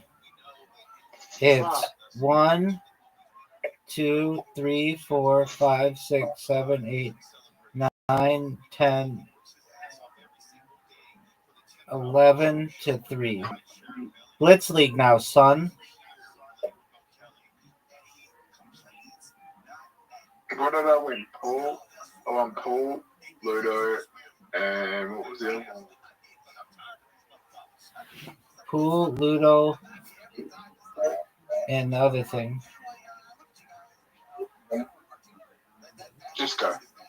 Disco. There you go.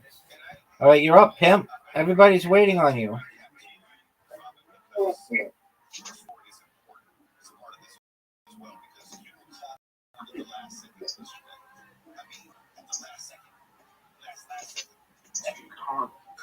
Oh, really? Rabbi, you are just run with him.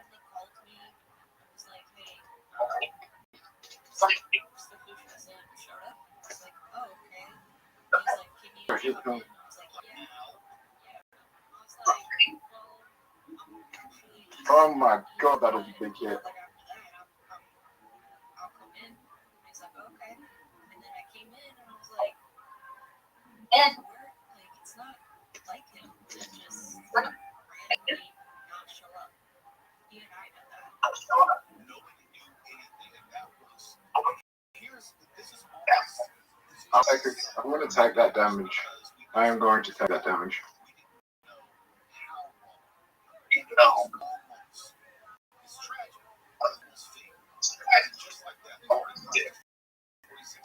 Rabbi, did I just fuck up? Perhaps.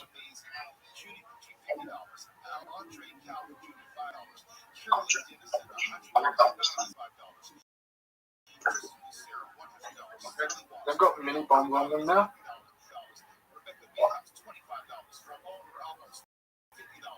No, that tells you how much damage they do.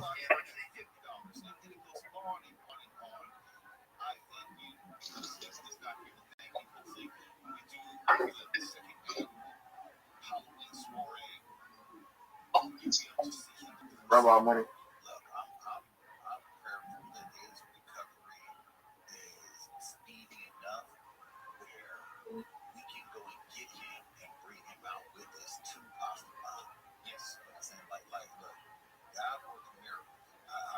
No, you're going to take it.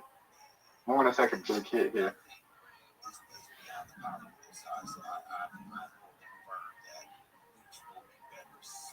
Rabbi, what are my chances of winning? Pretty good.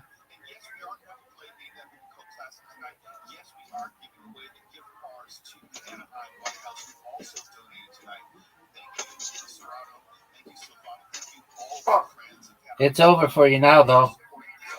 This game is over, son. It's over. What's next? Archery.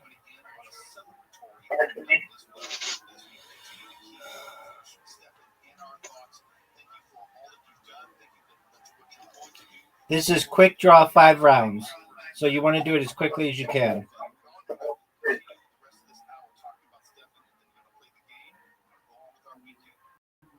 And he gets a ball. No, I didn't. Bullseye here. Nope. Bullseye here.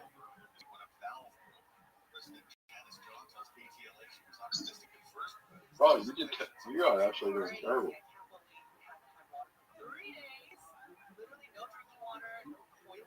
All right, you know you're actually doing terrible, right? Let's see you do better, son. Look how long it's taking you. It's just so long. Oh, and you get a 2? Right off the bat, you get a 2? You get a 2, son? I'm in your head. I'm in your head. I'm living in your head on a hammock. I've got a head hammock, baby. Head hammock. Head hammock. Head hammock. Dog, you want to make fun of how I do? And you can't even get 20?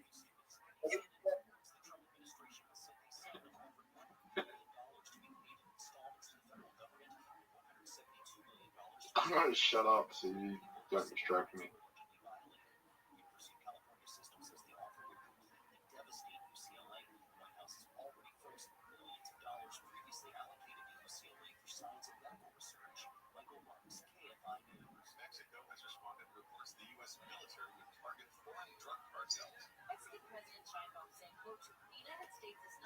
Bravo. Dog.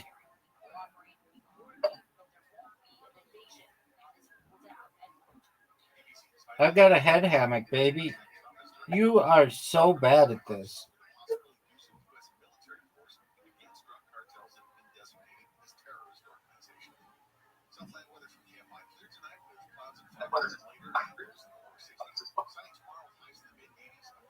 Oh, Zoot, this is just bad. Zoot, this is just awful.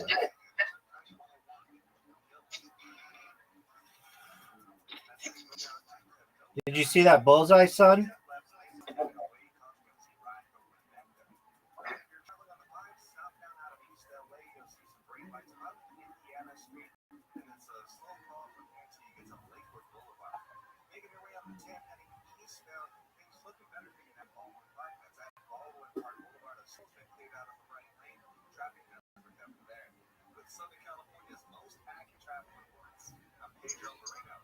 Dog, are you even gonna get to 100? Dog, are you even gonna get to 100? You're taking so long on these shots. It's just ridiculous how much time you're taking. Just long, terrible shots. Look at this, how bad this shot is.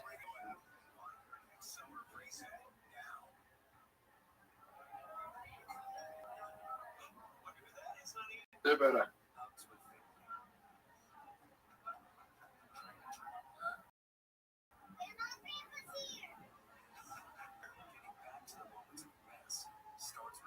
That was terrible. 7? Baby, I'm destroying anything that you think is good.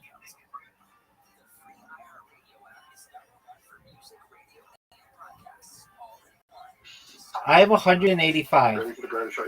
You have 69. This game is over, son. Dude, this game is over. You missed the whole thing. Ready for the grab? Zoot, you missed the whole thing. Zoot, you got a 1. Zoot, you got a 1. Zoot, you missed the whole board. Zoot, you missed the whole board. Bullseye. Bullseye.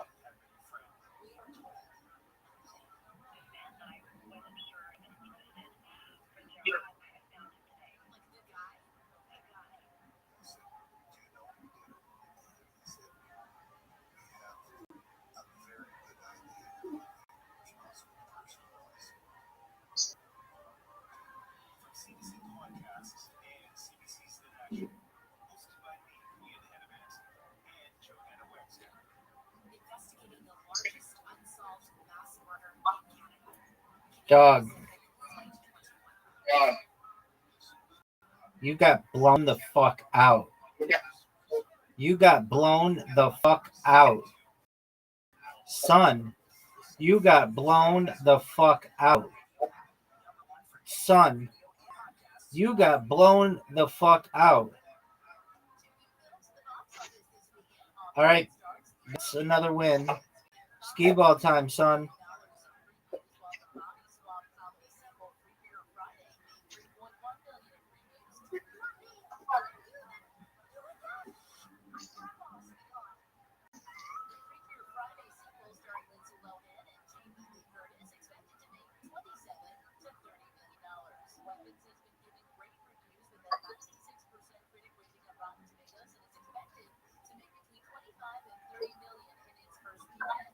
Oh, it's over, baby. This one's over. 450 in the first round. What do you want me to do about it, son? Do you recognize how good that is? Baby, do you recognize how good that is, son? Baby.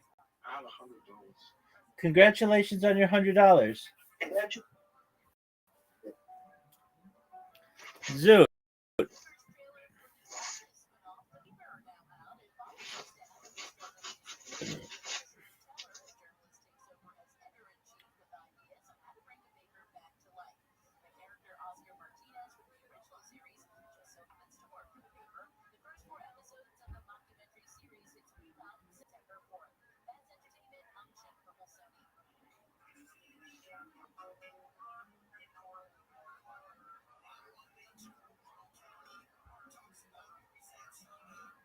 Big dog. Big dog. This game is over. I'm in your head. I've got a head hammock, baby. I have a head hammock. This bitch is over, son. My G. My G. My G.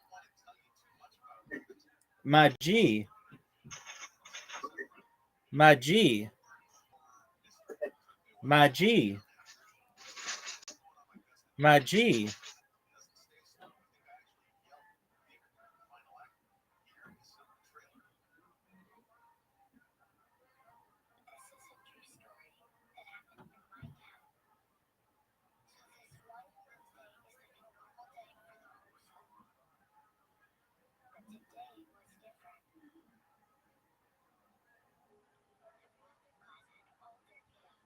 Big dog.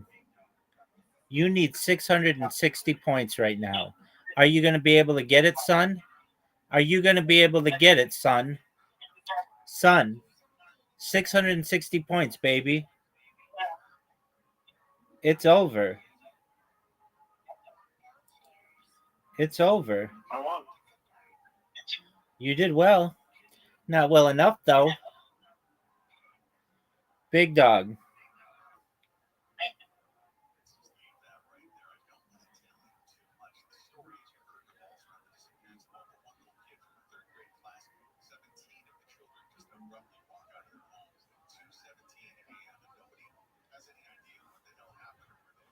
Big dog, you know you're up? Big dog. Are you going to go, son?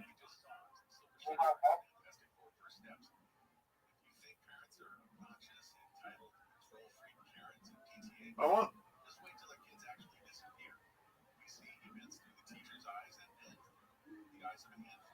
I'm waiting for the rabbi. I'm going, baby.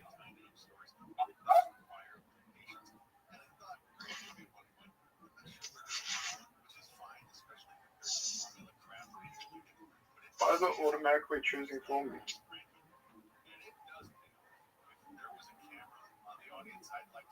I'm not pressing anything.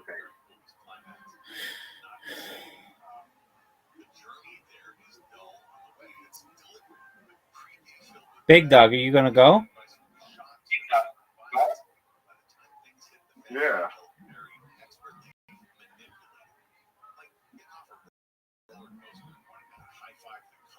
Thank you. F you, dog.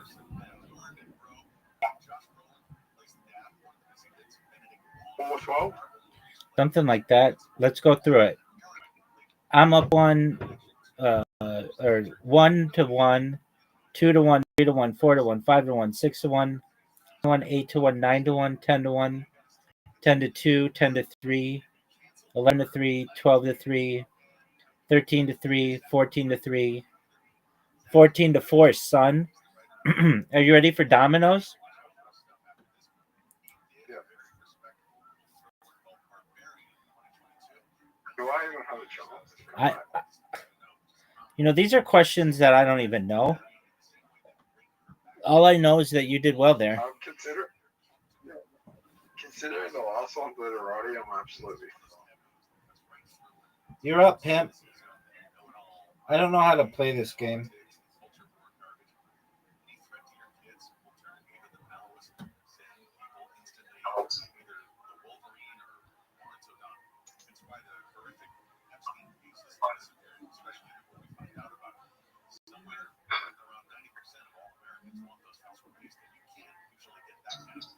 We're just pressing buttons at this point. Word, dog.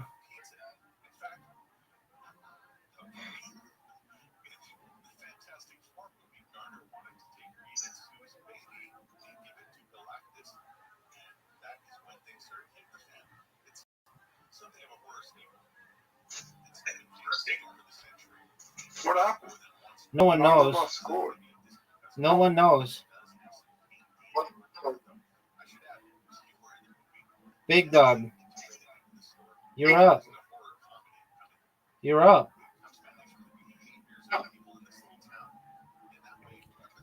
I'm learning how to play the game. Was that my issue? Yes.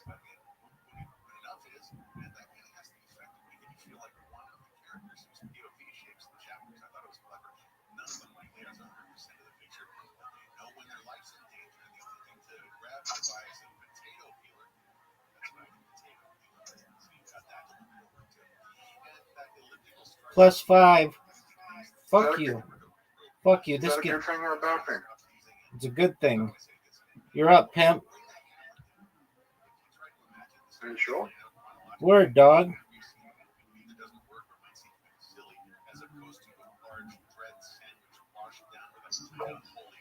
I want.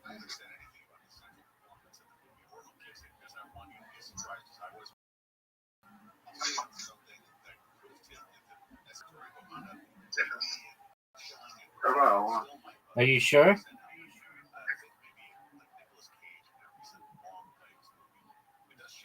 Yeah. I don't think so. Are you gonna go?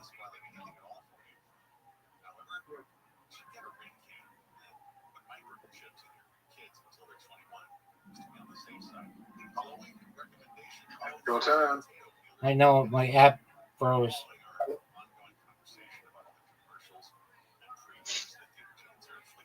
Or maybe I can't go. I'm trying. It's like frozen.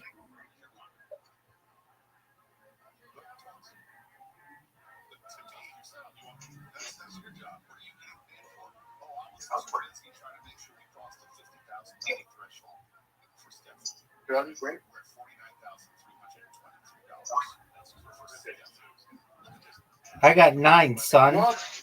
I got 9, son. How? Because I'm sexy with a big dick. What do you want me to do about it?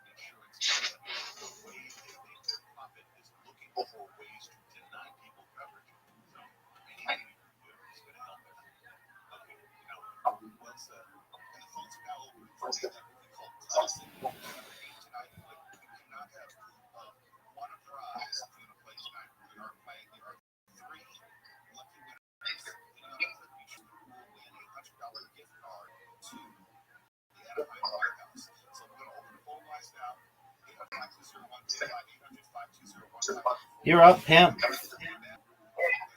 Oh, I won. Oh, you won. Okay.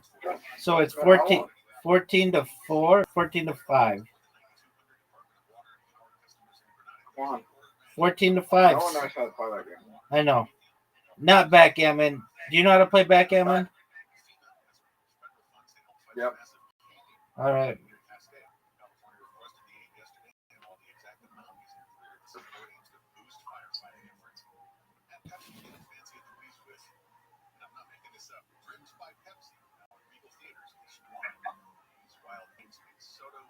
Zoot.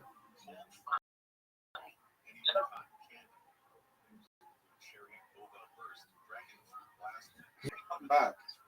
You're up. The only thing is that Ring of... You know what annoys me? The last game is Literati. Okay, Zoot, you're up.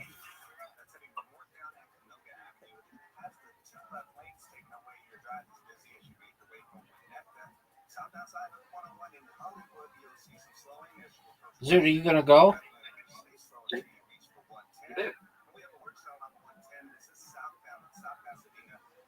You're up, You had a pimp. really good move. Yeah, baby, because I'm amazing.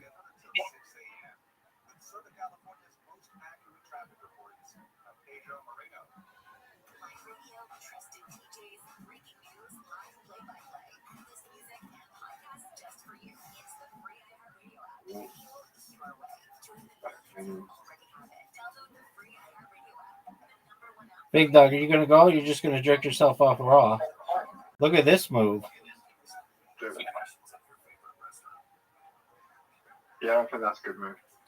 Oh, it's an amazing move.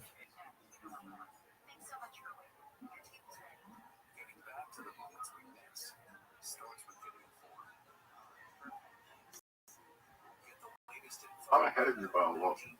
I don't even know what to do. You're up, dude.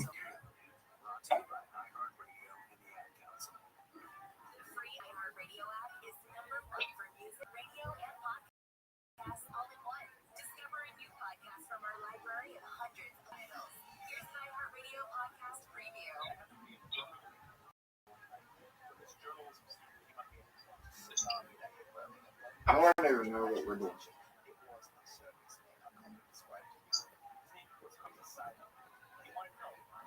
But I feel like I'm winning. What are you doing?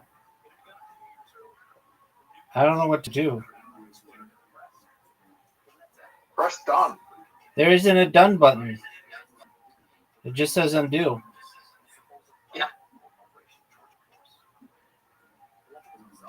Oh. It should say done. Now it does. Because I had guys on the other side.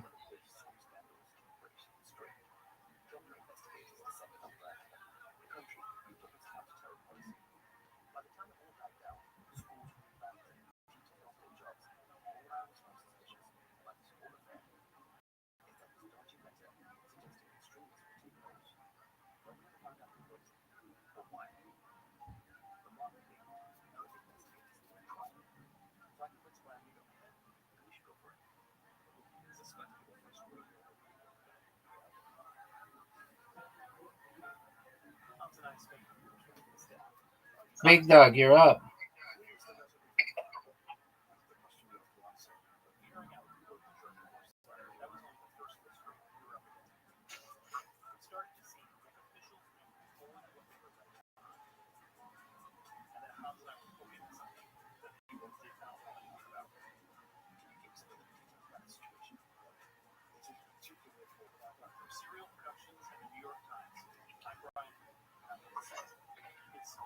Hey, we're going to win. We are winning.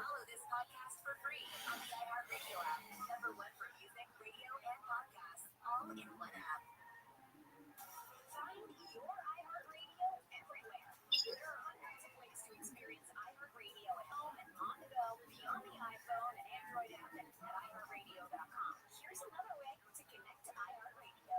Sonos speakers. Activate iHeartRadio within Sonos to access all your music, radio stations, and podcasts. Or even easier, look on the player screen in the iHeartRadio app for the available connections icon. Then you can cast directly to your Sonos network and control the Sonos experience directly from within the iHeartRadio app. If you've got Sonos speakers throughout your house, you have iHeartRadio throughout your house too. iHeartRadio, everywhere you want to listen, including in your home with the iHeartRadio Sonos integration. Big Dog. It's 127 to 43. I don't know what that means.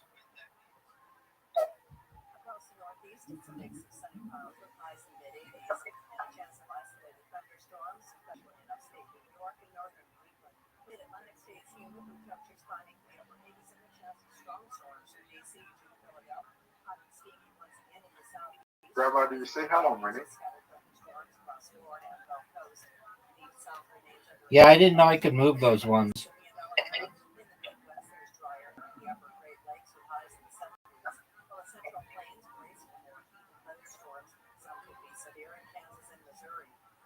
You can't beat me.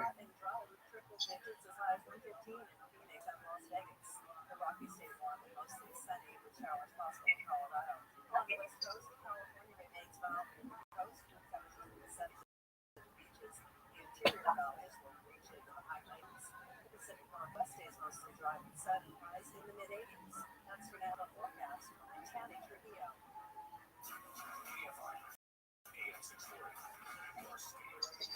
On the next Bill Hamilton show, Neil and I are going to make a big announcement.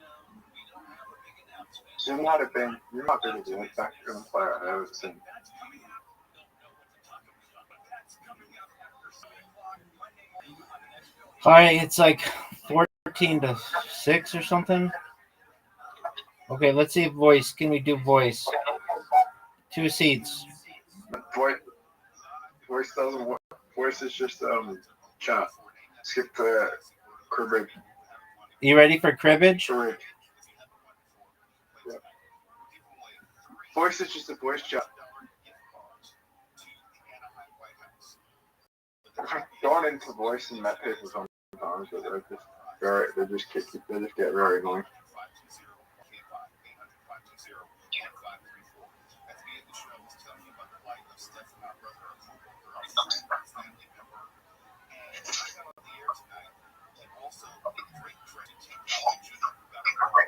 Yes.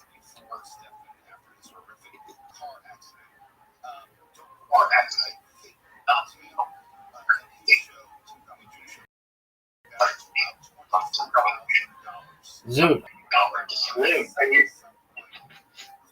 Come back in a sec. No, Zoot, you got to continue to play.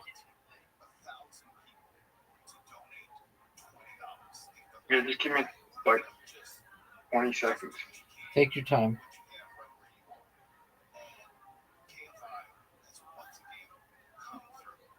Just kidding. You look good. You look good. You look good. No, you look really good. Like a little man boobies. Oh, What's wrong with you?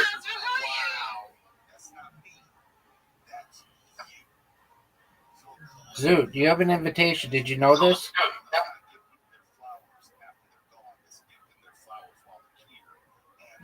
Discard 2 cards into the crib.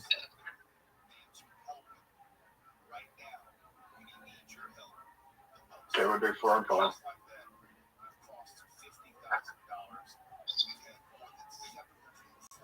This game sucks. Are you going to go, or are you just going to jerk yourself off raw?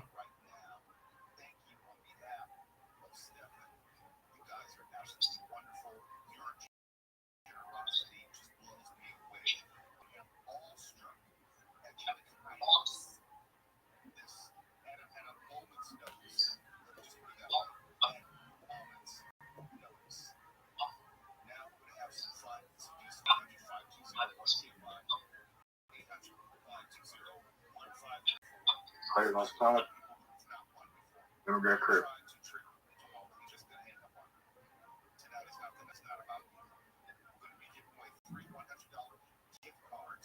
What is going on? What the fuck does this even...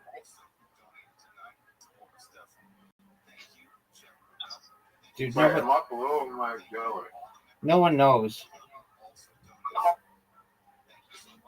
I think you're blue. No, I'm yellow. You're blue.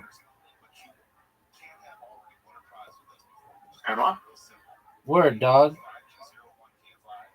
Look at your score versus my score. No, you're 20. I'm not. Right, I'm yellow, you're blue. No, I'm yellow, you're blue. Look again. I'm yellow, you're blue.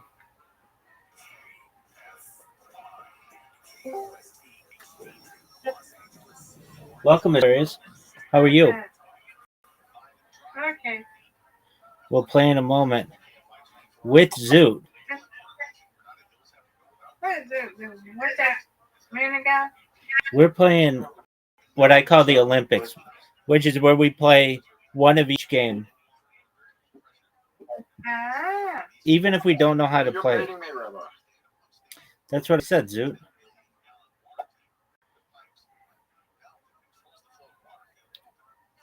But I'm coming back. Yeah, you are. Oh, Zoot, you took the lead. I just caught up. No, I'm behind you. No, you have the lead, 29-30.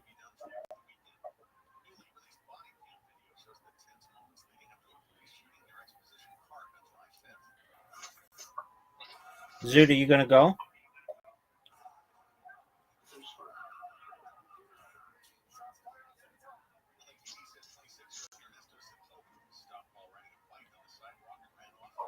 Did you get low college as well?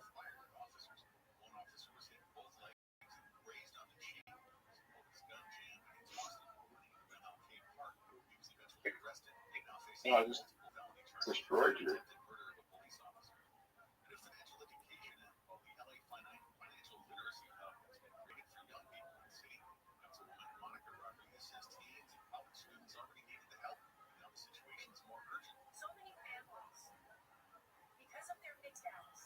Big dog.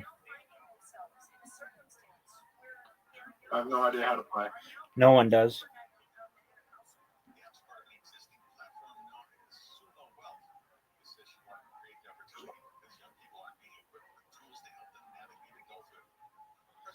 We're almost done, Miss Aquarius. Zoot, are you gonna go? Zoot, are you gonna go? I'm not sure. I'm not sure if this is a good move or not. No one knows. That's fun.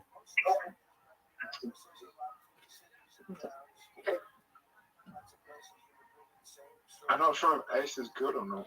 No one knows. Oh, you got a pair of aces?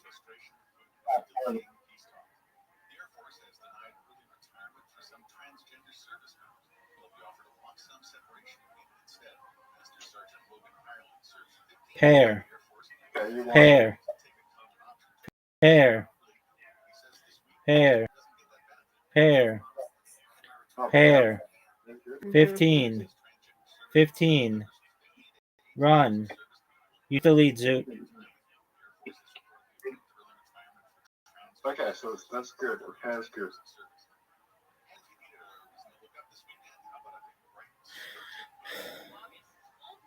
Check.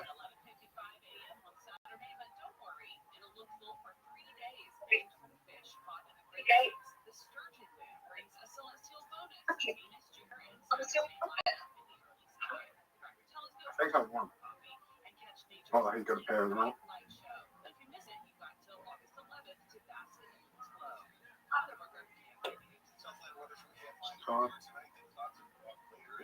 Dude, you had two pairs?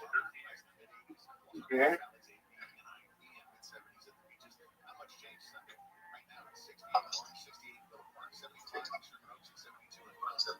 You need one. You need one more point.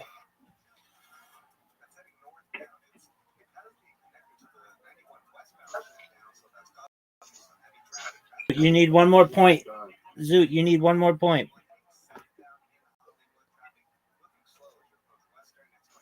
Yeah, this is bad though. You're up, big dog.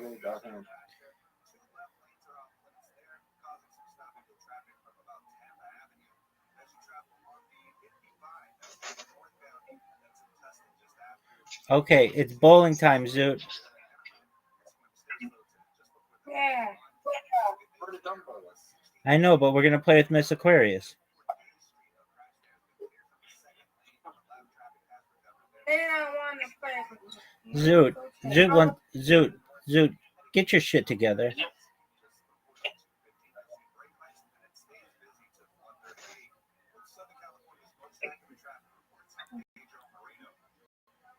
Yay! Zoot's absolutely terrible at bowling. Okay, sounds good. Zoot, good one. What? I mean, it's better shot than this Aquarius, but it's not great. All right, well, calm down on the competition. Right. Actually, we're equal. Oh, wow. Oh, wow, that was bad. You need a spare comeback. We're all tied. 8-8-8.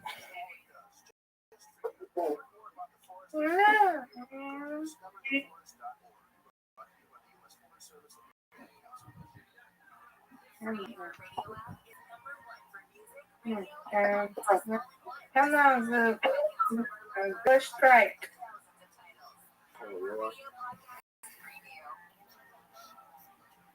Almost. Okay. Two.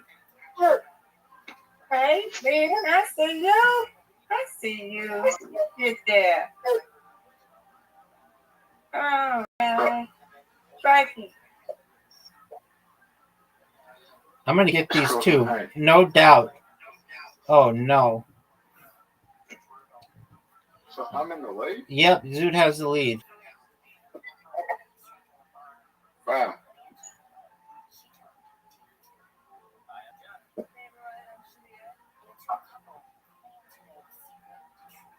Right, why you just go spare?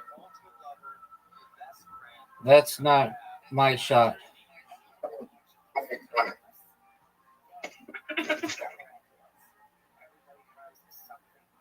Guess I got mad again. Are you gonna get these, Zoot? You did.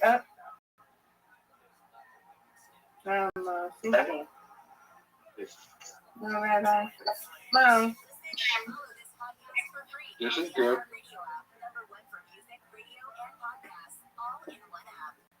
Sorry.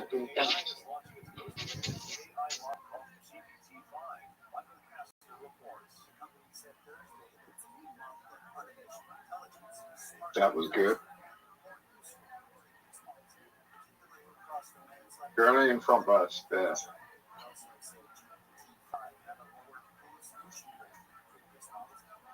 All right, come on, Zoot. This is stretch. Okay, almost. Look at you. You're getting better. That's right there. Yeah. That's bad. You're doing good. Come on, Rabbi. Try it. Yeah. That's what I'm talking about. That's what I'm talking about. Because if we win, we win. Okay, that's how we do. That's how we do.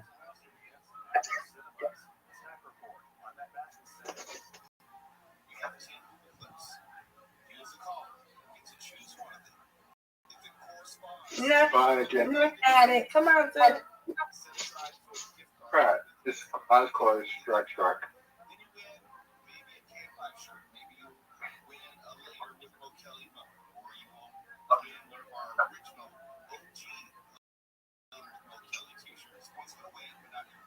All right. Grab by in the lead. Yes, another strike. Woot, woot. Feeling good. Let's go. Woot, woot. Another strike. Let's go. That's what I'm talking about. Let's get another one. Okay, good job. Thank you, ma'am. See, we. Word, girl. All right. She hasn't got no wins yet, so come on, you gotta get some wins.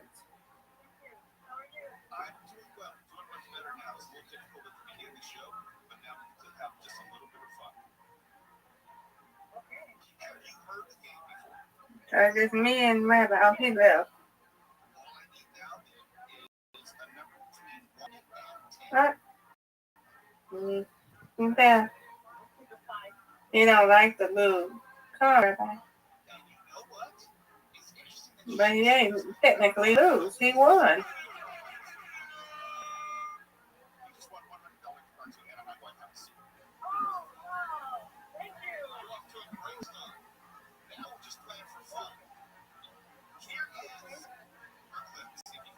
Oh, very nice.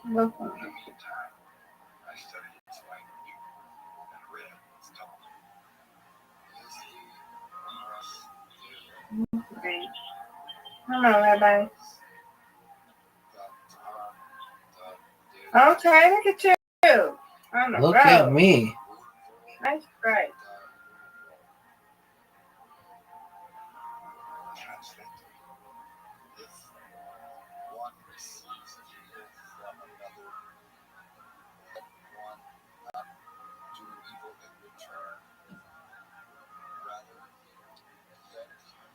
Yeah, Rabbi.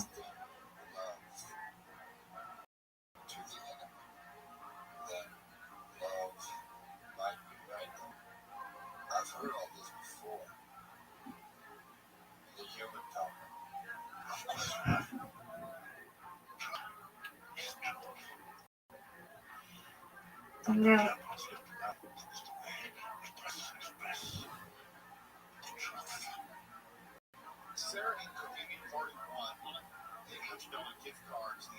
All right, Rabbi. You got this.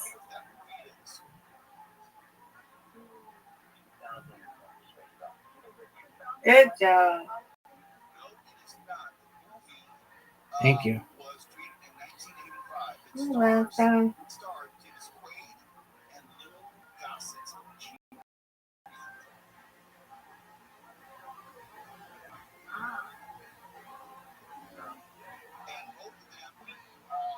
All right, guys. Come on, get the win.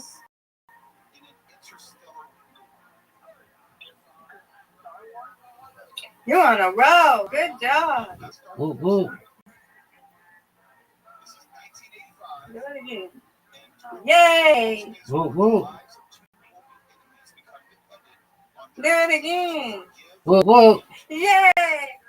That's how we do, Miss Aquarius. You win, I win. I win, you win, girl. Yeah, you did it. Okay. I stay in here, go to sleep, okay? Sweet dreams.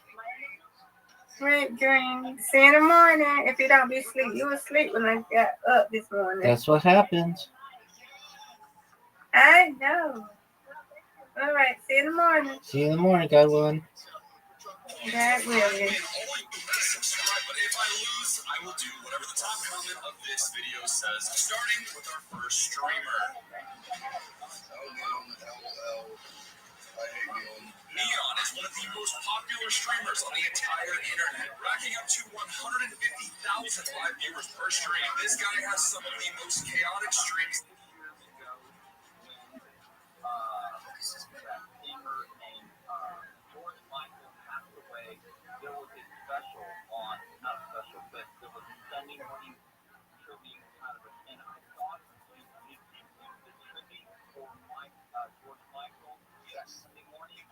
Sunday morning, I was filling in for Bill Crandall on that day, and I did a tribute to him. Okay, let me just tell you, that was, I didn't even really care who George Michael was until I heard that tribute, and then I went, holy moly, this guy was a genius. So I went back and started listening to music, and I applied some of the things that you said, and I walked away saying, that Mo Kelly was genius. And I said, here is, I didn't know all that stuff about George Michael. I had no idea until you wanted to contribute. I wanted to compliment you and just say thank you because you opened the ears to a lot of people about George Michael. Thank you. Well, I appreciate that. I remember like this yesterday. I was fully in for Bill Handel, and it gave me the opportunity to really sit down on my remarks and talk about not only the importance of his music, but how he came up in the industry and how like people like Aretha Franklin made a way for him in the music industry. Well, I thought your tribute was very interesting and very eye-opening. I had no idea, and I didn't, I wasn't the bubblegum kind of rock star kind of guy who started listening to his music, and then I got it. I'm like, if it wasn't for Mo Kelly shedding that light, that broad spectrum about talent that guy had, he was talented, but I didn't know it until you showed. So thank you again. I want to compliment you for an excellent job well done on highlighting a legend. Now I think George Michael is a legend. I didn't know it then, but I know it now. So I appreciate that. I have to run, but thank you so much for those kind words. And of course, tell Sarah, thank you so much. I got a picture. So anywhere, I'm going to put Chuck Ross to get your information. Thank you. It's later with Mo Kelly. More calls, more movies, and more of your opportunities to win a $100 gift card to the Anaheim White House in just a moment. KFI 86411 everywhere at iHeartRadio app. I'm going to take over. Here's the latest from the KFI 24-hour newsroom. Governor Newsom and former House Speaker Nancy Pelosi have appeared shoulder to shoulder with Texas Democratic lawmakers in a show of support for them in a week-long walkout to block a vote on gerrymandering congressional voting maps sought by President Trump. A snake expert says a 20-foot python found on a dumpster in downtown LA has been treated with medications and is expected to fully recover in a few months. It was found in an apartment complex and has a bacterial infection known as mouth rot. That's not where snakes go. The FAA is hiring nearly 9,000 air traffic controllers over the next 3 years to address a shortage out in the U.S. The report says it only expects to be able to get 1,000 controllers certified by the end of fiscal year 2028 because of a high number of washouts and hurts. Teens work. Now we're heading to a crash on the 5 in Buena Park.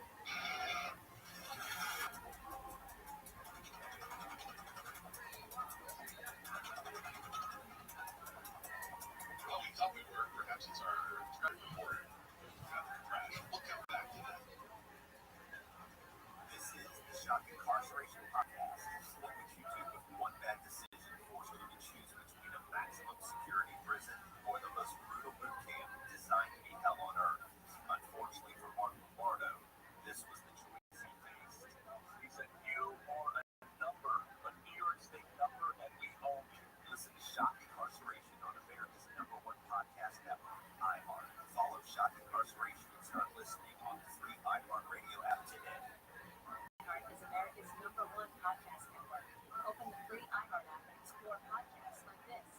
Center for TV in Atlanta. I'm Hanson. And I'm Maggie Freeman. This is Up Advantage Week. From the team that brought you Up Advantage, Hot and Home podcast that brings you a weekly dose of true crime cases. Join me as I find cases with special guests and true crime experts. There's got to be something at the heart of that evidence that they got. It's got to be TV. Tune in as PPZ plays up crime in true Up Advantage style. A late night knock on the door, a missing car, and a mysterious shadowy figure caught on camera. Up Advantage Weekly is available now. Listen on America's #1 podcast network, iHeart. Open your free iHeart app and listen now. Welcome to How We Made Your Mother, which I think we're calling With Given. I'm Ian Presley. Let's connect. This is our new podcast. You're watching 208 episodes of How I Met Your Mother. I'm Josh Radner, and I played Ted Mosby on the show for 9 seasons. And I am thrilled to be joined by Craig Thomas, who co-created the show along with Carter Bates. If you're a super fan, we're going to get into all the secrets, theories, Easter eggs, general knowledge.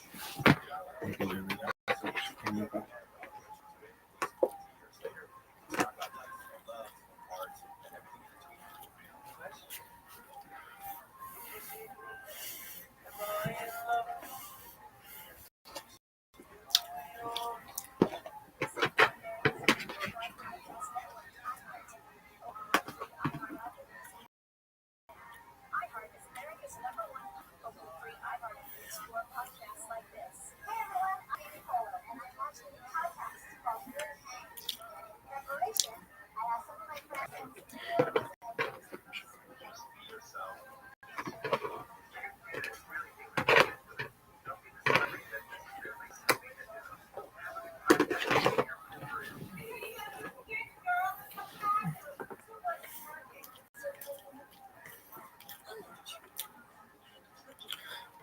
Is there anything one, two? Well, everybody has an opinion and a podcast. So join me for the day. It's rough out there. Just feel like it. Listen on America's #1 podcast network, iHeart. Open your free iHeart app and listen now.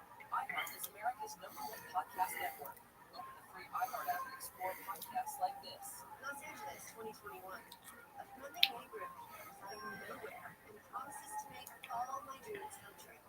Let's not forget that David Bloom was a professional con artist, so he can stand a chance. But I figured this would drown before he realizes it, and I start recording every lie.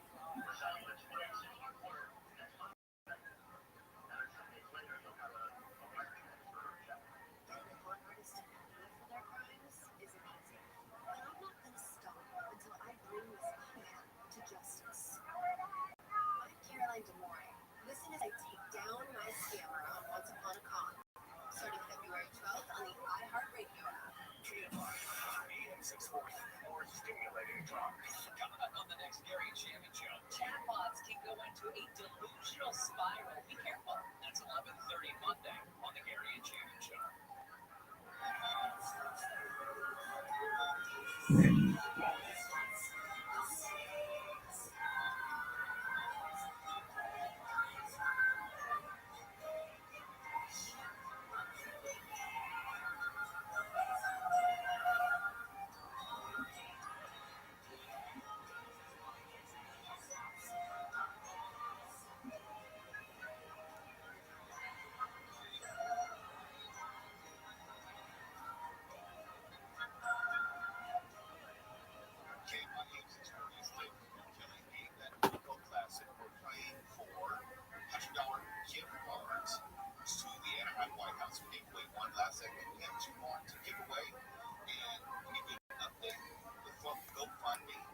Fundraiser for Stifuch for his recovery is now up to $53,000. And I just have to say, once again, you guys amaze me. Some of the people I think should be recognized. Dee Dee Amber Free gave $1,000. Mary Fitterer gave $1,000. An anonymous donation just 10 minutes ago of $747. John McCready, $644. Thomas Nearkin, $640. An anonymous donation of $500.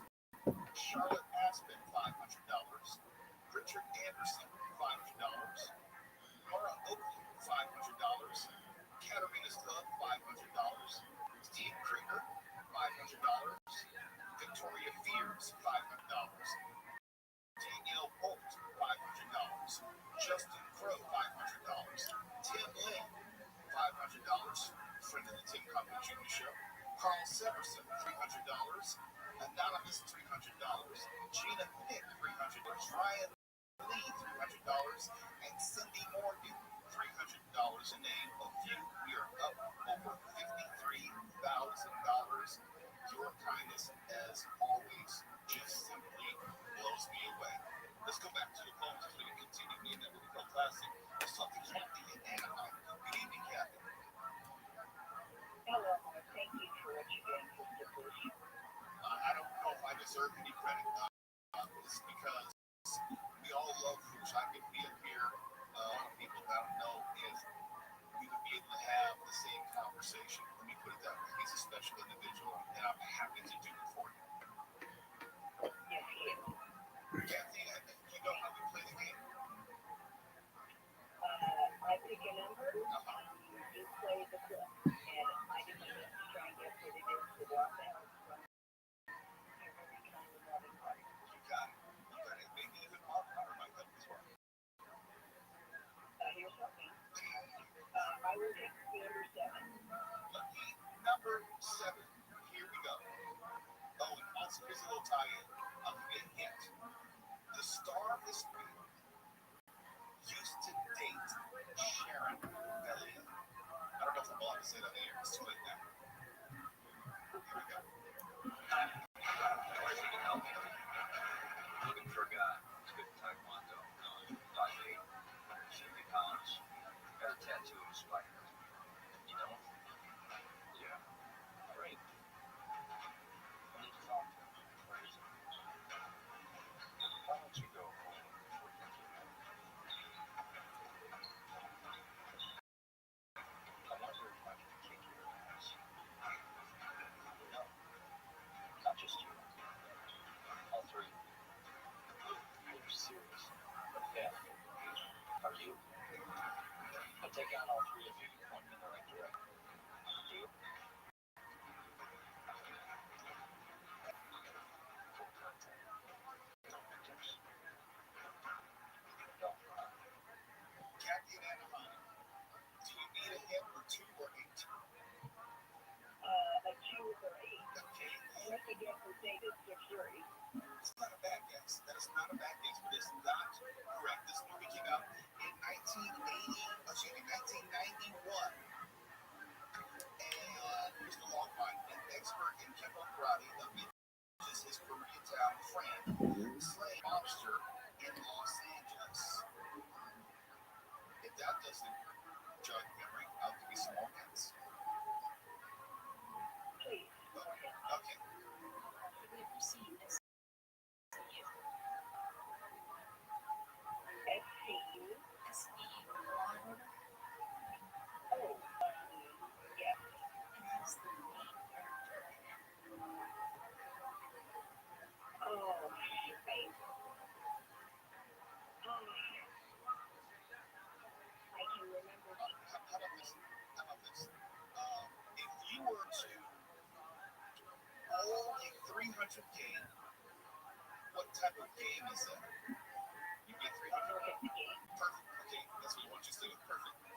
Mark Warner reviewed a movie tonight. Do you remember the name of that movie? Weapons. Okay, let's see the name of that. Perfect Weapon. That's it. Perfect Weapon. Sharon Elliott, just wow. That is impressive. Yeah. Sharon Elliott, she has some history, I tell you. And she's going to hate me for saying that, but hey, she should be proud. I have no idea. The Perfect Weapon. Jeff Speed. You cannot win the gift card. I'm sorry to say, Kathy, but we have a Later with Mo Kelly prize coming your way, and I'm going to put you on hold so Twala can get your information. Thank you so much for calling in tonight, Kathy. Hey, what you do is more important, so thank you. I appreciate it. Thank you so much. We have time for one more. Let's go to Nicole in Chino Hills. Nicole, good evening. How are you? Hi, Gizmo. Thank you. You sound very cheery tonight.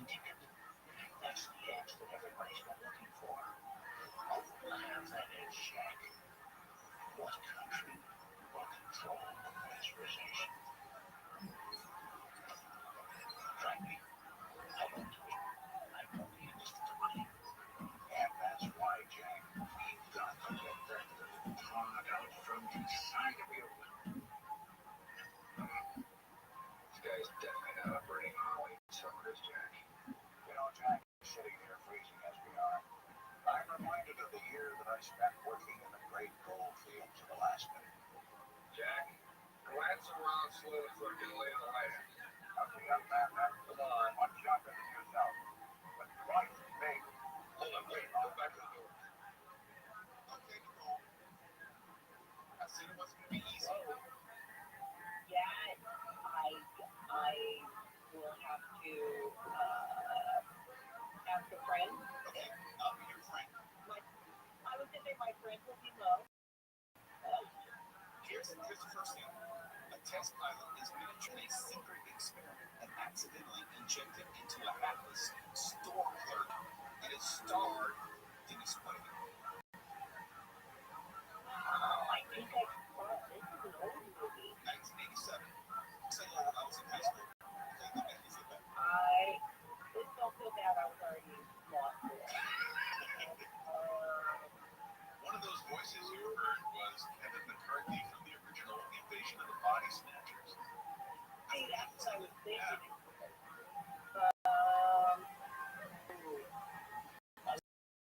I also had Mark Short, Meg Ryan. Okay. Those word association, not outer, but inner. And did you listen to the beginning of the clip? Spatial. Say? Inner space. Yes, inner space. It wasn't a bad movie. It wasn't great. Mark Short was good in it. 1987. I remember seeing it in high school. In 87, any movie was great. That's true. Well, the movies I think were better. Mark, would you agree that the movies were better in the 80s than the 90s?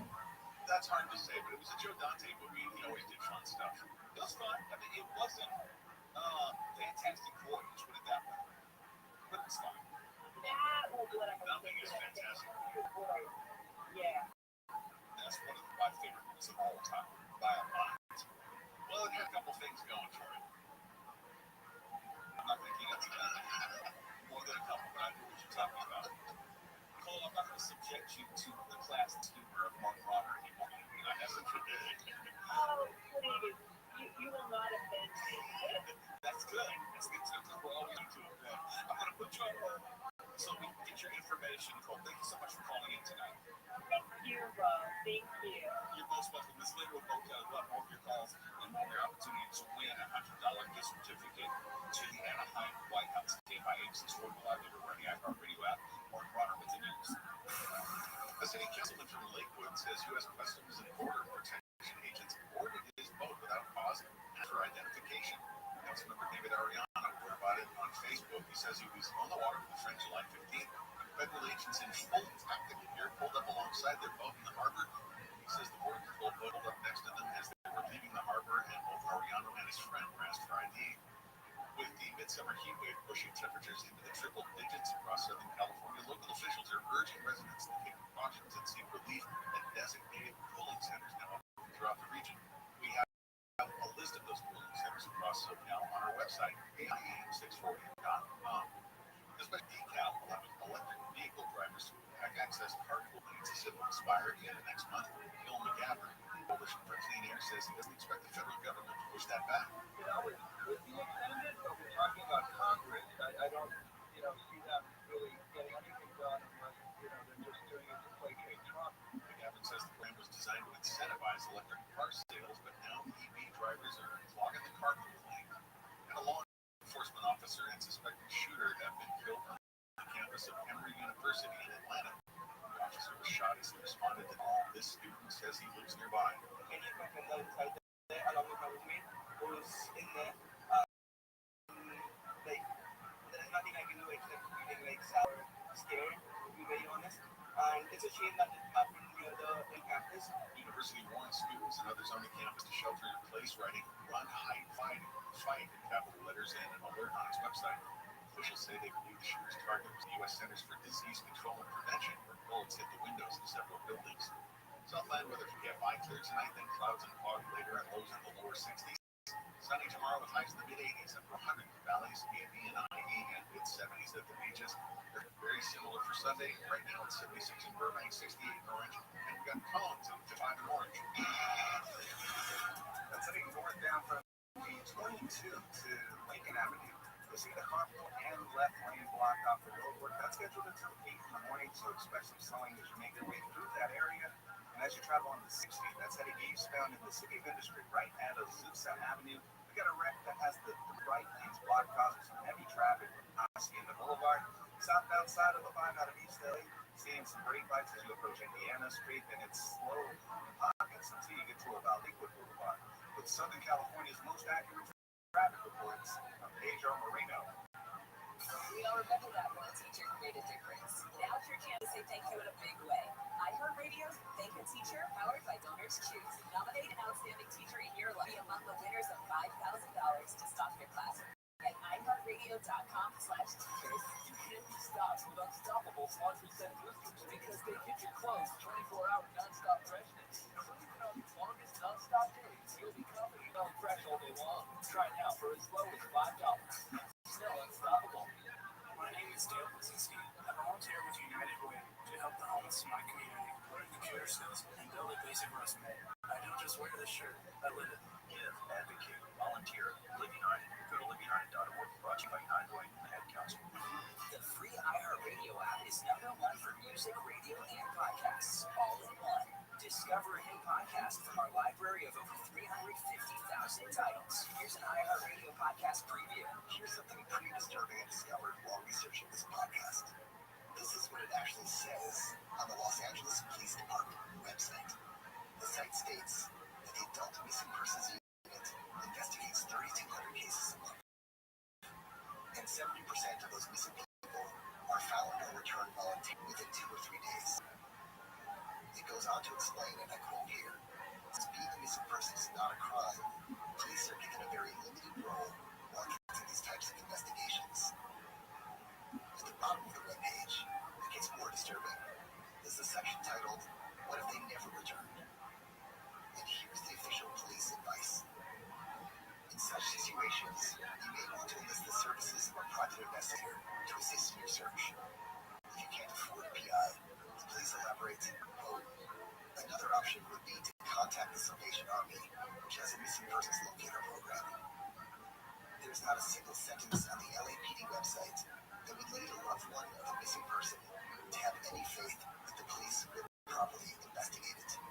What the LAPD is basically saying is, if somebody you love goes missing, don't overreact. They'll probably turn up, unless they don't, in which case you should get someone besides the police to look into it. All this is my way of saying, if the police took missing persons cases as seriously as they do, say, bank robberies, they wouldn't have had a podcast in the first place and end up chasing a violent criminal halfway around the country. I'm Neil Strauss, and you can hear the full story to live and die in LA. Listen and follow this podcast for free on the iHeartRadio app. #1 for music, radio, and podcasts, all in one. Find your iHeartRadio everywhere. There are hundreds of ways to experience iHeartRadio and on the go, beyond the iPhone and Android app and at iHeartRadio.com. Here's another way to connect to iHeartRadio. If you've got a Roku TV, then you've got iHeartRadio right there in your living room or bedroom.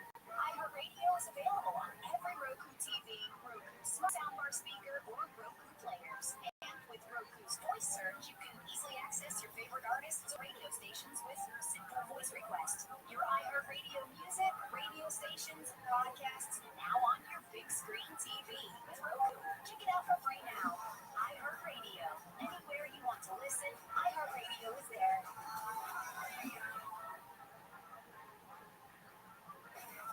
We post it, you see it. It's like radio, but without the need for all that annoying imagination. Follow us now on all the socials. @AFI AM 640.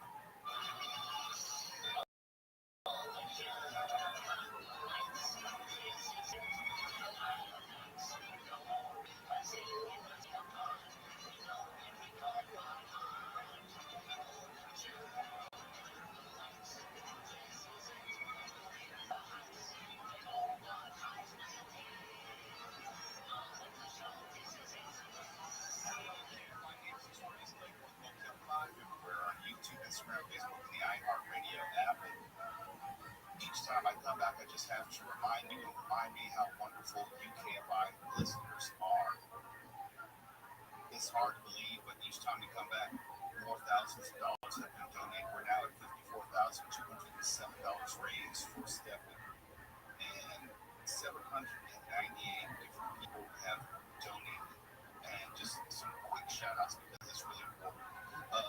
Lynn Savell's $50, Anna Santiago $200, Anonymous $40, David Moss $25, Anonymous $100, Robert Plaster $100, Beverly Hadley $25, Anonymous $51, Lisa with an E Blake $100, Anonymous $100, LC $25, Letitia Llewellyn $50, Julie Gutierrez $50, Camille O'Connell $100, Anonymous $200, Daryl Sexton, one of the Omegos, $150, Anonymous $75, Anonymous $10, Anonymous $100, Elmer KMI $50, Larissa Stefano $25, Augusta Barroso $50, Anonymous $25, Anonymous $36, Anonymous $20, Mark Zachas $25.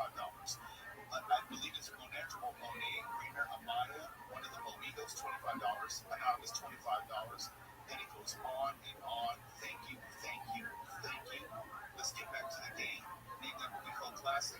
Let's talk to Becky in Long Beach. Becky, good evening. Hi. You ready to do this? Yeah, Okay. You know how we do it. I do. All right, so you choose 1, 2, 3, 4, 6, 8, or 9. 1, 2, 3, 4, 6, 8. I'm gonna go with 50. Number 2, you sure you want to go number 2? You positive you want to go number 2? I am. Thank you. That's good. Just won a $100 gift card from Anaheim Lighthouse. So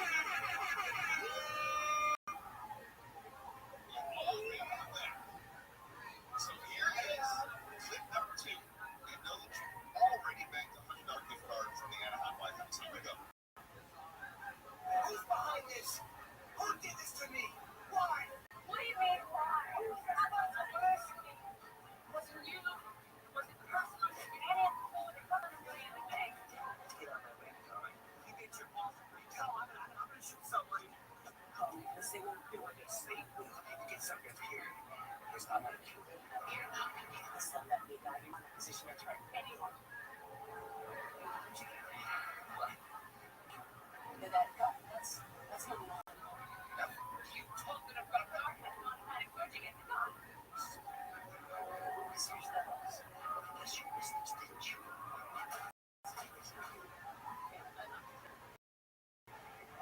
This is fake. It's part of your game. Don't you die! Don't you! It's part of your game! It's all the game. All right, folks. You know, something I find that you didn't kill me. I saw the killer. What you really, really see this whole time. Special effects, sweat, and the mother.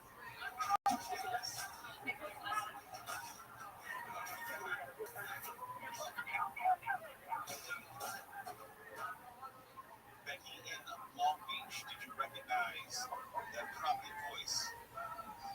Oh my God! I was staring at my phone, wishing that video would come up, but I do not. Michael Douglas is a star. David Fincher. Yeah, but we're matching this down? No, not the movie with Catherine Turner. Mark, you want to jump in here? Because I know you know this. Yeah, it's been a while since I've seen it. Wasn't Deborah Kara Unger the woman in the movie? Correct. You are correct, Mark. Sean Penn, also in the movie, plays his brother. Have you ever seen the movie War Games? Yeah. Hello, Dr. Falco. Would you like to play a... Yes, say it. Yeah, the game. The game, that's it. Yes. Who is helping you in the background? Not that thing. That's a good. That's always helping natural.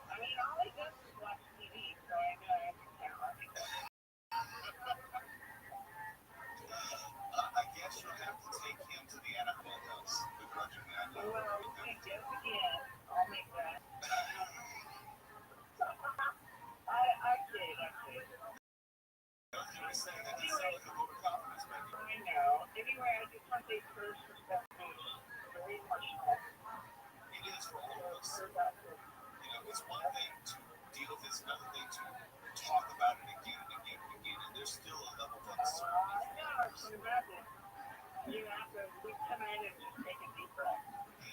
Yeah, I appreciate that. I'm just going to put you on hold so Jamal can get all your information. Okay, thank you, Ma. Love you, sir. Look, appreciate you. Have a great weekend. Let's take one more in before we go to break. Let's talk to, is it Rayanne in Menifee? Did I have that right? Yeah. Rayanne, you ready to do this? Yeah. I guess so. You can choose 1, 3, 4, 6, 8, or 9. I'm in. You know that? Dramatic pause. Yes, you did. You got the third and final $100 gift card to the Anaheim White House. Thanks to our friends Serrano and also Catarina's Club. Absolutely. We're up to 800 donations. Thank you for queuing me up so I can give an updated total of $54,956. 813 donations. Incredible. Incredible. You ready? Yeah, here's your thing. Here we go.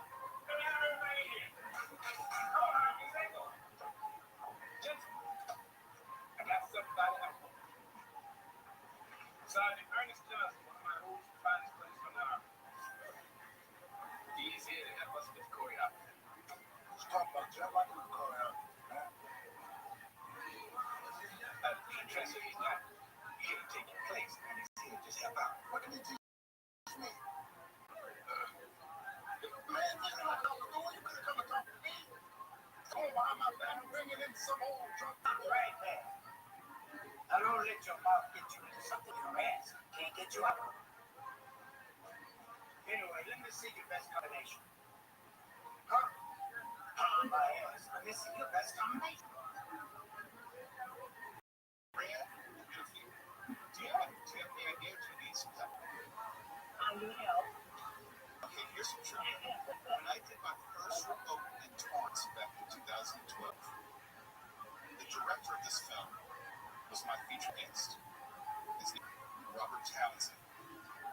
The writer of this movie is Keating Ivory Wayans. You may know that name from In Living Color. It came out in 1991. And it tells the story of an art in the late 1960s and the perils, the problems, and the troubles that they went through. And part of the time is at the beginning of the clip. Listen to this.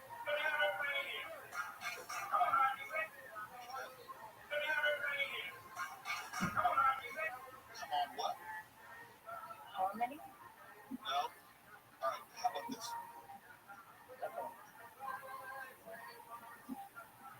What does it sound like?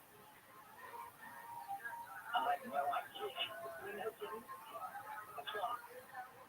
A clock? Okay, I want you to put your hand.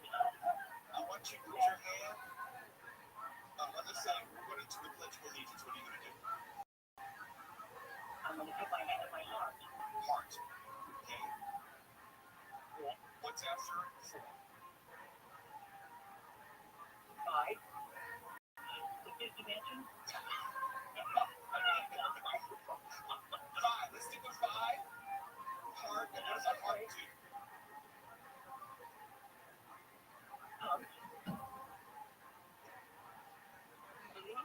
Yes.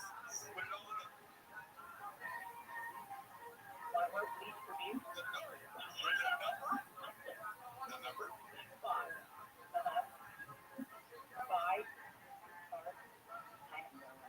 Listen, it doesn't help that you sound like you're trying to cough up the air. Okay.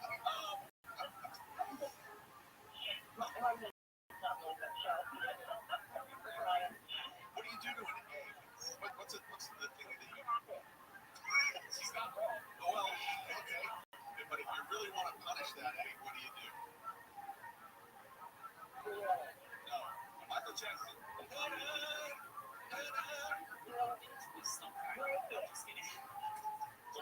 Break it? Okay, Michael Jackson had a very famous song. Oh my gosh. Okay, it's real. Guitar solo. Yes, okay, so we have five. We have five. Listen to me. Five. Okay. Say. Five. Let's see, hand over the Heart. Okay. Okay, what does the heart do? Huh? I don't know. Okay, Michael Jackson song is what? Michael Jackson song is what? What was the Michael Jackson song? Beat it. Okay, so the first word of that song is what? No. The first, no. We said beat it. What's the first word? You just said, what's that it? So take it off. What do you left?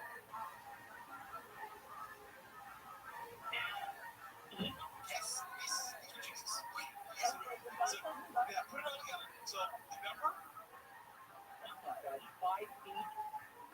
5, 10. 5, 10 feet.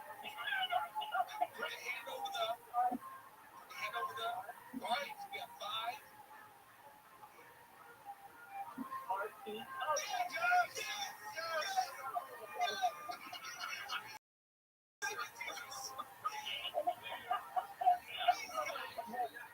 I need a cigarette.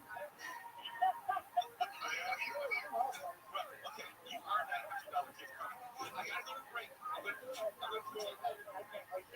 you on hold. So I'll get your information. Thank you, Jesus. Have a great week. This letter book I can't hide the story. Mark Runner, take it away. Here's the latest from the KFI 24-hour newsroom. The Gifford Fire in San Luis Obispo and Santa Barbara counties is now at 104,000 acres and is 21% contained. The Canyon Fire in LA and Ventura counties has burned more than 5,300 acres and it's 28% contained. A man's opened fire outside the headquarters of the Centers for Disease Control and Prevention in Atlanta, killing a police officer before he was found dead in a nearby building. Motives unknown. And Jim Lovell, the commander of the Apollo 13 mission in 1970, has died at the age of 97. Now we're heading to a crash on the 68 industry.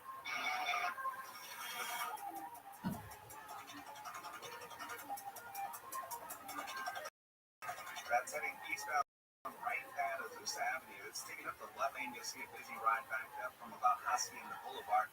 And as you make your way on the 210, headed eastbound in La Crescenta from Noel Avenue to Ocean View. The 2 left lanes are going out there for road work until 7 in the morning.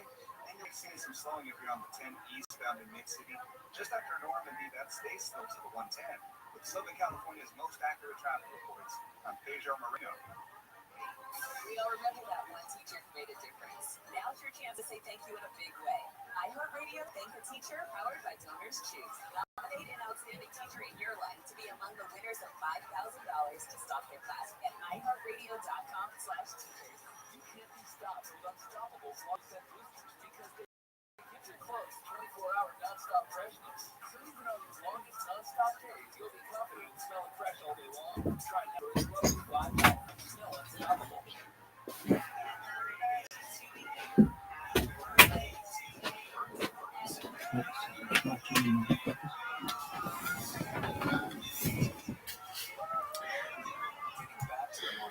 I'm not afraid to drink this because it either represents a dreamless sleep or a just reward.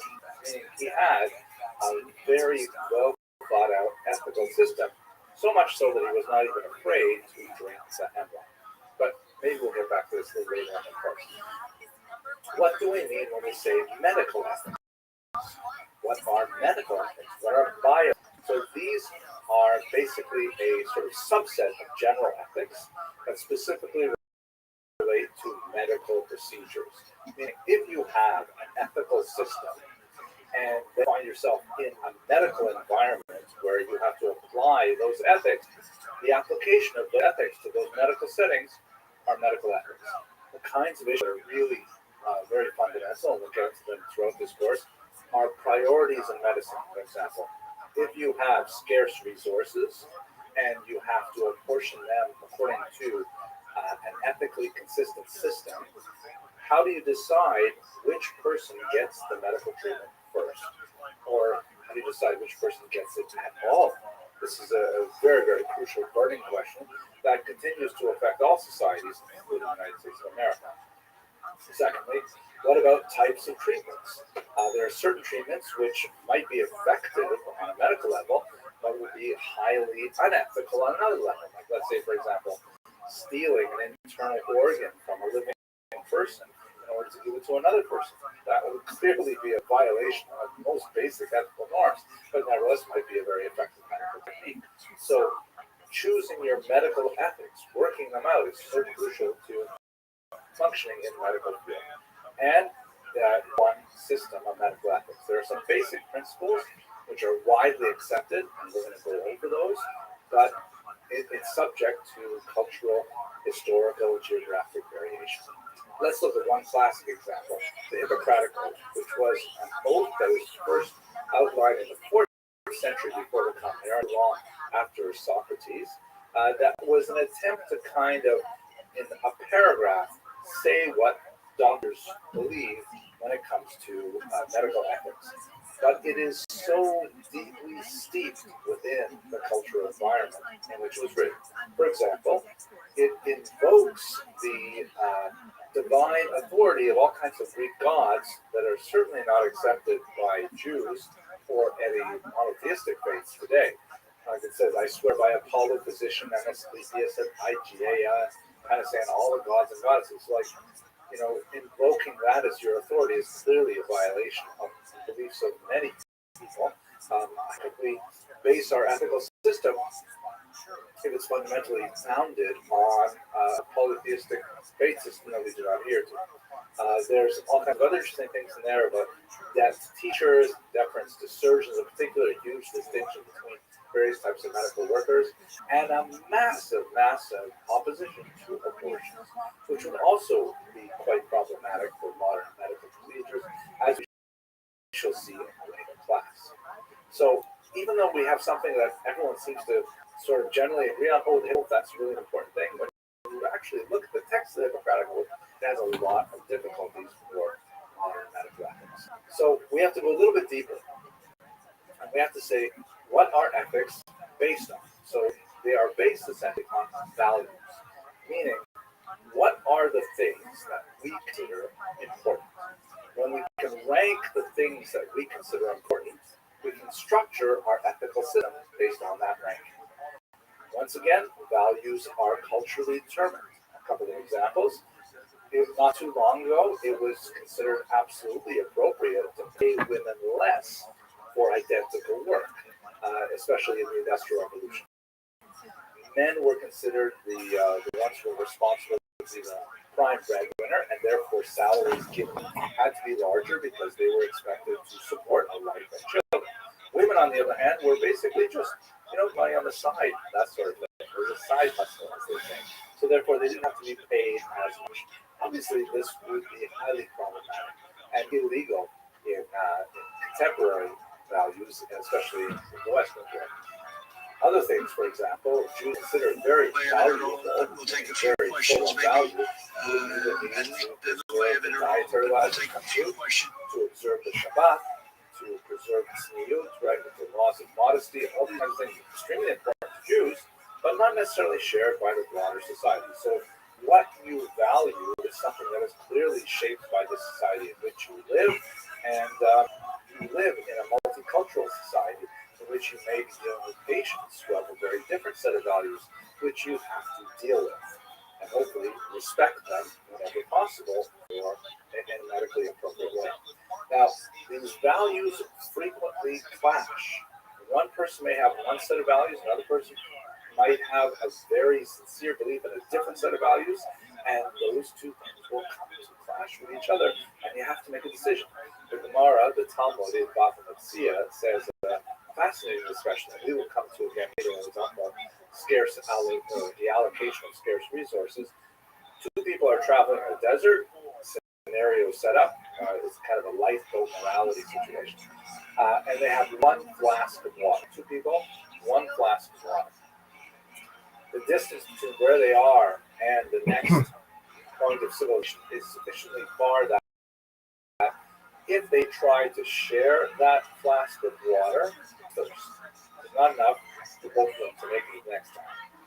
On the other hand, should the person who owns that flask of water simply say it's all mine and refuse to share it with the other person, even though that would mean certain death for the other person?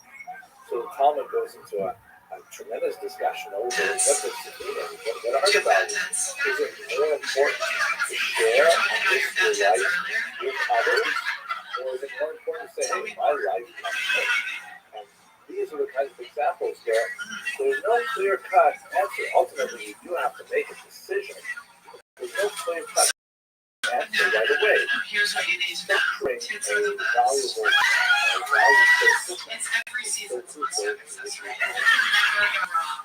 there are several different systems. I'm going to look at two of them in particular. The first is systems which are based on the concept of intrinsic good.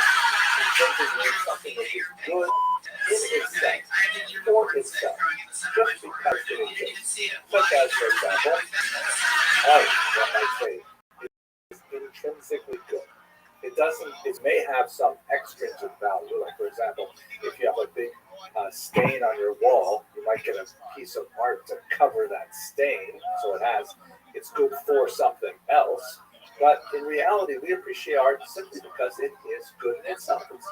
It makes us happy to look at it. Puppies are also intrinsically good. Life is intrinsically good.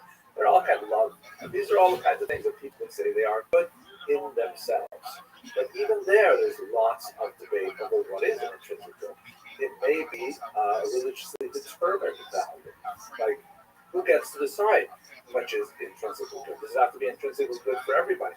But if I like Rembrandt and you like Michelangelo, what will happen? I mean, I consider Rembrandt intrinsically good, and you say fact, right? How do we decide that? So Immanuel Kant, who's shown here in this illustration, came up with a brilliant idea called the categorical imperative that essentially worked out a formula to determine when something is intrinsically good. According to the categorical imperative, if you can act in such a way that is logically consistent with the way in which all rational beings should similarly act, that's considered an intrinsic good, and it is something which is consistent with duty, which is a very important value for Immanuel Kant.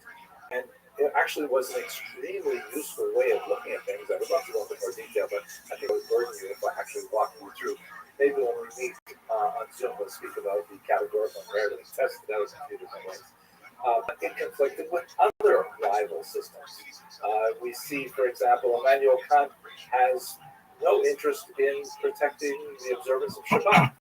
There is no intrinsic in Shabbat, which means I feel really sorry for Immanuel Kant, because Shabbat is just so amazing, obviously intrinsically good, but you only know that when you actually try it out.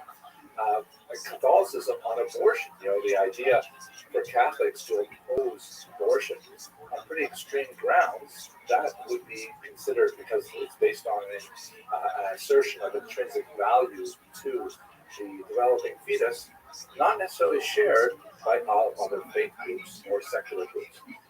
So intrinsic good has its own limitations as systems of ethics go. The other one, which is going to be extremely important for us, and we will return to this time and time again, is systems of ethics which are based on various types of extrinsic goods. Extrinsic, right? Intrinsic means something good in itself. Extrinsic means good for something else. Like, for example, a piece of art that you put on a wall in order to cover up a hole or a stain on the wall. The most important exponent of values based on extrinsic good is John Stuart Mill, shown here, who developed something he called utilitarianism. This term basically means usefulness-ism. Will create, since we can't all agree on basic values, because we come from different faith groups and different types of philosophical orientation like that, we can all agree on what's going to be the greatest good for the greatest number of people. We'll simply kind of like mathematically tally up how much good would be caused by a given action and how much good would be caused by a different action, and whichever one is the greater good, that's the one that we're going to choose. Even though we recognize that sometimes the greater good may harm some people, as long as it harms less people, essentially, then we should still go with the greater good. Right? That's the basic idea of utilitarianism, the huge influence of secular ethics, and very much important for American ethics. To give you one example, let's say we have three friends, Reuven, Shimon, and Levi, and they all want to go out to eat dinner together. Shimon and Levi say they want to go to restaurant X. Reuven says, no, come on, let's go to Y. When you have three friends, two of them vote for one restaurant, and the third votes for a different one, obviously, whatever the you majority. you can not throw back in the water, right? So I've seen some crazy videos on YouTube, like they get like guns and all that stuff. I'll show you. Like I'm looking. So first of all, we have to go back to the beginning. Most good for most people. What do you mean by good? What is good? Do we define good simply in terms of physical pleasure, of hedonism? That seems like a very, very shallow definition of what is good, and precludes all kinds of far more profound types of self-fulfillment. But we want to go with things like self-fulfillment. One person happy might make another person happy. How do we find what common denominator everyone agrees with is a value? So, and one good example of it, if we go back to our restaurant situation, let's say Shimon and Levi are hugely, they're huge fans of a given restaurant X, but Look for something that's 5 tickets too, please, so we can get that restaurant X is a Thai restaurant, which is famous for yeah, that was yellow. So therefore, Reuben can choose to go along with the majority of the Thai restaurant, but then he will die. And so the huge amount of not good that Reuben will inherit by going to the Thai restaurant is like overwhelms the small amount of good that Shimon and Levi would have by enjoying their favorite dish of pad Thai or whatever. So with utilitarianism, there's no universally applicable standards. We're just trying to figure out very rough terms what makes something useful and what makes something less useful. So where we are today, 21st century America, essentially a postmodern society, we may come back to discuss what this term postmodernism a little later, what that actually means. But we basically have a kind of relativistic ethics or situational ethics where, for the most part, we decide these things as we're going along, kind of flailing about, just making decisions on the fly, and it's very, very difficult to have firm ground under us when we hit those really, really difficult situations. That's why studying biomedical ethics is so important, because when you actually get into the field, you won't have time to carefully contemplate all the options. You'll have to rehearse many of these scenarios in advance and to have engaged them so that you'll be able to be ready to make the right decision when it happens. Most people tend to say, well, it's all about just basically being a good person. What exactly does that mean? Even a cursory examination of the questions involved suggests that we really don't have one here. Now, I don't want to paint too dire a picture. There are some areas in which there is broad agreement about the direction of modern medical ethics. One of those issues, for example, is the concept of autonomy, meaning the patient's right to choose what they want for their treatment. This is balanced by an older emphasis on paternalism. The term autonomy comes from the words auto, which means like self, and nomos, law, meaning you make your own self-law, your own self-rules. You can choose what's going to happen to your own body. And paternalism comes from the term pater, meaning father. And the father doesn't have to tell you what's happening. The father will make all the decisions for you. So while there's still elements of paternalism that are evident from time to time in modern medicine, we see some of them over this course, but in general, there's a lot more emphasis on patient autonomy. Sometimes that gets pretty weird. For example, here in the United States, it's de rigueur to have advertisements for medicines on television, for example. When I grew up in Canada, and in most states, so most of the industrialized nations, it's actually illegal. You can't advertise medicine on television.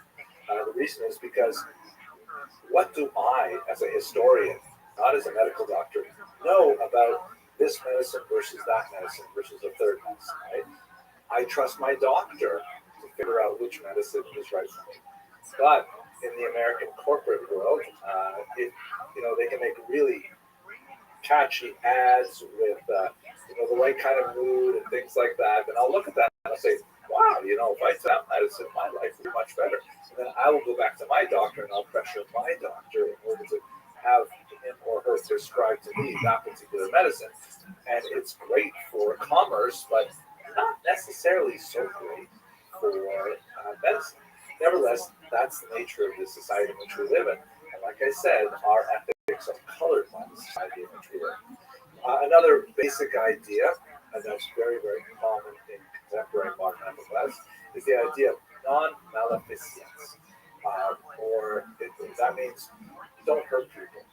It comes from a passage in the Hippocratic Oath, primum non nocere. First of all, do no harm, right? There's a strongly held common belief that doctors should strive at least not to make things worse. Sounds like a pretty low threshold, but nevertheless, it's a foundation. At least don't make things worse. When we try to make things better, of course, but at least don't make things worse. Don't go around like a bull in a china shop. Let's see what happens if we do this. Let's see what happens if we do that, right? Well, at least. And then there is obviously the idea that medical ethics should be just, that there is an idea of accountability for doctors and medical personnel. That's why the main textbook is so important, because it has lots of really important information on the kind of legal implications of what you do in a medical environment.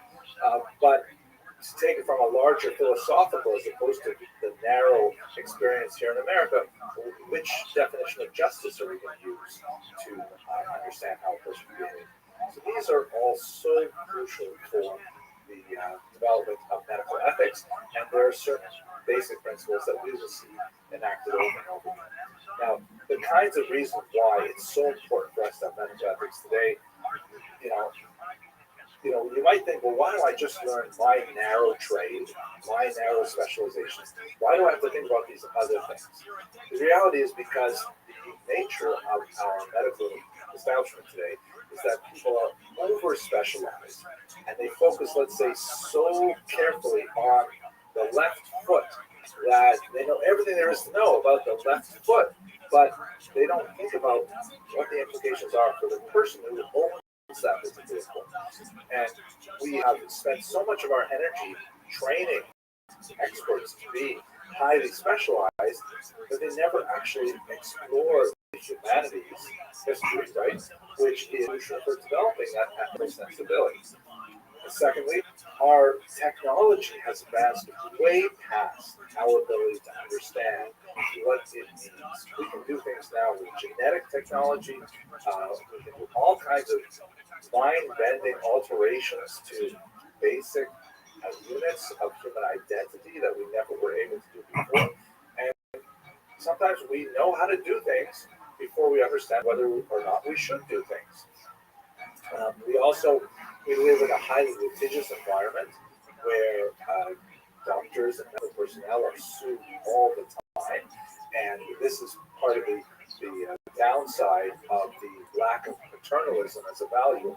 Autonomy means that when people are dissatisfied with their treatment, they have the right to sue their caregivers, and so you have to be protected against that and make sure that your behavior is, of course, corresponding to best practices, ethically and otherwise.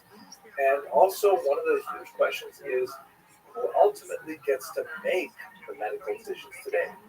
In the American environment in particular, with the nature of health insurance and how that functions, a lot of these decisions are not made by doctors, but really made by the commercial enterprises that support the entire medical infrastructure, and that has to do primarily with insurance. So these are a whole swirling of difficult issues that you're going to have to make your way through and find a firm philosophical foundation for your approach to medical ethics. We're going to go into some more details in the next videos, but I just want to say thank you very much for watching this.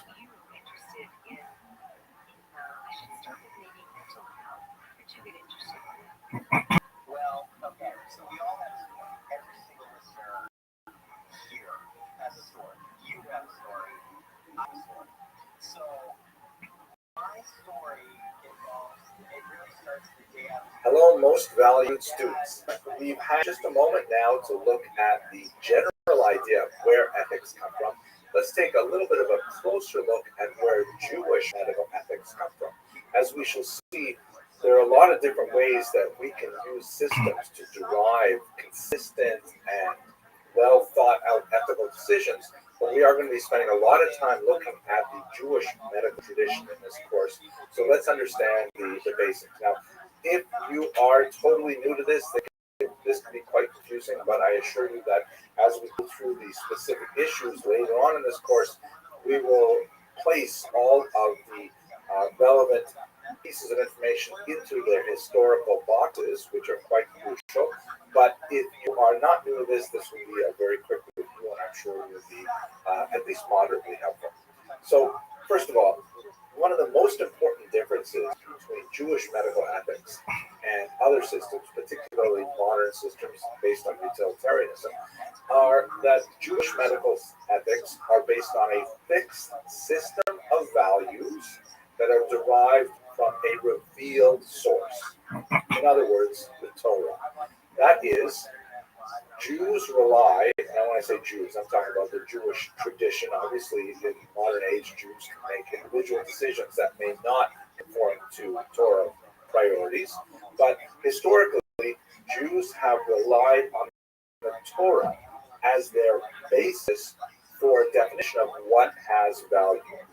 And on those values, Jews have been involved in creating their medical ethical system. This is quite different from, let's say, utilitarianism, where there's no fixed given set of values, hence revealed, right? Meaning, don't worry about figuring this out. I'm going to tell you in writing, these are the things that are most important, and these are the priorities, and so on. So not only do Jews start with a fixed, revealed source of already defined values, Jews also rely on a narrative tradition of how to interpret those values, specific rules, hermeneutic rules, to determine when an apparent contradiction exists, how it can be resolved. The books, the texts that ultimately define these things and record these things for later generations are what we're going to focus on today. They include things like the Mishnah and the Talmud, the codes, the responsa, and so on. But we should also bear in mind that while Jewish medical ethics is fundamentally rooted in that revealed fixed tradition, there's this also very important concept of Roba Shamayim. It is not in heaven. In other words, God, as Jews understand the system, gave us the basic principles, but human beings, Jews, are supposed to engage in those principles and derive medical ethics from them, along with secular ethics of a whole variety of concerns, everything from civil law to criminal law and so on. It's all to be derived from those God-given principles in a fixed narrative steps that we will go through. So it's sort of like an interesting mix of divine authority and human intervention, human interpretation that makes up Jewish medical ethics. Okay, let's look at it. We should also bear in mind that in this system, there is no difference between what we would call interpersonal, ethics that determine behavior between one person and another, and what one might call ritual ethics, meaning things that are between a person and God. In other words, we tend not to consider things like how does a Jew honor the Sabbath as being fundamentally different from how a Jew respects his or her neighbor's personal property, right? They're all part of the same system. And although we may see that there are different levels of stringency based on human interpretations, but it all fits within one big body of commandments. And this will be extremely important because when it comes to medical ethics, where multiple values, multiple priorities often clash, decisions have to be made, and sometimes certain ethics have to be sacrificed for other ethics. We'll get lots of examples of that throughout this course. But let's go through the text now and try to understand, how are these values codified?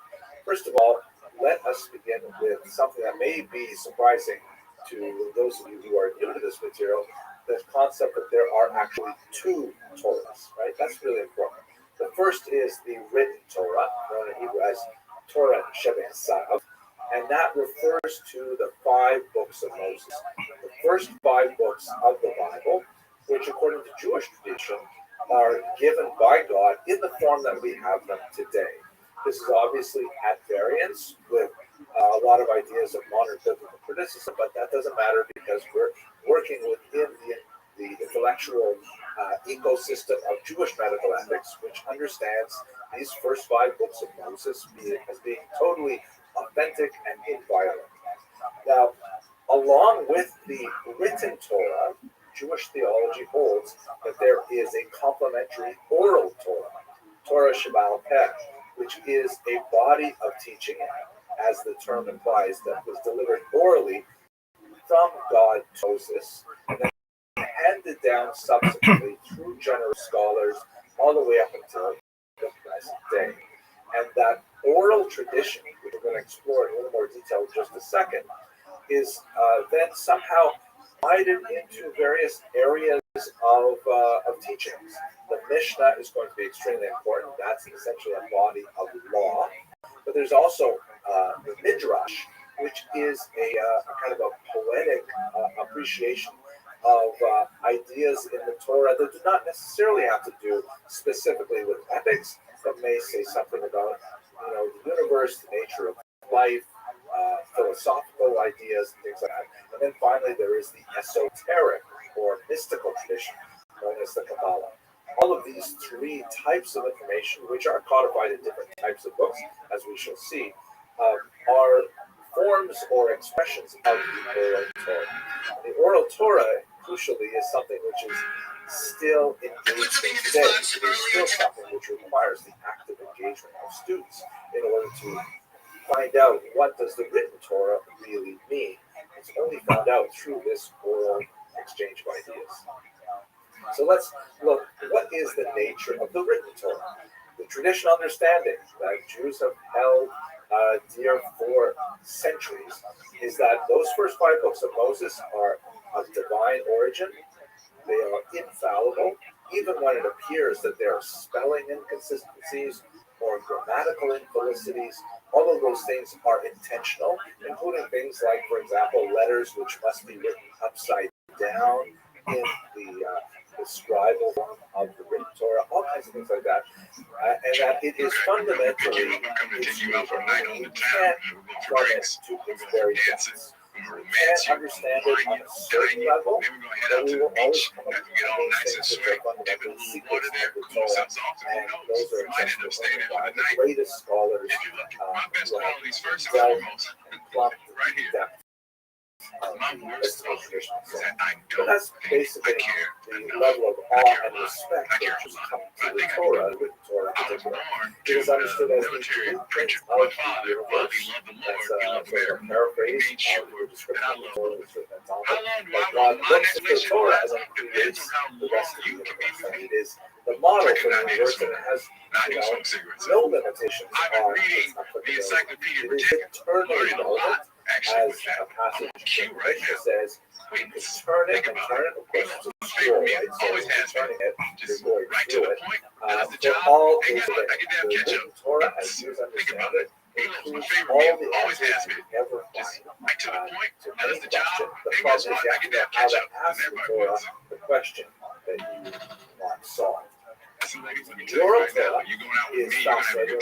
This is the major separation Okay, I'm gonna pick you up. I'm gonna take you out for night on the town. For drinks, we'll go for dancing, romance you, wine you, dine you. Then we're gonna head out to the beach. I can get all nice and sweaty. Dip in a little water there, cool ourselves off, and who knows? We might end up staying there for the night.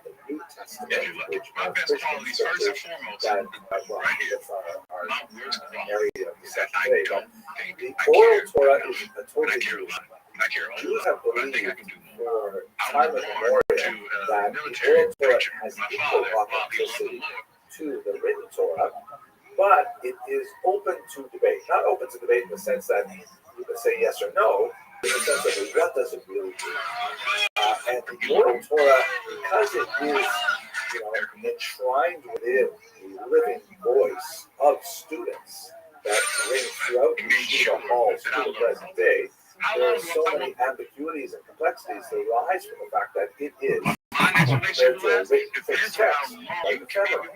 You wonder about the broken telephone phenomenon where things get changed over time. But more significantly, the intentionally deceptive nature of some teachings, which are meant to disguise the final answer from students who may be unworthy. There's a lot of questions about how to get to the bottom line when we're working with oral Torah ideas. I'll give you a few examples. But one of the most important ideas in oral Torah is the notion that every student is capable of defining something new, a chidush, something new. But this discovery of something new is actually the rediscovery of something that is actually already buried in the text of the written Torah. Through the exercise of the oral Torah, it becomes revealed as well. So something that previously existed, then found again. I know this is complex. We're not going to go into this in a lot of detail because we're going to get to medical ethics per se in the very next lecture. But let's just get our sense of what the major texts are. Okay, so here are the three major groups of texts. The first one is, as I mentioned earlier, midrash, which are kind of like poetic riffs on passages in the written Torah. Sometimes the midrash has a legal implication. The word for law in Hebrew is halakha, which means the way. And sometimes they are homiletic. The Aramaic term is agadata, or the Hebrew is agada. And that refers to kind of like things which are not necessarily teachings that imply that you should behave differently as a result. This chicken is kosher, that chicken is not kosher. But they illuminate basic ideas of Jewish thought and philosophy. The midrash were collected primarily in the Middle Ages, some of them in the ancient period, and we have them in many different books, including things like the Midrash Rabbah, the Great Midrash. The second major body of teachings, and here we will be very active for the rest of this course, is the Mishnah. The Mishnah is almost exclusively legal in orientation. It is a body of teachings that was codified somewhere in the early 3rd century, and it is the foundation of a much larger body of work called the Talmud. Right? The Talmud is essentially a commentary on the Mishnah. The Mishnah is not a commentary on the Torah, the written Torah. I'll explain that in the next slide. And then finally, the Kabbalah, which are the mystical teachings. And in terms of Jewish medical ethics, the Mishnah is hugely important, the Midrash somewhat important, and the Kabbalah least important. In other words, if these principles, if these three major texts come into conflict with one another, that has relevance to a specific medical question. Like, for example, we see this happen in IVF, in vitro fertilization, where there are certain ideas in the Kabbalah that are not discussed in the Mishnah. And in fact, a particular choice of action might be totally appropriate vis-a-vis the Mishnah, but in terms of the Kabbalah, it will be discouraged, or the Kabbalah and its teachings may be sacrificed because the halacha has primacy over the mystical teachings. Although it obviously would be ideal if a person could choose to follow each of them, the Mishnah has pride of place when it comes to actually determining halachic or legal activities. I know that might be confusing to you, so just hold on and it'll be there as we get to this. So those are the three basic kind of groupings of oral Torah works. What exactly does it do? So, for example, the oral Torah clarifies ambiguities in the written Torah.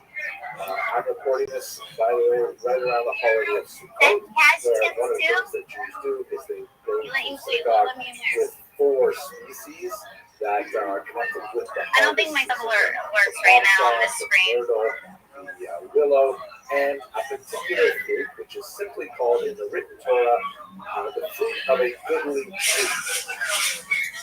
I'm telling you, Torah does not tell us which fruit to use. So theoretically, I mean, what is the fruit of a goodly tree? Is it pineapple? Is it grapefruit? I mean, if I showed up to synagogue carrying a grapefruit, I would be laughed out of the building. We all know that the correct fruit to bring is an etrog, or esrog in the Ashkenazi pronunciation, but it doesn't say so in the written Torah. There is an oral Torah that goes alongside it that clarifies the ambiguity that the correct fruit is etrog. Similarly, you see in the picture here, the phylacteries, known in Hebrew as tefillin, these prayer boxes worn on the arm and on the head, what are they supposed to look like? Right? The Torah doesn't tell us anything about what these prayer boxes are supposed to look like. The business with the straps, and square, and how they're shaped, and all kinds of things. These are all things which are discussed in the oral Torah. Secondly, the oral Torah supplies what are apparent omissions, right? Like all the laws of how animals are slaughtered to be kosher is not discussed in the written Torah. You need the oral Torah to get that whole manual, really important for the Jewish diet. And finally, the oral Torah sometimes even contradicts simple readings of the text. Like, for example, the written Torah says an eye for an eye, a tooth for a tooth, which sounds very Hammurabian, meaning that if Reuven knocks out Shimon's tooth, then Shimon should be able to go back and knock out Reuven's tooth, which serves him right for forcing him to come to a Thai restaurant anyways. But the idea is, actually I got that from, I think it's Reuven who had to go to the Thai restaurant, right? Anyways, maybe there's lecture, so that's okay. But the oral Torah says, no. It doesn't mean literally an eye. You take out an eye for another eye. What it means is you calculate the monetary value of one eye, and the person who was harmed by having his eye poked out, God forbid, has to receive from the person who harmed him the value of that eye in some kind of cash payment, along with other things, lost wages and medical bills and all things like that. So the simple reading of the written text often gives a very blunt description of what can be done. The oral Torah refines it and sometimes even appears to contradict it. So that's what the oral Torah actually does. Okay, so let's go on now to the codes and responsa. Okay. Recall that all of these works are evolving historically as well.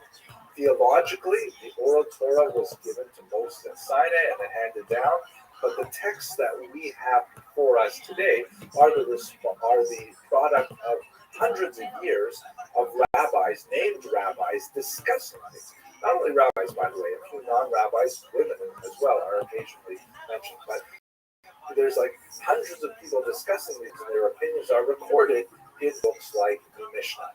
And the Mishnah is a very unusual document because it often does not present a bottom line. It doesn't represent the conclusion of the debate. It just says, Rabbi Meir says X, Rabbi Yehuda says Y, next Mishnah. So how are we supposed to behave? Do we follow Rabbi Meir or follow Rabbi Yehuda? That's when the codes come in.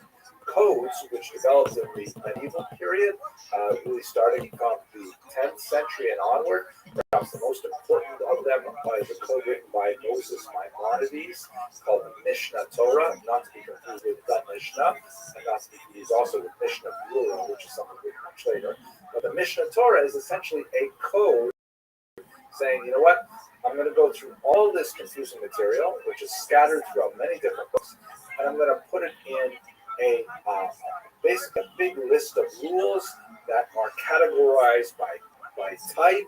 All the laws of keeping kosher will be here. All the laws of keeping Shabbat will be here. All the laws of monetary damages to your neighbor are over here.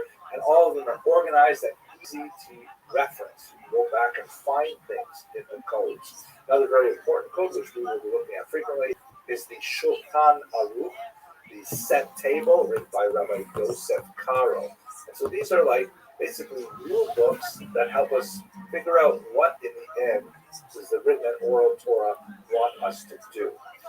That's codes. The second document, which will be extremely important for our course, is something called responsa, singular responsa. In Hebrew, Shelot Utshuva literally means answers, and sort of response, where a specific question affecting an individual will be sent to a rabbi. Rabbi will read that question and then research the written Torah, the oral Torah, and the codes, and come back with a response. That response constitutes a type of legal precedent that then can be folded into later discussions and later responsa, and sometimes later codes or commentaries on codes as well. I know this is overwhelming, there's lots of information here, but as we go through the individual cases, you'll see how these things play out.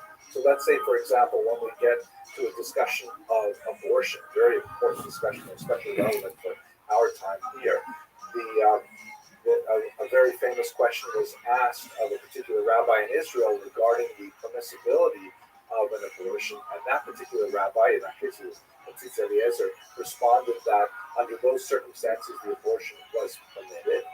Another rabbi, Rabbi Moshe Feinstein, later wrote, by the way, that rabbi he answered incorrectly, an abortion should not be permitted under those circumstances. And those two positions, the first one was a classic response singular, that was delivered to a particular woman in her particular question. The other one was really a follow-up response or a reaction to that response, but both of them constitute legal precedents that have a lot to say about what to do about abortions in the future, as we shall see. But let's not get ahead of ourselves. I'd like to point out a few really important principles that we will be returning to multiple times. The first is the question of, does this rule come from the Torah, or is it something that was invented by the rabbis? The Hebrew terms here are deoraisa, which means from the Torah, or derabbanan, from the rabbis. The reason is like this. The Torah gives certain rules, and the rabbis, looking at those rules, sometimes say, you know what, we better build, quote, a fence around the Torah. To make sure that people don't transgress the Torah, let's make another rule, which is absolutely human origin. It's a rule that was made up in order to protect people from transgressing the written law. So let's say, for example, on Shabbat, it is forbidden to write. You can't take a pen and actually write words. So the rabbis said, you know what? Just to make sure that people don't come close to writing, we're going to make a new rule called muksa, which means that you're not allowed to touch a pen. You can't pick up a pen. It's true that the Torah doesn't say picking up a pen is forbidden. But the rabbis say because writing is forbidden, and that's a serious thing, and you transgress it with the first two letters you write, let's therefore make a new rule, no touching pens. Now, if a person does pick up a pen on Shabbat, they have not violated a Torah rule, they've only violated a rabbinic rule, which is very serious, but nevertheless it's designed to protect people from going all the way and actually writing on the Sabbath. This becomes very relevant because in medical situations, quite often, some rule has to be set aside in order to save human life, which is itself, by the way, built into the system. The Torah itself says that human life takes precedence over all the commandments of the Torah, with the exception of 3, as we shall see later on in this course. So then the question is, if you're following the Torah by saving a life, but you have to transgress rabbinic commandment, under what circumstances is that permissible? That would be very important as we go through the issues in the rest of this course. But when there is a doubt whether or not a particular action is forbidden by the Torah, the general rule is be stringent and do not transgress the Torah. So a particular rule is of human origin, when there is a reason to do so, one may be lenient with the rabbinic view. We'll see these later on. Lots of implications for many issues of Jewish demographics. I would like to point out one other really important principle that is very well elucidated by Rabbi Abraham Steinberg, and this is this idea that, if the Torah and the rabbis do not forbid something, meaning a new technology that has never been defined before, the presumption is it is permissible. In other words, we start on the idea that new technologies, new medical procedures, unless there's some reason to say, no, it's against a law we already have, we assume that the answer is yes, before it is no. That will become extremely important as we explore the emerging technologies and their implications vis-a-vis Jewish demographics.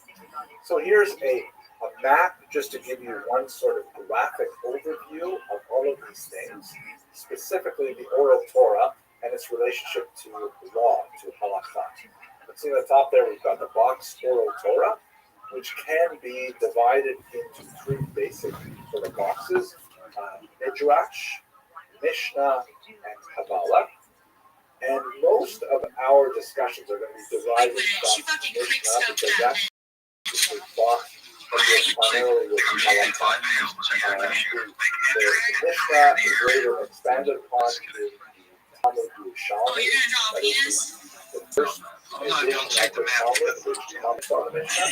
And then a little bit later, we have the Talmud, the Babylonian Talmud, which also read the Yerushalmi Talmud, so therefore it's kind of considered more authoritative because it could envelop also the Talmud. It's not a discussion of why they are different, why they have those. But for the time, the Bible generally has more about well. His job, the mindset. You have codes and response that are coming. The codes are written by the Talmud, but in Genesis chapter 49, the Bible says in verse 16, the structure is quite diffuse. There's very few areas where all the information on a given topic are concentrated, and in order to really understand anything important, you have to study the entire Talmud in order to know that you're not missing anything. So the codes go back and organize it in new books like the Mishnah Torah or the Shulchan Aruch. And then we have responsa, which really date from the period of the Talmud Bavli and shortly afterwards, and come right up to the present day, 21st century. There are definitely lots of responses still being written today, where individuals can ask rabbis specific questions, those questions are then answered in writing, and they constitute case law precedent for future husbands. I don't know if you have to get that's a quick overview of the big areas of text that will inform our discussion. There's two different ways they do it. So they do it with kind of like a gun, or they can do it just by hand. And you choose whatever one you want to do. It doesn't change the price or anything. It's just your preference. Do they do all kinds of piercings? On your ears. Just on ears? Yeah. Is it just a place with ears? Like, yeah, it's just all ears. Just all ears. It's all ears. Can I just turn you? It's fine.